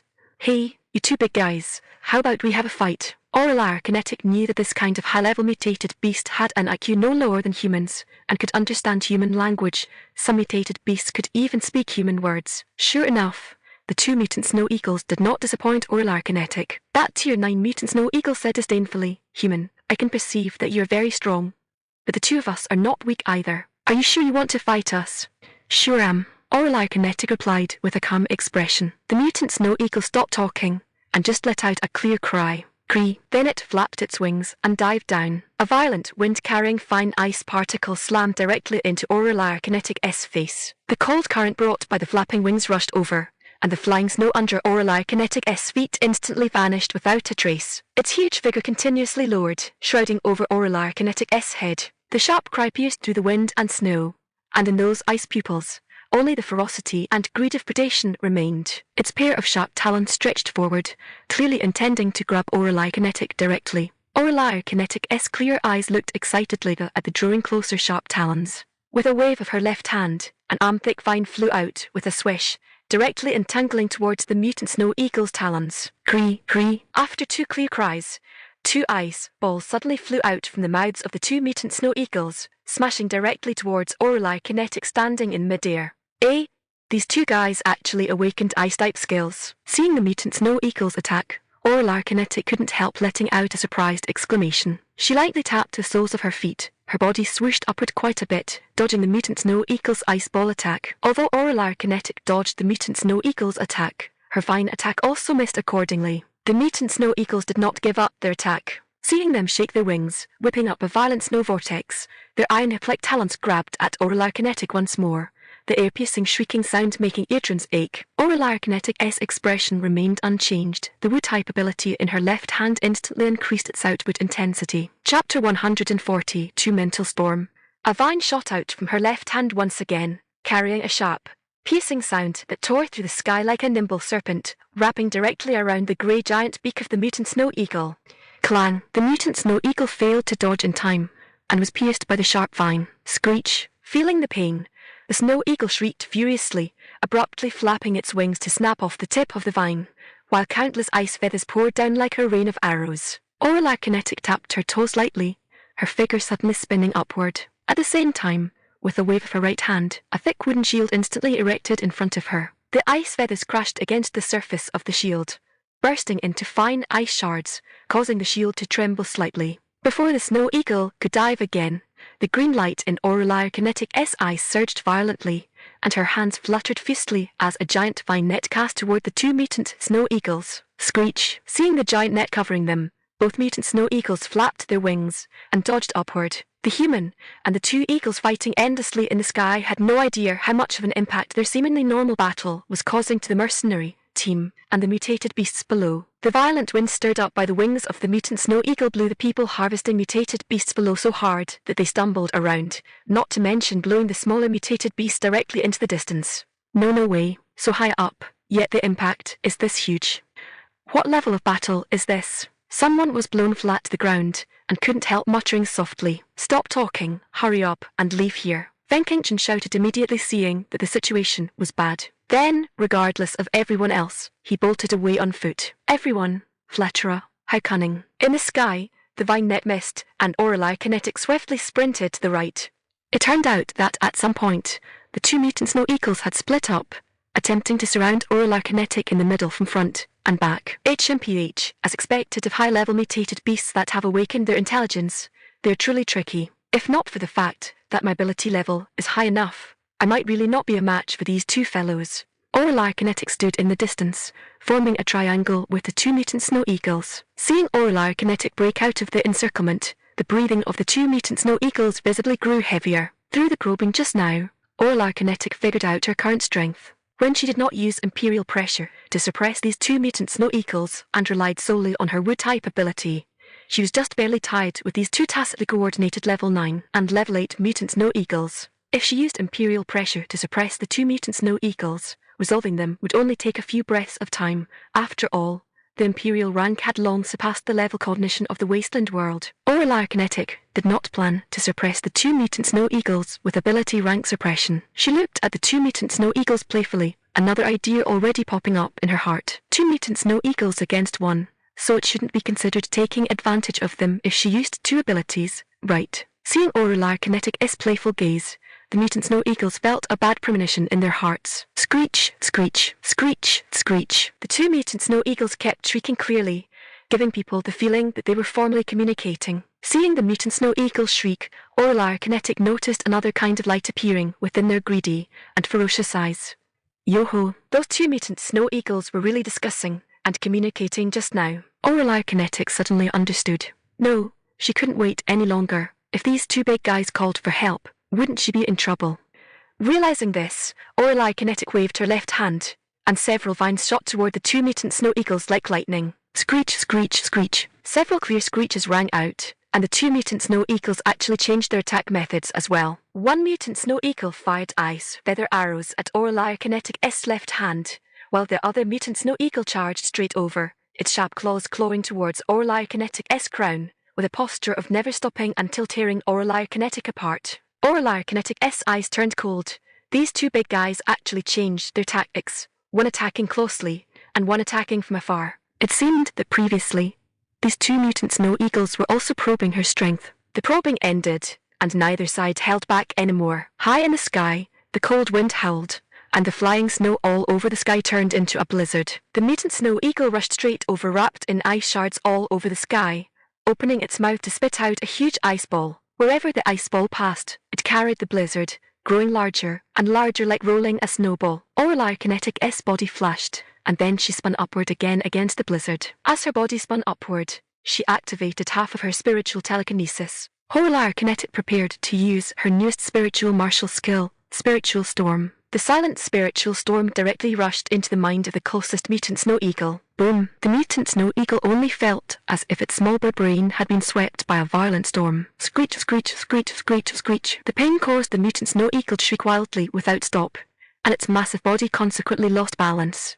At the very moment the mutant snow eagle lost its balance, Orla Kinetic's hands fluttered rapidly, and countless thick vines burst out from her hands, wrapping around the mutant snow eagle like ropes. The intense pain completely enraged the mutant snow eagle, and the furious mutant snow eagle madly counterattacked, beating its wings non-stop and sending out patches of ice arrows shooting wildly into the surroundings. Swoosh! Not paying attention for a moment, Aurelia Kinetic-S calf was hit by an ice blade, and fresh blood instantly spewed out. Such a powerful ice blade. Aurelia Kinetic was greatly shocked in her heart. She never expected that she would actually be injured by the mutant snow eagle. Her wood-type ability quickly stopped the spurting blood. The muscles at the wound churned a few times, and then quickly scabbed over. After a few breaths, no trace of injury could be seen anymore. Because of the injury, Aurelia Kinetic finally stopped holding back. She increased the output of the spiritual storm, and the vines not only twisted and dodged flexibly but also surrounded and coiled from top, bottom, left, and right. Amid the spiritual storm continuously destroying the mental consciousness of the mutant snow eagle, the snow eagle's body frequently lost balance and plummeted directly downward, while its ice arrow attacks became completely shapeless. A moment later, several vines bound its wings and sharp claws. A trace of a smile appeared on Aurelia Kinetic-S small face, and she silently chanted store in her heart. In an instant, the mutant snow eagle disappeared without a trace. The long-range attacking mutant snow eagle found its companion suddenly missing, and its cold pupils instantly turned blood red. Screech, screech, screech, screech. One clear screech after another seemed to be calling out and searching for its companion, harrying a hint of fury amidst the mournfulness. After a few breaths, the mutant snow eagle's roaring gradually stopped, and its blood-red pupils stared fixedly at Aurelia Kinetic, looking like it wanted to swallow Aurelia Kinetic alive, which made Aurelia Kinetic-S expression grow a bit more solemn. Although she was not afraid of this mutant snow eagle, she was still quite weary deep down inside towards such a frantic fellow that didn't fear life or death. Who knew if this fellow had any desperate counterattacking ultimate moves? This time, Aurelia Kinetic initiated the attack first. Her hands fluttered, countless vines flew about, and the invisible spiritual storm rushed straight into the mind of the mutant snow eagle. The level 9 mutant snow eagle was indeed much more sensitive and harder to deal with. Seeing it rapidly flap its wings, its body rose swiftly, dodging all of Aurelia Kinetic-S attacks. Subsequently, the mutant snow eagle's clear screech suddenly changed direction. Screech, screech, screech, screech, screech, screech, screech. The continuous clear screeches rushed straight towards Aurelia Kinetic-S head. Spiritual attack. Chapter 143 Getting Beaten. I shot Aurelia Kinetic only then realized that this level 9 mutant snow eagle could actually use mental attacks as well. Mental barrier. With a soft shout, a spiritual telekinesis barrier formed inside Aurelia Kinetic-S mind, surrounding her entire spiritual sea. Aurelia Kinetic did not dare to relax a naturalist in the slightest. You must know that her mental level was the same as the mutant snow eagle's. If she was even slightly careless, she would kick the bucket. Ice particles pelted Aurelia Kinetic-S face, causing the skin on her face to sting with pain. Aurelia Kinetic stood in midair, looking up at the mutant snow eagle circling above her. The mutant snow eagle's white feathers were covered in frost, and its pupils were as crimson as blood. Every flap of its wings whipped up biting, freezing gales. The mutant snow eagle's mental power quietly surged into Aurelia Kinetic-S mind, only to be blocked outside by the thick mental barrier. Screech. The mutant snow eagle never expected that the human before it was not only a wood-type ability user, but also a psychic-type Esper, whose strength was no weaker than its own. It let out a clear screech, a sense of crisis already rising in its heart. Just as the mutant snow eagle was hesitating, Aurelia Kinetic-S mental soul spike suddenly plunged into the center of the mutant snow eagle's brows. The mutant snow eagle suddenly felt its head tighten, as if a sharp ice pick had fiercely pierced into it. The scene before its eyes instantly distorted, and the wind and snow turned into boundless darkness. The sharp, intense pain triggered endless screeches from the mutant snow eagle, and its body uncontrollably plummeted downward. Aurelia Kinetic-S mental soul spike, carrying indifference and contempt, wanted to directly crush the mutant snow eagle's will and completely destroy its consciousness. Screech, screech, screech, screech. The painful,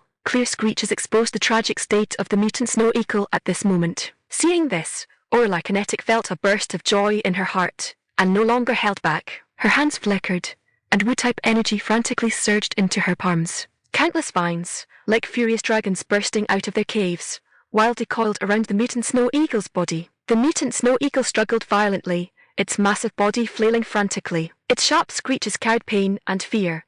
Its mental power fluctuated violently, and the snowstorm across the sky was thrown into disarray accordingly. Aurelia Kinetic-S gaze turned cold. Not wanting to entangle with the mutant snow eagle any longer, she chanted store silently in her heart. The wildly flailing mutant snow eagle completely vanished without a trace. Lorelei Kinetic glanced at the two motionless mutant snow eagles lying quietly inside the space dome, feeling secretly delighted in her heart. She had just absorbed the energy crystal and the source of life, and was worrying about not having energy stones to elevate her ability when these two big guys delivered themselves right to her doorstep. The commotion from this fight was quite large, and Lorelei Kinetic no longer bothered to hide. She fully released her Imperial-grade pressure, the enormous pressure directly forcing the humans and mutated beasts below to press flat against the ground. Those mutated beasts that were too low in level or too heavily injured were directly crushed into bloody foam and bone slag. By this Emperor's decree, within a 5-kilometer radius of Base 54, no mutated beasts are permitted to exist. Violators will die. There was no explanation, no warning, only a single notice. As the words fell, the Imperial-grade pressure suddenly vanished. The mutated beasts prostrated on the ground collectively kowtowed, then got up and fled in all directions.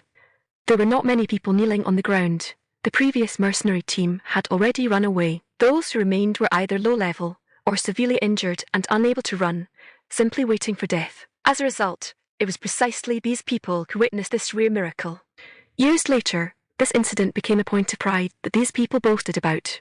When it came to the most excited person, it was none other than Feng Qingchen. He had a vague guess in his heart, which was the true identity of this big shot. Lorelei Kinetic turned and flew away through the air. As for the life and death of the mercenary team members below, it was not within the scope of her consideration. Naturally, she also did not know that someone had already guessed her identity, and her disguise had fallen off. After Lorelei Kinetic's figure and pressure completely disappeared, the people on the ground staggered to their feet. After exchanging glances with each other, everyone's gazes uniformly turned towards Feng Qingchen. "Commander Feng, what do you think of today's matter?" someone asked softly. The reason everyone asked Feng Qingchen was not because his strength was the strongest or his ability level was the highest. Rather, it was because right here and right now, only Feng Qingchen had the closest relationship with the big shot, and his body had also completely recovered. "I will not participate in this matter, but I hope everyone thinks it through. When too many people know about certain connections, it is not necessarily a good thing." After finishing, Feng Qingchen turned around and began to pick up the mutated beasts on the ground. These were all supplies. In the past, they required life-or-death battles, but today they could just pick them up casually. At a time like this, who would chat with these fools? Over here, Lorelei Kinetic returned to the Valerius mercenary group base and called out Alistair Kinetic and the others. "Sia, you've come out of seclusion." Arthur Kinetic looked his daughter up and down with a happy face, his eyes filled with doting affection. I've come out of seclusion." "Dad, is your injury all right?" Lorelei Kinetic asked with concern. Afterwards, she lightly patted her head and deftly took out a small bottle from her space, handing it to Arthur Kinetic.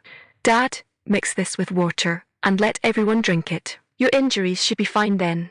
"Right, don't worry. The mutated beast tide has retreated, and there shouldn't be any danger during this year's cold season." Lorelei Kinetic turned her head and said to Alistair Kinetic and the others, "The beast tide has retreated." Everyone exchanged glances, somewhat inexplicably puzzled. Alistair Kinetic's heart stirred, and he softly asked, "Seer, did you go out?" Lorelei Kinetic looked at Alistair Kinetic and smiled flatteringly. "Eldest uncle is still the most amazing, guessing it right away." "I went out for a trip and got some good things. Since everyone is right here, let's pitch in together." Having finished speaking, she moved her mind. Thud, thud. The sound of heavy objects hitting the ground awakened everyone who was pondering the meaning of Lorelei Kinetic's words. The massive bodies of the mutant snow eagles and the pressure of those level 9 mutated beasts made everyone's chests tighten. Taken by surprise, they almost knelt straight down. What level mutant bird is this? The pressure is so terrifying. Lucian Kinetic couldn't help exclaiming and asking. The others also uniformly looked at Lorelei Kinetic, the burning intensity in their eyes making Lorelei Kinetic scratch her head in embarrassment. "One is level 9, and one is level 8. This level 9 one is quite powerful." Lorelei Kinetic didn't over-explain the perils of the battle. She merely stated the levels of the two mutant snow eagles. "What? Level 9 and level 8? Seer, how are you? Are you injured?" Hearing the levels of the two mutant snow eagles on the ground, Gwendolyn immediately reached out and pulled at Lorelei Kinetic, checking whether she was injured, completely forgetting that Lorelei Kinetic was a wood-type ability user who could heal her own injuries. "Mom, I'm fine. I'm not injured." Fearing that Gwendolyn would worry, Lorelei Kinetic lied and said she wasn't injured. She figured that her wound had already healed, so Gwendolyn shouldn't be able to tell. Lorelei Kinetic had thought everything through, but she forgot about the place where her lower leg was injured. Although the injury had healed, she forgot to change her torn pants. When Gwendolyn saw the pants, she slapped down with a palm. "You dead girl. How dare you lie to your old lady? Watch how I don't beat you to death, you dead girl." Gwendolyn's sudden outburst shocked everyone, including Lorelei Kinetic. "I know where am I? Who am I?" Lorelei Kinetic was dumbfounded. Just think, she, a dignified Imperial-grade Esper, was actually getting beaten by a level 4 genetic enhancer. What was most depressing was that after getting beaten, she still had to apologize, act submissively, and beg for forgiveness. Just think about this picture. Chapter 144 Life Winner. Seeing Lorelei Kinetic's completely bewildered look, as if she didn't even know who she was, everyone covered their mouths and shrugged, stifling their laughter. Only after hitting Lorelei Kinetic did Gwendolyn realize what she had just done. Feeling a bit embarrassed, she rubbed her nose, looking anywhere at the sky, at the ground except at Lorelei Kinetic. Her guilty conscience made her unable to face her, prompting Lorelei Kinetic to look at her mother with an aggrieved gaze. Seeing her daughter's aggrieved little eyes, Gwendolyn pulled Lorelei Kinetic over and said loudly, "See her, hurry and change your clothes. It's so cold outside. Aren't you afraid of freezing?" Seeing Gwendolyn's guilty attempt to bury her head in the sand, everyone couldn't hold it in any longer and burst into laughter together. Seeing everyone laughing, Gwendolyn thought about it and couldn't help but laugh as well. After a while, everyone finally suppressed their laughter and turned their gaze to the corpses of the 2 mutant snow eagles. "Sire, how do you plan to handle these 2 mutant snow eagles?" Alistair Kinetic asked in a deep voice.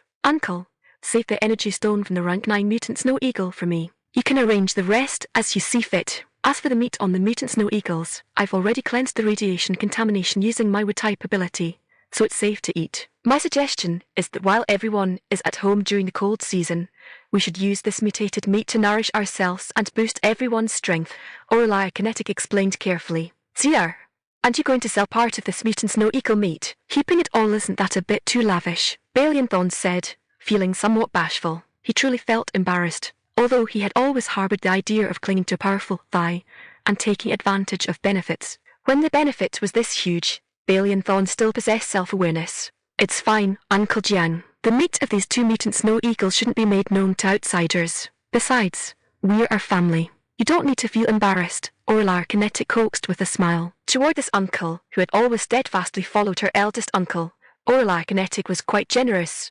She didn't mind him gaining a few benefits. Hearing Lorelei Kinetic's explanation, everyone came to their senses. The news of Lorelei Kinetic killing the rank 9 and rank 8 mutant snow eagles could not be leaked out at all. "All right, let's get right to processing the mutant snow eagles. Sire, go back and rest first. Don't worry, we'll take care of things here." Alistair Kinetic immediately set to organizing. Lorelei Kinetic nodded, agreeing with Alistair Kinetic's arrangement, and obediently returned to her courtyard. Once Lorelei Kinetic left, Alistair Kinetic and the others began processing the corpses of the mutant snow eagles. Cutting off the sharp talons, these were great materials for forging daggers. The feathers on the wings were also valuable. Stiff feathers could be forged into arrow shafts, and the down could be made into warm down jackets. The sharp beaks were even better materials for sharp blades. The Moo family brothers, along with Thornkale and Gale Thorn, bustled about together. "Dad, come take a look," Tristan Kinetic suddenly called out loudly. Alistair Kinetic looked at Tristan Kinetic in surprise.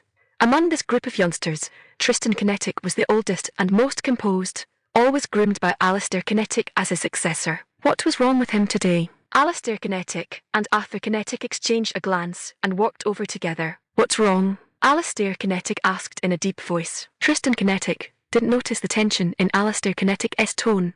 His entire attention was focused on the 2 fist-sized beast claws in his hands. "Dad, look." Tristan Kinetic handed 2 differently coloured beast claws to Alistair Kinetic. "Beast claws? 2 of them? Didn't Sia say that the beast core inside the rank 9 mutant snow eagle belonged to her? Why did you put the rank 9 and rank 8 beast claws together?" Alistair Kinetic took the beast claws and chided displeasedly. "Dad, both of these were dug out from inside the rank 9 mutant snow eagle. We haven't even started digging out the beast core from the rank 8 mutant snow eagle yet," Tristan Kinetic explained. The few of them had divided the work, and Tristan Kinetic was responsible for extracting the beast cores. "What?" That rank 9 mutant snow eagle had 2 beast claws inside its body. Standing nearby, Arthur Kinetic couldn't help but exclaim in shock. "All right, don't shout about this matter. These two beast cores are clearly different. One radiates chilling cold its ice element, while the other is deep and reserved, showing no obvious special trait. However, it's clear that this mutant snow eagle was not simple. Keep your mouths tight about today's matter.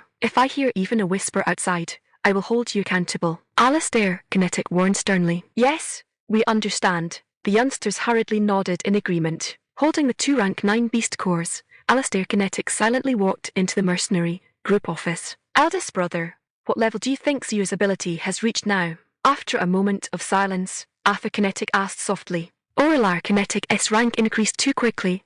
They simply couldn't imagine it. I don't know either. But considering she easily killed 2 mutant snow eagles all by herself, I previously guessed she was at least a peak rank 9 Esper, but now I'm not so sure anymore. Just looking at this rank 9 mutant snow eagle, I fear Zir isn't just a simple peak rank 9 Esper. Alistair Kinetic uttered to speculation with difficulty. Hearing Alistair Kinetic-'s guess, Arthur Kinetic felt both pride and heartache in his heart. His daughter had reached her current strength without saying a word, which meant she must have suffered a lot behind the scenes, yet she'd never cried in front of him. Brother, do you think I'm completely useless? When I was young, I relied on Dad and lived carefree. When I grew up, you were the one worrying and shielding me in front, letting me live without stress. And now, every danger is handled by Zir, while I remain totally in the dark. Brother, tell me. Before Arthur Kinetic could finish speaking, he heard Alistair Kinetic-'s cold snort. Muzarojan, is your skin fucking itching? Are you intentionally showing off and bragging in front of me? Bragging? Showing off? Eldest brother, I definitely wasn't. Don't misunderstand. Sensing the danger in Alistair Kinetic-'s tone, Arthur Kinetic froze all over and hastily denied. Misunderstand? I think you're doing it on purpose. You're fucking flexing in front of me, aren't you? Today I'll teach you a lesson for flexing. With those words, a snake of lightning as thick as a chopstick struck without warning toward Arthur Kinetic, who had a smug look. Murdering your own brother. Brother, even if you're green with envy, you can't use this move, Arthur Kinetic shouted as he ran out the door. Seeing this scene, the others couldn't help but lower their heads and chuckle, especially the 3 Caspian Kinetic brothers. They were also quite speechless toward their old man. Because of Aureli Kinetic, the 3 brothers were also proud and smug, but they kept it hidden in their hearts. Their dad, on the other hand, seemed unable to rest unless he provoked their eldest uncle. Now look, he got taught a lesson, didn't he? The 3 brothers shook their heads in unison, then lowered their heads to earnestly process the mutant snow eagles. These were all treasures, after all. Meanwhile, Balian Thorn and his 2 sons, Thorncale and Gale Thorn, were genuinely envious. Now this asterisk was a true winner in life. Alistair Kinetic was merely putting on a show in front of everyone. Seeing Arthur Kinetic run off into the distance, he stopped in his tracks. Turning around, he said to the young men processing the mutant snow eagles, You guys better not learn from your father uncle. Got it? Yeah, got it. Everyone nodded, stifling their laughter. Still scolding others, isn't he like that because the old man, and you spoiled him? Unnoticed, Elena Valerius stood behind them and quietly grumbled. PUFFD, PUFFD. Chapter 145 Ancient Pressure. Seer, this is the beast core dug out from that mutant snow eagle. One is an ice type, and the other seems to be a mental type ability. Alistair Kinetic handed the box containing 2 level 9 beast cores to Aurelar Kinetic. Aurelar Kinetic took the box, opened it, and took out the mutated beast cores. Sure enough, when the ice type beast core was held in her hand, a piercing chill instantly surged through her palm into her body. A thin layer of frost quickly condensed on the arm, where the chill passed. Hiss, what a powerful ice type beast core. Seeing this, Alistair Kinetic couldn't help crying out in surprise. Aurelia Kinetic hadn't expected the energy of the level 9 mutated beast core to be so freakish. She put down the ice type beast core and looked at the other mental type beast core. This time, she just took a look, closed the box, and put it away. Uncle, from now on, I don't plan to go out. I'm ready to make up for my lessons, well online, and strive to enter the advanced ability class directly when school starts. Aurelia Kinetic stated her plan. Hearing Aurelia Kinetic's plan, Alistair Kinetic frowned. Why did he feel like Aurelia Kinetic had a sense of urgency? Seer, you're not old, even though your ability level is high, but Uncle thinks you don't need to put so much pressure on yourself. Going to school step by step and making more friends of the same age isn't that great. Alistair Kinetic persuaded in a low voice. At this moment, Alistair Kinetic suspected that the Mu family was too weak and held Aurelia Kinetic back, which made her rush to compress her schooling time. Seeing her uncle, who was overthinking things, Lorelei Kinetic felt somewhat helpless. Uncle, it's not because of the family. It's because I heard that every 5 years, the Bases Ability School will have a few recommended slots to study as exchange students at the top 5 ranked bases. And next year is the 5-year period. To prevent Alistair Kinetic from continuing to overthink, Lorelei Kinetic had to state the reason. Sir, you plan to go. The competition for such slots must be fierce. If you don't expose your ability level, will the school recommend you? Alistair Kinetic asked with some worry. Uncle, I know, but I plan to make up for my shortcomings in academic courses these 2 months, and personally talk to school administration after school starts, Lorelei Kinetic said with a relaxed expression. At this, Alistair Kinetic completely shut his mouth. He knew that once this niece decided on something, she generally wouldn't change it. Sighing, Alistair Kinetic said, All right then. Tell your uncle whatever you lack. We are family. You shouldn't feel embarrassed to trouble us. As soon as Alistair Kinetic finished speaking, both Alistair Kinetic and Lorelei Kinetic were stunned. The meaning behind the words was self-evident. After exchanging glances, Lorelei Kinetic agreed. Uncle.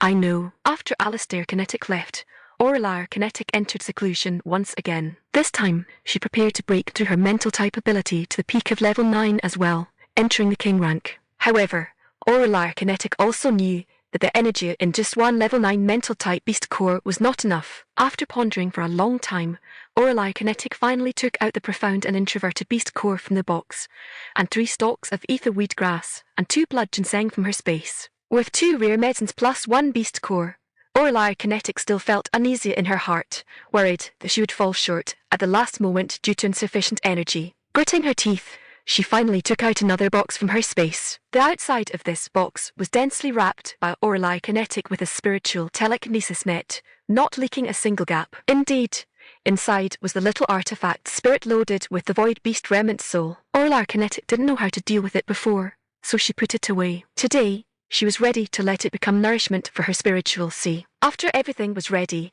in the center of the basement, Lorelei Kinetic sat cross-legged on the ground. In front of her body, lined up in a row, were a level 9 mental type beast core, 3 stalks of etherweed grass, 2 stalks of snow ginseng, and beside the snow ginseng was a pile of other energy stones. Looking at these treasures, that were enough to push a level 1 Esper to a level 9 Esper, Lorelei Kinetic felt no reluctance at all. Wanting to break the shackles of this world was not an easy thing to begin with. If her wood-type ability hadn't already broken through successfully, Lorelei Kinetic wouldn't dare to take such a gamble, because this required a massive amount of resources. Don't underestimate the pile of things in front of Lorelei Kinetic. Any single item taken out would be priceless, and good things madly snatched up by high-level Espers. Lorelei Kinetic's mental type ability broke through to level 9 even earlier than her wood-type ability. Stuck at the peak of level 9 mental for a long time, the surging mental type energy within her spiritual sea could no longer advance even half a step. Breaking through the shackle was already imminent. For ordinary, psychic-type Espers, the peak of level 9 was already the ceiling of this world. Wanting to step past level 9 and step into the saint rank, the spiritual sea must complete the transformation of the spiritual sea and reshape the power of the spiritual origin. Lorelei Kinetic closed her eyes, emptied her thoughts, cast aside all outside distractions, and sank all her mind into her spiritual sea. At this moment, her spiritual sea was a surging, deep starry ocean, with twinkling specks of starlight floating above the calm sea surface. Lorelei Kinetic raised her hand, grasped the 3 stalks of etherweed grass, and crushed them in one grip. The juice of the etherweed grass was instantly sucked into her spiritual sea by her brow light. A cool sensation instantly sprinkled over her spiritual sea, causing the spiritual sea that had started to become somewhat restless to calm down in an instant. Then, Lorelei Kinetic took out the beast core of the mutant snow eagle. This time, she did not crush the beast core, but directly placed the beast core against the center of her brows, and her brow center began to absorb that level 9 mental type beast core. Inside the profound and introverted beast core, a dark grey stream of light slowly rotated, and with every rotation, it emitted a wisp of fine mental ripples. These mental ripples only caused the air in the basement to vibrate slightly, and then, like an invisible attraction, they poured into Lorelei Kinetic's brow center and entered her spiritual sea. Feeling that wisp of mental ripples, Lorelei Kinetic took a deep breath, pressed her lips tightly, and then her spiritual sea slowly rotated. That wisp of mental ripples was quickly swallowed and integrated by her spiritual sea, without causing a single ripple. The smooth integration relaxed Aurelia Kinetic-S nervous and timid mood quite a bit. To speed things up, she condensed a trace of spiritual telekinesis into a thread, and then used the thread to enter the beast core, wanting to use the thread as a bridge to accelerate the speed of absorbing the beast core. However, the moment the thread entered the beast core, it was immediately engulfed by a violent, condensed torrent of mental energy carrying a trace of ancient pressure. Afterwards, this torrent of mental energy surged straight towards Aurelia Kinetic-S spiritual sea. Aurelia Kinetic sensed something was wrong, but when she wanted to cut off that thread, it was already too late. The torrent of mental energy pouring out of the beast core had no piercing chill, nor was it extreme violence. It was a pressure coming from a deeper level. The ancient pressure looked at Aurelia Kinetic-S spiritual sea disdainfully like a high and mighty monarch. Following closely, the pressure suddenly pushed down, and Aurelia Kinetic-S spiritual sea instantly churned with towering waves. The dark grey mental energy rushed towards her spiritual sea like a tsunami. The lingering level 9 mutant snow eagle beast soul fragments inside the beast core let out a sharp, soul-piercing telepathic roar, frantically trying to seize and swallow her spiritual sea. Aurelia Kinetic clenched her teeth tightly, cold sweat oozed from her temples, and her clothes on her back were completely soaked. Chapter 146 Successful Advancement. Seeing that the ancient pressure will and the mutant snow eagle's remnant soul posed a fatal threat to her spiritual sea, Aurelia Kinetic felt a chill in her heart. She had still underestimated that level 9 mutant snow eagle. She had not expected it to actually possess a trace of ancient lineage. No wonder it possessed a mental type skill inside its body. Thoughts flashed frantically through Aurelia Kinetic-S mind. She had to think of a way to stop the threat brought by the beast core. Stop it, threat. Suddenly, Aurelia Kinetic grabbed the box wrapped in the spiritual telekinesis net in front of her. Swiftly opening the box, she quickly dragged the droopy little artifact spirit inside into her spiritual sea. As soon as the little artifact spirit appeared, it instantly halted the downward pressure of the ancient pressure well, while the remnant soul of the mutant snow eagle became a delicacy in the eyes of the little artifact spirit. The little artifact spirit, originally listless, instantly revived with full vitality upon seeing the remnant soul of the mutant snow eagle. Without needing Aurelia Kinetic-S urge, the little artifact spirit let out an awoo and charged straight at the violent remnant soul of the mutant snow eagle. The pitiful remnant soul of the mutant snow eagle had barely entered Aurelia Kinetic-S spiritual sea and hadn't even had time to launch its attack before it was completely enveloped and devoured by the little artifact spirit. The little artifact spirit's unsportsmanlike behavior completely enraged the ancient pressure will. Just as the little artifact spirit smacked its lips, savoring the taste of the snow eagle's remnant, so the ancient pressure will had already rushed toward the little artifact spirit, determined to teach this incomplete artifact spirit a lesson. Instantly, both sides entered battle mode inside Aurelia Kinetic-S spiritual sea. Aurelia Kinetic-S originally tranquil spiritual sea instantly churned with colossal waves. Within the waves, the highly condensed mental thread slowly and silently contracted as the battle escalated, unwittingly surrounding both the ancient pressure will and the little artifact spirit. Again, our asterisk slurp exclamation asterisk. All sorts of sounds rang out one after another in Aurelia Kinetic-S mind. The ancient pressure will and the void beast's incomplete artifact spirit were evenly matched. The towering waves eventually awakened the sleeping soul avatar Aurelia Kinetic-S divine soul. Dazedly, she stood up, stretched her little arms and legs, looking thoroughly annoyed. Who's disturbing my sleep? Her huffy, adorable baby voice held no intimidating force at all in the eyes of the little artifact spirit, and the ancient pressure will were fighting fiercely. Seeing the two remnant souls acting so arrogant right in front of her, the soul avatar grew furious. Well then, the consequences of the soul avatar getting angry were very serious. Noisy, you're courting death. With a fierce rebuke from the tiny figure, the ancient pressure will and the void beast's little artifact spirit, who were tangled together in a stalemate, instantly exploded completely, turning into soul fragments the size of rice grains. Yes, in that single instant, they could not even be considered remnant souls anymore.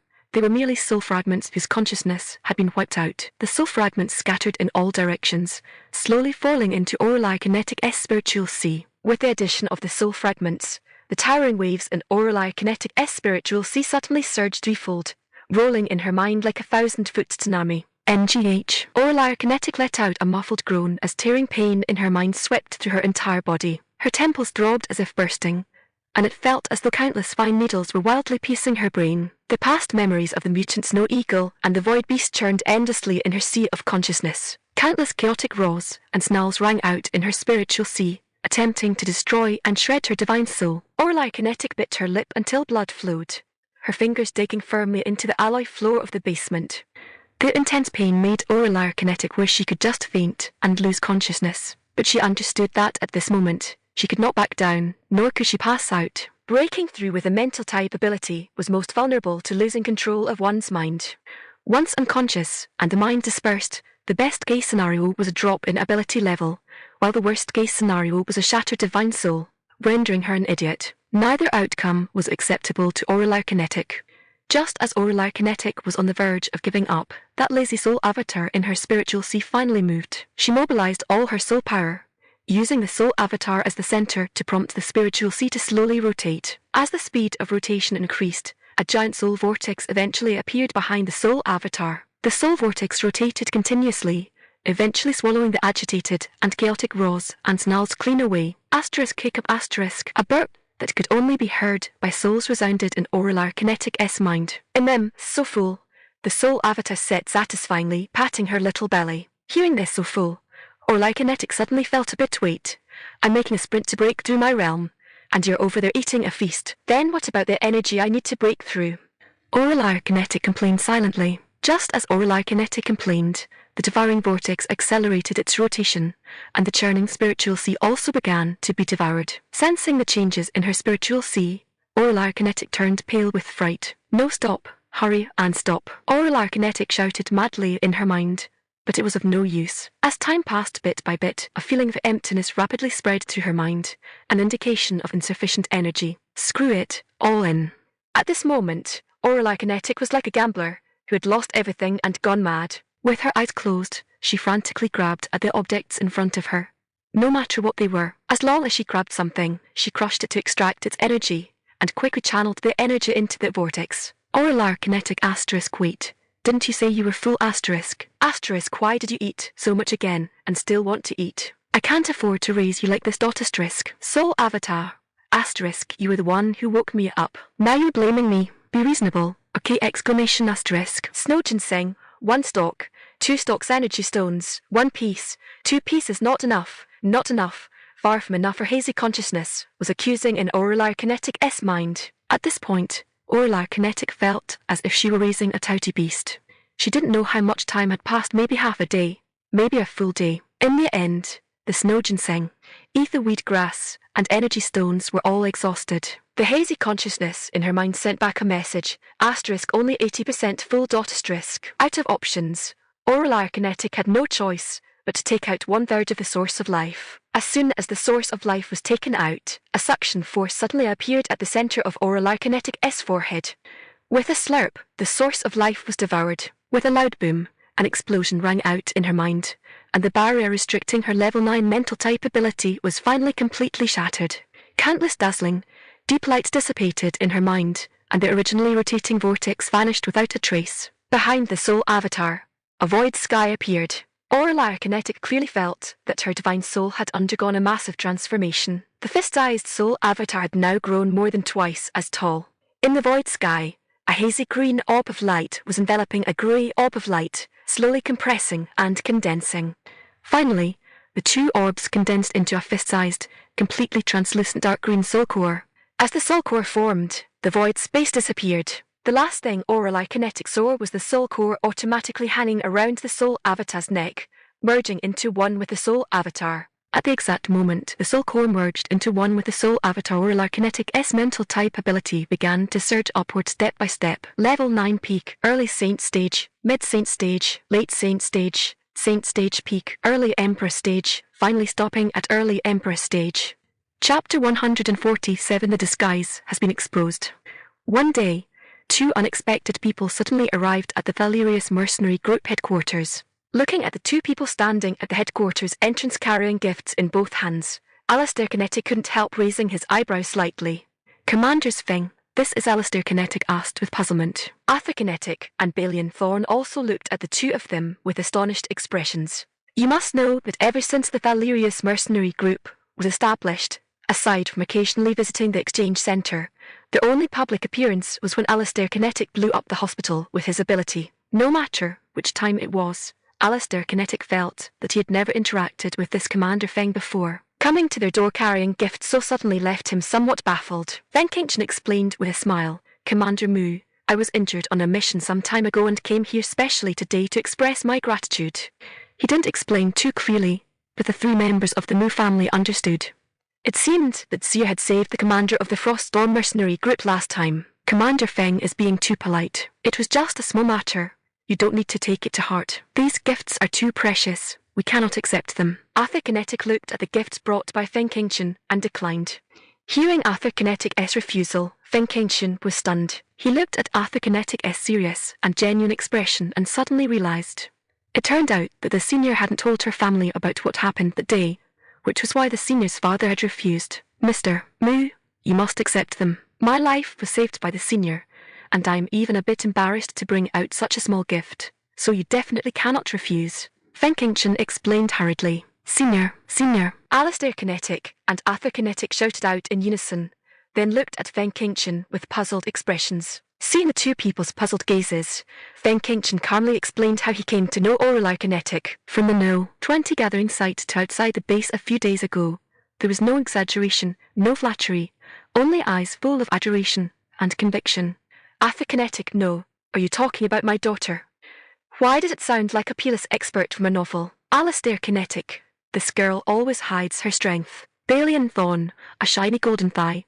I must hug it tightly. No, Commander Feng, how can you be sure that's our Xia? You couldn't have recognized the wrong person, could you? Arthur Kinetic questioned. Feng Qingshan smiled and shook his head, explaining I couldn't have recognized the wrong person, Mr. Mu. I have met the senior, and Mr. Mu's daughter has been seen by my younger sister. After confirmation by our siblings, they're the exact same person. After learning Aureli Kinetic's true identity, Feng Qingshan and Feng Qingshu did not look down on her because of her actual age. On the contrary, in this world where strength is king, the siblings felt that such a young golden thigh was shining right in front of them. Being even a second slower would be a sign of disrespect towards hugging the golden thigh. The reason they didn't come to express gratitude right away was truly because ever since Feng Qingshan returned from outside the base, countless eyes had appeared around the Froststorm mercenary group. Those people were too cunning.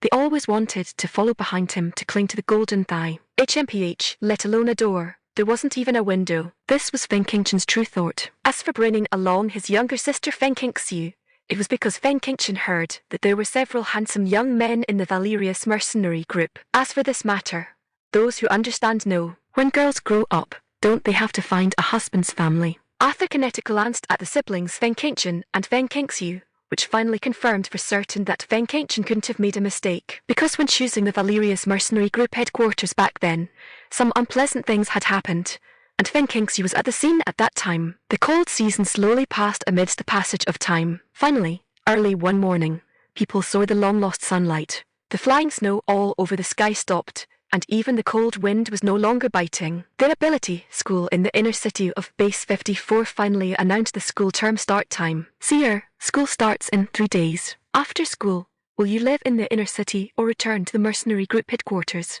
Gwendolyn asked Aureli Kinetic while packing things. Aureli Kinetic had come out of seclusion a week ago. This seclusion had allowed her mental type ability to enter the Imperial rank. Now she could arrogantly say that she was the strongest person in Base 54.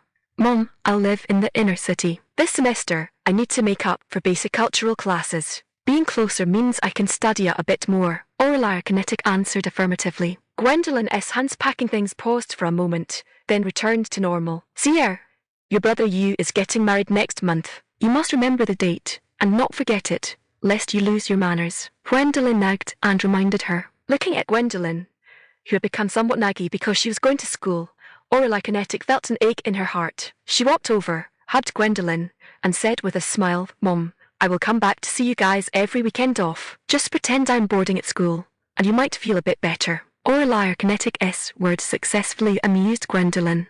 She raised her hand and patted Aureli Kinetic lightly, scolding playfully, you only know how to act up all day long. Going to school is not like being at home. Seer, if anything happens, call home. Got it? Got it. Aureli Kinetic nodded in agreement. The interaction between mother and daughter made the forefather and son standing aside unable to understand at all. Mom, you know how powerful little sister is. Why are you still so worried? You should be worried about little sister's classmates instead. Besides, I'm also going to school. How come you don't worry about me? Lucian Kinetic bantered. Worry about you? Lucian Kinetic. How old are you and how old is your sister? You're still arguing with your sister. Do you want any face?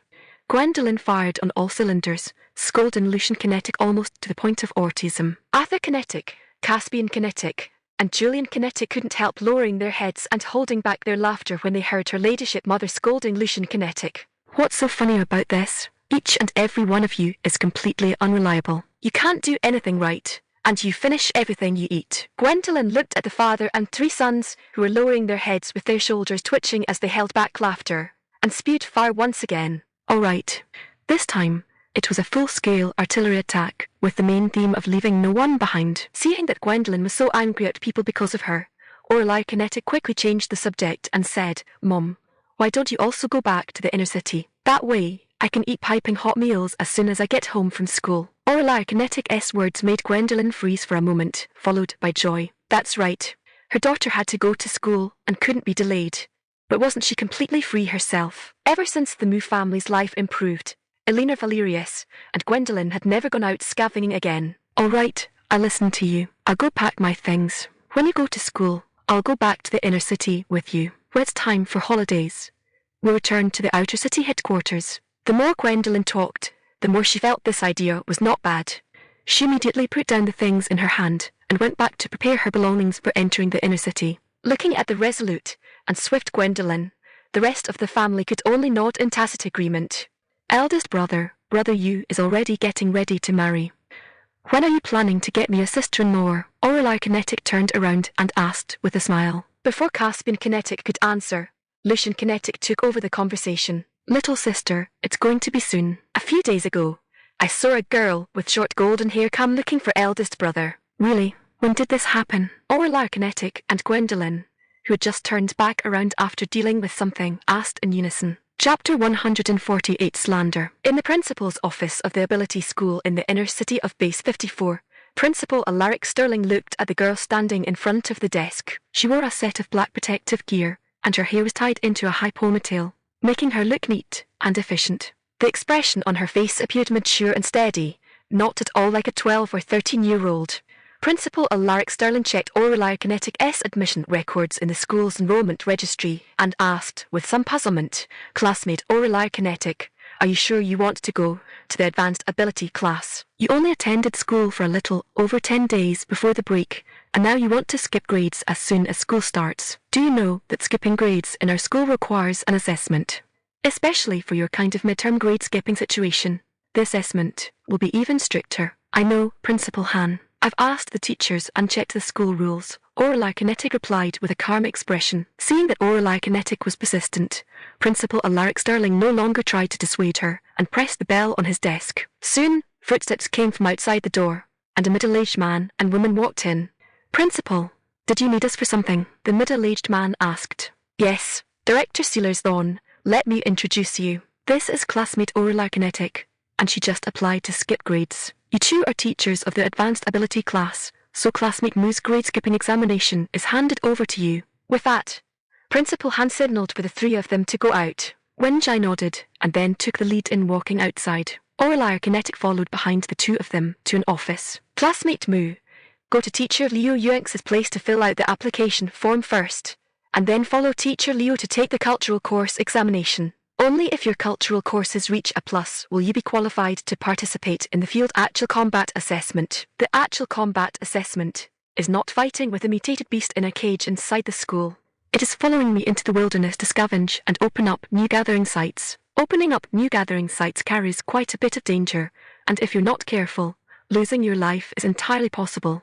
Wen Jai explained routinely. All right, thank you for the reminder, Teacher Wen. Orlai Kinetic expressed her thanks very sincerely, and then followed Teacher Liu toward another office. Teacher Alana Mayer pulled an application form from the drawer, handed it to Orlai Kinetic, and said with a cold expression, fill out the form first. Orlai Kinetic glanced at this Teacher Liu and couldn't find any information related to her in her memories. Raising her eyebrows slightly, she thought, what the heck, this person actually has hostility toward me when I don't even know her. Seriously. After pondering for a moment, she still couldn't remember where she had offended this person. Forget it. If she couldn't remember, she wouldn't make things difficult for herself. Aurelia Kinetic took the application form and began to fill it out seriously. Name, Aurelia Kinetic. Age, 13 years old. Gender, female. Class, Wood Element Intermediate Class. Ability level. When filling in the ability level, Aurelia Kinetic ran into a dilemma. For a moment, she didn't know what level would be appropriate to write down. Too low, and she worried the school would directly reject her, ruining her chances for the quarter completely. Too high, and she felt it was too high profile, which did not align with her principle of keeping a low profile. Seeing Aurelia Kinetic's hesitant appearance, teacher Alana Mayer impatiently urged, "What are you hesitating about? Could it be that you don't even know your own ability level? Or are you thinking of falsifying and fraudulently filling in the ability level? Let me tell you, classmate Aurelia Kinetic, no matter how high an ability level you write down, it's useless. The school will conduct uniform tests. If you are found to have falsified information, your application quota will be directly cancelled, and you will also be expelled from the school." Hearing teacher Liu Yux's half-mocking and half-warning words, Aurelia Kinetic raised her head and glanced coldly at teacher Liu Yuxi. "Teacher Liu, has anyone ever told you that you are very noisy?" Aurelia Kinetic's icy gaze made teacher Alana Mayer feel a chill shoot straight from the soles of her feet to her crown. Hearing Aurelia Kinetic's merciless words directly infuriated teacher Liu Yuxi, making her face and neck flush red.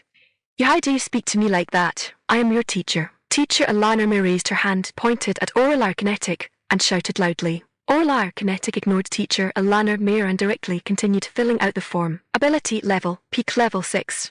This was the level Aurelia Kinetic filled in after careful consideration. Level 5, Aurelia Kinetic felt it was too low. Although this level was considered a pretty good aptitude in base 54, for those top 5 ranked bases, this level was simply too ordinary. Level 7, Aurelia Kinetic felt it was too high profile. In the entire base 54, there were a dozen or so level 7 espers, plus a few hiding behind the scenes, making a total of just over 20. Most importantly, the minimum age of these level 7 espers was over 40 years old. If a 13-year-old level 7 esper suddenly appeared in this low middle ranked base, I'm afraid it would be a disaster rather than a blessing. Seeing that Aurelia Kinetic's ability level was actually filled in as peak level 6, teacher Alana Mayer scolded her loudly and uninhibitedly.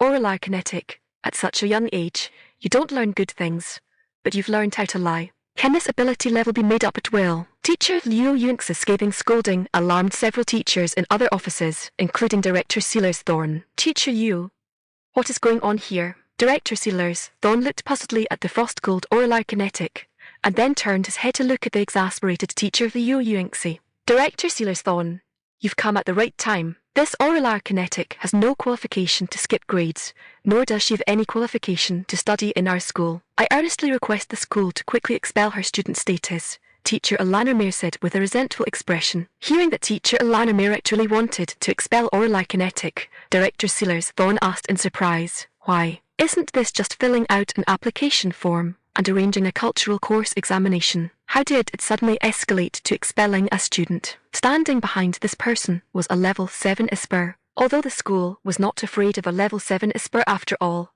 Principal Han was a level 7 esper himself, but not being afraid didn't mean they were willing to offend one. Seeing Director Sealers Thorn ask why, teacher Alana Mayer grabbed the application form and handed it to Director Sealers Thorn. "Director, look, she is a 13-year-old little girl, yet her ability level is actually filled in as peak level 6.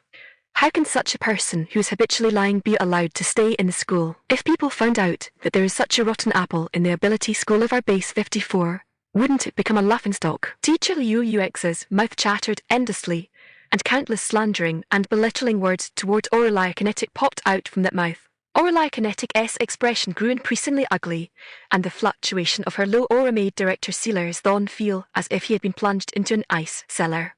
Slap, slap, 2 slaps made teacher Liu Yux's chattering mouth shut and stunned all the surrounding teachers. "You, how dare you hit me?" teacher Alana Mayer roared, half in fear and half in anger. Director Sealers Thorn, after recovering from his shock, was also dumbfounded. How could this classmate Aurelia Kinetic resort to violence? "If you doubt it, you can provide evidence, or you can have me tested. That is not a reason for you to slander, belittle, and insult me. Today, if you cannot give me a reasonable explanation, I, Aurelia Kinetic, will never let this go. Director Sealers Thorn, I do not accept any mediation.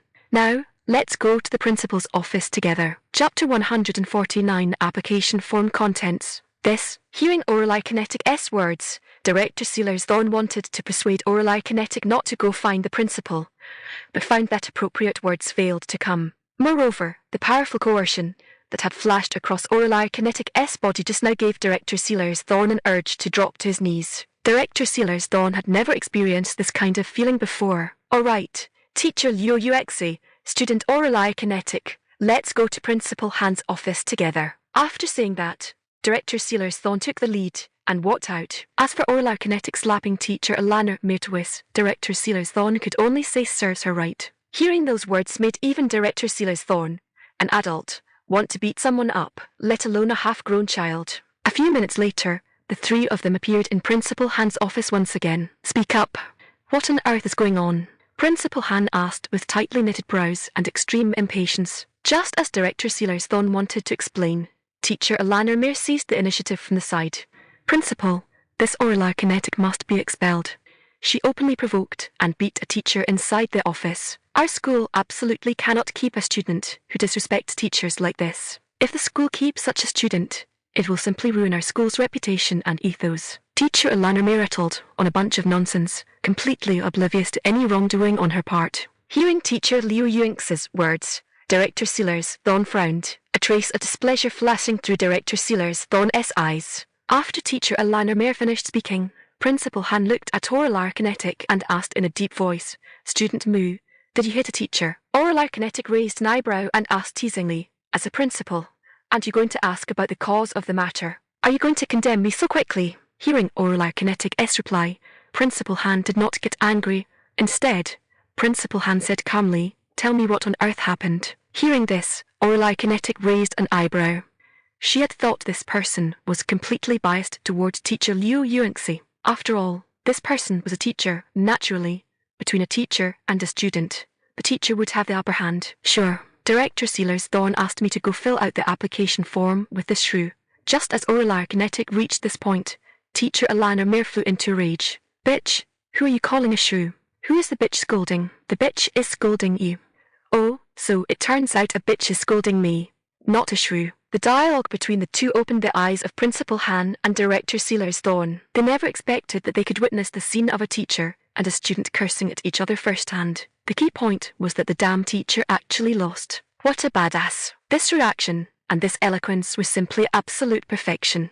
At this time, a furious Teacher Alana Mere also came to her senses, realizing that she had been trapped by Orally Kinetic. You pointing her index finger at Orally Kinetic, Teacher Alana Mere was so angry that she couldn't speak. Slap. Teacher Liu Yuix's pointing hand was crisply slapped down. You're still a teacher. Do you even have the basic qualities of being a human being? Don't you know that pointing your finger at others is a very rude behavior? You keep claiming that I ruined the school's reputation, but don't you think your own behavior is more like a marketplace shrew? Don't you think you're the bane that drags down the school's reputation? Orally Kinetic batted down Teacher Liu Yuix's pointing hand with a slap, while crazily complaining about the other party non-stop. Director Sealers Thorn. What a badass mouth.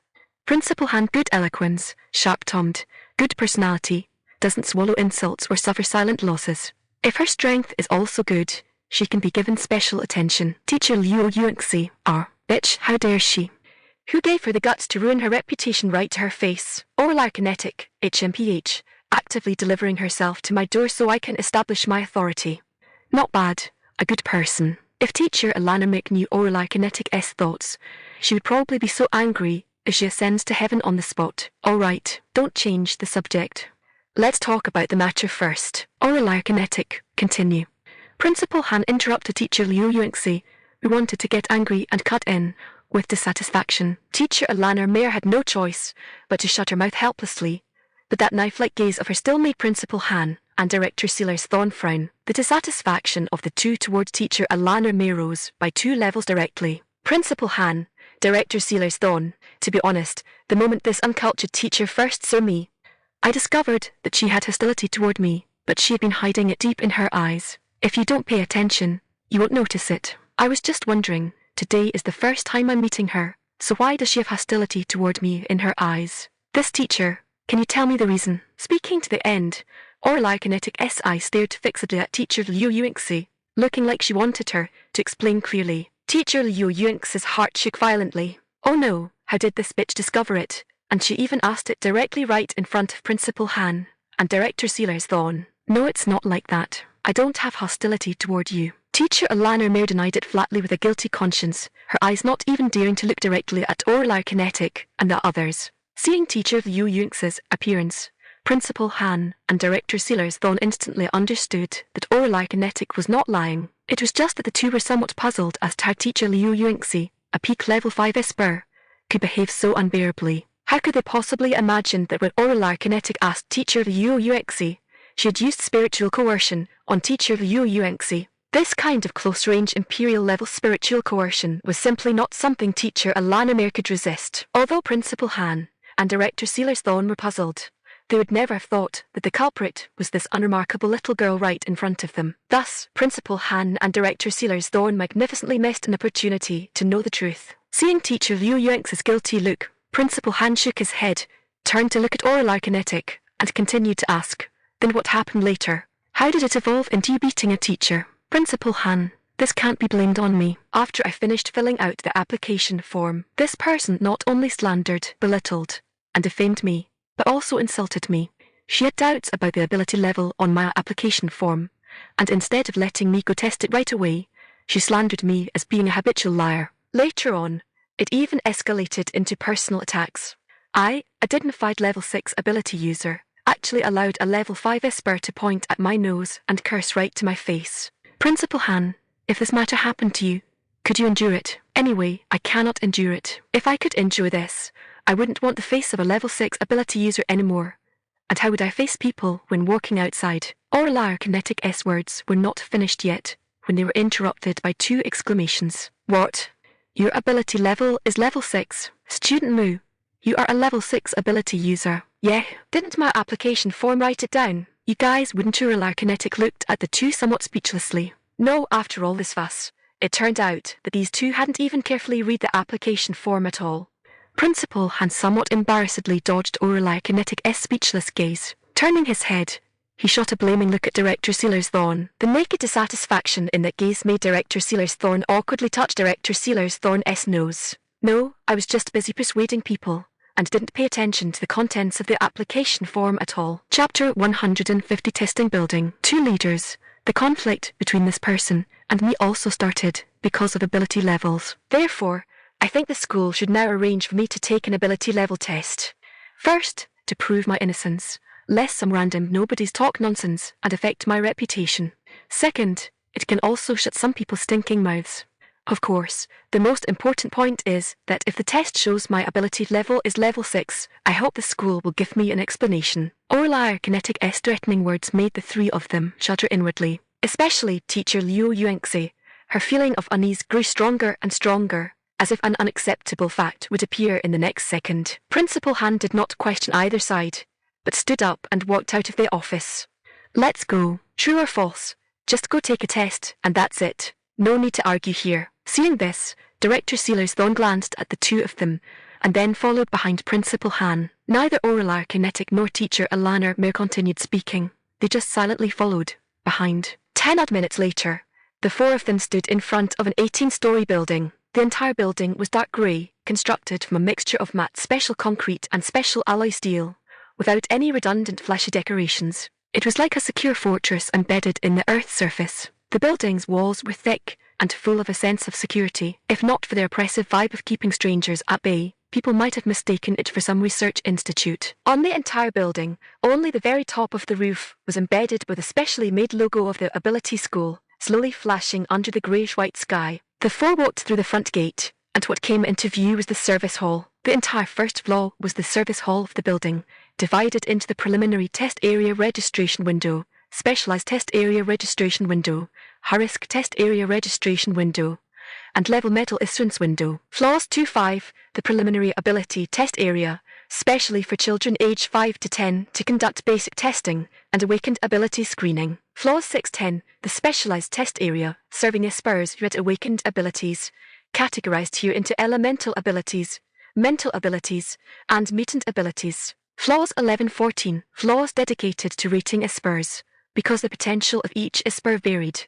ISPER potential evaluations were also conducted here. Flaws 1518. The school's Ability Research Institute. Underground Flaws 1-2. The high-risk test area, a place specially provided for ISPERs to undergo destructive power testing, limit testing, and special ability testing. Let's go. Go register at the elemental test area. Director Sealers Thorn brought Orly Kinetic and went straight to the registration window of the elemental test area. Director Sealers Thorn, what can I do for you? The beautiful woman sitting inside the window asked very respectfully. This student is registering to test her ability level. Director Sealers Thorn did not exchange polite pleasantries, but instead stated the purpose of the visit straightforwardly. Classmate, are you registering for the test? The beauty looked at Orly Kinetic and asked with a smile. Seeing that the other party did not look down on her because of her age, Orly Kinetic was very satisfied with the beauty's attitude. Thus, a slight smile finally appeared on her originally ice-cold little face. Beautiful sister, yes, I'm Orly Kinetic, a student from the Intermediate Wood Element class, and I am now applying for an ability level test, Orly Kinetic said very politely. Well, Orly Kinetic's speed at changing faces directly shot the three people behind, especially teacher Liu Yuexi, who had never received a shred of good expression from Orly Kinetic. At this moment, her face was practically comparable to the bottom of a wok used for a long time, as black as ink. All right, Classmate Mu, please use your wristband to scan so I can log your personal information. Classmate Mu, this test will cost a total of 1,000 points. Please make the payment. The beauty introduced carefully, then handed out a payment code. Seeing this, Orly Kinetic paid the 1,000 points very readily. Beautiful sister, is this all? Yes, Classmate Orly Kinetic, this is your test badge. The number is 42, and the floor is the 8th floor. All right, Classmate Mu, I wish you great success. The beauty was a massive extrovert, and added a blessing at the end. Orly Kinetic felt very satisfied with the beauty's service attitude, couldn't help smiling at her, and finally thanked the other party. Orly Kinetic looked at the badge. The front was number 42, and the back was 805. Before she could speak, Director Sealers Thorn, who was waiting nearby, explained, Classmate Orly Kinetic, your test room is room 5 on the 8th floor, and your queue number is 42. Go take the test quickly. Orly Kinetic did not leave immediately, but instead looked at the three of them, smiling slightly and teasing, let's go together. Lest the results come out later and certain people refuse to acknowledge them, and if they frame me for cheating again, wouldn't I be wronged to death? Orly Kinetic's words made teacher Alana Meerschetter inwardly. How did this little bitch know what she was thinking? The changing expression on teacher Liu Yuex's face made Principal Han and Director Sealers Thorn realize what Orly Kinetic said might very well be what teacher Alana Meerschetter was planning to do. Their faces immediately turned cold. This teacher Alana Meerschetter used all means possible to achieve her goals. Let's go. Principal Han did not reprimand, just a brief two-word phrase, manifesting his displeasure inside. A few minutes later, the four people arrived outside test room 805. Orly Kinetic took a look, and there were still 7 people waiting ahead. Principal Han, Director Sealers Thorn, there are still 7 people in front. Let's find a place to rest for a while, Orly Kinetic said very considerately. No need, ability testing is very fast.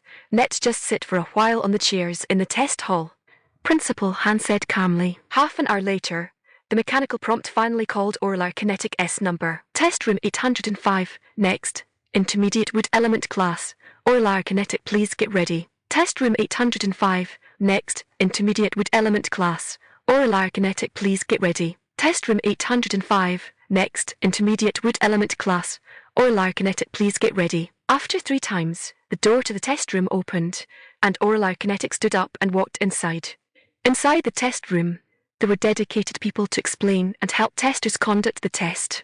Inside the test room, several small compartments were separated side by side, and inside each compartment was a testing machine. Classmate Orly Kinetic, when you test later, place your hand in this groove, and then urge your ability. On the testing machine screen, along with your ability, the corresponding level scale will be displayed. The test counselor explained softly. Oh, can I see the level scale myself? Orly Kinetic deliberately asked. Yes, right in this position. Numbers will also be displayed next to the scale, and finally there will be a voice prompt. The test counselor explained with a smile, without a shred of impatience. There are even voice prompts. Then will the test process be recorded? Orly Kinetic asked on a sudden whim. Yes, as long as you're willing. We can turn on the video recording for the entire test process, but this requires an additional charge of points. Classmate Moo, do you think we need to turn on the screen recording? The test counselor asked with a smile. This was extra points. After all, they would get a commission. Chapter 151 Test Results. Thinking of the eccentric person outside the testing room, Orelai Kinetic nodded and said, "Record."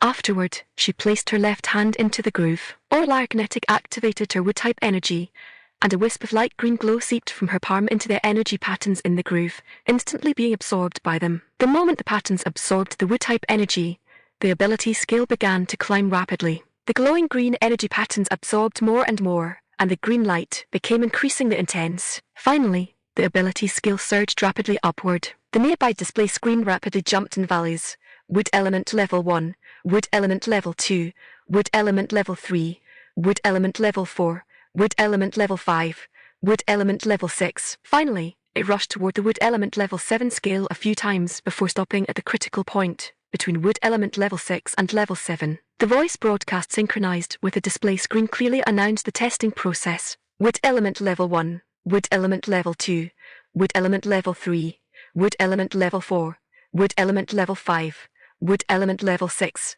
wood element level 6 peak. The testing counselor stayed fixedly at the jumping ability level on the display screen, ears hearing the emotionless mechanical voice broadcast. Their mouth was wide open, as if able to swallow a small mutated bird egg. Classmate Moo, wood-type ability level 6 peak, age 13. Classmate Moo, your test results have been uploaded. You can now go to the first floor Esper certificate window to get your level certificate and claim the corresponding levels points at the same time. A moment later, the testing counselor came back to their senses and carefully explained to Orelai Kinetic. "Okay, thank you. Can you send me a copy of the test recording? I need to give it." "Sure, I'll send it to you right away." Classmate Moo, you're truly amazing. You are the youngest level 6 ability user I have ever seen. Although it's just a wood-type ability, it's still remarkable. You must know that once an ability passes level 5, wanting to advance further is truly too difficult. The testing counselor chatted idly with Orelai Kinetic while transferring the recording. He felt that he could brag about this matter for a long time after going back, having personally tested a 13-year-old level 6 ability user. Walking out of the testing room, Principal Han and the other two all looked at Orelai Kinetic simultaneously, wanting to catch a trace of a clue from her expression. Unfortunately, Orelai Kinetic was as steady as a rock, and nothing could be seen from her expression at all. How was it? Having no choice, Principal Han was too embarrassed to ask, so Director Sealer's Thorn had to take the initiative to ask. Orelai Kinetic glanced at the three of them and simply said indifferently, "Go to the first floor to get the level certificate, and you will know." Seeing this, Teacher Alana Mayer guessed that Orelai Kinetic's ability level definitely wasn't level 6 peak.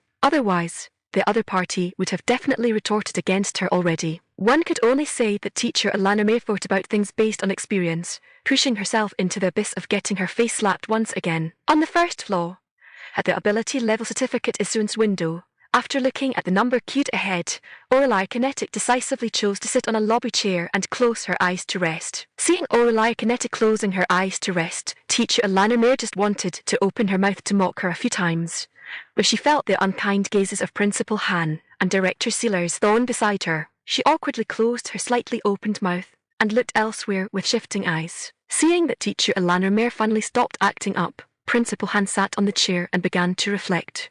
He felt that his actions today were somewhat strange. Logically speaking, the conflict between a teacher and a student would not catch his attention at all, let alone having him personally follow along to witness such an eccentric matter. However, this eccentric matter actually happened today in reality.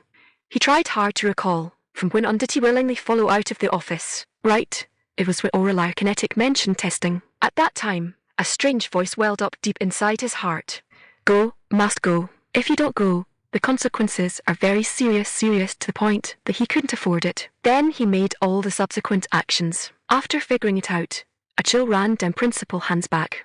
He was terrified in his heart. As a dignified level 7 Esper, his consciousness was actually influenced by someone without him realizing it. This was simply an incredible matter. If the other party harbored malicious intent, wouldn't he be in a matter of minutes today? Principal Han didn't dare to think any further, because deep thought terrified him.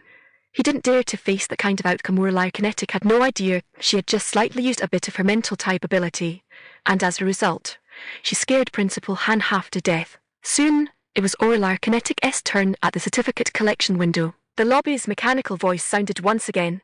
Next, number 42, Orlar Kinetic. Classmate Orlar Kinetic, are you here? Please come to the window to collect your ability level certificate. I'm here, Orlar Kinetic replied while quickly walking toward the window. Congratulations, classmate Orlar Kinetic. You are the youngest level 6 ability user in base 54. I hope you will continue to make persistent efforts and achieve the path of the ability Emperor. The staff member at the certificate issuance window spat out one flattery after another, making Orlar Kinetic's little face turn red. Classmate Moo, this is your level 6 ability user certificate and badge. In addition, your points will be deposited into your account before 5:00 p.m. today, and every month's point subsidy from now on will also be distributed today. In addition, classmate Orlar Kinetic, given that your level has already reached level 6 peak, I hope that when you advance to level 7, you will come over promptly to test and update your ability level information. The staff member carefully reminded her. The reason he reminded her like this was also because he was quite helpless. It was truly because this classmate Orlar Kinetic was too eccentric. Her ability level had already reached level 6, and she was only doing her first ability level test today. As soon as other people's ability levels broke through, they couldn't wait to come over immediately for testing and updates. As for this one, she didn't care about ability level testing at all. Otherwise, a 13-year-old level 6 ability user would have already been reported up long ago. If this staff member knew that Orlar Kinetic had entered an unexpected level less than a year after her ability awakened, he would probably be scared unconscious on the spot. Taking the certificate and badge, Orlar Kinetic briskly walked in front of Principal Han and Director Sealer's Thorn. With a calm expression, she handed the certificate and badge to the two of them to inspect, and then looked at the three of them meaningfully. After seeing the certificate and badge clearly, Principal Han rubbed his temples with a bit of a headache. On one side was a 13-year-old level 6 ability user with immense potential. On the other side was teacher Liu Yuanxi, who had a powerful background and was accustomed to acting arrogantly in school. Principal Han fell silent. He understood the meaning behind Orlar Kinetic's smile. In the end, the potential stock still gained the upper hand. Teacher Liu Yuanxi apologized to Orlar Kinetic, Principal Han said with a stern expression. Having figured things out, Principal Han did not stall or try to smooth things over. He stated his attitude very straightforwardly. Principal Han's unexpected attitude completely collapsed teacher Liu Yuanxi's tense nerves. She didn't understand why Principal Han, who had always turned a blind eye, would actually say words telling her to apologize. Moreover, fucking hell, it was to apologize to a student. Teacher Alana Mere simply couldn't accept this fact, and immediately started roaring in the lobby. Chapter 152 Practical Assessment. Principal Han, what did you just say? Can you say it again? Teacher Alana Mere asked, with a look of pure hatred after being driven to extreme anger. Seeing teacher Liu Yuanxi's hateful expression, Principal Han grew completely impatient. Damn it! In the past, I didn't care only because of your brother-in-law's status. How did it end up now that I, a level 7 Esper, actually have to look at the expression of a level 5 Esper? It is simply the mother of absurdity opening the door to absurdity at its finest. Teacher Liu Yuanxi, starting from now, you are suspended from work. Wait for the school's notice on when you can return. Principal Han was so angry, he laughed, and directly did a major thing. A thunderbolt from the blue shot teacher Liu Yuanxi, who was in a fit of rage, leaving her dumbfounded as she stared blankly at Principal Han. After a few breaths, a sharp scolding and cursing sounded in the lobby. You surnamed Han, how dare you fire me? Have you forgotten who I am? I'm telling you, I will tell my older sister everything about how you bullied me. Just wait. Every single one of you. None of you will be able to escape. Teacher Liu Yuanxi's cursing attracted the attention of everyone in the entire lobby. Orlar Kinetic, this person is truly stupid. How did she become a teacher at the ability school? Could it be through connections and walking through the back door? Principal Han, I regret it. Why did I accept such an arrogant, despotic, and peg-stupid person in the past just because of the Central City's family citadel? Director Sealer's Thorn, this teacher Alana Mere doesn't have an ounce of tact. She didn't seem this stupid before. Teacher Liu Yuanxi's words completely obliterated the last trace of Principal Han's patience. He turned around and said mockingly, Teacher Liu Yuanxi, I gave face to the family citadel and turned a blind eye to your actions, which does not mean you can climb out in front of me. How dare a level 5 Esper like you bark wildly in front of a level 7 Esper? Is it because I've been too accommodating that you can't even recognize what kind of trash you really are? Principal Han's words completely crushed teacher Alana Mere into the ground. I'm going to kill you. Principal Han's words completely obliterated Teacher Liu Yunx's last shred of sanity. While screaming frantically, she raised her hand to activate her ability. Unfortunately, just as her hand moved, a metal cage had already enveloped her entirely. Oh, a peak level 7 metal type Esper. This cage technique is pretty good. Seeing this move from Principal Han, Orla Kinetic S eyes lit up. Let me out. Director Sealer's Thorn. Send someone to escort Teacher Alana Mayer to the Central City Zev Family Citadel and tell the head of the Zev Family Citadel that our school cannot afford to hire such a top talent. After instructing Director Sealer's Thorn, Principal Han wanted to turn his head and ask Orla Kinetic if she was satisfied with this handling, but he only saw Orla Kinetic S figure gradually receding at the test entrance. As that figure drifted away, he found that there was no longer that voice in his heart, and Teacher Liu Yuexi, who had been clamoring endlessly, was also silent at this moment. A terrifying thought appeared in Principal Han's mind. Teacher Alana seemed very abnormal today. Could it be gazing at the receding figure? Principal Han felt that this person's ability level was probably not level 6. He's not level 6. A 13-year-old level 7 Esper. Or perhaps Orla Kinetic did not know that another piece of her disguise had slipped off. Principal, are we really going to send Teacher Liu to Central City? Director Sealer's Thorn asked with some hesitation. He feared that this was just a decision made by Principal Han in a moment of anger. If he regretted it later, he, the executor, would be in big trouble. Send her immediately, and tell the Zev Family Citadel everything Teacher Lana Mayer has done in the school over the years, including what happened today. Principal Han didn't show any sign of regret. Instead, he urged Director Sealer's Thorn to handle it immediately. Orla Kinetic did not continue to care about Teacher Liu Yunx's end. At this moment, she was looking at the actual combat assessment notice she needed to participate in for this grade skipping. A level 4 danger-rated black iron mine. This was an important mineral deposit in Base 54. 60% of the black iron in Base 54 came from here. However, some time ago, the output of this black iron mine experienced a sharp decline. The base sent people to check it out, but failed to find the cores. This exam was to have the examinees enter the mine caves to investigate the reason for the sharp decline in black iron ore. After understanding the assessment content, Orla Kinetic went home to rest. The next day, at the school gate in front of 2 energy vehicles, 2 queues of students were lined up. These were all students who were going to enter the black iron mine. Not all of them were students taking the assessment. There were also senior class students from various departments who had taken on base missions to earn points. Orla Kinetic did not look around, but quietly lined up at the back of one of the queues. A dozen minutes later, the roar of a car came from afar, and a military truck stopped at the school gate. A young military officer jumped down from the driver's cab. His posture was upright like a pine tree, his crew cut was neat, and his wheat-coloured face had well-defined contours. Beneath his sword-like brows was a pair of sharp yet calm black eyes, and his thin lips were tightly pursed, carrying a trace of aloofness. A dark green protective suit set off his imposing and heroic bearing. Captain Yan, I'll trouble you with these students. Director Sealer's Thorn walked up and politely requested. This is my mission. The crisp and cold reply almost choked Director Sealer's Thorn, who had always been known for being smooth and tactful. Director Sealer's Thorn's smiling face twitched reluctantly, and then he turned around to instruct the students preparing to board the vehicle. Students, this is Captain Yan from the Guard Corps. During your 1-week mine cave mission, Captain Yan and his men will also be executing missions in the mine caves. When you encounter danger, you can ask Captain Yan and the others for help. You are still students with insufficient experience, so you cannot act alone. The situation inside the mine caves is complex and very dangerous, so everyone must be cautious and put safety first. For this operation, the school has equipped each vehicle with 3 teachers. You must obey the teacher's arrangements. Understand? Understood. The students answered very loudly. However, how many people actually listened to these words and took them to heart remained unknown. Students, after all.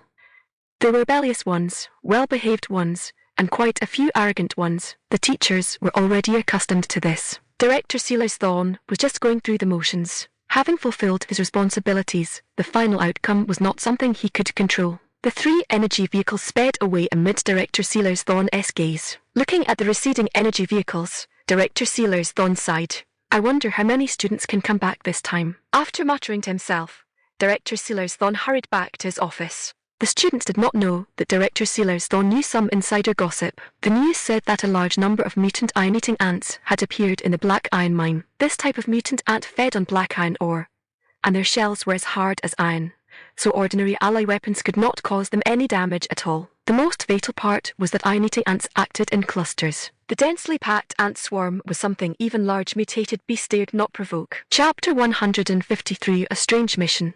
2 hours later, 3 vehicles entered a series of endless, rolling mountains. The interweaving reddish-brown and ink-black mountains with the unique sign of black iron ore, rugged yet gloomy. The exposed ore gleamed with a dark metallic light, as if proving its value to the people.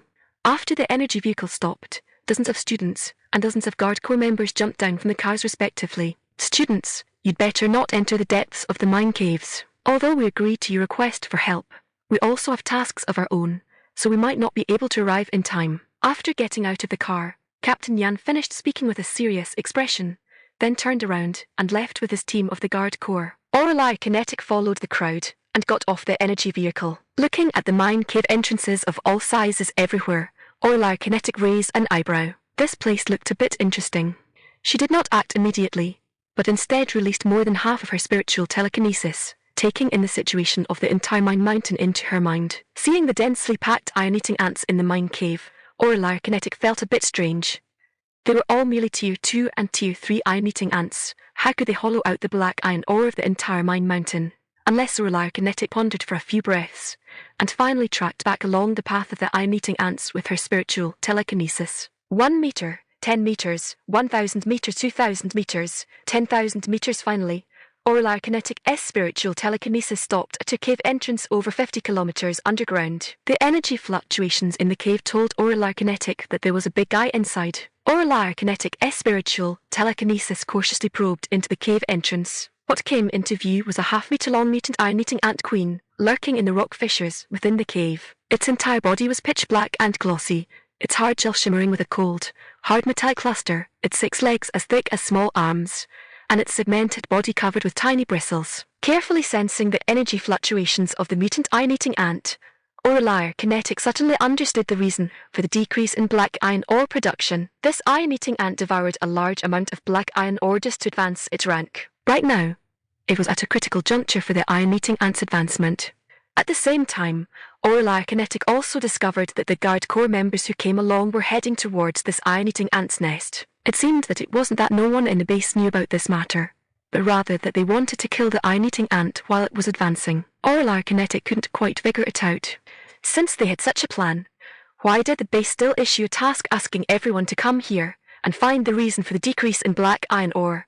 What on earth was the base trying to do? Before Orelai Kinetic could figure it out, the students who got off the car had already formed groups of 3s and 5s to head towards the mine caves. Classmate, do you need to form a team? Suddenly, a voice sounded beside her. Orelai Kinetic looked around and didn't find anyone else. She smiled lightly and declined the person who asked. Thank you. I plan to act alone. Hearing Orelai Kinetic's refusal, the other person just smiled awkwardly, then nodded and left. Sarokshuin, do you know who she is? You just went straight up to ask her. A girl's complaining voice sounded softly in the distance. I don't know who she is. I just saw her standing there alone, and no one was teaming up with us. I felt she was so lonely, so I wanted to invite her to team up with us, Sarokshuin replied quietly. Listening to the increasingly distant conversation, Orelai Kinetic revealed a slight smile. Students were indeed a blank sheet of paper. After they entered the great dying vat of society, this blank sheet would be stained with all sorts of colors. Looking at the dwindling number of students, Orelai Kinetic sighed. Although she didn't know why the base published such a task, she didn't want to watch helplessly as all these students lost their lives in the mine caves. Dozens of students weren't even enough to fill the gaps between the teeth of the densely packed iron-eating ants. Orelai Kinetic leisurely entered the black iron mine. She had never actually mined before, and was still somewhat curious about these black iron ores. Classmate, why are you here alone? Didn't you form a team with other classmates? Hearing the voice, Orelai Kinetic turned her head to look at the person. Orelai Kinetic recognized that the other party was one of the 3 teachers on the vehicle. Teacher, I am participating in the grade skipping assessment, so it's inconvenient for me to form a team with other students. Orelai Kinetic replied calmly. Grade skipping assessment. You are student Orelai Kinetic. Cedric Vance exclaimed. Yesterday's matter had long spread throughout the circle of teachers in the ability school. This person was no ordinary student. The abilities of other students were at most Tier 4, but this person was at level 6. Student Mu, Did you discover something? Cedric Vance was an Esper who had just advanced to the early stage of level 6, towards Aurora Kinetic, whose ability had reached the peak of level 6 at the age of 13. He felt an admiration from the bottom of his heart. In the Wasteland world, strength was the goal in the hearts of ordinary people. Towards the strong, people had a natural filter. Hearing Hidong's question, Aurora Kinetic's heart stirred. She could perhaps use the strength of a level 6 ability user to remind everyone to avoid some dangers. It wasn't necessary to avoid all of them. A part of them would suffice. Humans, after all. There was always a portion of people stubborn enough to experience it firsthand, suffer losses, get hurt, and bleed before they would learn their lesson. Yes, I do have some discoveries. Aurora Kinetic nodded and admitted. Cedric Vance was stunned. He had only asked casually, never expecting that a genius like Aurora Kinetic would answer him. Although he was a teacher, seeming higher in status, and both he and Aurora Kinetic were level 6 ability users, Cedric Vance understood that there was a world of difference between himself and a genius like Aurora Kinetic. His future was determined at a glance. Aurora Kinetic's future was endless at a glance. Teacher, Student Mu, my surname is He, my name is Hidong, and I am a teacher of the Advanced Earth Element class. Cedric Vance interrupted Aurora Kinetic and gave a simple self-introduction. Aurora Kinetic was stunned, then smiled and continued.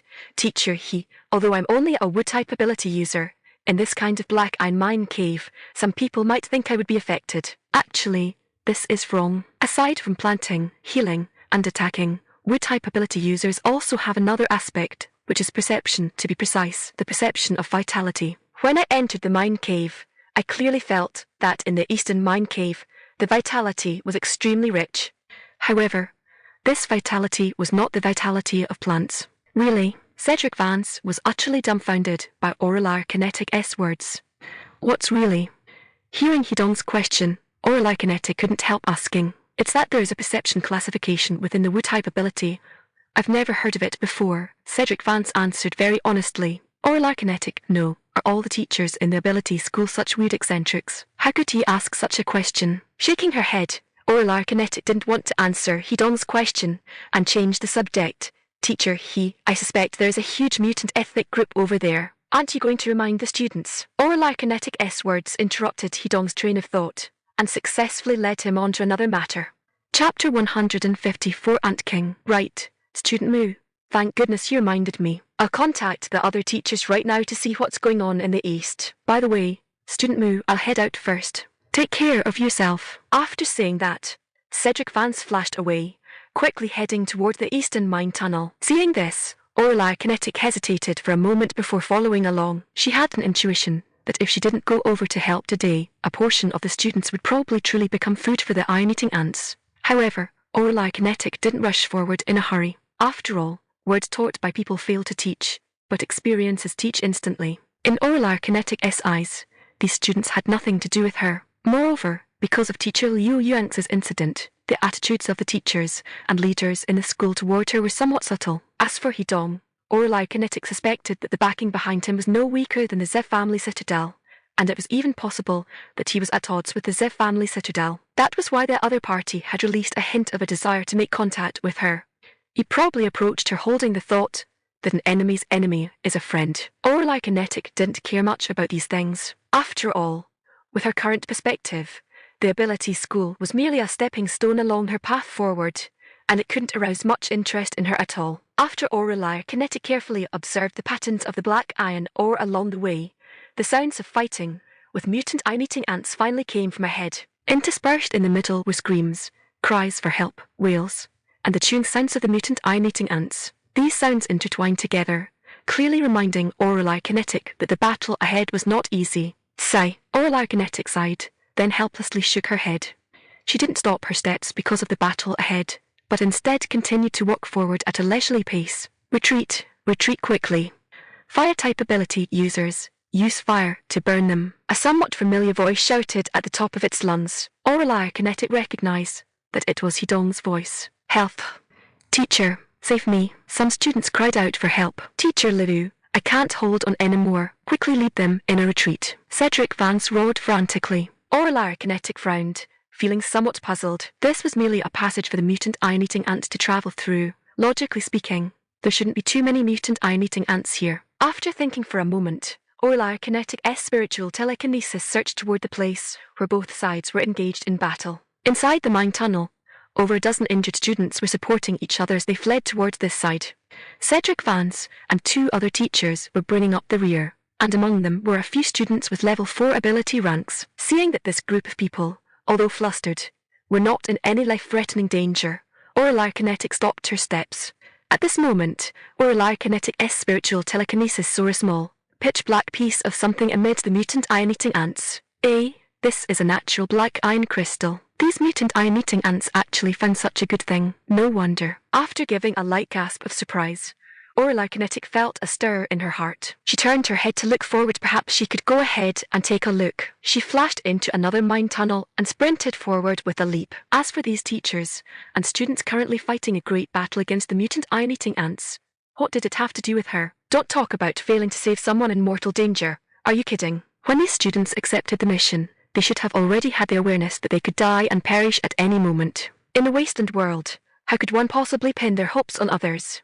10 odd minutes later, Orlar Kinetic stopped her steps because she had already arrived at her destination for this trip. This was a mine pit, and inside the mine pit quietly lay a huge black iron crystal. At this time, the mine pit had been completely occupied by mutant iron-eating ants. It seemed this black iron crystal was an offering they prepared to drag back home to pay tribute. However, right now, that was definitely out of the question. The black iron crystal was the essence of black iron ore. Whether it was cold weapons, or energy vehicles, as long as a tiny bit of black iron crystal was added in, the quality of the finished product would increase by 20%. Do not underestimate these 20%. Think about it. The same type of weapon, one with black iron crystal added, and one without. When encountering a life and death struggle, the one with better quality would definitely have the advantage. Seeing such a large black iron crystal, how could Orlar Kinetic not be tempted? Looking at the mutant iron-eating ants in the mine pit, her spiritual telekinesis couldn't help but look toward that big guy deep underground. At this moment,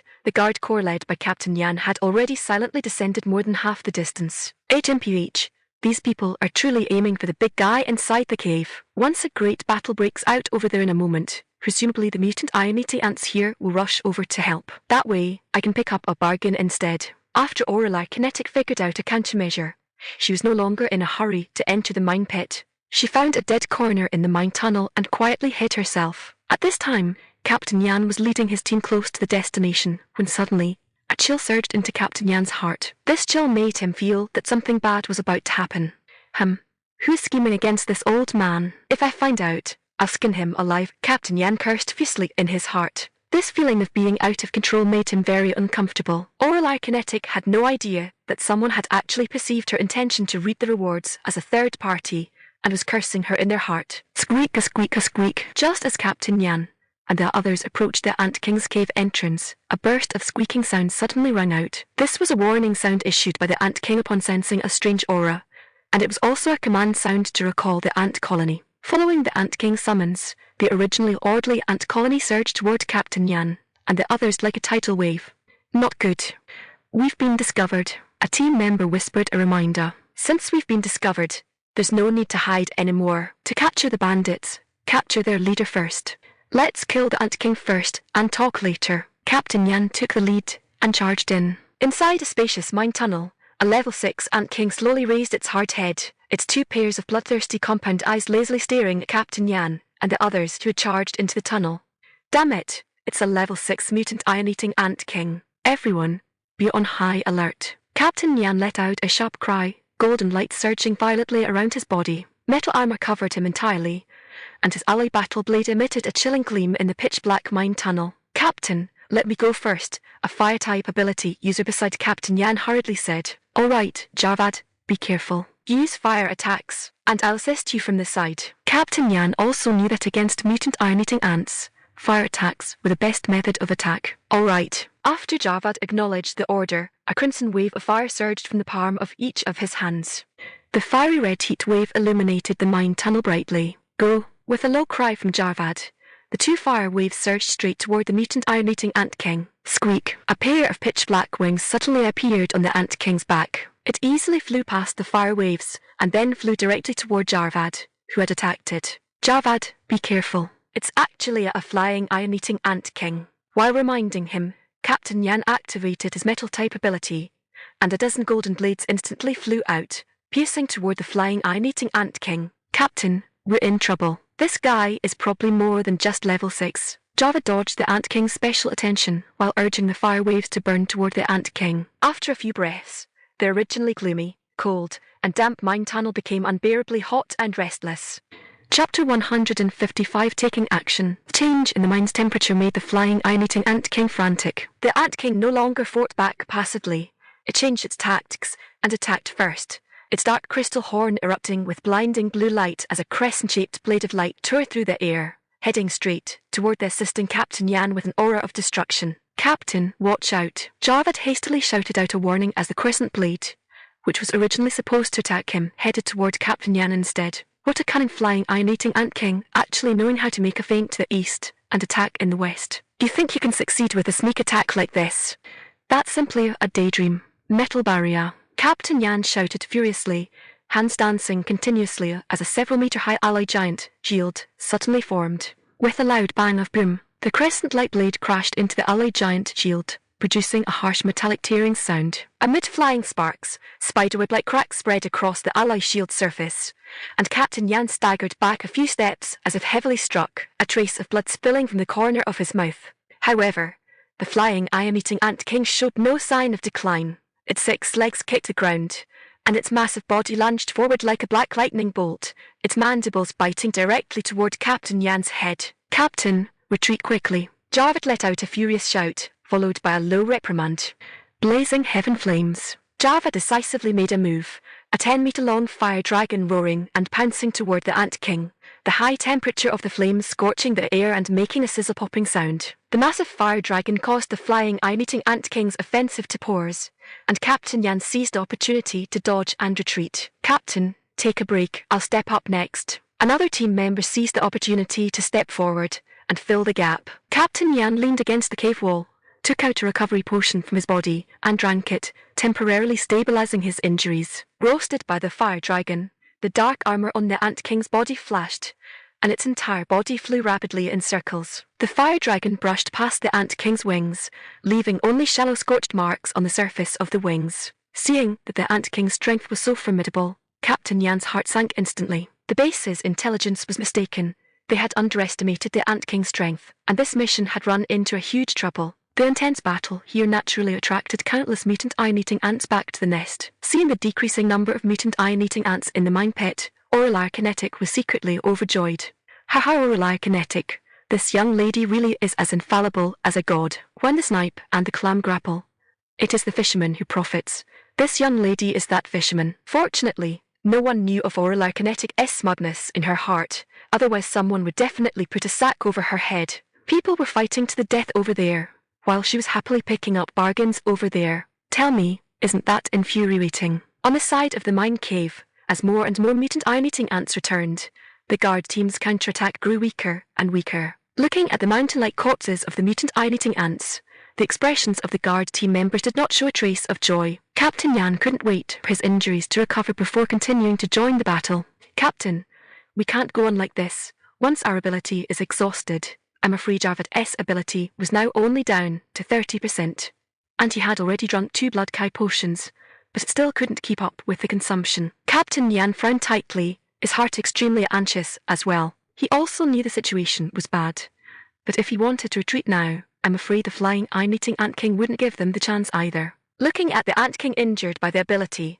his mind worked frantically, trying to find a suitable method. Unfortunately, before a method could be thought of, the flying iron-eating Ant King's attack arrived once again. Its long forelegs attacked Captain Yan, whose injuries had not yet fully recovered. What the heck? This guy even knows how to pick soft persimmons to squeeze. Captain Yan complained helplessly in his heart. Complaining was complaining, but the attack could not stop, especially when the sharp claws on the Ant King's forelegs were close at hand. Right now, Captain Yan silently chanted in his heart, the metal-type ability around his body surging wildly, and the alloy battle blade grew to 3 meters long under the drive of the ability. Go to hell. Captain Yan shouted furiously, the metal-type energy enveloping the alloy battle blade, slashing with all his might toward the connection between the flying iron-eating Ant King's head and torso, the weakest part of its armor.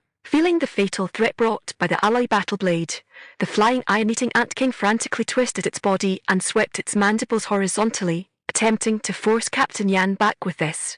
At the same time, it emitted a sharp screech, and the surrounding mutant iron-eating ants lunged frantically, densely blocking the entire mine cave. "Captain, I'll block the ant swarm." Seeing this, Javad immediately leaped up, continuously driving his fire-type ability with both hands as fireballs instantly fell like rain, every fireball exploding into a raging sea of fire upon landing on a mutant iron-eating ant. In an instant, the mutant iron-eating ants caught fire and burned in patches, turning pitch black and carbonized, with sizzle sounds rising one after another. Seeing its tribe suffer heavy casualties finally completely enraged the flying iron-eating ant king. The furious flying iron-eating ant king flapped its mutilated wings, its hard shell covered with scorch marks burned by fire, and its 2 pairs of scarlet compound eyes stared fixedly at Captain Yan and the others. Captain Yan's heart skipped a beat, a sense of unease welling up in his mind, and he felt that things were about to go bad. "Quick, attack with all your might!" Captain Yan shouted loudly. Along with the shout, various ability attacks shot toward the flying iron-eating ant king. They originally thought the flying iron-eating ant king would dodge and counterattack, but unexpectedly it gave up all defense, its joints popping, and its massive body suddenly arched and kicked off the ground, rushing straight toward the middle of the crowd.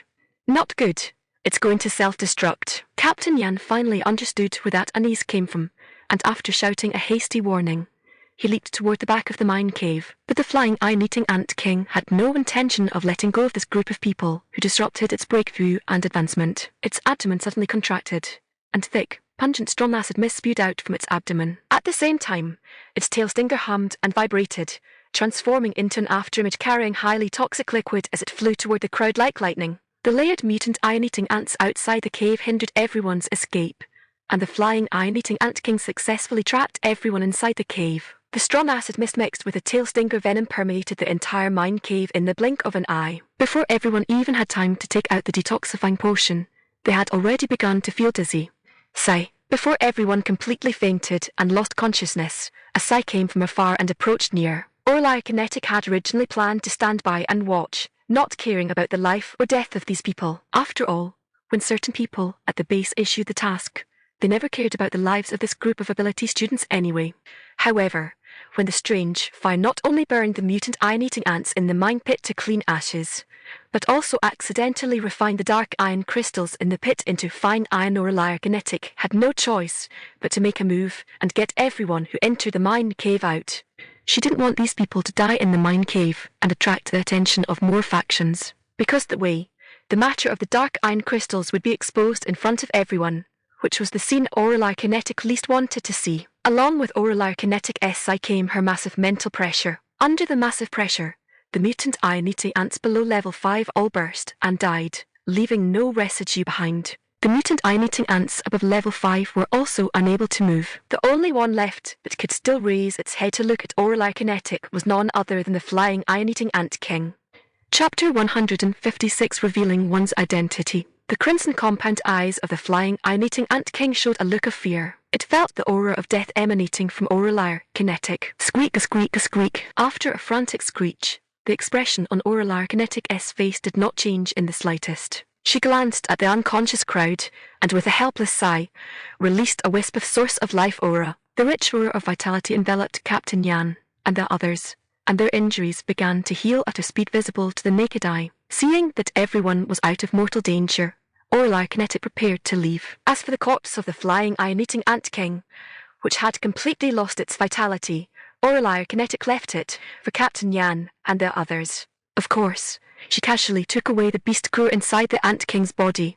This was her reward for stepping in to save people, which she deserved. Paid service, nothing wrong with that, not shameful at all. Before turning to leave, Orlai Kinetic also very kindly cleaned up all the living level 5 mutant iron-eating ants. Of course, she took the beast claws and left the corpses behind. You must know that the corpses of level 5 mutant iron-eating ants were also quite valuable. The claws on the 6 legs, the antennae on the head, and the hard shell on the back of each mutant iron-eating ant were all good materials for forging cold weapons. Just because Orlai Kinetic looked down on them didn't mean others wouldn't appreciate them. Orlai Kinetic did not know that just as she turned to leave the mine, Captain Yan who was the first to wake up, caught sight of her back. That familiar school uniform gave Captain Yan a start in his heart. A student. Does the ability school have such a powerful student? Captain Yan was full of doubt. After a moment of silence, Captain Yan couldn't help muttering to himself, "Perhaps I so wrong. If the school had such a powerful student, they wouldn't have asked someone to intercede and let the guard corps take care of those dozens of students back then." Gathering his thoughts, Captain Yan stopped pondering this matter and turned his head to carefully inspect the condition of the mine. Inside the mine, countless mutant iron-eating ants were piled up. He carefully inspected them and found that the beast cause of all level 5 and above mutant iron-eating ants had been taken away. The mutant iron-eating ants below level 5 were completely untouched. Seeing this, Captain Yan's heart burned with excitement. Level 4 beast cause were also of considerable value. At this moment, Captain Yan could no longer care about anything else. He drew the ally dagger from his body and began extracting the beast cause from the level 4 mutant iron-eating ants. Without giving it much thought, he followed Aureli Kinetic S method. Aureli Kinetic harvested the beast cause of level 5 and above, so he harvested the level 4 beast cause, leaving level 3 and below untouched. Even for just the level 4 beast cores, Captain Yan only managed to collect half of them before the others woke up one after another. The first to wake up was Jarvad. Seeing Captain Yan's actions, he was slightly startled. Just as he was about to ask a question, he saw Captain Yan shoot him a look. They were partners who cooperated seamlessly.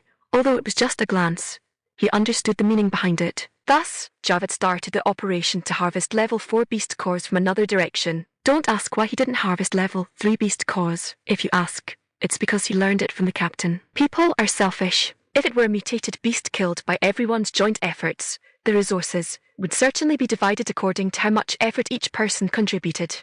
But for things obtained without effort, naturally, whoever got them kept them. After the team members woke up one after another, without needing reminders from their teammates, they all silently began harvesting the valuable parts from the mutant iron-eating ants. Beast cores, hard shells, antennae as one dismembered mutant iron-eating ant after another was processed. The useful parts being cut off began spreading outwards from the mine. "Captain, there's too much. We simply can't carry it all away." Seeing the supplies covering the ground, Jarvad was worried for the first time about not being able to take the supplies with them. "Jarvad, you take a few, brothers. Send a portion back first, and then notify base to send people over for transport," Captain Yan said with a calm expression. "Understood, Captain," Jarvad acknowledged. After hesitating for a few breaths, he continued to ask, "Captain, aren't you going to request people to come and clean up this place? In case there are still any fish that slipped through the net, I'm afraid." Hearing Jarvad's concern, Captain Yan recalled the helpless sigh he heard before losing consciousness, and the blurry figure he saw when he opened his eyes. A fish that slipped through the net. Under that person's carpet search, how could there be any? Unless they were those level 1 and level 2 mutant iron-eating ants. "It's fine. There won't be any danger here in the short term. Right. When you go up and see that group of students, have them come down here for a trip as well." Captain Yan suddenly remembered that there was still a group of students. That expert ate the meat, while they drank the soup. As for the leftover scraps at the bottom of the pot, they could leave them for those student brats, just in case. What if that big shot really was hidden among the students? By showing goodwill like this, perhaps that big shot would look at him with high regard. The more Captain Yan thought about it, the more feasible his method felt. "Jarvad, you must make that group of students come down. Leave those level 1 and level 2 mutant iron-eating ants to them. As for the level 3 ones, leave a quarter of them for them." "Captain, Captain." Hearing Captain Yan's decision, the other team members cried out in surprise in unison, looking at Captain Yan with confusion. Seeing the looks in everyone's eyes, Captain Yan pondered for a moment and decided to tell his team members everything he had heard, seen, and guessed, so as to avoid any estrangement in their hearts over a few level 1 and level 2 mutant iron-eating ants. "Jarvad, before you were poisoned and fell unconscious, did you hear any sounds?" Captain Yan asked. The team members were stunned and glanced around at each other. Everyone shook their heads, indicating that they hadn't heard any sounds. Seeing this, Captain Yan's heart sank. Could it be that he had hallucinations and misheard? Just as Captain Yan was doubting himself, a hesitant voice sounded from the very corner. Captain, what kind of strange sound? Does sighing count?" As soon as these words came out, everyone in the squad turned to look at the person who spoke. This was a reserve member participating in a squad operation for the first time, and everyone was not very familiar with him. He seemed to have gotten into the squad by pulling strings with some leader in the guard corps. Towards such connection-based hires, everyone held a complicated feeling. They both detested such connected individuals and yet, for certain reasons, had to maintain a surface-level harmony with them. Chanlai, you heard the sigh, right? Hearing Chanlai's words, Captain Yan's spirits perked up, and he hurriedly asked. Seeing Captain Yan's expression, everyone finally realized the abnormality of the situation. Their gazes all snapped toward Chanlai, instantly turning Chanlai, who had previously been like an invisible person, into the focal point under everyone's scrutiny. Under everyone's gaze, Chanlai's face instantly blushed. He stammered, before losing consciousness completely. I vaguely heard a sigh, and also dimly saw a figure wearing a school uniform walking over from a distance. The originally pitch-black mind seemed to brighten up a lot when that figure arrived. The moment Farid mentioned the school uniform, Captain Yan had already confirmed that he hadn't made a mistake at that time. Chanlai, did you see the face clearly? Captain Yan asked nervously. Farid shook his head. Captain, I didn't see the face clearly, but I know it's a girl. I saw her tied hair. Chapter 157 The Giant. Good, good. Upon hearing this important news, Captain Yan wore a pleasantly surprised expression. Captain, the other members looked at Captain Yan with some confusion. Today, we were saved by a certain big shot, you know. Do you all still remember the final strike of the flying iron-eating ant king? Toxic fog, the members said in unison. Correct, we were all poisoned by the toxic fog. Right before losing consciousness, I heard a helpless sigh. It felt as though the other party was extremely unwilling to make a move.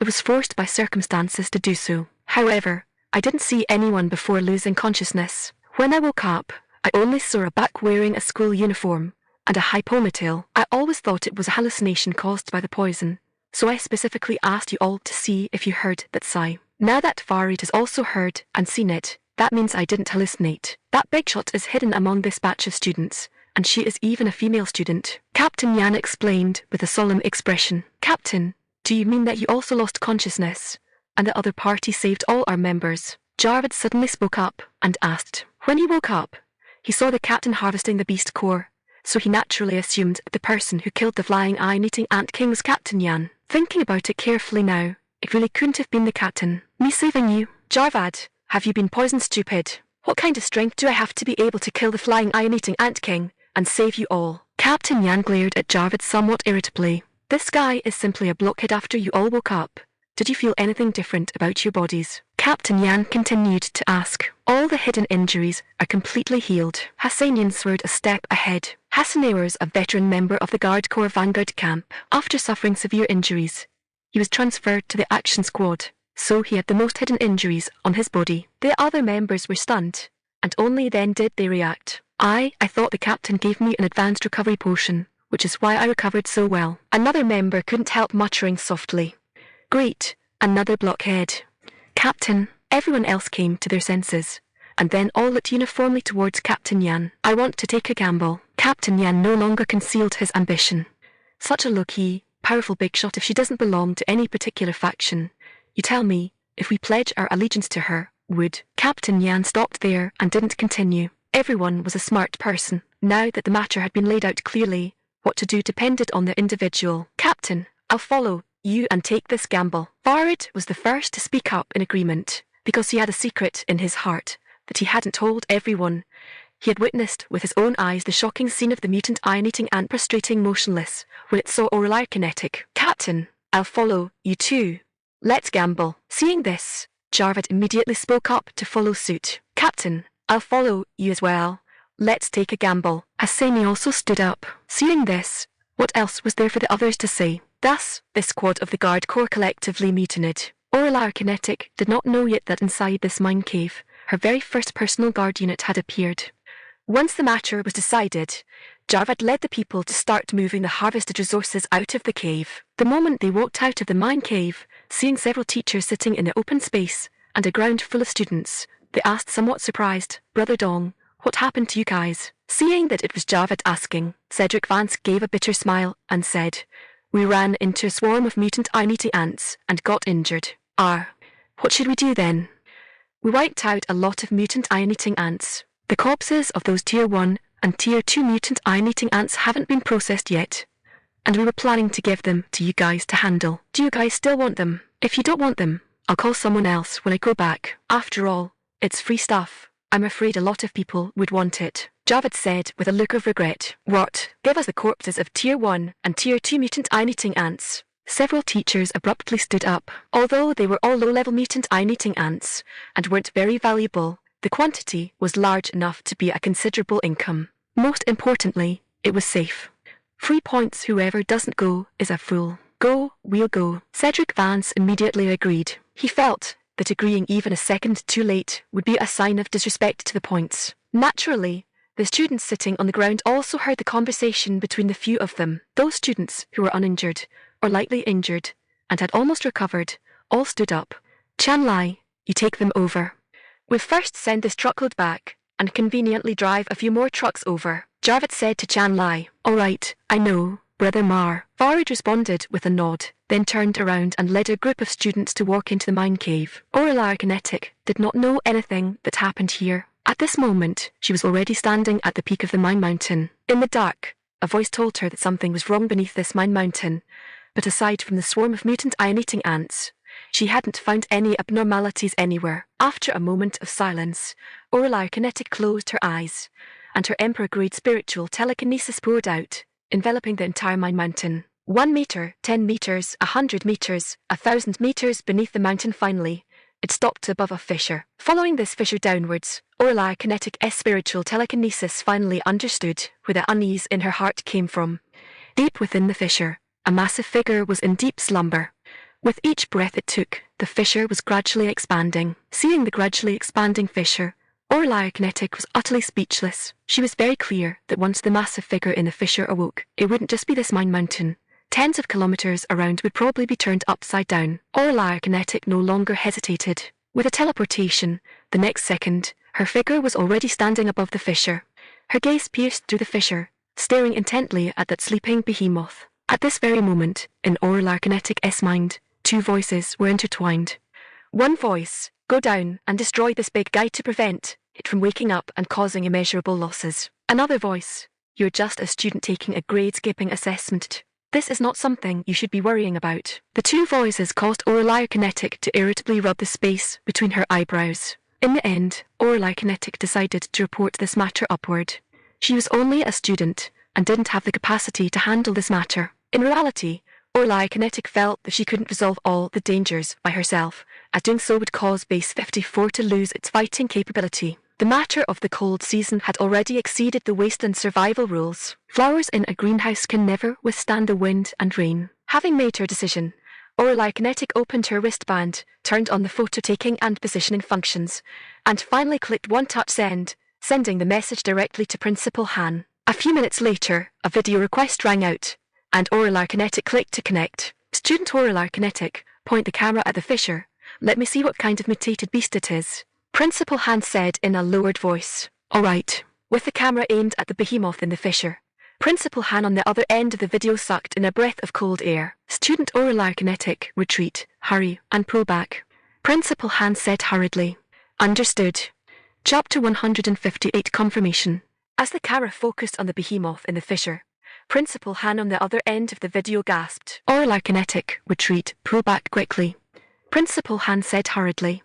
Understood. Aurelia Kinetic did not know that her discovery had already alarmed the higher-ups of the base. When she returned to the assembly point, she found that everyone was hardly getting into the cars to prepare to leave. Seeing Aurelia Kinetic's figure, Cedric Vance immediately shouted loudly, Aurelia Kinetic, hurry up, get in the car and let's go back. Hidong's shout caught the attention of Captain Yan and Chan Lai, who had been secretly paying attention to this side. Seeing the blurred figure approaching from afar, Captain Yan and Farid exchanged a silent glance and nodded, confirming their respective guesses. Captain, it's this figure. Farid nodded slightly, with great certainty.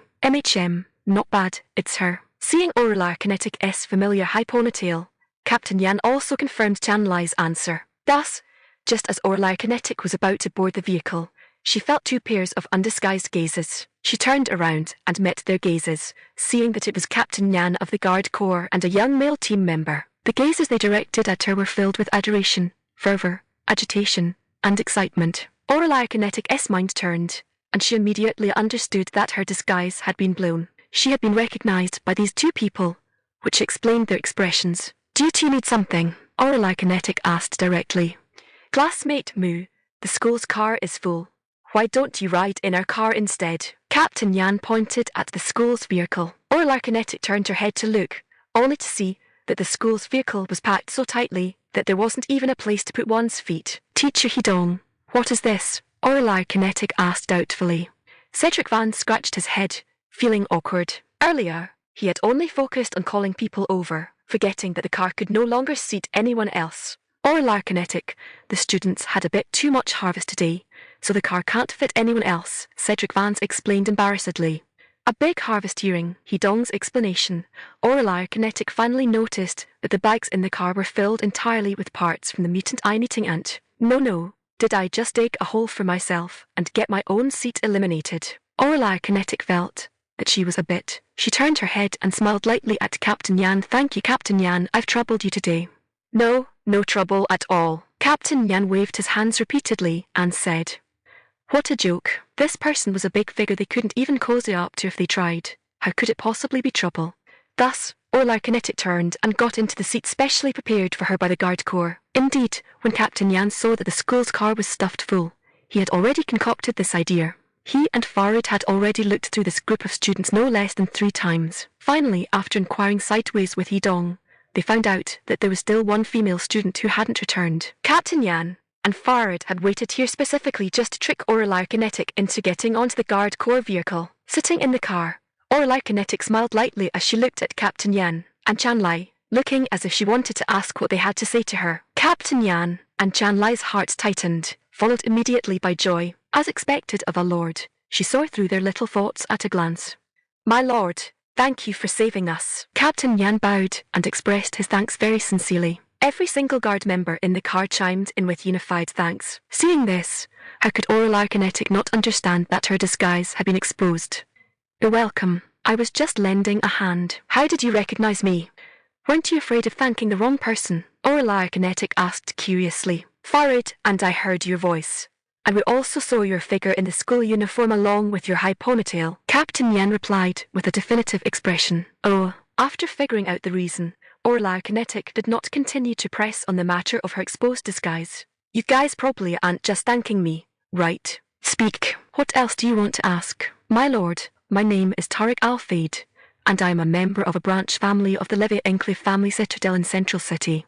Currently, I am a squad leader in the Inner City Guard Corps. We wish to follow you, my lord. Captain Yan finished speaking in one breath, then looked at Orla Kinetic with hopeful eyes. At this moment, it wasn't just Tariq Al-Fade whose heart was beating thump-thump with nervousness. Chan Lai, Jarvad, Wu Chan, and the others were also so nervous that they didn't even dare to breathe heavily. They both hoped Orla Kinetic would speak immediately, and feared that what Orla Kinetic said would be a rejection. This anxious feeling of ups and downs was even harder to enjoy than hiding and waiting for a mutated beast. Why do you choose to follow me? Orla Kinetic asked in a deep voice. Tariq Al-Fade and the others froze for a moment, then flushed with embarrassment. After a few breaths of silence, Tariq Al-Fade decided to answer honestly.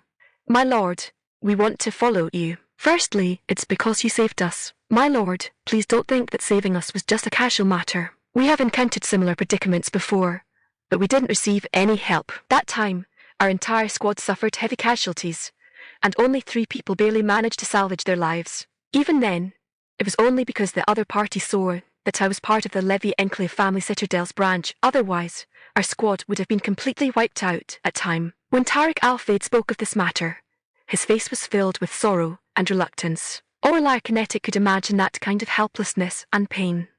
Because these were true Wastelanders, apathy and numbness. Without waiting for Orla Kinetic to urge him, Tariq Al-Fade continued. Secondly, we want to find a backup.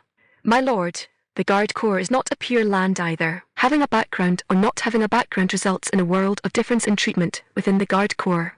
We are not resigned to this and want to take a gamble. But those high and mighty big figures look down on us. After finishing, a trace of embarrassment appeared on Tariq Al-Fade's face. Orla Kinetic glanced at Tariq Al-Fade in surprise and asked strangely, since you are a member of the branch family of the Levy Enclave family citadel in Central City, shouldn't you look for the Levy Enclave family citadel? Hearing Orla Kinetic's words, a flash of embarrassment and disdain flickered deep in Tariq Al-Fade's eyes. My lord, if you don't mind me being a laughingstock, branch family members with talent like mine are numerous in the Levy Enclave family citadel, and the Levy-Enclave family citadel doesn't think much of them. Although I can walk about under the identity of the Levy-Enclave family citadel's branch, when real trouble happens, the Levy-Enclave family citadel will weigh the pros and cons and evaluate my value to see if it's worth their intervention, Tariq Al-Fayed said with a bitter smile. This bitter smile was filled with heartache and disappointment. Oh well.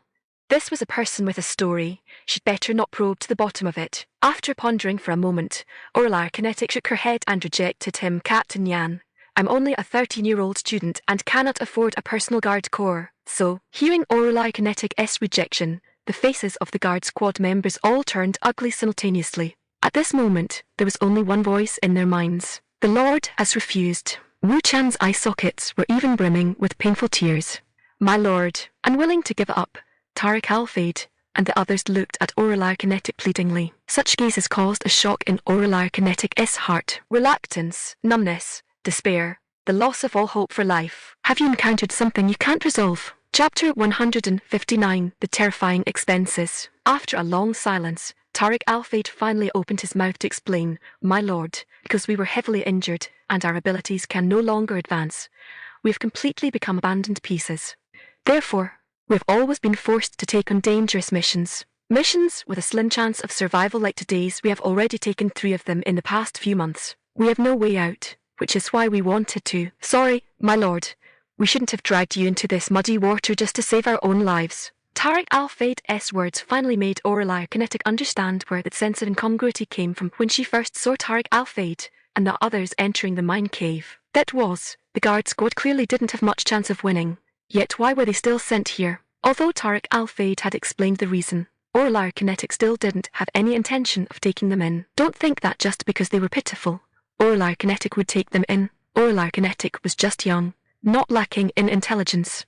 She had no intention of taking on such people and matters that were obviously a hot potato. Looking at the unmoved Orlar Kinetic, Tariq Al-Fayed and the others lowered their heads dejectedly. This was the closest opportunity they had to come into contact with a powerful expert. After a moment of silence, Tariq Al-Fayed asked in a low voice, Given how powerful my lord is, will you participate in the recommendation this year to go to the top 5 ranked bases? Orlar Kinetic suddenly looked at Tariq Al-Fayed, a trace of coldness flashing in her eyes. Only a few people know about this matter.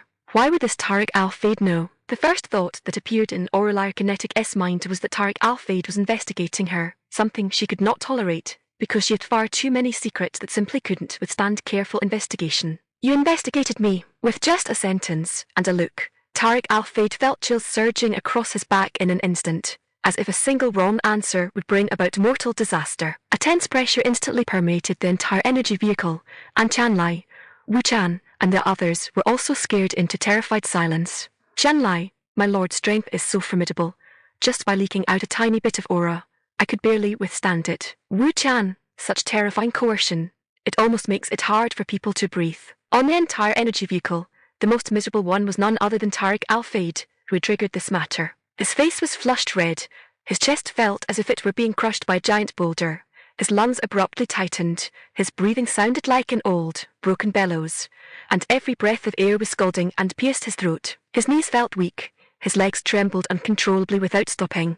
The joints all over his body made a series of crisp cracking sounds, and cold sweat soaked his black protective suit. Tariq Al-Fayed forced himself to hold on, and explained, My lord, I definitely did not investigate you. I guessed this matter, because the school exchange that happens once every 5 years will start in another 2 months. I guessed that with my lord's strength, staying in base 54 is truly burying a genius. After listening to Tariq Al-Fayed's explanation, the powerful aura exuded by Orlar Kinetic restrained slightly. Orlar Kinetic was very interested in the topic brought up by Tariq Al-Fayed.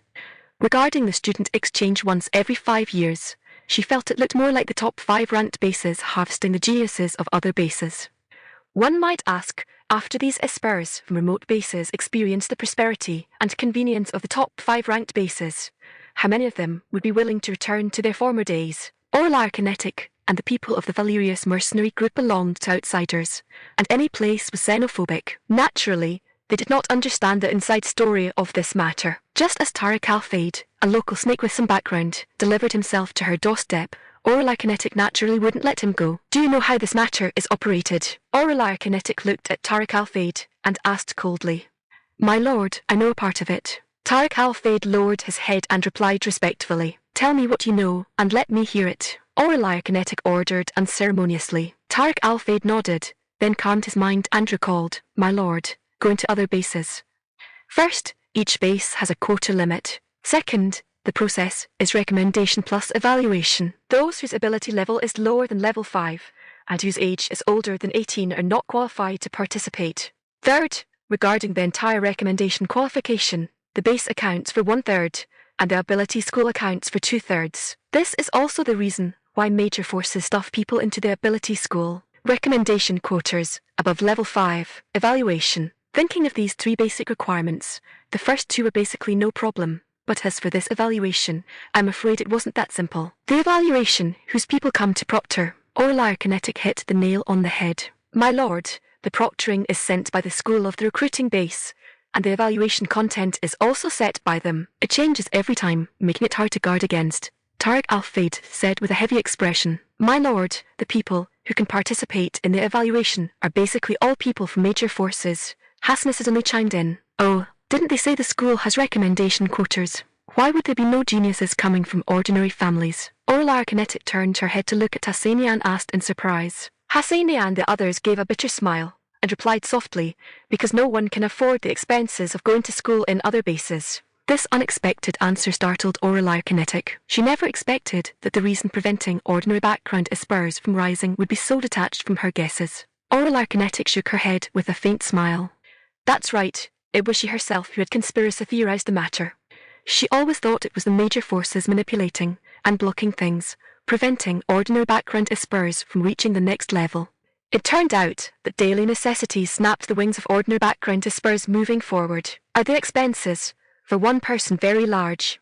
Holding the mindset of asking when one doesn't understand, Aureliah Kinetic unhesitatingly asked what was on her mind. Hearing this, Tariq Al-Fayed and the others were all slightly taken aback, then looked at Aureliah Kinetic. Seeing the surprised gazes of the crowd, Aureliah Kinetic finally sensed that something was wrong, and she couldn't help asking, "What? Isn't it just one person going?" "My lord, going to other bases to study allows you to bring 5 to 8 personal guards to ensure the student has people to protect them and run errands after arriving at another base," Tariq Al-Fayed explained carefully. He could finally tell that this lord was completely clueless about studying at other bases. "Ah, you can actually bring people along." This unexpected news greatly surprised Aureliah Kinetic. "Yes, my lord," Tariq Al-Fayed answered with a nod. "In other words, if I go to a base to study, I can bring 5 to 8 people, and the expenses of these people are my responsibility, right?" Aureliah Kinetic finally understood what Tariq Al-Fayed meant earlier when he said it was unaffordable. "Are you kidding? In the Wasteland world, it's already difficult to feed oneself, let alone feed several other mouths. Is this something an ordinary person could do?" "Yes. No, I'm going to school, not to enjoy myself. Why must I bring people along?" Aureliah Kinetic was puzzled. "My lord, because when you go to school and complete school missions, you need team assistance. Aside from studying, many miscellaneous chores also require people to help handle them. Moreover, the local students are very xenophobic," Tariq Al-Fayed softly explained. Xenophobic Aureliah Kinetic couldn't help muttering to herself. Chapter 160 Base Giant. "Yes, my lord. The people in those bases are very xenophobic, and even the school leaders have the same attitude. If people from remote little bases like ours go there, unless we are peerless prodigies, we will be ostracized and isolated." This news caused Aureliah Kinetic to furrow her brows tightly. "All right, I understand, and I also get what you mean. But I need to think about it and give you a reply after some time." After thinking for a moment, Aureliah Kinetic did not explicitly reject Tariq Al-Fayed and the others again. Hearing Aureliah Kinetic's reply, the eyes of Tariq Al-Fayed and the others lit up, and they said in unison, "All right, my lord. We await your summons at any time." After returning to school, Aureliah Kinetic officially skipped grades and went to the advanced class for the Wu-type ability. She was sitting peacefully at school attending classes, but she did not know that because of a piece of news from her, the top powerhouses of the entire base were in an uproar. Above the fissure, Principal Han and several peak level 7 powerhouses looked at the behemoth in the fissure below, their eyes filled with naked greed. "Little Han, can you tell what level of mutated beast it is?" a white-haired elderly man softly asked. After Principal Han respectfully bowed, he replied with a somewhat ugly expression, "Elder Abraham Cohen, judging by the size of this behemoth, it is estimated to be at least at the peak of level 8. Combined with its breathing frequency and the resonance of the earth, I'm afraid it has already entered level 9. After hearing Principal Han's analysis, Elder Abraham Cohn did not express his own views, but instead turned to ask the other few people. Old Madam Miriam Zev, Elder Mordecai Levy, what do you think? Elder Abraham Cohn continued to ask. Old Madam Miriam Zev's full head of white hair was meticulously tied up at the back of her head, with an emerald green hairpin stuck in her bun, without a single trace of disorder. Her pair of amber pupils were slightly darker in colour, and her gaze was as sharp as a falcon's. With a gentle glance, she exuded natural majesty without anger. Her voice was not loud, but every word fell to the ground like ice beads. The gap in strength is too big. Just a few of us are probably not even enough to fill its teeth gaps. If you don't believe it, you can make a move and try. As soon as her voice fell, the whole place fell into dead silence, and Elder Abraham Cohen's expression instantly turned ugly. Elder Abraham Cohen, that old hag from the Zev family citadel, is becoming more and more arrogant.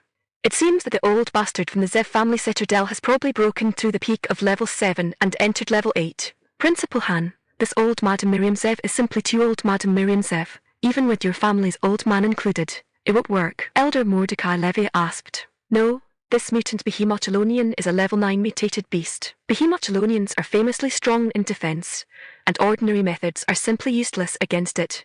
Old Madam Miriam Zev shook her head and said. Old Madam Miriam Zev's analysis made the few people present fall silent in an instant. However, a level 9 mutated Kshuan turtle is a treasure from head to toe. Are you willing to just let it go like this? Elder Abraham Cohen asked, refusing to give up. Of course it's impossible to be willing, but I want to remind you, Elder Abraham Cohen, that your Behemoth-Chelonian is usually in deep sleep for several years, or even decades. Once it is awakened by an attack, if we don't have absolute certainty to annihilate it, then I think base 54 won't even be enough for it to ravage. By then, base 54 will probably fall into catastrophic disaster. Old Madam Miriam Zev's thin face was full of cold rigidity. Hee. Old Madam Miriam Zev, you should say less of these sanctimonious words.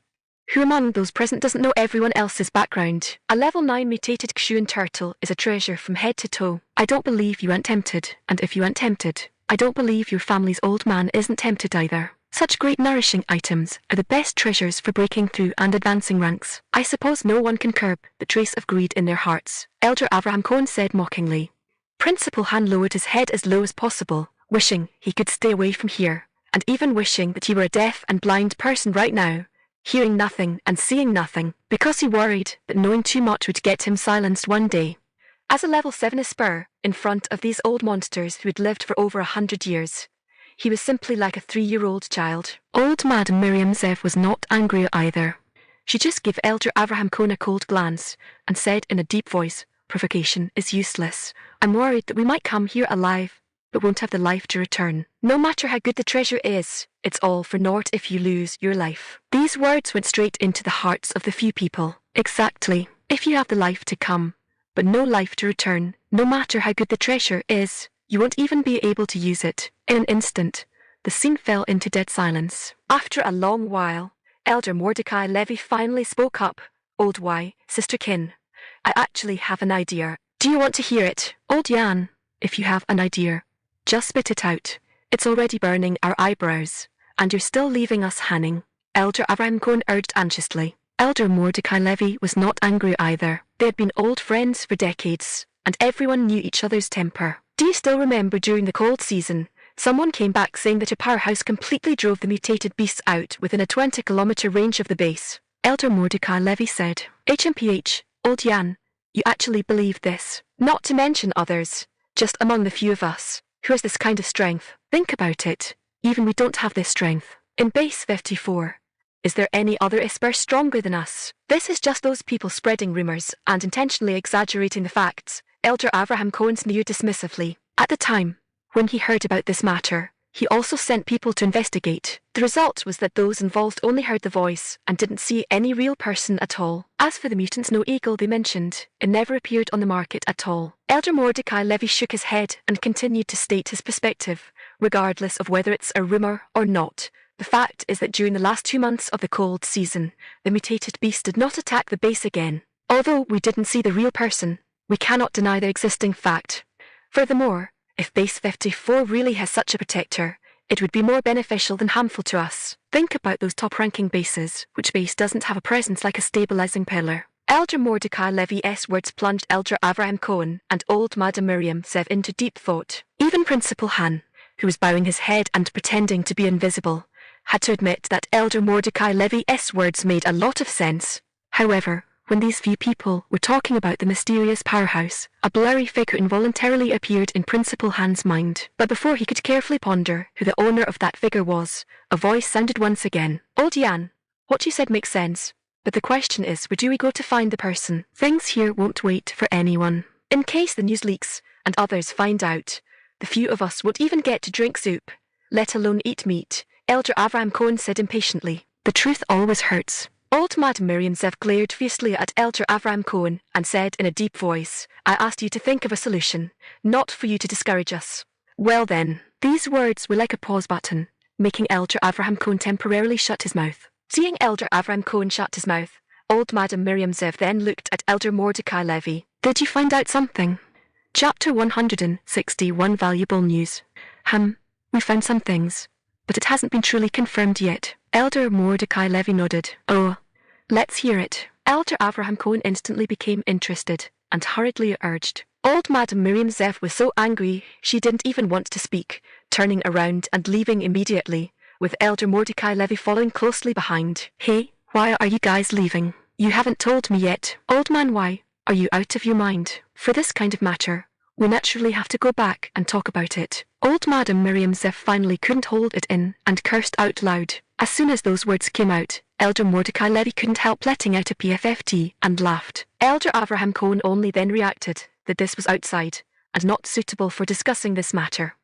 He awkwardly scratched his head and strongly saved face by saying, actually, doing it here isn't entirely out of the question either. Only his voice grew softer and softer, revealing his guilty conscience. In the top-floor grand conference room of Central City, Elder Avraham Cohen, Elder Mordecai Levy, old Madam Miriam Zev, along with Elder Yitzhak Zev who had just rushed over, and Principal Han. A total of 5 people sat together in the conference room. What happened? Calling me over in such a flurry. Are there any discoveries? Elder Yitzhak Zev glanced at his wife, then swept his gaze over the other 3, asking with some surprise. Elder Mordecai Levy looked at Elder Avraham Cohen and old Madam Miriam Zev, and seeing that neither of them intended to explain, he had no choice but to prepare to speak himself. As for Principal Han, he was currently a total nobody. If it weren't for him reporting it up, his seat at the table would probably have been at the very back. We went to check it out just now. That is a sleeping mutant behemoth-alonian, estimated to be at level 9.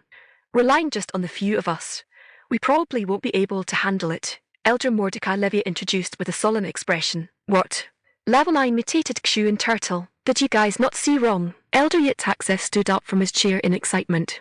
Because his movement was too fierce, the sharp and piercing screech of the chair scraping against the ground made everyone freeze in unison. No, it's just a level 9 mutated Kshu turtle.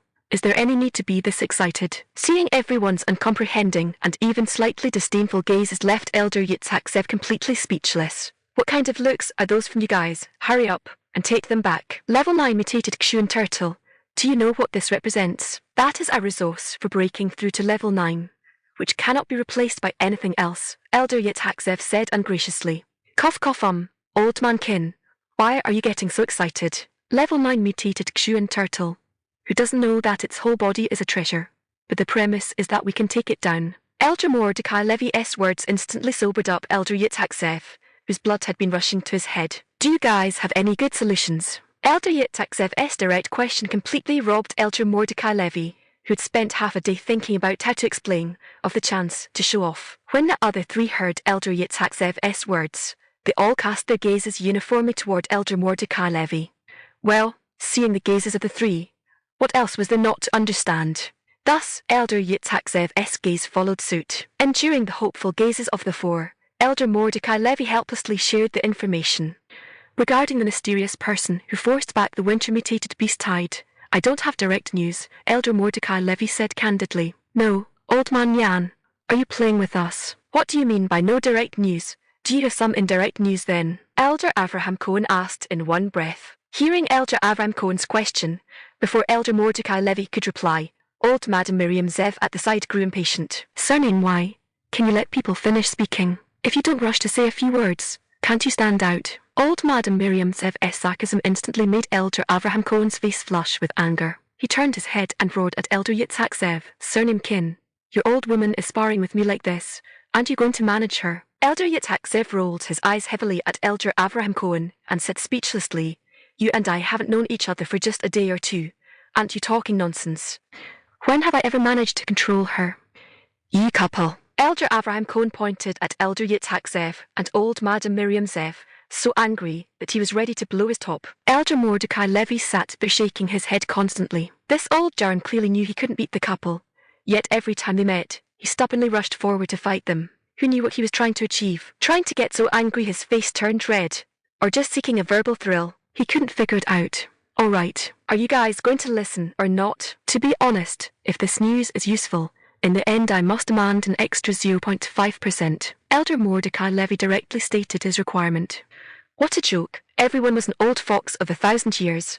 How could they possibly share intelligence free of charge? Giving uncompensated contributions was something done by hot-blooded youngsters, not something people of their age would do. The other three remained silent for a few breaths, and finally old Madam Miriam Zev made the final decision. Fine, as long as the news is reliable, and that mysterious person is truly invited out, we acknowledge the 0.5%. Seeing that the three did not object, Elder Mordecai Levy didn't put on airs and continued, although no one has seen that mysterious person, nor knows the truth or falsehood of this matter. However, I received a piece of news worth paying attention to. Among the 8 or 9 people who last contacted the mutated beast tide during the winter, after returning to Base 58, 3 of them successively contacted the Valerius mercenary group in the outer city, and 2 of these families are even about to form a marriage alliance with the Valerius mercenary group. Oh, there's such a thing? After Elder Yitzhak Zev and his wife and Elder Avraham Cohen exchanged glances, they tacitly understood what this news represented.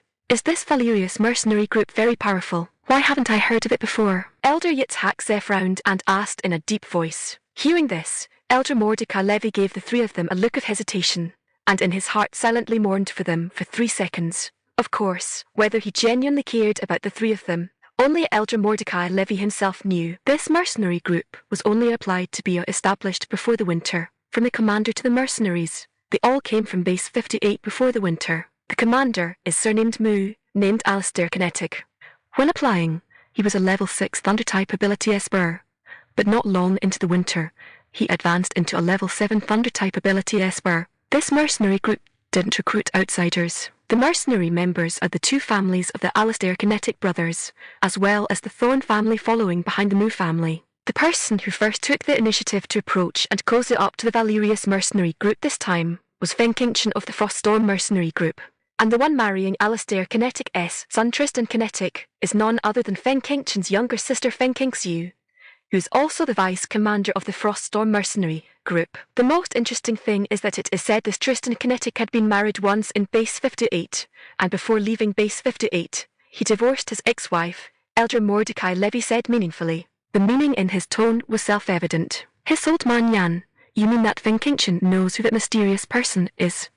To close it up to a golden thigh, he deliberately used a honey trap, Elder Avraham Cohen said in surprise after reacting. Chapter 162 Searching for the Mysterious Man. His Elder Mordecai Levy, are you saying that Fenkinchin knows who that mysterious person is? Moreover, in order to close it up to a big shot, he even deliberately used a honey trap and arranged a marriage with someone close to that person. Elder Avraham Cohen said with surprise after snapping back to reality. How did Fenkinchin find out about the mysterious person? Elder Yitzhak Zev asked with a frown. This matter. The cause dates back to before the arrival of the cold season, when the outer city arranged for major mercenary groups to participate in clearing out the No.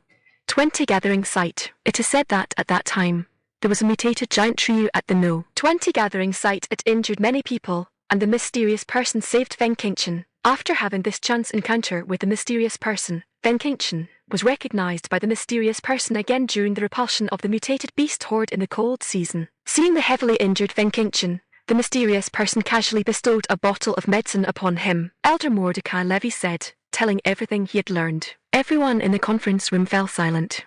If this matter were true, the probability of Fenkinchin knowing the mysterious person would be 50 or 60%. Fenkinchin was even able to cozy up to such a mysterious big shot. To say they weren't envious or jealous would be a lie. Old Yan, Do you mean that Venkinchin found out the mysterious person belongs to the Valerius mercenary group? So after finding an excuse to cozy up to them, he also facilitated the marriage between his younger sister and the young commander of the mercenary group, Tristan Kinetic, with the purpose of completely clinging to this tyrant tree? Old Madame Miriam Zev asked softly after a long silence. Yes, that's my guess. Elder Mordecai Levy answered affirmatively. After the few people in the conference room exchanged glances, Elder Abraham Cohn asked, "Can we confirm who the mysterious person is? Is it Alistair Kinetic?" Elder Mordecai Levy shook his head and smiled bitterly.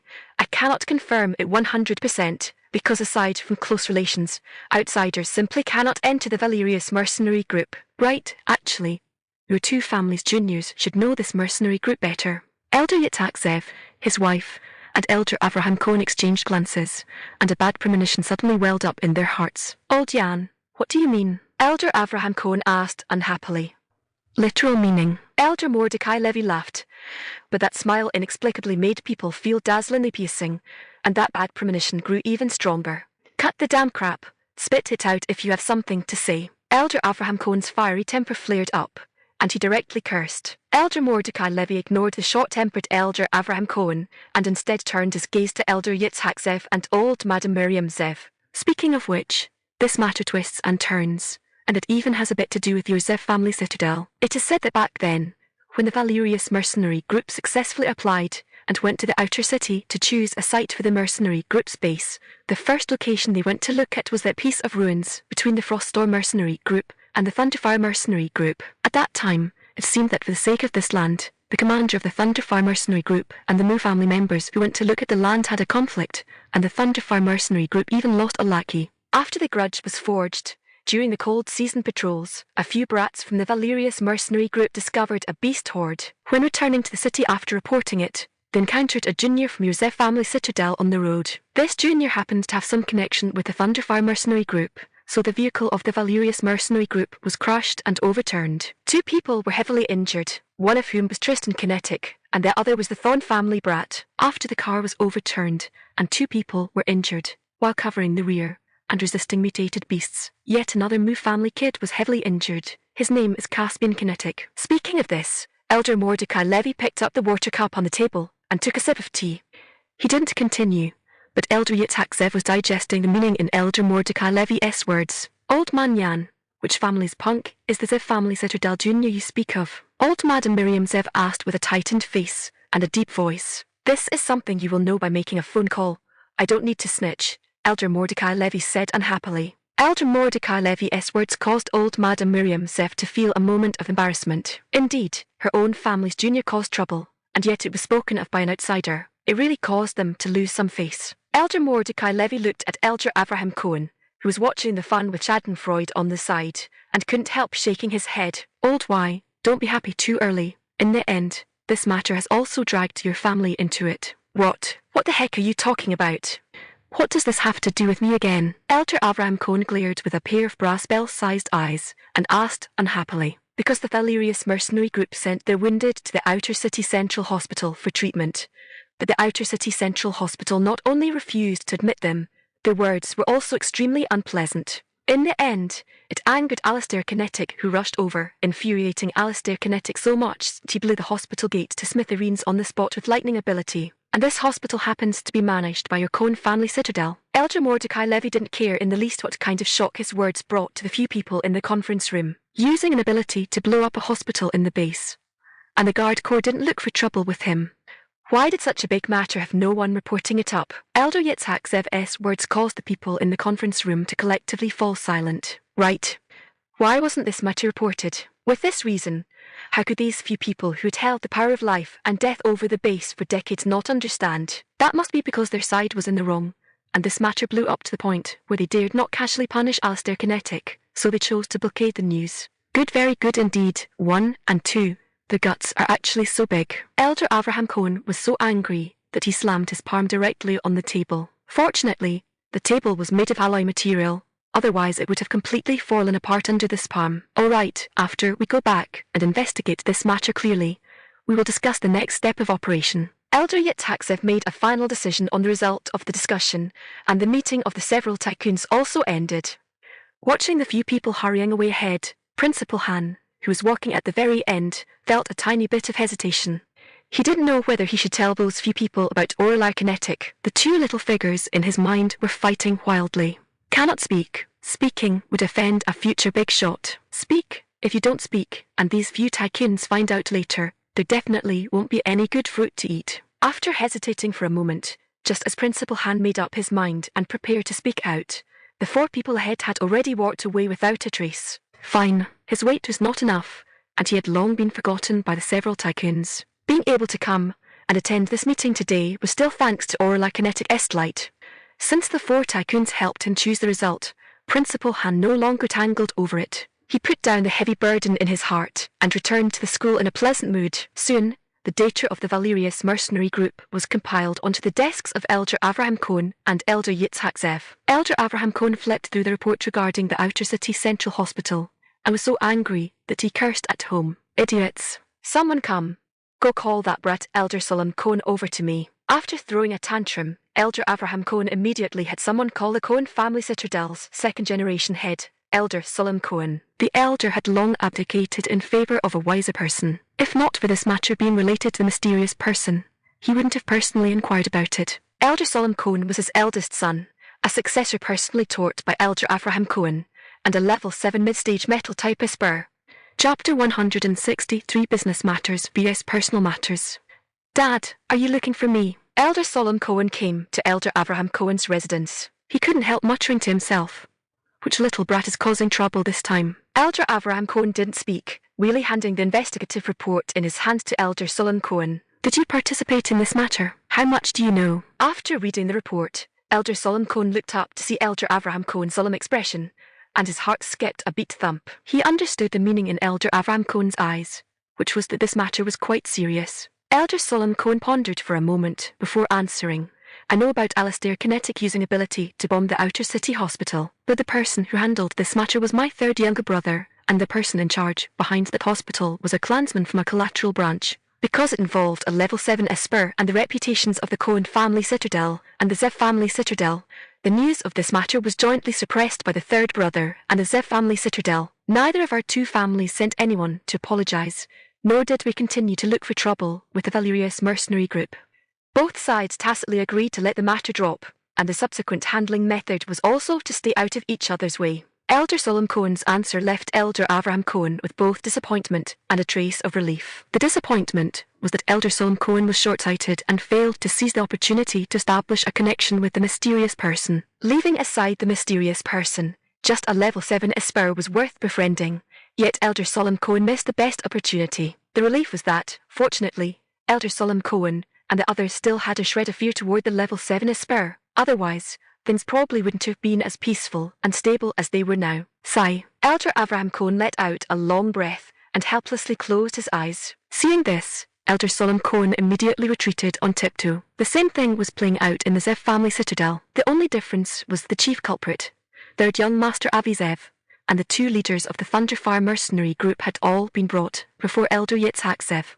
Elder Yitzhak Zev threw the investigation results at third young Master Avi Zev, who was kneeling on the ground, and asked coldly, "Explain. What on earth is going on with this matter? You are not allowed to exaggerate, nor are you allowed to omit anything.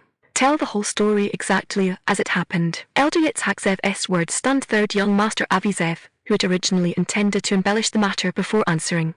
"Grandfather, I don't think about brushing this off. This matter is very serious." Elder Yitzhak Zev interrupted third young Master Avi Zev's subsequent words, and directly set the nature of the matter. The several power holders of the Zev family citadel standing aside all felt their hearts skip a beat thump.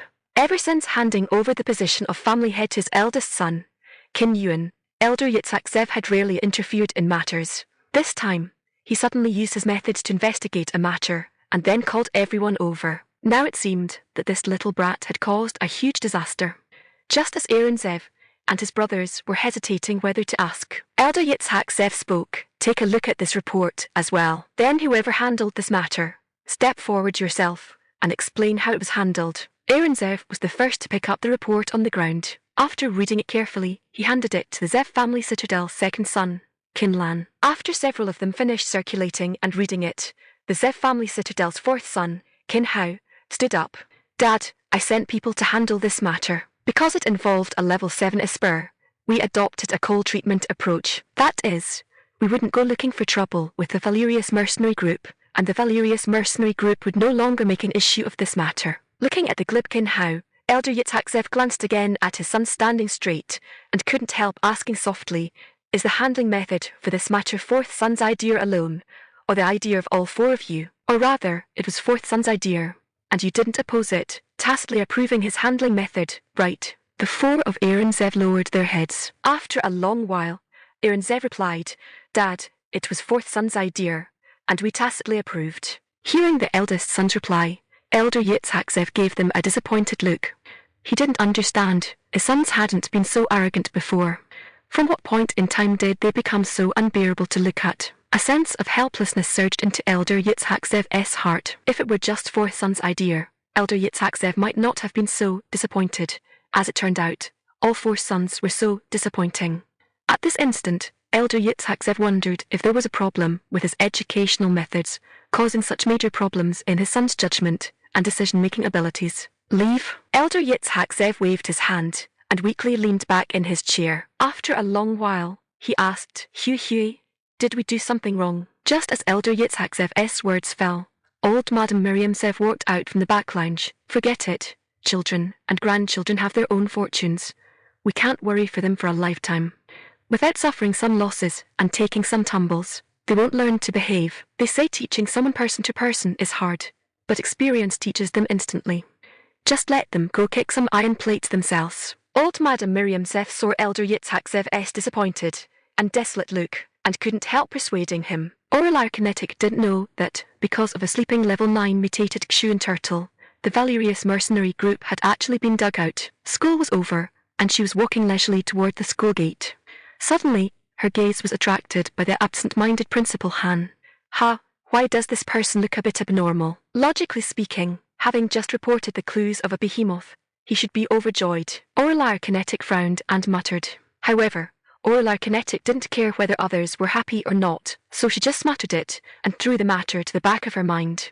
She didn't know that the reason for Principal Han's absent-mindedness was related to her. Along the way, Principal Han had been struggling over whether to tell Orlar Kinetic about this matter. Until he ran into Orlar Kinetic face-to-face at the school gate, Principal Han finally made up his mind. Student Orlar Kinetic, do you have time now? I have something I want to tell you. Principal Han said with a serious face. Seeing the expression on Principal Han's face, combined with his previous absent-minded appearance, Orlar Kinetic guessed that this matter was probably not small. Official business, or private business. Orlar Kinetic didn't agree immediately, instead asking about the nature of the matter. Principal Han was stunned, looking at Orlar Kinetic in disbelief. He was frantically complaining in his heart, am I fucking crazy? Actually wanting to talk about such an important matter with a 13-year-old half-grown girl, and furthermore, I'm even being nitpicked by her, just based on my identity as the principal of the ability school, who doesn't nod and bow when they see me. How come this fucking doesn't work in front of this girl? Orlar Kinetic didn't know Principal Han's internal monologue. She was looking at Principal Han with a cold expression. Private business. Seeing this, Principal Han hurriedly replied. For a moment, he felt that if he answered too slowly, the student Orlar Kinetic in front of him would bring him a little bit of trouble. Private business. Principal Han, are you sure it's private business? Orlar Kinetic couldn't help repeating and reminding him. Chapter 164 An Unexpected Joy. Alright, if it's personal business, let's find a quieter place to sit for a while. After saying that, regardless of Principal Han's attitude, Orlar Kinetic walked forward on her own. Standing in the corner of the training ground, Orlar Kinetic looked at Principal Han and asked straight to the point. Spit it out. After you reported it up, what happened that has put you in such a difficult position? No. What on earth are you? Why do you know about my entanglement and headaches? Principal Han complained wildly in his heart, but not a shred of it showed on his face. After a moment of silence, he paused for a moment before speaking. Classmate Orlar Kinetic, sleeping in the fissure you reported, is a level 9 mutated Kshuan turtle. Several top giants of Central City went to see it, and they are not confident in taking down that level 9 mutated Kshuan turtle. After all, mutant behemoth Chelonian is world famous for its defense. Oh, they can't take it down.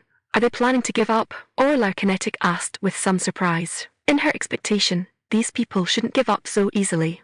Principal Han shook his head with a bitter smile in his heart. If the big shots gave up, That would be great, and he wouldn't have to be so conflicted and uneasy. Not giving up, yet lacking the confidence to take it down. Then the only thing left is to look for foreign aid. How is it? Does this foreign aid have something to do with me? Lorelei Kinetic analysed while watching the changes in Principal Han's facial expression. Sure enough, when she mentioned looking for foreign aid, the expression on Principal Han's face relaxed slightly by a fraction. Foreign aid, and it has something to do with herself. A flash of inspiration crossed Lorelei Kinetic's mind. Yo-ho, are these people eyeing the Valerius mercenary group, or are they eyeing my eldest uncle? Although she guessed it in her heart, Lorelei Kinetic did not voice it out. Classmate Lorelei Kinetic, the several giants investigated and found out that the Valerius mercenary group has a mysterious powerhouse. They want to invite the mysterious powerhouse to make a move, and right now they must be considering what conditions to use to move the mysterious powerhouse. Principal Han threw caution to the wind and said everything he knew. The several giants of Central City, despite all their calculations, never expected that Principal Han would leak the secret. You mean, those several giants in Central City suspect that the mysterious powerhouse is my eldest uncle, Alistair Kinetic? After listening to Principal Han's explanation and sorting out the key points, Lorelei Kinetic asked somewhat strangely.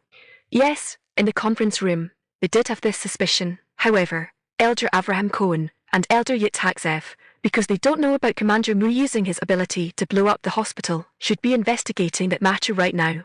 Principal Han added. After hearing the news brought by Principal Han, Lorelei Kinetic's mind flickered incessantly. She felt that perhaps this matter could be pondered carefully, and it might just be an opportunity for the Valerius mercenary group. But right now, she should first thank the person before her who brought such important news. Principal Han, thank you very much for the news you brought. After saying that, Lorelei Kinetic pretended to take out a bottle of Source of Life diluted 1,000 times from her backpack, actually from her space, and handed it to Principal Han. This is a token of gratitude. I hope you don't mind. The news you brought is very important to me. I need to go home first, so I won't accompany the principal to tour the campus. All right, you go home first. Principal Han originally didn't want that small bottle containing the Source of Life. Just as he wanted to refuse, he inexplicably felt in his heart that if he refused and didn't accept it today, it would be as if he were about to lose a very important treasure, and he would regret it for the rest of his life. As soon as this intuition appeared, Principal Han's hands were faster than his mouth, and he grabbed the small bottle tightly in his hand. That feeling of losing a treasure instantly vanished. This truly is a treasure. Suddenly, Principal Han remembered that in the conference room, Elder Mordecai Levy had once said that the mysterious person had once bestowed a bottle of medicine upon Fenkinchin. Could it be thinking of a certain possibility? He raised his head in disbelief, wanting to ask Lorelei Kinetic about the origin of this bottle, only to find that Lorelei Kinetic had already left and vanished without a trace at some point. He looked down at the small bottle in his hand again, glanced around, and seeing that no one was paying attention to this place, quickly put the small bottle into his bag. Just kidding. If it really was what he guessed, then the treasure inside this small bottle belonged to the mysterious person. Years later, Principal Han would still frequently boast to his children and grandchildren about his choice at this moment. Of course, that is a story for another time. When Lorelei Kinetic returned to her home in the inner city, seeing her daughter return, Gwendolyn hurriedly said, "Seer, rest for a bit. When your little brother and Feiji come back, we'll eat." "No need, Mom. I have something to tend to and need to go back to the outer city base. You guys don't need to wait for me for dinner," Lorelei Kinetic said as she walked into her room to change out of her school uniform. If it weren't for changing out of her school uniform, she would have gone straight back to the outer city base. "Ah, you're going back now. Just make a video call to your dad if there's anything. You still have school tomorrow. Running back at 4th means poor rest. What will you do if it affects your studies?" Gwendolyn said disapprovingly. "It's fine, I won't come back to sleep tonight. Tomorrow morning, I'll have Dad drop me off directly at the school gate. It won't affect my studies." Not wanting Gwendolyn to worry, Lorelei Kinetic patiently explained to her, then hurriedly drove the energy car toward the outer city. Watching the departing energy car, Gwendolyn hurriedly made a video call to Arthur Kinetic. Beep beep beep. Arthur Kinetic answered the video call and asked with some confusion, "Wife, shouldn't you be cooking right now? What made you think of calling me via video? Is something the matter?" "Arthur Kinetic, have your sister-in-law cook a bit more food." Seer drove back to the base. Ignoring Arthur Kinetic's nonsense, Gwendolyn directly stated the reason for making the video call. "What? You're saying Seer drove an energy car back by herself?" "No. When did she learn to drive an energy car?" Arthur Kinetic asked in surprise. Hearing Kinetic S words, Gwendolyn only then reacted. She hadn't even noticed just now their daughter was only 13 years old. When on earth did she learn how to drive an energy car? I don't know, ask her yourself. She said she had important matters, so as soon as school was over, she rushed back to the base. Angrily, Gwendolyn hung up the video call. Her mind filled entirely with the fact that Kinetic knew how to drive an energy car. Mum, is dinner ready? I'm almost starving to death. As soon as Kinetic entered the house, he shouted loudly. Kinetic, walking behind Kinetic, couldn't help but shake his head. Ever since Gwendolyn decided to enter the inner city to take care of Kinetic, Kinetic and Kinetic, two genetic enhancer students who could have originally stayed in the dormitory, also stopped boarding at school and commuted home every day, all for the sake of the morning and evening nutritional meals. This was decided by Kinetic, and the mutated beast meat in the nutritional meals was also provided from Kinetic S base, all to allow Kinetic and Kinetic S bodies to continue strengthening. Mutated beast meat was an indispensable food for a genetic enhancer. All right, wash your hands and eat. Gwendolyn finished speaking and served the dishes. Kinetic looked at Kinetic S room and asked with surprise, Mom, hasn't little sister finished school yet? She has. Your little sister went back to the base. Gwendolyn replied absent-mindedly. Chapter 165, The Speed of Normal Advancement. What? Sister went back to the base. Doesn't she have school tomorrow? Kinetic asked with some surprise. She does. She'll go straight to school tomorrow morning. All right. Third son, do you know if Seer knows how to drive an energy vehicle? Gwendolyn asked suddenly. She does. Sister has known how to drive an energy vehicle for a long time. Kinetic replied without the slightest hesitation. There was still a piece of mutated beast meat clamped between his chopsticks, and by the time he realized what he had said and wanted to take it back, it was already too late. Kinetic, who was standing to the side, was almost driven to death of anger by his foolish cousin. Having no other choice, he could only lower his head and pretend not to hear, using his head down eating to mask his guilty conscience. What the heck? When did this happen? Why didn't anyone tell me? Hearing her youngest son's reply, Gwendolyn was practically about to explode with anger. Mom, this I thought you guys knew. On the way to Base 54, Sister learned how to drive an energy vehicle. It's just that she's always been very lazy, prefers to sit, and just lets others drive for her. Seeing that the matter was exposed, Kinetic had no choice but to bite the bullet and answer. Hearing her youngest son's words, Gwendolyn suddenly felt a belly full of anger and didn't know who to vent it on. Her youngest son was right. Her own daughter was simply a lazy girl. After so long, if it weren't for the fact that there was no one else at home today, she definitely wouldn't have driven herself.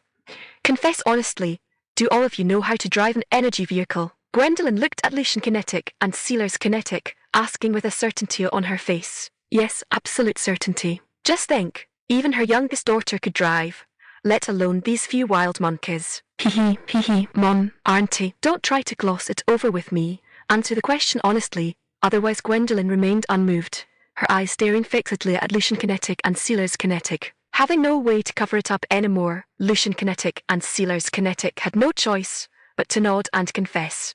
Yeah, we all know how.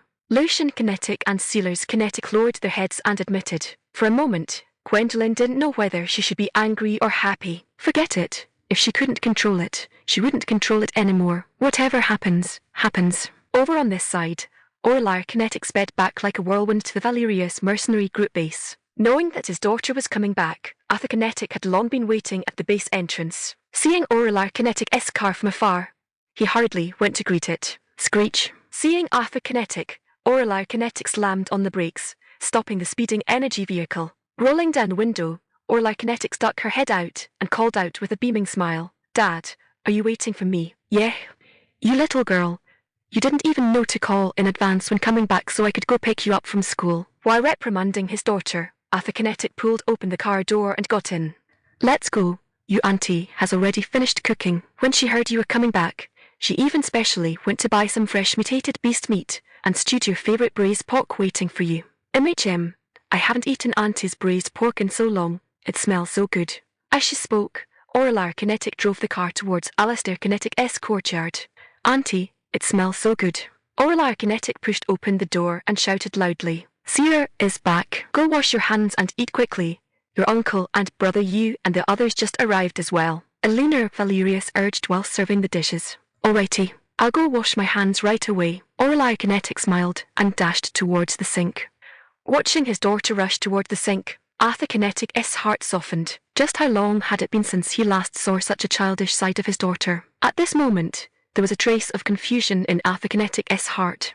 He didn't know whether he wished his daughter hadn't awakened an ability and would just live an ordinary life, or if it's better for her to be a powerful Esper now. Sigh. After letting out a sigh, Arthur Kinetic suppressed the trace of vexation in his heart. After the meal, the three of them, Aureli Kinetic, Alistair Kinetic, and Arthur Kinetic, came to the study. Arthur Kinetic spoke first and asked, "Seer, your mom said you suddenly came back because there's an important matter. What kind of important matter could it be that couldn't even be said over a video call?" This matter really isn't easy to talk about over a video call. Dad, what level is your ability? Aureli Kinetic asked seriously, pulling a small face. Arthur Kinetic was slightly stunned. Just as he wanted to tease her a couple of times, he swept a glance at Aureli Kinetic's serious and tense expression and hastily answered honestly, "Mid-stage level 5. Mid-stage level 5. That's a bit low."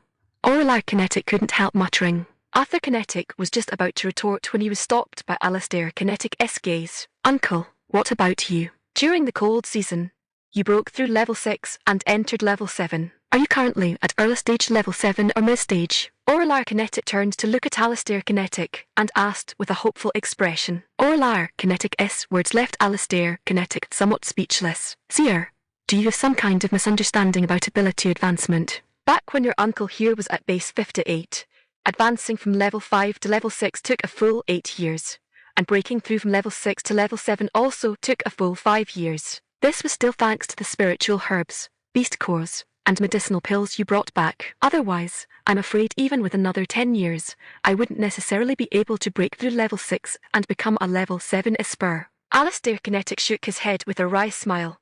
Sigh. After awakening her ability, the little niece's advancement was far too relaxed and fast, which seemed to have given her some misconceptions. A surge of worry arose in Alistair Kinetic's heart. For a moment, he didn't know how to explain this matter to Aureli Kinetic. "Seer, for normal Espers, going from level 1 to level 2 takes about 1 to 3 years. Of course, those who treat resources like drinking water don't count. Going from level 2 to level 3, with good luck, 2 to 3 years can also do it. Before level 5, basically, with 2 to 3 years of effort and spending some money, it can still be accomplished. Once you reach level 6, wanting to break through to level 7 is no longer something simple resources can satisfy. Level 6 to level 7 is a qualitative change in one's life tier. Simply put, level 6 can be piled up with resources, but level 7 requires a little bit of fortune in addition to resources. If not for the spiritual herbs you provided, I'm afraid I wouldn't have had any chance to advance at all. Furthermore, most importantly, after awakening an ability, the lifespans of level 1 to level 6 ability users will all be extended, generally able to live to 150 to 200 years old. Level 7 Espers, having undergone a change in their life tier, can live to at least 400 to 500 years old. Of course, this is an ideal state. The reality is that they can live to at most over 400 years old. Alistair Kinetic's explanation was slow and carried a hint of heaviness. "Ah, why is there such a big difference?" Aureli Kinetic asked uncomprehendingly. "Of course it's because of physical reasons, which impair lifespan. Just think, which level 7 Esper has never gone out to participate in bloody battles and contention? Whenever one participates in bloody battles and contention, it is impossible not to get injured.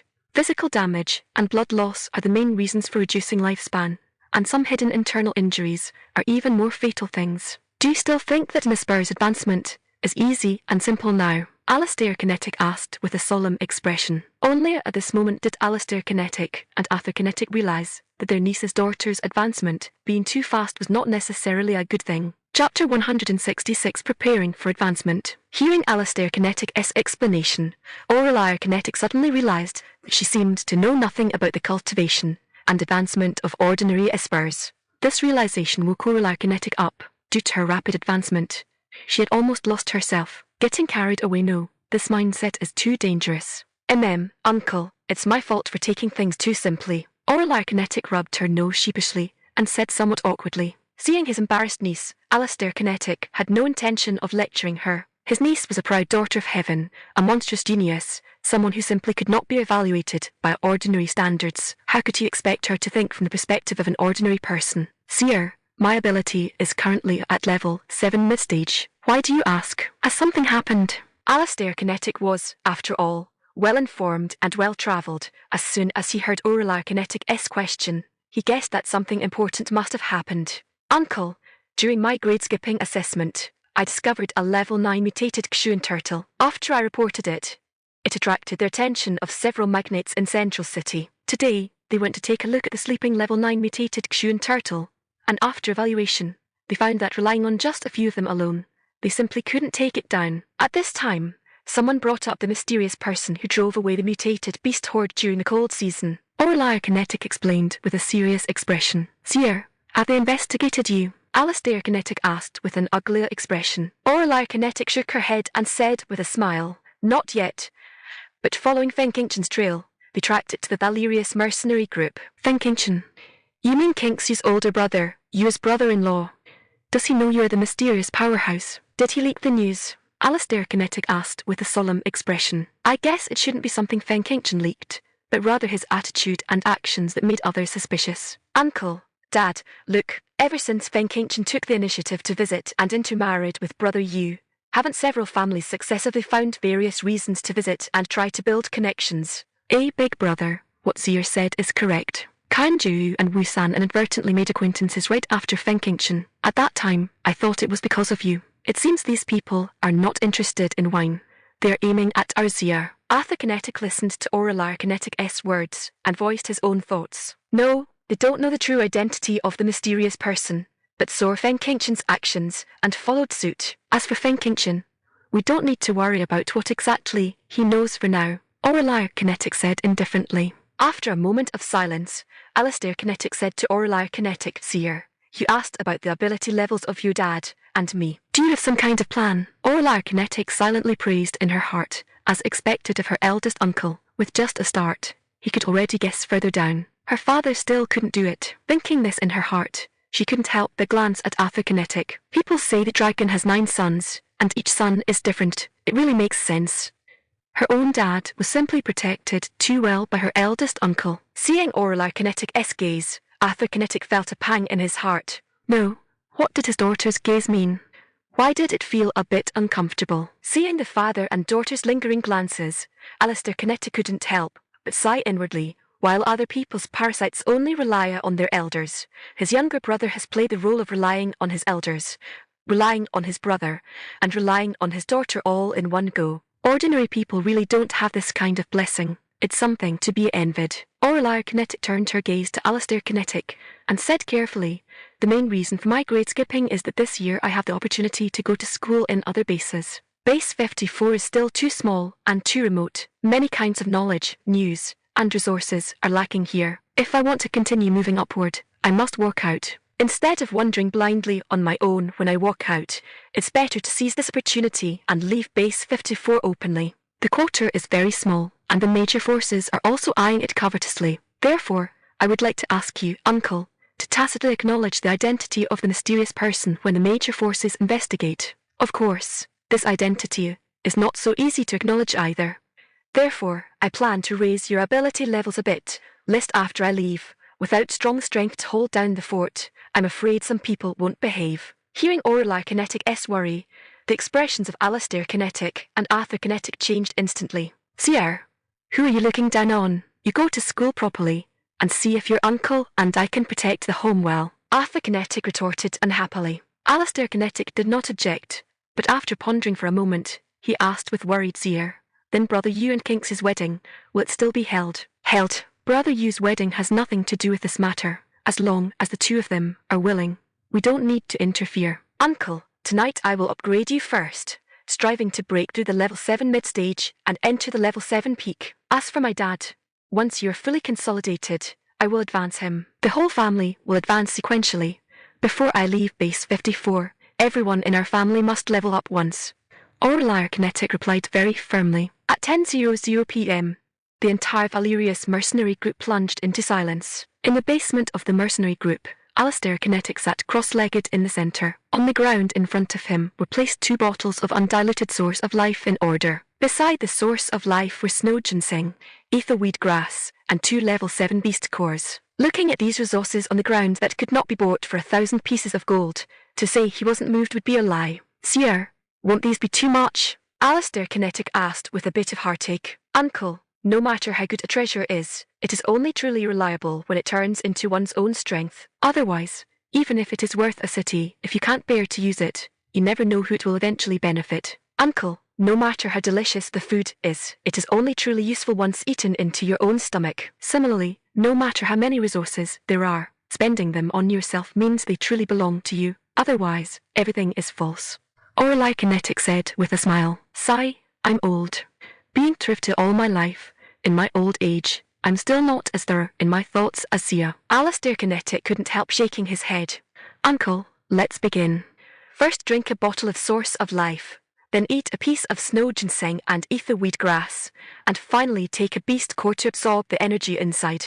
Don't worry, I will guard by your side, and if there are any abnormalities, I will make a move in time. Orlai Kinetic carefully explained the sequence of taking the miraculous medicine and absorbing the beast core. All right, I remember it. After acknowledging, Alistair Kinetic uncovered the small bottle cap, raised his head, and drank all the source of life in the bottle. The source of life tasted of fresh grass upon entry, more moisturizing than honeyed water. As it slid down his throat, warmth exploded wherever it passed, like spring snow melting, instantly smoothing out all stagnation in his meridians and radiating infinite vitality. Next, Alistair Kinetic quickly swallowed the juice of snow ginseng and etherweed grass. Yes, to facilitate Alistair Kinetic's rapid absorption, Orlai Kinetic had deliberately used her ability to turn the snow ginseng and etherweed grass into protoplasmic juice. Soon Alistair Kinetic's body suddenly hummed and trembled. A green warm current roared and exploded in every corner of his body, turning into hundreds of millions of wisps of vitality, frantically scouring every hidden internal injury in his body.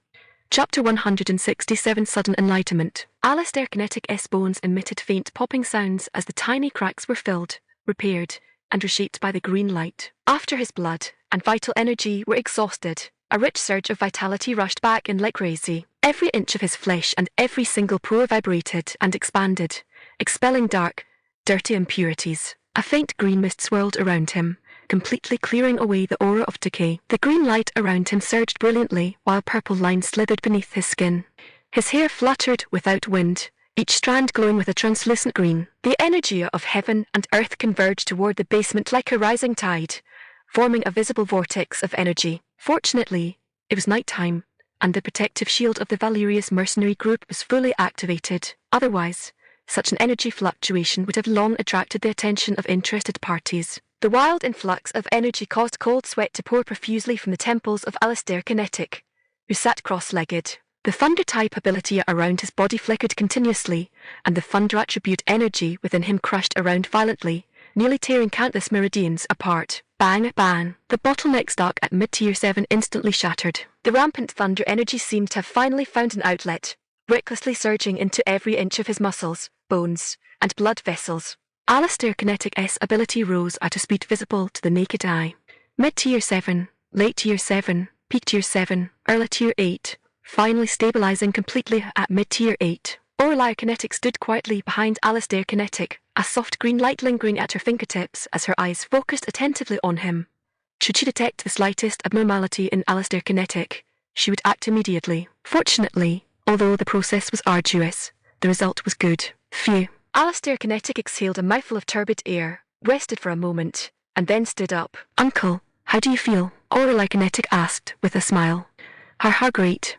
I feel full of power all over. Most importantly, I can feel that my hidden injuries are completely healed. Sire, my thunder-type ability breaking through to tier 8 this time is entirely thanks to you. Your uncle thanks you here first. Sire, I'm not good at sentimental talk, but I'll say this. If you ever need your uncle's help in the future, just speak up. Even if I have to go through fire and water, I will do my absolute best for you, Alistair Kinetic promised with a look of joy. Heaven knows that at this moment, Alistair Kinetic was still completely dazed because his ability had broken through to tier 8. Alistair Kinetic had never imagined that as an Esper without backing or background who had climbed up from the bottom step by step, he would end up reaching this level thanks to his niece. In the past, He wouldn't even have dared to imagine that his ability could reach such heights. A year ago, Alistair Kinetic S goal was merely to struggle to break through to peak Tier 6, which he would have considered a massive stroke of luck.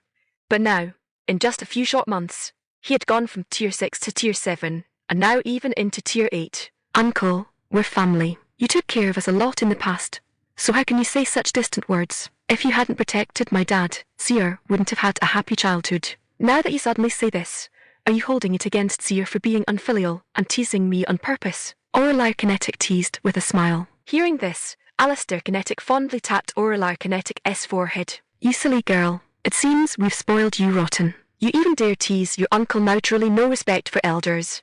Hee well, you spoiled me, so you deserve to take it. After saying this, Aurelia Kinetic couldn't help but burst into laughter herself. Giggle watching Aurelia Kinetic laugh uncontrollably. Alistair Kinetic also let out a smile. Sigh, it's been so long since I last saw Zia laugh so happily. Being a tool for once isn't so bad. Aurelia Kinetic glanced at the remaining bottle of Source of Life on the ground, having formed a preliminary estimate in her heart regarding the resources an ordinary Esper needed to break through and advance. Sure enough, not everyone was like her, requiring an immense amount of energy for every breakthrough. It seemed she needed to pay more attention to this kind of information.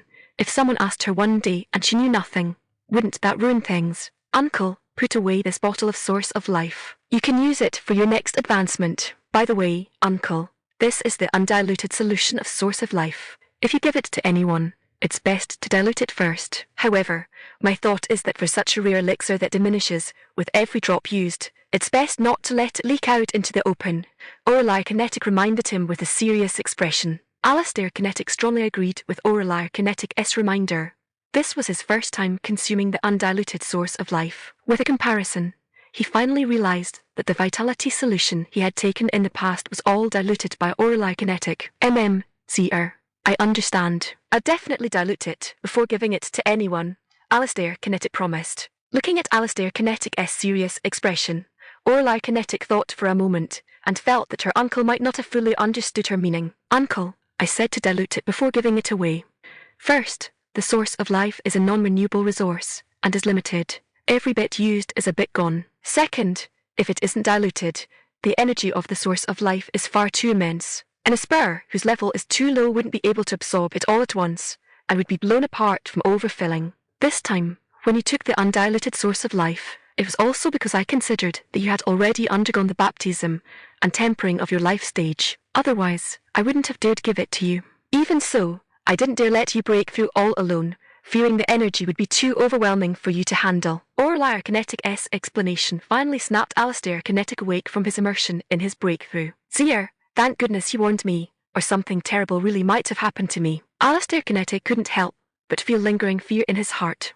Remembering his somewhat smug mindset from the breakthrough just now, he instantly snapped back to reality. Looking at his ever-calm and composed niece, and then thinking about his inflated ego just now, Alistair Kinetic suddenly came to a realization. His state of mind was far too lacking. With a crack sound, Alistair Kinetic felt a crisp sound echo in his spiritual sea, and his whole body shuddered abruptly. The invisible, impenetrable barrier of his state of mind that had been confining his consciousness suddenly cracked and collapsed.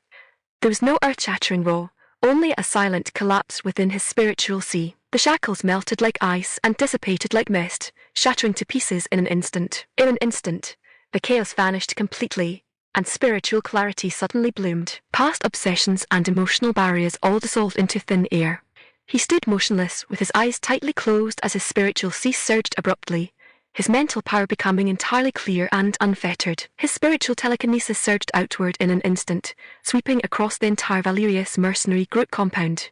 At this moment, Alistair Kinetic felt that the entire Valerius mercenary group was completely under his control. Standing on the spot, his aura surged violently, and his state of mind entered a brand new realm at this moment. As an Imperial-level psychic type Esper, Aurelia Kinetic naturally felt the changes in Alistair Kinetic*s spiritual sea immediately. She felt secretly delighted in her heart. The growth of one's state of mind was far more difficult than breaking through an ability level. In truth, most Espers were unable to break through and advance for a long time, not because of a lack of advancement resources, but because their state of mind did not match their ability level, causing many to fail their breakthroughs. Chapter 168, The Frustrated Principal Han. Uncle, let's seal off the Valerius mercenary group for the next few days, and have everyone advance in level. Only after everyone's level goes up will it be beneficial for our upcoming negotiations with those factions in Central City, Aurelier Kinetic suggested. Alastair Kinetic was silent for a moment before nodding in agreement with Aurelier Kinetic's proposal.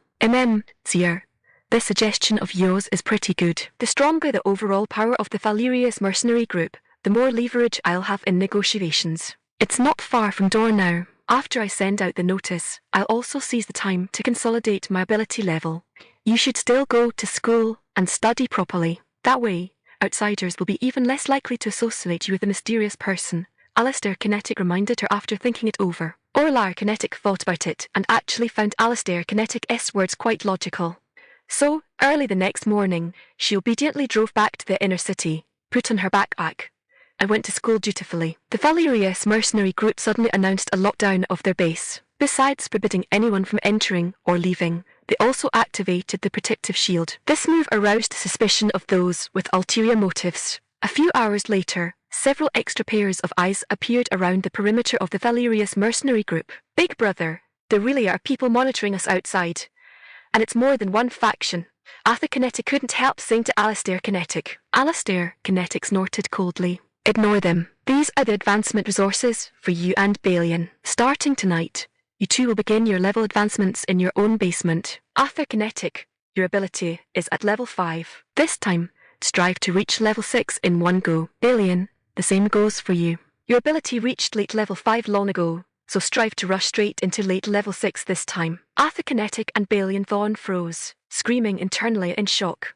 Wait, big brother, this is an ability level advancement. Not buying cabbages, it's not that easy. Don't you think what you just said sounds way too outrageous? However, they could only grumble silently in their hearts, while agreeing on the surface with constant I got it. Seeing their helpless and perfunctory expressions, Alastair Kinetic couldn't help shaking his head. Don't think it's impossible. Don't you feel that the pressure coming from me is even more terrifying? Alastair Kinetic asked in a deep voice. Arthur Kinetic and Balian Thorn hurriedly nodded in agreement. Arthur Kinetic even asked outright, Big brother, did you succeed in advancing last night, going from mid-level 7 to peak level 7? Arthur Kinetic was afraid of guessing too low and hurting Alastair Kinetic's pride, but also afraid of guessing too high and making it awkward if Alastair Kinetic hadn't reached it. TCH, who are you belittling? 2 minor substages would just be a waste of my night, Alastair Kinetic said, thoroughly dissatisfied with his younger brother's guess. 2 minor substages wouldn't. That implies talent was poor. That was looking down on him way too much. At this moment, Alastair Kinetic had long forgotten how much resources and energy he used to spend just to break through a single minor substage. As they say, whether young or old, man or woman, it's easy to go from frugality to luxury, but hard to go from luxury back to frugality. Having advanced too easily over the past few months, Alastair Kinetic had gotten a bit arrogant. Leaving aside Alastair Kinetic's arrogance, over the next few days, abnormal energy fluctuations occurred one after another in the base. Although these fluctuations happened at night, they still caught the attention of interested parties. In the Levy Enclave family citadel of Central City, the butler said respectfully, Master, reports from our subordinates say that the Valerius mercenary group's base in the outer city has been completely sealed off for the past few days, and abnormal energy fluctuations have been occurring at night. Oh, energy fluctuations. What do you make of it? Elder Mordecai Levy asked. Master, judging from the scenes described in the reports, someone is attempting a breakthrough, the butler answered truthfully. Attempting breakthroughs, and one after another no less. It seems this Valerius mercenary group is indeed extraordinary. I'm afraid the previous information was leaked, Elder Mordecai Levy said thoughtfully with a solemn expression. The same scenario played out in the Cohen family citadel and the Zev family citadel. This matter made Elder Yitzhak Zev and his wife, Elder Abraham Cohen, and Elder Mordecai Levy feel that things were getting tricky, even giving them a feeling that control was slipping away. When the major tycoons gathered again, Elder Mordecai Levy was the first to speak. Old kin, we probably can't delay the matter regarding the Valerius mercenary group any longer. I'm worried that the longer we wait, the more uncontrollable things will become. Elder Mordecai Levy's words hit the nail on the head for the other two.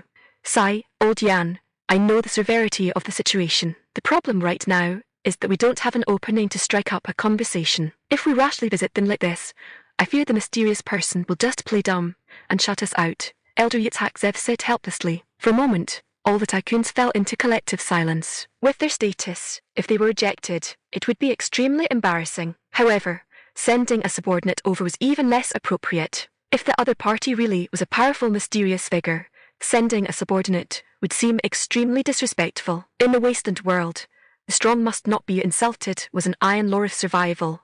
Whoever broke it died.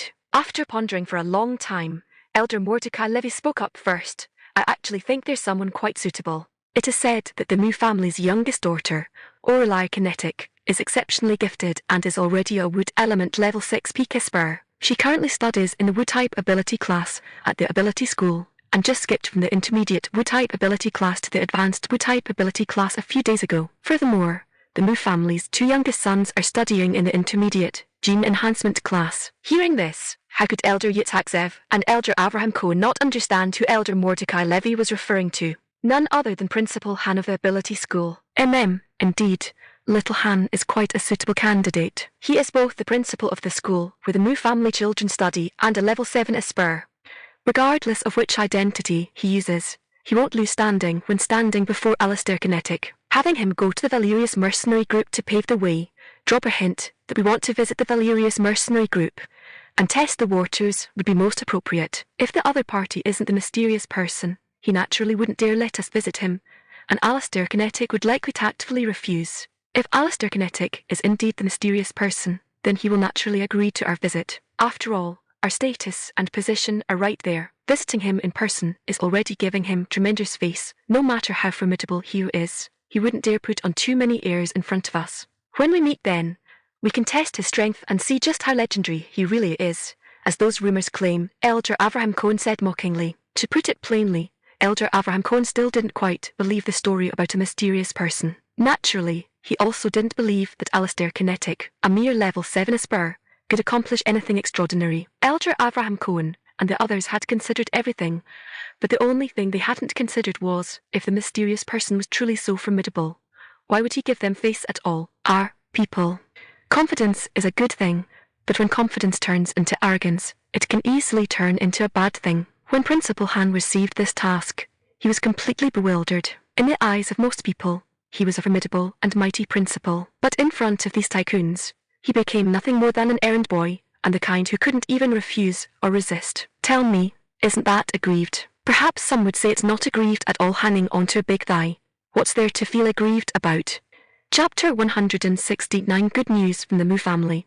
Principal Han paced around his office irritably, feeling both angry and exhausted by this task. After pondering for a long time, he turned his attention back to Aurelia Kinetic. A 13-year-old peak level 6 Esper should hold some status within the Moo family, right? If he handed this matter over to Aurelia Kinetic, it wouldn't count as failing the mission. Action followed thought. Principal Han's execution power was top-notch. Soon, Aurelia Kinetic walked into the principal's office once again. Looking at the familiar office, Aurelia Kinetic curled her lips, a playful smirk flickering in her eyes. Principal Han, did you need me for something? Aurelia Kinetic asked calmly, acting as if she genuinely knew nothing. Looking at her serene expression, Principal Han suddenly had an intuition that all of his little calculations were completely exposed before her eyes.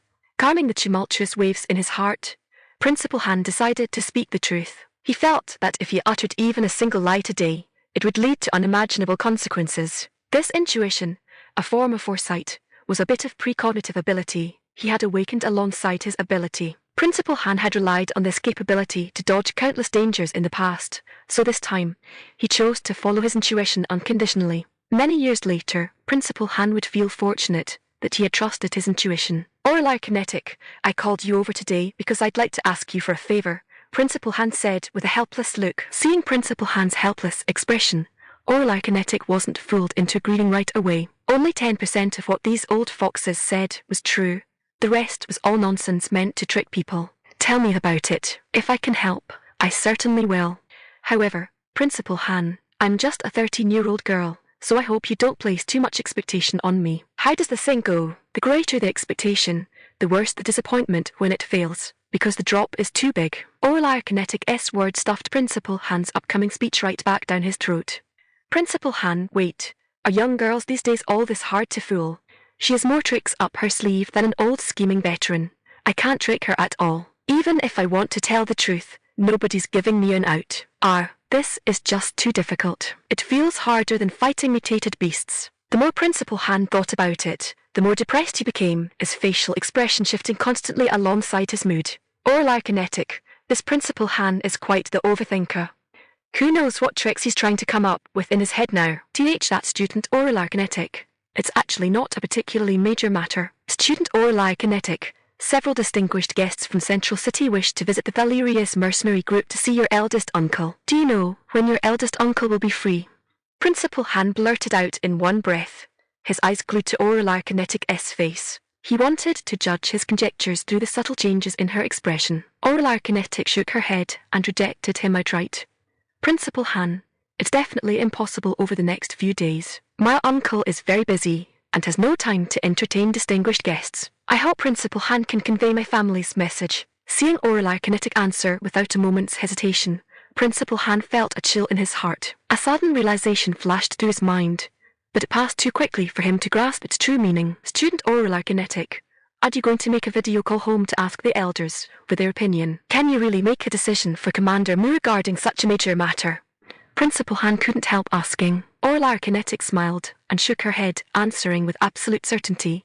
There's no need. A couple of days ago, my family already told me not to come back for the next few days. Everyone at home is very busy, and our compound is closed for the near future, with no entry or exit allowed. After a moment of silence, Principal Han said to Oral kinetic, you are a member of the Mu family as well. This compound closure order shouldn't include you, right?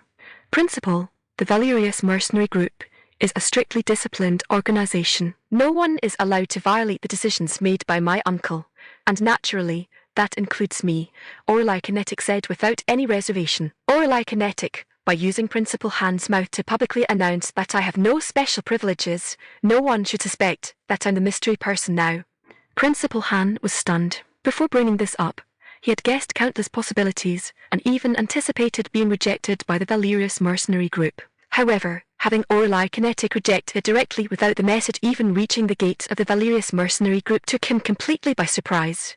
He tried to push further. Student Oral kinetic, did you perhaps misunderstand what I meant? Misunderstand? I understood clearly. Didn't you say a few people wanted to visit my uncle? But my uncle is very busy these days and has no time to entertain guests. Is there anything wrong with that? When visiting someone, do people just ignore whether the host has time or is willing to receive them? Oral kinetic raised an eyebrow and asked teasingly. Hearing Oral kinetic's words, Principal Han felt that something was off. But when asked to point out what was wrong specifically, he couldn't find anything, feeling instead that her words made sense to some extent. Well, he had been subtly cornered by Oral kinetic's logic without even realizing it. Principal Han pondered for a moment and asked, Student Oral kinetic, when will your uncle finish being busy then? Can you help me make an appointment so I can reply to those distinguished guests? Most likely in 2 or 3 days. Principal Han, I can pass along what you said to my uncle, but as for the outcome, that's not for me to decide. We'll have to wait for my uncle to make up his own mind. Oral kinetic left room for maneuver, offering a broad time frame. All right, I understand.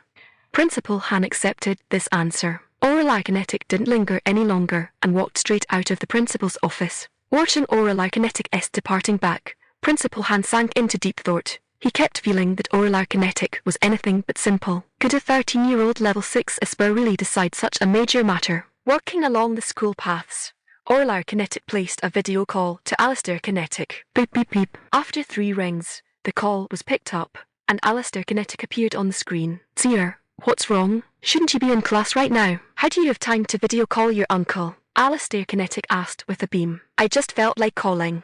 Uncle, how are things at home? Nothing went wrong, right? Oral kinetic asked concernedly. Hearing her question, Alistair kinetic laughed out loud and replied, things are great at home. How could anything go wrong? I handed out those resources and personally supervised their training one by one. Now, everyone has made progress. Seer, let me tell you some good news. Your dad, your brother Yu, and your uncle Thorn have all had their abilities advanced to early level 6, while Thornkill reached level 5.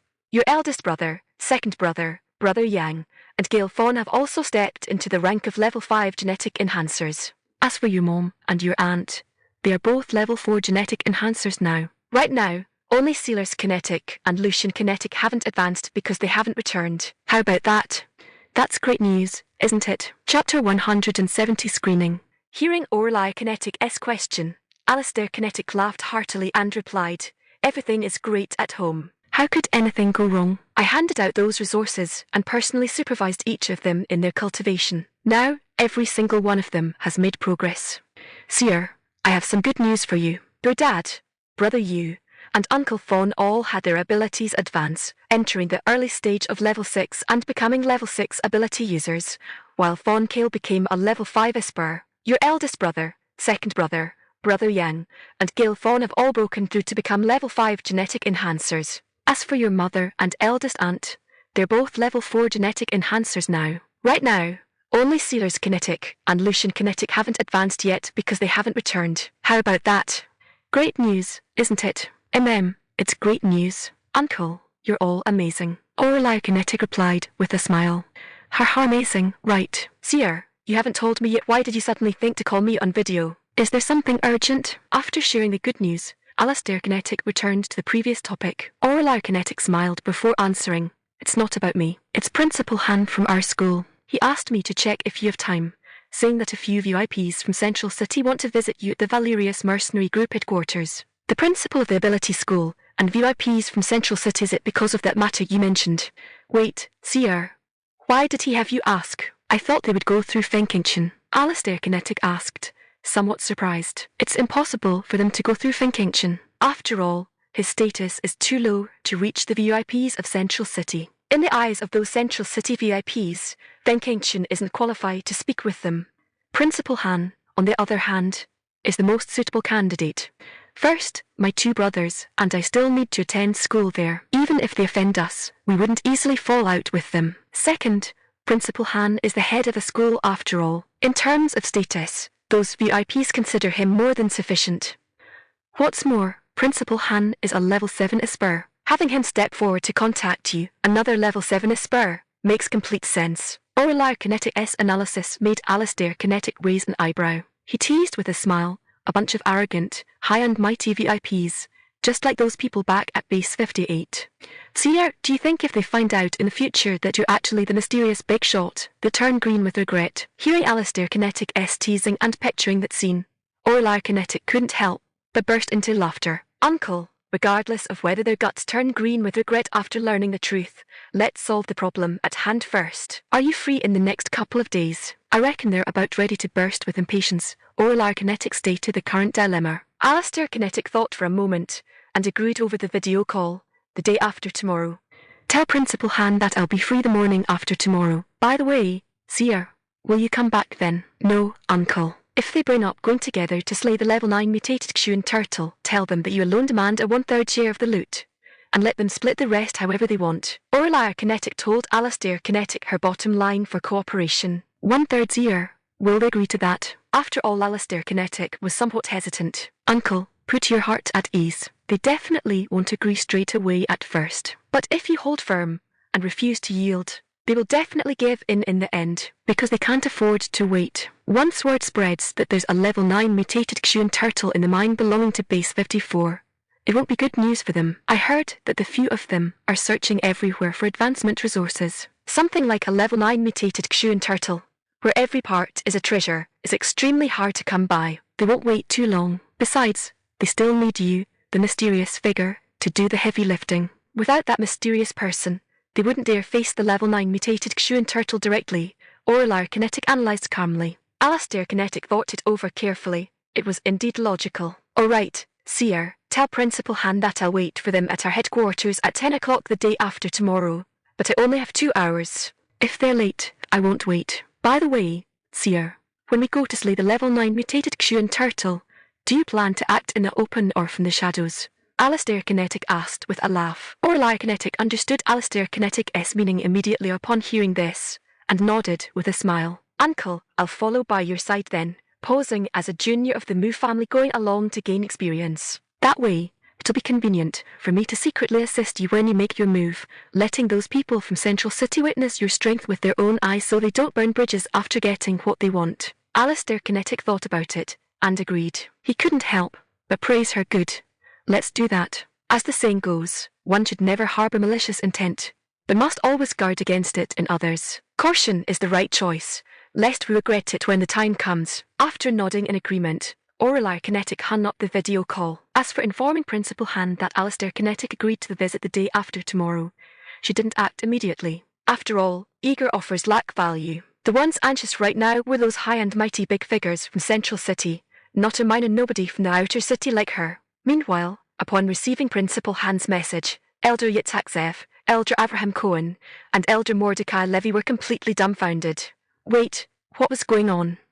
Wasn't it just an F-rank mercenary group from the outer city? Visiting him was giving him immense face, yet he actually turned them down. Countless people begged at their doorsteps holding heaps of resources, without getting so much as a glance from them. This Alistair Kinetic, they condescended to reach out to him, yet he actually put on airs. True, with Alistair Kinetic's strength, the Valerius mercenary group should be A rank, but hadn't they failed to rank up yet? For a moment, the three old men couldn't understand the reason behind it. Old Jan, old kin, what do you think this Alistair Kinetic means? Could he really be the mysterious person, and because of his immense strength, he disdains interacting with us and slights us like this? Or does he think he's so powerful that he looks down on us completely and is deliberately making things difficult for us? Elder Abraham Cohen slammed the table and roared angrily. Elder Yitzhak Zev and Elder Mordecai Levy did not answer him, sitting in their chairs with furrowed brows and grim expressions. Elder Yitzhak Zev tapped his right index finger gently on the tabletop, quickly running through the Valerius mercenary group, the Mu family, and the Thon family in his mind. He was filtering and evaluating who in the Valerius mercenary group was most likely to be that mysterious person. However, even after filtering through carefully 3 times, he failed to find a suitable candidate. As for Orelai Kinetic, he had brought her up as well, but looking at her age, he felt that being a level 6 Esper was already extraordinarily gifted. As for a 13-year-old mysterious big shot kill him, and he still wouldn't believe it. And so, Elder Yitzhak Zev magnificently missed this opportunity. Chapter 171 Battle Against the Mutant Kshuan Turtle. Similarly, Elder Mordecai Levy and Elder Abraham Cohen had pretty much the same thought. A 13-year-old mysterious big shot was something they couldn't believe, so they both electively filtered out Orelai Kinetic. The 3 of them unanimously thought that Orelai Kinetic was just a junior of the Mu family with a bit of talent. Relying on the resources of the Mu family, she managed to advance into a level 6 ability user. 5 days later, Alistair Kinetic and Elder Yitzhak Zev and the others finally settled on the terms. Bringing Orelai Kinetic and Balian Thorn along, Alistair Kinetic came to the edge of the fissure together with Elder Yitzhak Zev, Elder Abraham Cohen, Elder Mordecai Levy, plus Principal Han. The surroundings of the Black Iron Mine had long been surrounded by the Guard Corps, and no one was allowed to approach. This time, Alistair Kinetic only brought Orelai Kinetic and Balian Thorn. In his words, the Valerius mercenary group was a mercenary group belonging to the 3 families, so naturally, all 3 families had to contribute to the mission. With Orelai Kinetic around, Balian Thorn wasn't worried about safety at all. On the contrary, he was very proactive, running around to do errands, such as driving. Balian Thorn's fawning behavior made the people following Elder Abraham Cohen and Elder Yitzhak Zev somewhat scoff in disdain. Second brother kin, look at the Mu family's side. Isn't that guy surnamed Thorn a bit too fawning? He's a level 6 ability user anyway, and he would be considered an expert if he walked outside. His current appearance is simply contemptible. Third Master Y sneered with a look of disdain. For this operation, in order not to leak the secret of the level 9 mutated Kshuan turtle, the men brought by the 3 elders kin, Y, and Yan were all their own sons, and each family was only allowed to bring 2 people. This had been firmly decided during the negotiations. As for Principal Han, because he had been involved from beginning to end, to shut him up, the parties agreed to give Principal Han 2% of the level 9 mutated Kshuan turtle. Sir, what do you think of this level 9 mutated Kshuan turtle? Can we succeed? Alistair Kinetic asked with a solemn look as he looked down at the level 9 mutated Kshuan turtle at the bottom of the fissure, somewhat worriedly. Having not seen it with his own eyes before, Alistair Kinetic was not clear about the pressure brought by the level 9 mutated Kshuan turtle, so deep down in his heart, he didn't feel much pressure. The level 9 mutated Kshuan turtle spanned 100 yang. Its turtle shell was like a sunken black mountain, its pitch black base crawling with dark red cracks and rusted golden patterns. Every single shell piece was larger than a house, with rolled up edges like blades, condensing a heavy, dead grey aura. Standing above the fissure, facing such a massive behemoth, they appeared extremely tiny, especially since the level 9 mutated Kshuan turtle naturally carried a trace of primeval Kshuan-Ru bloodline coercion, forming an absolute suppression on the life tier of all living creatures. This kind of coercion was not brute force, but an absolute crushing from an ancient will, carrying a trace of the indifference and disregard of primordial years. Aureliar Kinetic did not answer Alistair Kinetic. At this moment, her spiritual telekinesis had already dashed straight towards the level 9 mutated Kshuan turtle. As for that trace of primeval will on the level 9 mutated Kshuan turtle, others might be suppressed, but to Aureliar Kinetic, it was completely unaffected by even a sliver. At this time, Aureliar Kinetic's energy was entirely focused on the mutant Behemotulonian below the fissure, and she didn't care about anything else at all. The mutant Behemotulonian coiled at the bottom of the fissure. When Aureliar Kinetic's spiritual telekinesis extended downward, she discovered that beneath the massive body of the Behemotulonian was actually a pool of water. The Behemotulonian's mountain-like body completely covered the pool. Standing above the fissure, the naked eye couldn't see the pool at all. When Aureliar Kinetic's spiritual telekinesis touched the edge of the pool, she discovered the abnormality of the mutant Behemotulonian. Looking down from above, the Behemotulonian had a dark cyan mystic armor, its shell covered with dark gold and ancient patterns. Every inch radiated a cold light like cold iron, exuding a heavy coercion that crushed everything, without a shred of abnormality. However, Aureliar Kinetic's spiritual telekinesis discovered that its 4 thick giant claws, which should have been deeply embedded in the mud, only had 3. One of the mutant Behemotulonian's front claws had been severed by some sharp weapon at an unknown time. No wonder this big fellow is sleeping here. When discovered, it neither launches an attack nor takes the opportunity to escape. It turns out it's injured and can't run. Seeing this, Aureliar Kinetic had a new plan in mind. Uncle, this fellow's front right claw is broken by a section. It was severely injured and is hiding here to recuperate. Aureliar Kinetic leaned sideways and whispered into Alistair Kinetic's ear to remind him. Hearing Aureliar Kinetic's reminder, Alistair Kinetic was overjoyed in his heart. He said in a deep voice to Principal Han, who was closest to him, "This big fellow's front right claw is broken by a section. Everyone pay attention to it later." Hearing this news, Principal Han felt a chill in his heart. This person was truly formidable, able to discover the abnormality of the mutant Behemotulonian from such a distance. As this news spread, the hearts of Elder Yitzhak and the others tightened even more. At this time, the moods of Elder Yitzhak and the others were somewhat complicated. They both hoped that Alistair Kinetic, their ally, would be more formidable so that their threat would be smaller and they would be safer, but they were also afraid that Alistair Kinetic would be too formidable and threaten their status. Alistair Kinetic did not give them extra time to adjust their moods. Only a low shout from him was heard. "Attack. Everyone take your positions. Do not fight it head on." Alistair Kinetic stepped into the air, with his thunder-type ability condensing under his feet, and his cyan protective suit flapping loudly in the wind. Following Alistair Kinetic's low shout, Elder Yitzhak and the other 4 rose into the air simultaneously, each displaying a guarded posture. Lightning flashed at the fingertips of Alistair Kinetic's hands. As he frantically urged his thunder-type ability, 2 lightning pythons quickly gathered. "Go!" Alistair Kinetic pointed with both hands, and the 2 lightning pythons followed his fingertips, blasting toward the level 9 mutated Kshuan turtle. Crack sizzle boom. The lightning struck the turtle shell, awakening the sleeping mutant Behemotulonian. With crimson eyes, the mutant Behemotulonian raised its head to scan the crowd in the air, letting out a roar like muffled thunder. The sound wave shook the gravel on both sides of the fissure to rattle down. It abruptly stood up, its giant claws slapping against the fissure wall, causing the earth to tremble violently and the mud in the pool to splash everywhere. Immediately afterwards, the mutant Behemotulonian fiercely whipped its 100-jan-long tail. The poisonous light at the tip of the tail tore through the air, carrying the momentum to split mountains and rocks, sweeping across the air toward Alistair Kinetic and the others. What a huge behemoth. This was Aureliar Kinetic's first impression of the mutant Behemotulonian. Increase their attack. Seeing this, Elder Avraham Cohen let out a fierce shout and was the first to conjure a dark iron heavy sword. After golden light surged violently, he slashed a sword toward the giant tail of the mutant Behemotulonian. Boomer! The heavy sword chopped onto the giant tail, producing a deafening loud noise. Everyone was collectively shaken by this loud noise until their blood surged, almost causing them to lose their footing. What strong defense! Elder Yitzhak couldn't help but exclaim in praise. "You surnamed kin, praise my ass. Why aren't you attacking quickly? When it retaliates, it's going to be bad." Elder Avraham Cohen was so angry that he wanted to curse. This turtle grandson's surnamed kin was extremely cunning.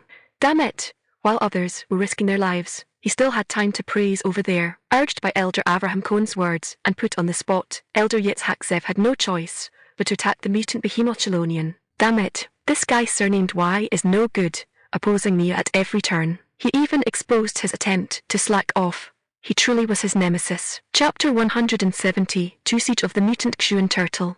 Blazing Fire Dragon. Elder Yitzhakzev rapidly channeled his ability with both hands, and the blazing flames instantly transformed into a giant fire dragon, heading straight for the mutant Behemotchelonian. The flames landed on the mutant Behemotchelonian's cell, bursting into clouds of blue smoke, but they did not inflict any substantial injuries on the mutant Behemotchelonian. It won't work. The defense of this mutant Behemotchelonian is too strong. Going on like this won't hurt it at all. Elder Mordecai Levy stood in the air, taking in everyone's attacks, and spoke a heart-wrenching truth. Everyone's hearts tightened, understanding that they had previously underestimated the terror of the level 9 mutant Behemotchelonian. Before Elder Mordecai Levy could finish speaking, the giant mouth of the mutant Behemotchelonian opened.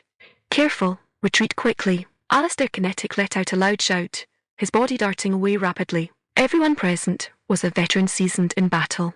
Hearing Alistair Kinetic's reminder, they naturally didn't need to think. Action came first. The mutant Behemotchelonian directly spat out a pitch-black poisonous mist toward everyone. Wherever the mist passed, a wave of fishy stench drifted over.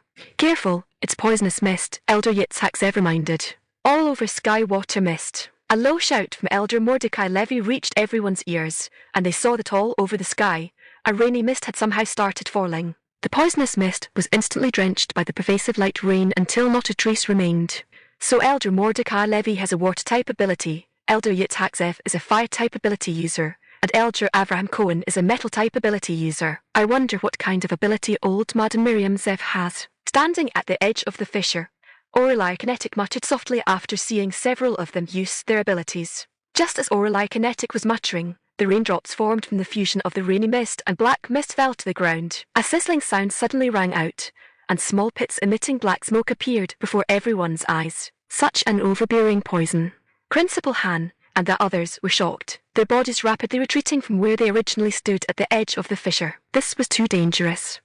Thunderstrike. Alistair Kinetic's eyes narrowed sharply as he channeled his thunder-type ability to the maximum, lightning flashing atop his heavy sword. Rumble, rumble. One after another, pillars of lightning descended from the sky, striking directly at the head and tail of the mutant Behemotchelonian. The others moved at the sound, all channeling their abilities to attack the mutant Behemotchelonian. For a time in the fissure, lightning pillars, fire dragons, and metal blades gathered together, all attacking the mutant Behemotchelonian within the fissure.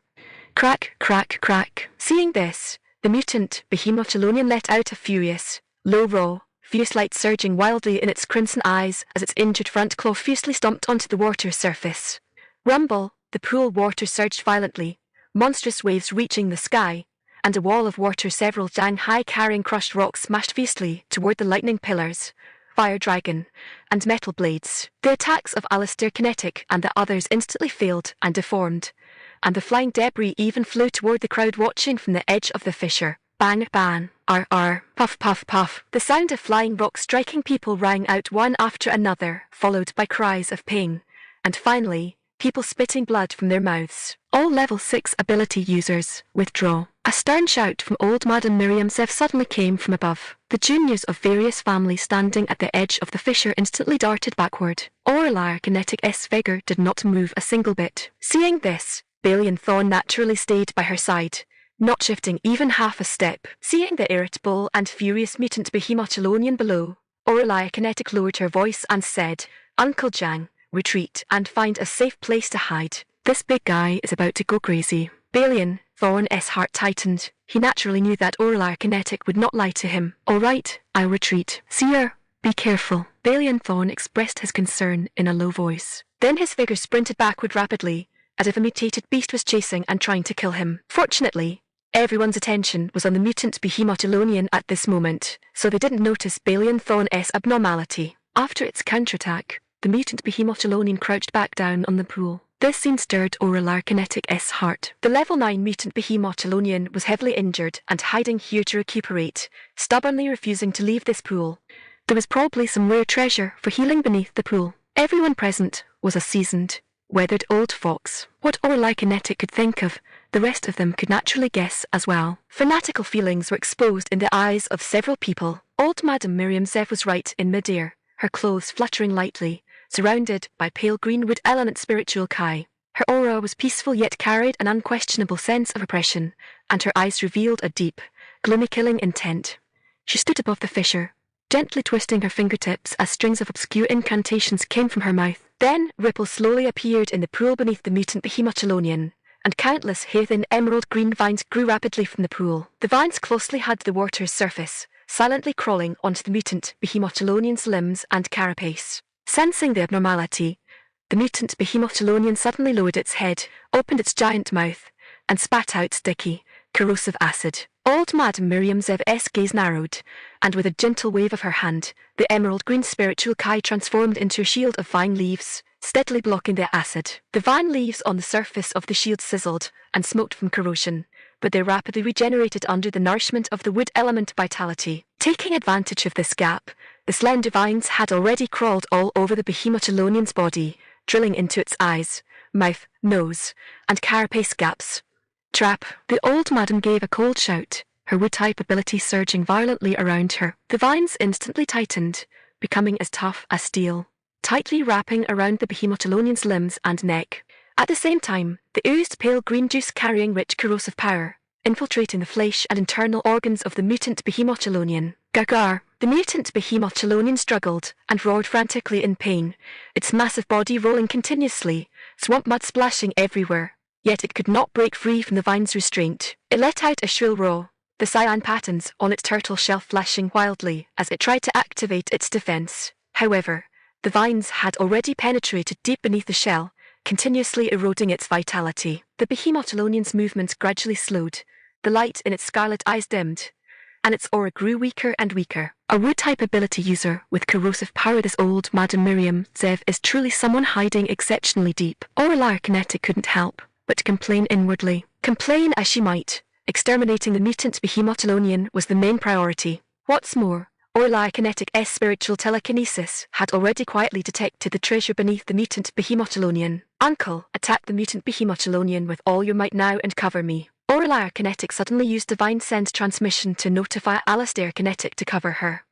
This was the first time she had used spiritual telekinesis. Aurelia Kinetic originally didn't want to use it, but the situation was special now, and she could no longer care about exposing herself. When Aurelia Kinetic's voice rang out in Alistair Kinetic's mind, the whole person was stunned for a few seconds.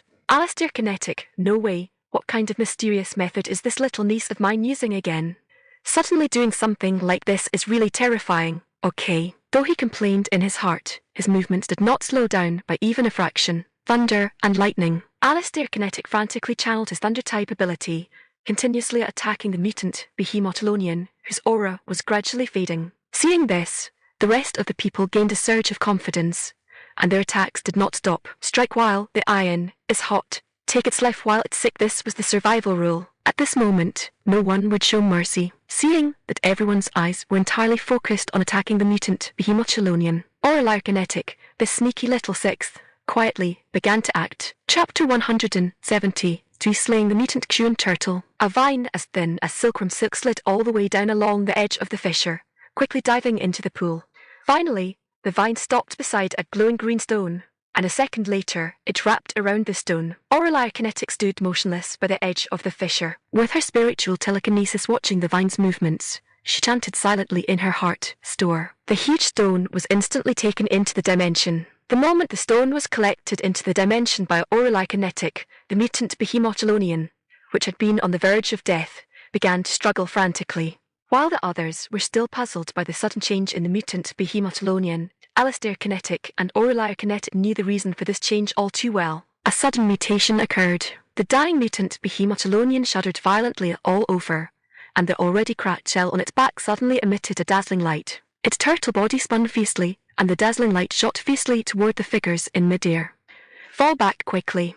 A cry of surprise awakened the crowd whose minds had been dazzled by the light. Several people dodged back rapidly, but after all, they were a step too slow. "Ah, my eyes." Old Madame Miriam Zev's terrified scream was mixed with a hint of pain. Aurelia Kinetic felt a chill in her heart. It seemed that this mutant Behemoth held quite a grudge, actually targeting old Madame Miriam Zev, who had inflicted heavy injuries upon it. Having lost her vision, old Madame Miriam Zev fell straight downward. Seeing this, Elder Yitzhak Zev flashed forward, grabbed old Madame Miriam Zev, and retreated from the battle circle. In fact, this was precisely Elder Yitzhak's craftiness. Seeing that the mutant Behemochelonian was fighting for its life, he used old Madame Miriam's injury as an excuse to withdraw, so as to avoid getting seriously injured himself at the final moment. Aurelier Kinetic did not pay too much attention to Elder Yitzhak's withdrawal. Following the attacks by several people just now, the location of the stone in the pool had been submerged by pool water and silt.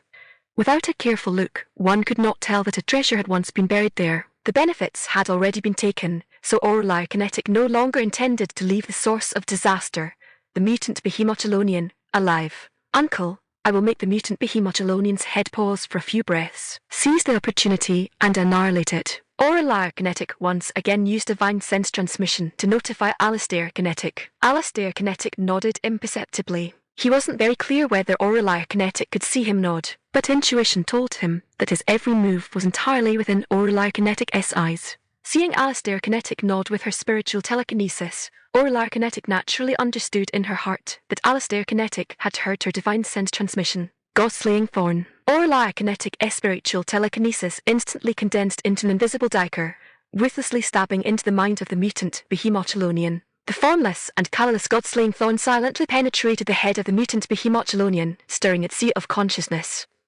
Without a deafening roar, the mountain-like mutant Behemochelonian seemed to be immobilized, suddenly freezing rigidly in the pool. The very moment the mutant Behemochelonian froze, a bolt of lightning as thick as a bowl struck the head of the frozen mutant Behemochelonian. The lightning attack seemed to awaken the mutant Behemochelonian. The next second, an excruciating pain originating from the depths of its soul, sufficient to annihilate its sanity, swept across the entire body of the mutant Behemochelonian. The scales all over the mutant Behemochelonian trembled softly, and its dark cyan turtle back vibrated slightly. Its massive head drooped at times and shook at others, while a layer of ashen blood rapidly clouded its crimson vertical pupils. A low, painful whimpering overflowed from its throat, and the cracks on its heavy turtle shell rapidly expanded.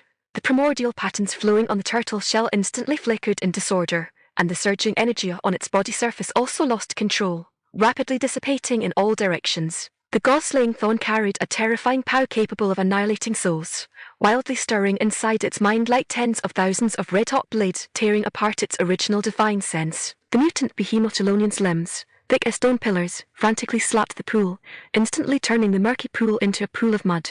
Quick, increase the attacks. It's making a dying struggle and won't hold on much longer. Alistair Kinetic let out a sharp cry right on cue. This awakened Elder Avraham Cohen and Elder Mordecai Levy, who were hesitating. That's right. This big fellow seems to be about to croak. This discovery instantly pumped Elder Avraham Cohen and Elder Mordecai Levy full of adrenaline, and they immediately increased their ability at output, launching attacks one after another at the mutant Behemochelonian. Furthermore, in order to get a larger share of resources, Elder Avraham Cohen and Elder Mordecai Levy simultaneously shouted to the younger generation of their families standing in the distance, "Little bastards, attack quickly. The mutant Behemochelonian is running out of strength." This shout seemed to shatter a shackle as over a dozen figures suddenly rushed toward the edge of the fissure, among them Balian Thorn. Evidently, he had also just heard Alistair Kinetic's remark that the mutant Behemochelonian couldn't hold on. Colourful ability attacks caused the mutant Behemochelonian's remaining consciousness to continuously shatter. Its originally fierce and violent aura rapidly declined, and its massive body trembled unceasingly. Painful, rattling roars continuously rolled from its throat, and with every tremor, its aura weakened by a fraction. The primordial inscriptions on the mutant Behemochelonian's turtle shell dimmed and shattered one by one. That wispy primordial coercion also slowly dissipated along with it. The mutant Behemochelonian's mountain-like body twitched violently, its limbs hanging down powerlessly. The violent red light in its eyes completely extinguished, leaving only dead silence and unwillingness. The primordial mutant power within its body leaked out frantically, its turtle shell cracked, and fresh blood constantly spilled into the pool. With a final muffled roar, its turtle body completely disintegrated, and the mutant Behemochelonian was thoroughly slain. The surrounding crowd, after being stunned for a few breaths, cheered in unison. "Oh, it's dead. The mutant Behemochelonian has been slain by us." Hearing the cheers of the crowd, Alistair Kinetic, Elder Avraham Cohen, and Elder Mordecai Levy, who were standing in midair, also breathed a collective sigh of relief. Good grief, this level 9 mutated Kshuan turtle was too hard to kill. If they had waited any longer, they probably wouldn't have been able to hold on either. After all, abilities also had a time when they would be exhausted. Besides, Who would dare to completely exhaust their ability? Wasn't that purely courting death? One should not have the intent to harm others, but one must have the defense against others. Here, there was no morality to speak of. Whoever had the harder fists had the greater say, except for Alistair Kinetic and Balian Thorn. The people who participated in slaying the mutant Behemoth did not know that if Aurelier Kinetic hadn't launched a sneak attack from the dark using the ultimate move of her mental type ability, the god-slaying Thorn, it was still uncertain who would emerge victorious between them and the mutant Behemoth. Of course, Aurelier Kinetic, acting as an unsung hero, wasn't unhappy about it. On the contrary, having secretly taken the benefits, she was secretly rejoicing in her heart. The only one slightly depressed was the Zev family citadel, because Elder Yitzhak Zev and old Madam Miriam Zev withdrew from the battle circle first. The share they would be allocated would definitely be affected. After exchanging a glance, Elder Avraham Cohen and Elder Mordecai Levy both looked toward Alistair Kinetic. They clearly saw the mutant Behemoth instant changes when Alistair Kinetic attacked the mutant Behemoth head. Although the two elders hadn't figured out how Alistair Kinetic managed it, they were very clear in their hearts that Alistair Kinetic definitely knew, because the timing of Alistair Kinetic's attack back then was grasped so well, as if the mutant Behemoth being frozen was due to some special ultimate move he had used. Asking was definitely out of the question. Everyone had their own secrets, and prying into such secrets was purely courting death. Everyone was a smart person, so naturally they wouldn't delve into the root of the matter. Chapter 174, A Case of Double-Crossing. Alistair Kinetic and the others also descended from midair, and the various factions vigilantly scanned their surrounding allies. Seeing this, Alistair Kinetic could not help tightening his heart. Truly, they were all thousand-year-old foxes, and if it were not for Aurelier Kinetic acting as his hidden trump card, he probably would have really fallen into the hands of these few people. Just as several people were guarding against each other, Alistair Kinetic spoke up first. Everyone, according to what was discussed and agreed upon during the initial negotiations, whoever contributes the most will receive the largest share. I believe everyone is very clear in their hearts whose masterpiece the most fatal blow in slaying the mutant Behemoth truly was. As for me, I am not asking for much. According to the agreement, 1/3 belongs to me. However, I do not want that beast core. You just need to compensate me with points. And as for the rest of the mutant Behemoth I will take 1/3. Do you all have any objections? After Alistair Kinetic finished speaking, he swept a cold and stern gaze around the crowd. Elder Avraham Cohen and Elder Mordecai Levy glanced at Alistair Kinetic's appearance, their hearts tightening. The original plan among the four of them was to encircle and kill Alistair Kinetic after slaying the mutant Behemoth engaging in a double cross. However, at this moment, they were somewhat indecisive. Their initial plan was that the final four of them would besiege Alistair Kinetic, kill him, and divide the entire mutant Behemoth among themselves. Otherwise, how could they have so readily agreed to Alistair Kinetic's 1/3 share? But now, old Madam Miriam Zev was heavily injured, leaving only the three of them. Most importantly, the move Alistair Kinetic used to ambush the mutant Behemoth at the end was completely indefensible. If that move were used against themselves, I'm afraid the target of the double cross would have to be reversed. After Elder Avraham Cohen and Elder Mordecai Levy exchanged glances, they looked towards Elder Yitzhak Zev. Seeing the gazes cast over by the two, Elder Yitzhak Zev let out a cold snort in his heart. Two cowards. After mentally complaining, Elder Yitzhak Zev sneered, Commander Mu, having too large of an appetite is not a good thing. How many people do we have? How many people do you have? Weigh yourselves properly. Be careful not to choke. Hearing this, Balian Thorn, who was standing behind Aurelier Kinetic, immediately pressed his right hand onto the hilt of his blade, taking on the posture of preparing for a fight. Is that so? You surnamed kin. Does your meaning imply that you want to go back on your word now? Your Zev family citadel truly is rotten from the head down. The ledger between you and our Valerius mercenary group hasn't been settled yet, and today you delivered yourselves right to our doorsteps. Do you think my temper is good, and I won't cause trouble for you? Or do you think that I, Alistair Kinetic, am a soft person and that is easy to bully? Also, do both of you hold the same thought, feeling that my Valerius mercenary group's table manners are too ugly? Or are you trying to take the opportunity to double-cross us? Alistair Kinetic's words completely stripped away the fig leaves of the various factions. After a long while, a voice sounded. Commander Mu, this old man surnamed Yan does not have the habit of stabbing people in the back. Having said that, Elder Mordecai Levy led the Levy-Encliffe family citadel disciples to retreat several hundred meters back, expressing the stance of the Levy-Encliffe family citadel. Old slippery ghost. Old fox. No, Elder Mordecai Levy's attitude is wrong. Elder Mordecai Levy, who never stirs without profit, must have discovered something. Otherwise, given his usual shrewd mind, how could he pass up on freebies? A sharp glint flashed across the depths of Elder Avraham Cohen's eyes as he smiled and said, Commander Moo is joking. A real man's word is as good as gold. Whatever was agreed upon initially should naturally be followed according to the agreement now. After saying this, Elder Avraham Cohen also led the Cohen family citadel members to quickly dart back several hundred meters. Suddenly, the only ones from the Moo family left in place were Alastair Kinetic, Orlai Kinetic, and Balian Thorn. On the Zev family citadel's side were Elder Yitzhak Zev, Old Madam Miriam Zev, and Elder Yitzhak Zev's 3 sons. 3-5. Seeing both the Levy Enclave family citadel and the Cohen family citadel retreating backward, Elder Yitzhak Zev's heart skipped a beat with a thud. No, this differs too much from the original plan. Did the one surnamed Yan and Y discover something? Before Elder Yitzhak Zev could sort out the reason why the Levy Enclave family citadel and the Cohen family citadel withdrew from the previous plan in his mind, a chill surged straight from his back up to his crown. Elder Yitzhak Zev was truly an old fox seasoned in battle. His actions were faster than his brain, and his figure flashed backward rapidly a step ahead. He shouted harshly, You surnamed Moo, how dare you plot against this old man? As it turned out, I do not know when, but a small lightning snake had silently struck the spot where Elder Yitzhak Zev had just been standing. What a pity, the one surnamed kin reacted too quickly. The surprise attack was actually avoided by him, Alastair Kinetic said with a look of regret. Uncle, make your move. Orlai Kinetic's spiritual telekinesis transmission spat out these 4 words once more. Before Alastair Kinetic could reply, Orlai Kinetic's sneak attack had already quietly begun.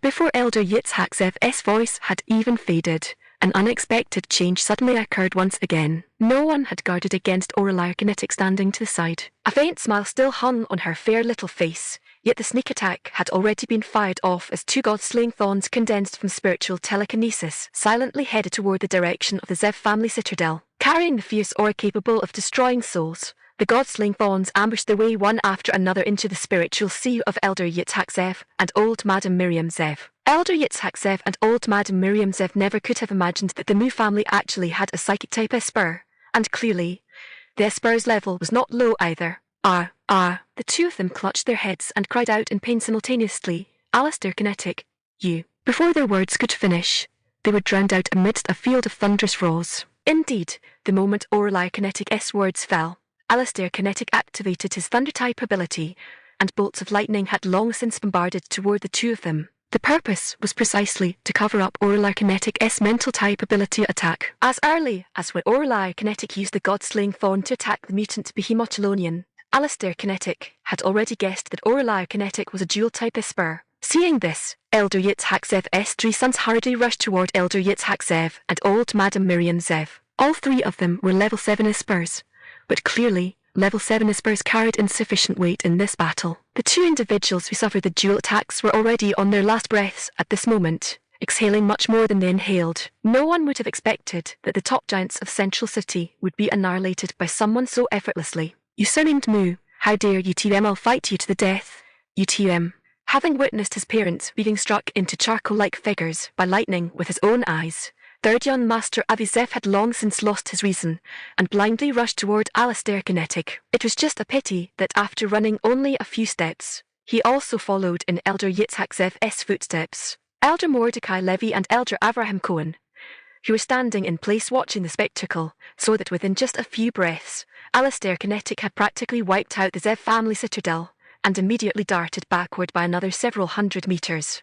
Elder Mordecai Levy, goodness gracious, this fellow surnamed Moo is too sinister and cruel. Stay further away to avoid being accidentally caught in the crossfire. Elder Avraham Cohen, as expected, following the Yan Fox causes one's sense of security to skyrocket. On this side, eldest sonkin and second sonkin watched as their 3rd brother inexplicably turned into a charred corpse, causing anger and fear to surge abruptly into their hearts. They understood that the Zev family citadel was finished. This time they had kicked an iron plate.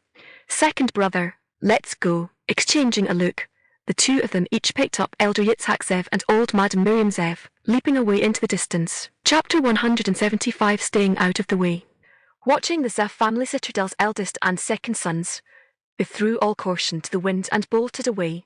Alistair Kinetic let out a cold laugh as lightning flickered across his hands, and 2 towering thunder dragons smashed down directly toward the heads of the Zev family citadel's eldest and second sons. If you want to run, you have to see if I allow it. Do you really think the people of our hilarious mercenary group have no temper and are easy to bully? Alistair Kinetic said with a cold snort. Elder Abraham Cohen and Elder Mordecai Levy watched with scalp-numbing horror as 5 members of the Zev family citadel were obliterated in an instant, and the fear and unease in their hearts abruptly surged. After exchanging glances, the 2 men immediately moved closer to each other, merging their 2 teams into one.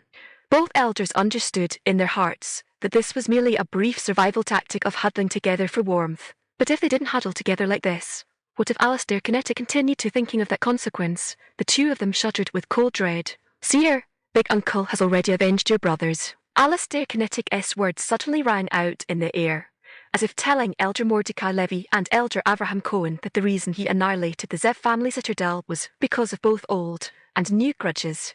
Amen. Big Uncle is so amazing. When we get back, I'll definitely tell my brothers that all the people who bullied them were completely defeated by Big Uncle. The young girl's crisp voice shattered the heavy and murderous atmosphere. Aside from Alistair Kinetic, not a single person present would ever have guessed that the culprit who obliterated the members of the Zev family citadel was this unremarkable little girl of the Mu family. Even Billion Thorn only had a vague guess in his heart, seeing through it without exposing it. Billion Thorn smartly acted as if he knew nothing. Elder Mordecai Levy, Elder Abraham Cohen, the situation has changed now. I think our agreed-upon arrangement needs to be slightly modified as well. Alistair Kinetic looked at Elder Mordecai Levy and Elder Abraham Cohen from afar. Elder Mordecai Levy and Elder Abraham Cohen felt their hearts sink and asked in unison, how does Commander Mu plan to divide it? Looking at the 2 elders' tense, swords-drawn expressions, Alistair Kinetic found it somewhat amusing. He wasn't a maniacal killer. How could he possibly kill people on sight? Besides,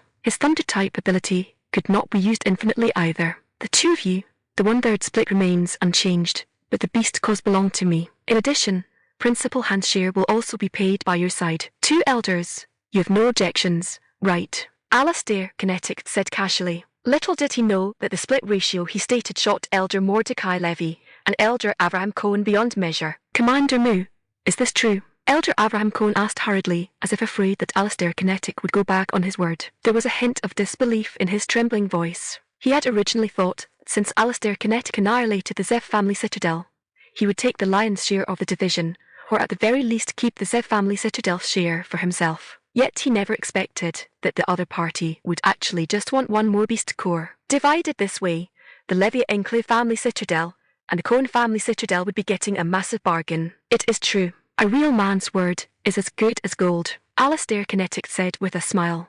In fact, at this moment, Alistair Kinetic's heart was aching as if it were bleeding. As it turned out, this division method was not his own idea, but rather something Aureli Kinetic made him do. As for the reason, naturally, it was to drag the Cohen family citadel and the Levy Enclave family citadel into the muddy waters. With both families dividing up the share that originally belonged to the Zev family citadel, could they still stay out of the matter? This was a blatant and upright scheme, a huge pit that the Cohen family citadel and the Levy Enclave family citadel had no choice but to jump into. Moreover, they jumped in willingly and with great joy. Seeing the joyful expressions on the faces of the Cohen family citadel and Levy Enclave family citadel members, Alistair Kinetic could only mentally acknowledge a capital word of admiration. This little clever ghost of his family was simply someone you couldn't help but admire. All right, Brother Mu is magnanimous. This old man admires you. Since that's the case, I wonder when Brother Mu plans to move into Central City. Elder Mordecai Levy asked with a smile, sounding as if he were asking offhandedly.